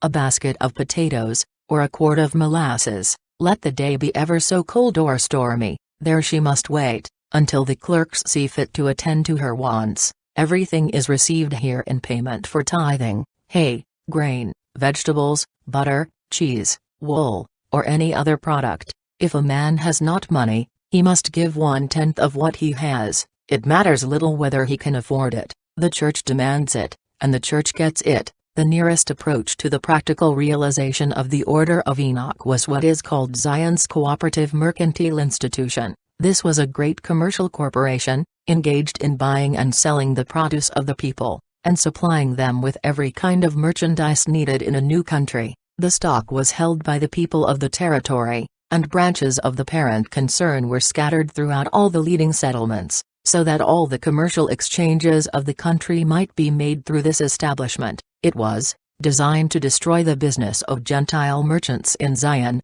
and accordingly all were commanded to patronize it. But the completion of the Pacific Railroad, and the influx of Gentiles, came to the relief of the proscribed merchants. Their goods, too, were of a better class, and there was a greater opportunity for selection, so that Mormons and Gentiles alike patronized them. And at the present time, while the cooperative institution seems tottering to its fall, in spite of the frantic attempts of Brigham and his assistants to prop it up and make it secure, the Gentile houses are rapidly gaining in wealth and credit. Most of Brigham's revelations have met with about the same degree of success in their attempted carrying out. His project of making silk, and another equally wild scheme of producing sugar from beetroots, were gigantic failures, although he will not acknowledge it. Two more of his inspirations are kept in the minds of the saints, by being so constantly before their eyes: the unfinished mud wall, which was to protect the city from invasion, and the divinely projected canal,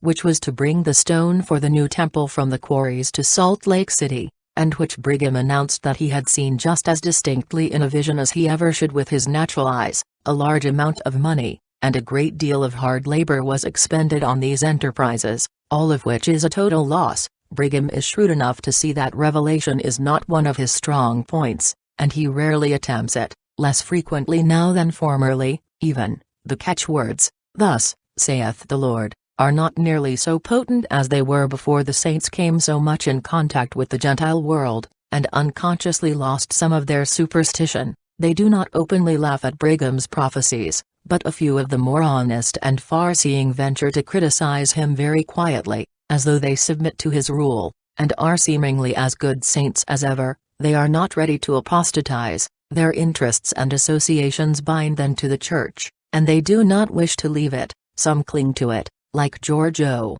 Kennan, through ambition, for that young apostle dares to cast his eyes toward Brigham's position, and has expressed the belief that he might ultimately succeed him. Others, like Orson Pratt, are so closely identified with it, that they cannot and would not cut themselves adrift from it. The church is their life, and they will only leave one when they are compelled to give up the other. Another class, to which Brigham's sons notably belong, stay because their pecuniary interests demand it. It pays to be a Mormon, but when once the present ruler is taken, they will have nothing to hold them, and they will do openly what they have long since done in their hearts: repudiate Mormonism, and all its superstitions and practices. And I am morally certain that the first one to take advantage of his newly obtained liberty will be John W. Young, who is even now known as the prophet's apostate son, and who yet, in spite of his apostasy, holds the position of president of the Salt Lake State of Zion, with the rank of bishop. Chapter 40, The Condition of Mormon Women, High and Low Life in Polygamy, Increasing Light, the Equality of the Sexes, Exaggeration Impossible, Likely Saviors, the Present Condition of Mormon Women, the Prospects for the Future, Polygamy Bad for Rich and Poor, A Happy Family, the Happiness Marred, Sealed for Time Only, Building on Another Man's Foundation, The New Wife, How the Old One Fared, The Husband's Death a Relief, Asa Calkins's English Mission, What Came of It, How to Get Rich, 2 sermons from one text, Dividing the Spoil, No Woman Happy in Polygamy. All this while I was gaining knowledge of the domestic customs and relations of the Gentiles. At nearly every place that I visited I was entertained in some private family, and my eyes were constantly being opened to the enormities of the wicked system from which I had escaped. I had felt its misery, I had known the abject wretchedness of the condition to which it reduced women, but I did not fully realize the extent of its depravity, the depths of the woes in which it plunged women, until I saw the contrasted lives of monogamic wives. I had seen women neglected, or, worse than that, cruelly wronged, every attribute of womanhood outraged and insulted. I now saw other women, holding the same relation, cared for tenderly, cherished, protected, loved, and honored. I had been taught to believe that my sex was inferior to the other, that the curse pronounced upon the race in the Garden of Eden was woman's curse alone, and that it was to man that she must look for salvation. No road lay open for her to the throne of grace, no gate of eternal life swinging wide to the knockings of her weary hands. No loving Father listened to the wails of sorrow and supplication wrung by a worse-than-death agony from her broken heart. Heaven was inaccessible to her, except as she might win it through some man's will. I found, to my surprise, that woman was made the companion and not the subject of man.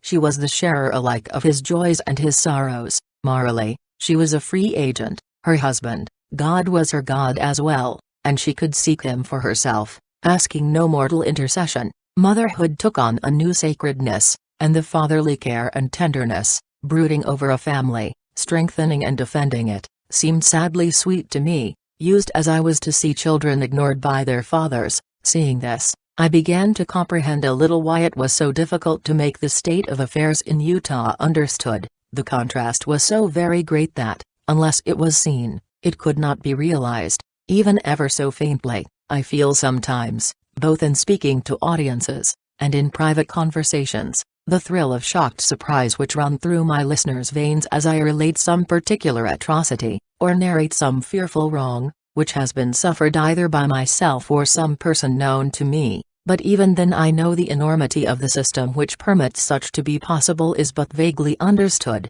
I am accused sometimes of exaggeration. In reply to that accusation I would say, that is simply impossible. I could not exaggerate, since language is inadequate to even half unveil the horrors. There are events of daily occurrence which decency and womanly modesty forbid my even hinting at. No one can, even if they would, quite tear the covering away from the foul, loathsome object, called celestial marriage, reeking as it is with filth and moral poison, rotten to the very core, a leprous spot on the body politic, a defilement to our fair fame as a nation. I am compelled to silence on points that would make what I have already said seem tame in comparison. Not a word of all my story is exaggerated or embellished. The difficulty has been rather to suppress and tone down. Women are the greatest sufferers. The moral natures of the men must necessarily suffer also, but to them comes no such agony of soul as comes to women. Their sensibilities are blunted, their spiritual natures deadened,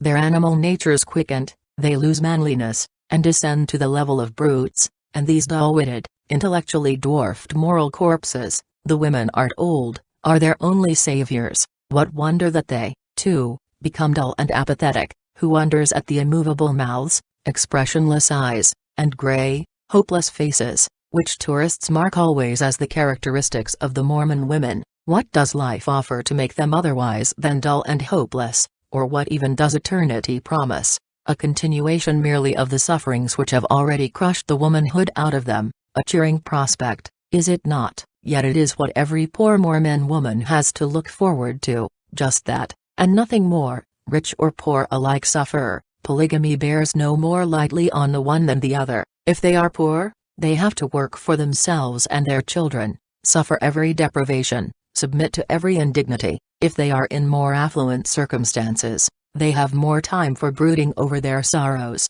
more leisure for the exercise of the natural jealousy which they cannot help feeling for the other wives. Happiness and contentment are utterly unknown to Mormon women. They are impossible conditions, either to dwellers in poverty or plenty. A few years ago, a man and wife of the name of Painter decided to cast in their lot with the saints, and enroll themselves among the Lord's chosen people. The woman had been previously married, and her husband had died shortly after his conversion to the Mormon faith. The elders urged her marrying again, and, after a time, she found her heart adding its persuasions to the counsel of the brethren, and she married William Painter, an honest, kind-hearted fellow, who made her a good husband, and with whom she lived very happily. As soon as possible they came to America, but that was not until their family had been increased by 2 or 3 children, who were alike the objects of the mother's care and the father's pride. Although they were poor, hard-working people, I have never known a happier family than this when they first came to Utah.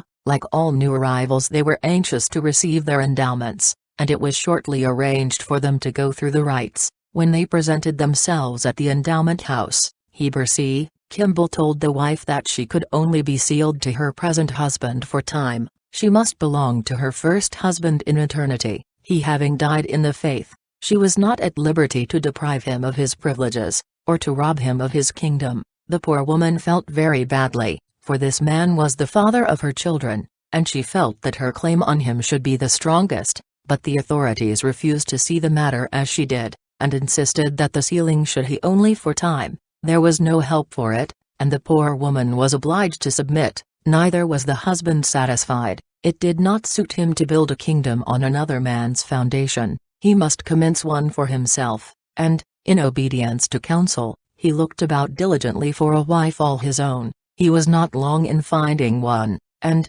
greatly to his wife's distress, he brought home an ignorant young girl, who turned the house topsy-turvy in her endeavors to exercise the authority which she arrogated to herself. The first wife considered that she had some rights still remaining, and that, certainly, she might dictate somewhat concerning household affairs, as she had been so long the ruling power, and understood the manner of regulating and running the domestic machinery. But the newcomer claimed entire supremacy, declaring that she was the only wife William had, her rival belonging to another man. Strange as it may seem, the husband took sides instantly with the newcomer against the woman who had been a faithful wife for years, and was the mother of his children. She ruled the household affairs, the first wife, and even the husband and all were compelled to submit to her decision. She heaped every indignity upon the poor wife, even resorting to personal violence, and the victim could obtain neither sympathy nor redress. She was compelled to live under the same roof with her rival, as her husband's means would not admit of two establishments, and for several years she endured the misery silently. We all knew her to be very unhappy, and we pitied her extremely. She was our near neighbor, and the nearest approach to confidences which she ever made was given to my mother, but we did not know for a long time how very much she had to bear. One cold day, in the midst of a dreary storm, the poor woman came rushing into our house, with her babe in her arms, crying bitterly. She sank into a chair, which my mother placed for her near the fire, and in answer to the anxious inquiries, she sobbed out, "Oh, Sister Webb, I have left my home and my husband. I have been compelled to do it. I can endure no more. If you knew all, you would not blame me." Mother inquired what it was that had occasioned this new rupture, and brought her to this final decision. The poor, distressed creature replied, that her husband had taken Emma, the second wife, and gone on a visit of several days to some relatives, leaving her and the children utterly unprovided either with food or fire, and they were nearly perishing with cold and hunger. She had sent the other children to another neighbor's to get warm, and she and the younger ones had taken refuge with us. In 2 or 3 days the husband returned, and finding where his wife was, compelled her to come back to him, by threats of taking the children from her unless she did. After a few years he died, and what little property there was the young wife claimed. The first wife appealed to the church authorities, but they upheld the last wife's claims, and she was driven penniless, away with her children. She had to support herself and them, but she used frankly to say, that she was happier than she had been for years, and that her husband's death was a positive relief to her. I knew this woman well, and I knew that no more worthy woman lived than she. Polygamy blighted her life, and made a miserable dependent of one who would have been, in other circumstances, a happy wife. About 15 years since,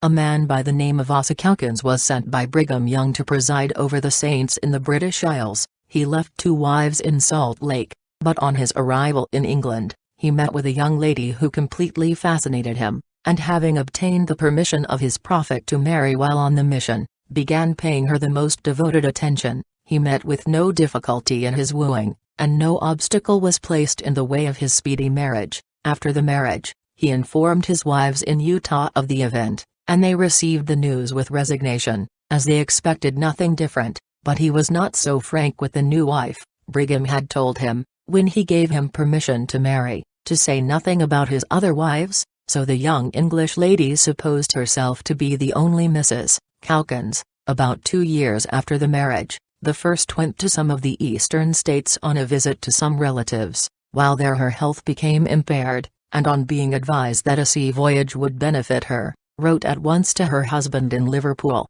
asking permission to join him in England. he said, in reply, that she might come, if she was willing to pass as his sister, as he had all the wife there that the English law would allow. As she felt obliged to take the voyage on account of her failing health, she agreed to do as he desired. On her arrival at Liverpool, she found her husband so infatuated with his new wife that he scarcely noticed her at all, and she almost regretted having crossed the sea. Yet she saw no way of escape from the trial, as she was to remain there until her husband's mission was ended, which would not be for 2 years at least. Mr. Calkins almost entirely ignored the existence of his first wife, and, taking Agnes, travelled all over Europe, introducing her everywhere as Mrs. Calkins. While the poor sister remained in Liverpool, he lavished every luxury of dress and ornament upon his idol, while the poor, neglected wife was supplied with the merest necessities of life. In course of time, they all returned to Zion,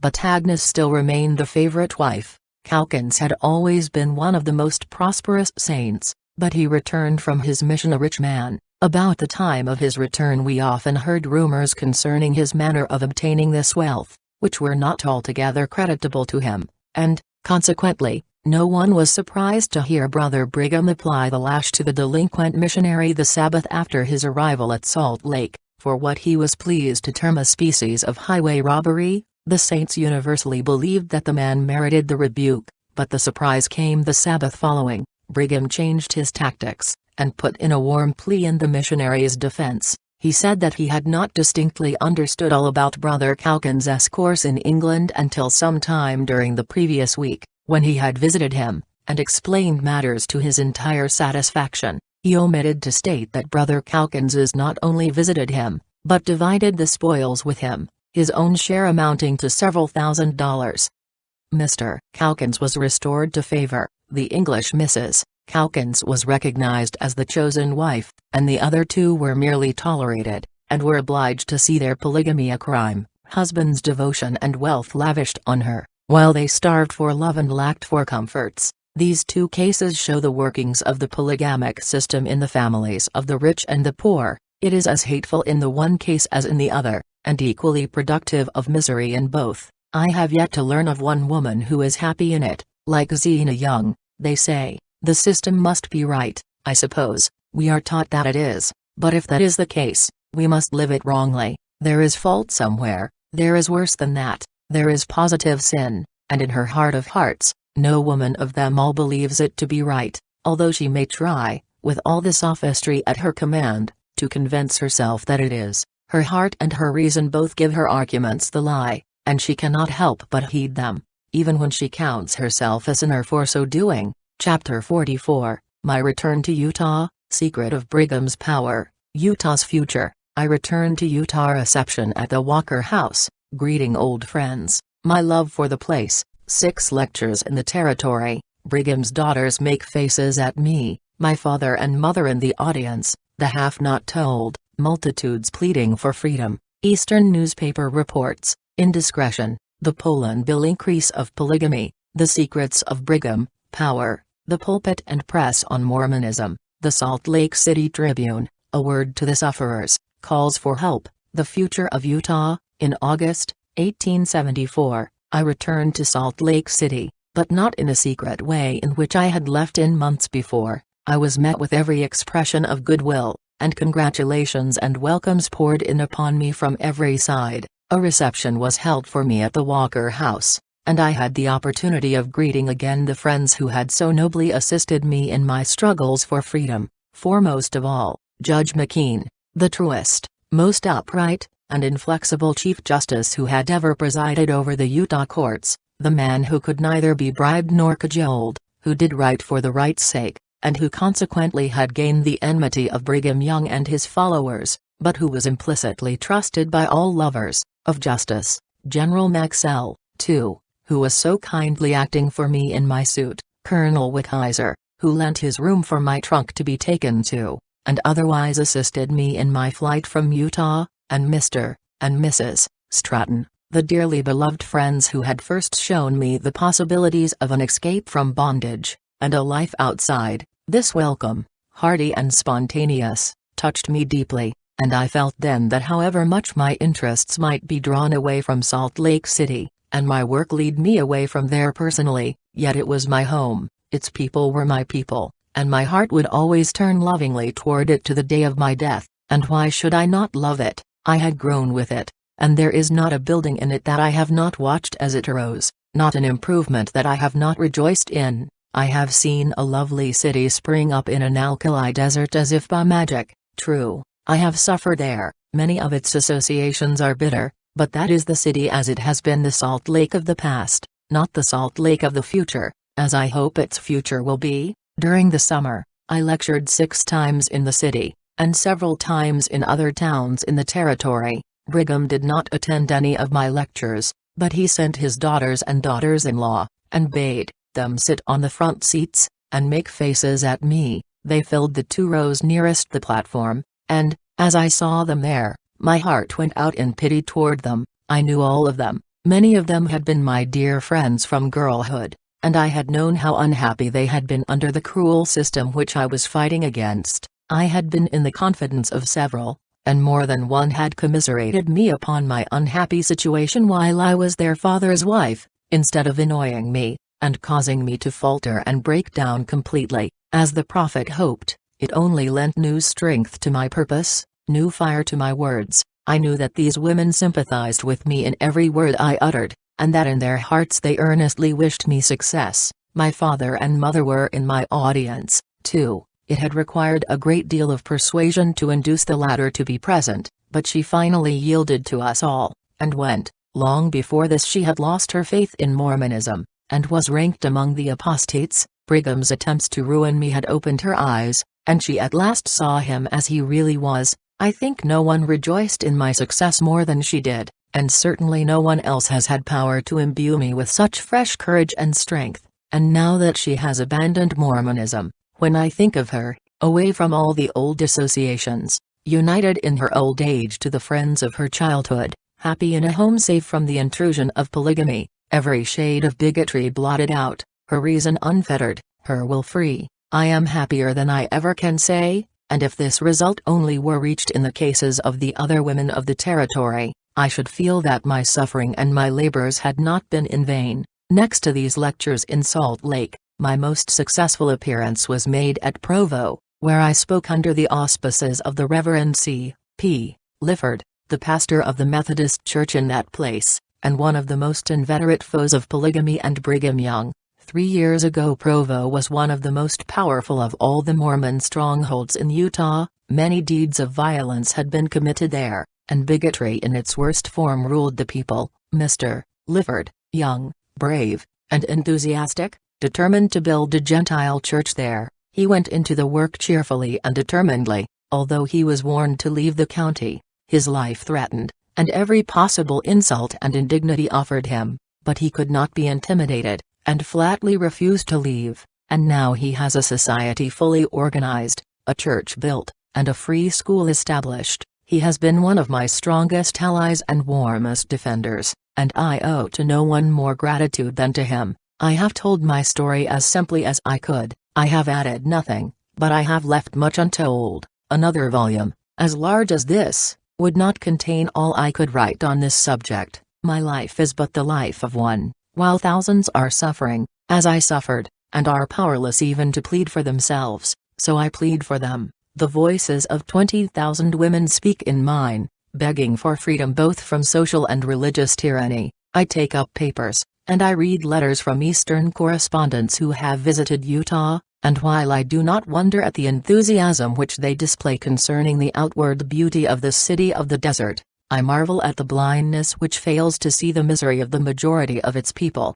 Polygamy is on the decrease, they almost unanimously exclaim. The ballot and education are its foes, and it cannot stand before them. The young people will not enter the system, and while polygamous marriages diminish in number, monogamic ones steadily increase. This is not so. I have no doubt it is the story which is told to these strangers by Mormons, but that is an old trick. They have been accustomed, in other days, to repudiate polygamy while practicing it most extensively. They are only following Brother Joseph's example. He denied it, to save the reputation of himself and his followers, and they do it still, when they wish to blind the Gentiles' eyes, and escape their criticism. Last year, as the records will show, there were more polygamous marriages in Utah than there have been any previous year since the Reformation. The Order of Enoch and polygamy are, today, Brigham's two strongest holds on the people. By the first, he holds the men through sheer necessity,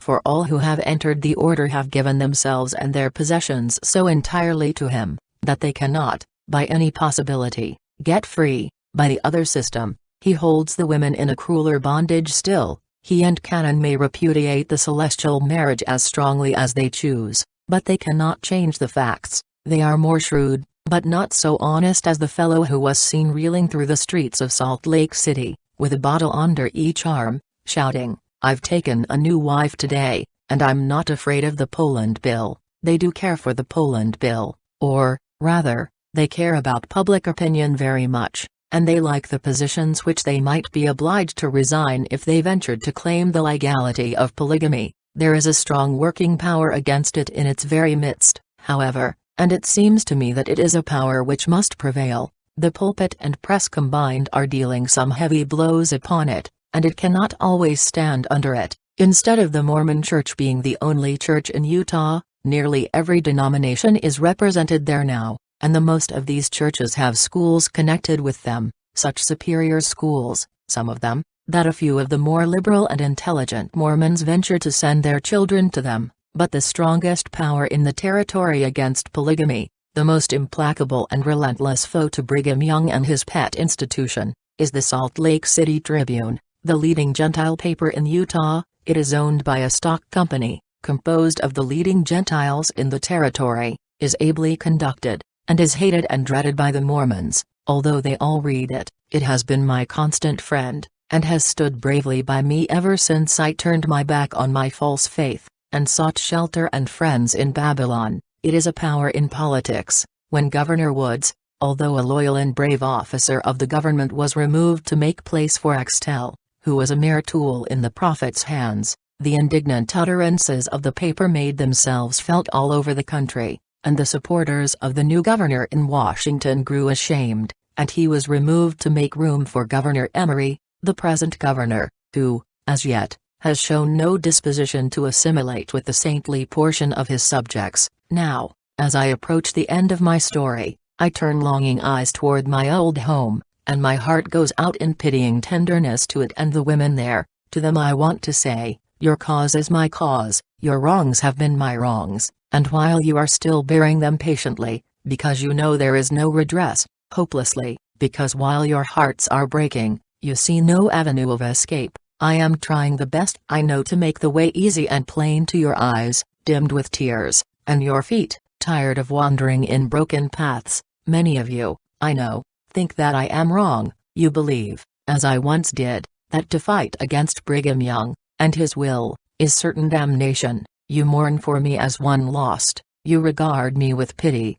but yet, in your hearts, you wish to believe that I am right. You would like to be convinced that I am. Some of you are certain of it, but you do not see your own way out. The darkness closes around you thicker and heavier, and, tired of groping about, you fold your hands and sit in an apathy worse than death, waiting until the dawn of eternity shall throw light upon your path. God help you, sisters, one and all, and bring you out of the spiritual bondage in which you are held, and you, happier women, you to whom life has given of its best, and has crowned royally, can you not help me? The cry of my suffering and sorrowing sisters sweeps over the broad prairies, and asks you, as I ask you now, can you do nothing for us? Women's pens, and women's voices pleaded earnestly and pathetically for the abolition of slavery. Thousands of women, some of them your country women, and your social and intellectual equals, are held in a more revolting slavery today. Something must be done for them.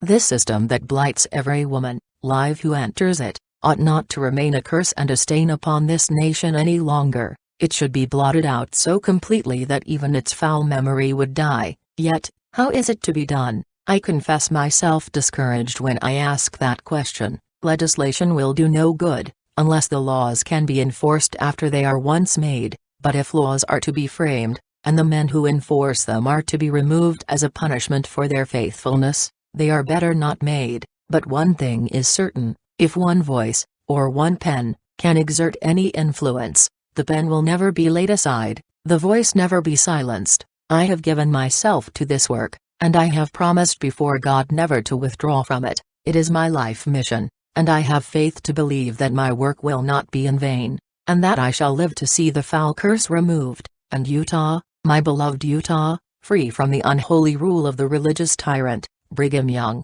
The end.